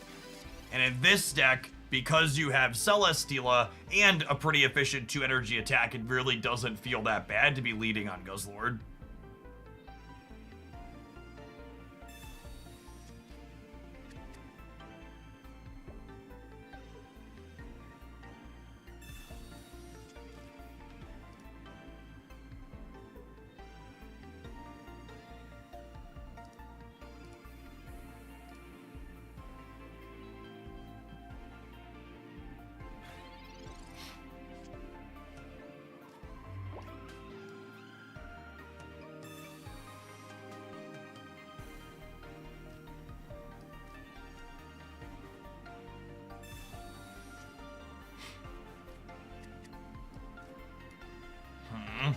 Do I want to grind core, or do I want to set up the poison attack? Grind core potentially stops them from ever attacking, but getting them poisoned does a lot more damage quickly. With the Lucamine in hand, I feel like I'm incentivized to lead on this.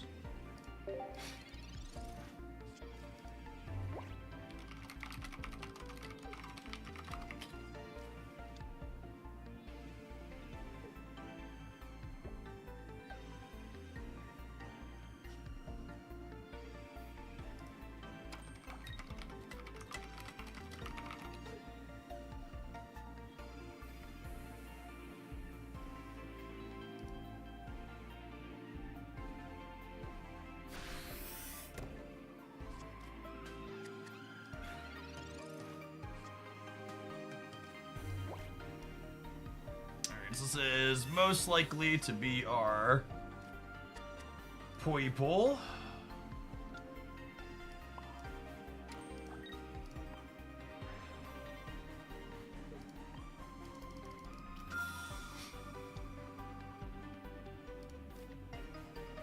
Even if I cape this, it dies to regular Rockruff, so I think that's fine.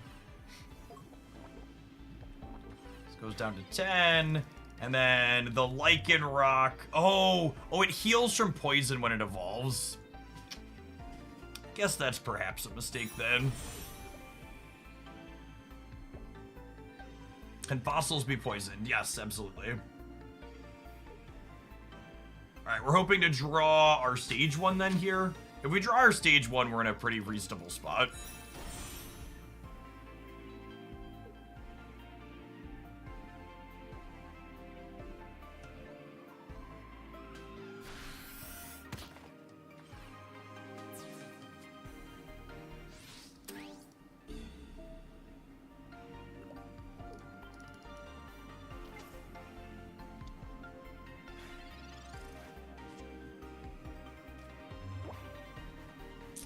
Second Guzz.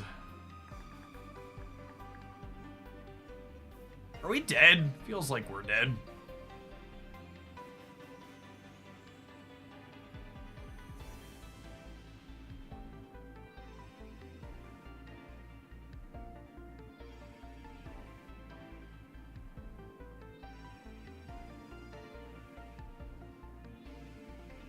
What's my sequence to not be dead here?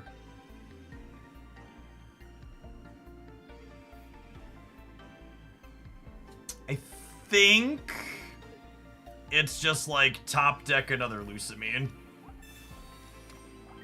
I'm gonna put these here, and I'm gonna thrust this in. And I'm gonna try and crack them. And then the goal will be we draw the other Lucamine for this. Well, I guess I could cape this too even, right? Because this is weak to lightning, not fighting. So if we clear this, they don't clear us in one. Unlucky. Unlucky. That's fine. It gives us a turn to draw the other Lucamine. Rats.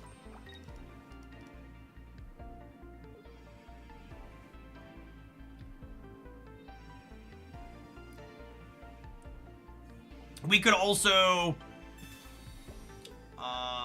sure. They have Cyrus, too? That's what makes sense with this play, right? Is they have Cyrus as well?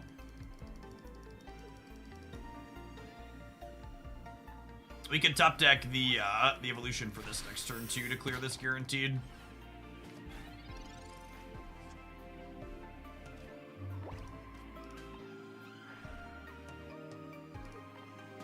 Thrust it in.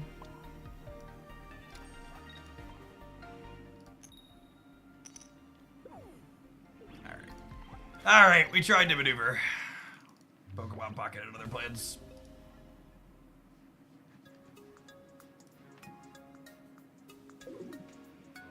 Alright, gamers, we've been live for a little over 8 hours here. I appreciate everybody that was hanging out. If you haven't seen it, we've already got the flow of Pokemon Pocket content resuming on the Hooglandia Pocket YouTube channel. There is a Buzzwole deck highlight from earlier today. I think that's going to be a new staple. I've got a early set review where I go through. I don't do every card in the set because these types of games just have so many filler cards that just aren't worth talking about in my opinion. So I do what I call a competitive set review where I highlight just the cards that I think are worth highlighting and talking about. If you think I missed something, you can leave a comment and I will let you know my thoughts on it in the comment section. But check both of those out. I am planning to be back to doing regular Pokemon Pocket content again moving forward, so you can expect a couple of hours Monday through Friday to start the stream in the morning. If you want more Pocket content, showing up every day is the best way to do that. The better the viewer numbers are, the more Pocket we'll do versus Snap and etc. Otherwise, I'm gonna make sure I do a little bit of each, and I'll kind of follow wherever the numbers lead for more of one and less of the others moving forward is my plan. Well, they're both fun. We'll do a split of at least some of each day. We put the Guzzlord. Yeah, I can throw the Guzzlord deck up here for half a second for people who want to grab it while I'm on my way out the door.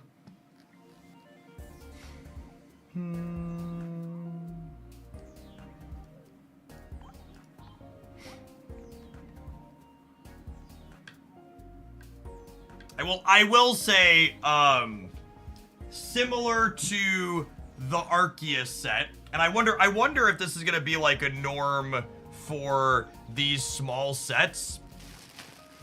The new decks in this expansion are very, I believe the game design term is parasitic, where they work only with each other, which incidentally makes these types of packs incredibly free-to-play unfriendly, because you can't just open one or two cards and like play with the cards that you open for the most part. You need like Guzzlord with these other 3 diamond cards, basically, right? Like, it's funny, I had opened like 70 or 80 packs, and I realized we hadn't opened any Celesteelas yet, and then thankfully I still had a 10 pull left, and I did another 10 pull, and we actually hit 2, we had 2 more 10 pulls, and I hit 2 of them in the side of 20 packs with a good bit of variance. But, you know, similar to Arceus, where like it had all these Link characters, you like need all of these things together in order for these cards to really kind of be useful, unfortunately. All right, I'm off. We're going to start with Pocket again tomorrow morning. Snappers, your OTA goes up usually in about an hour-ish, and I'm not going to be live for that, but you should keep an eye on the Hooglandia Snap YouTube channel for a video talking about the changes there. Ooh, foreshadowing. If he made a video for the first time in a long time, it must be good. All right, we'll see you tomorrow for more Pokemon and then some Snap afterwards is the plan. Peace, folks.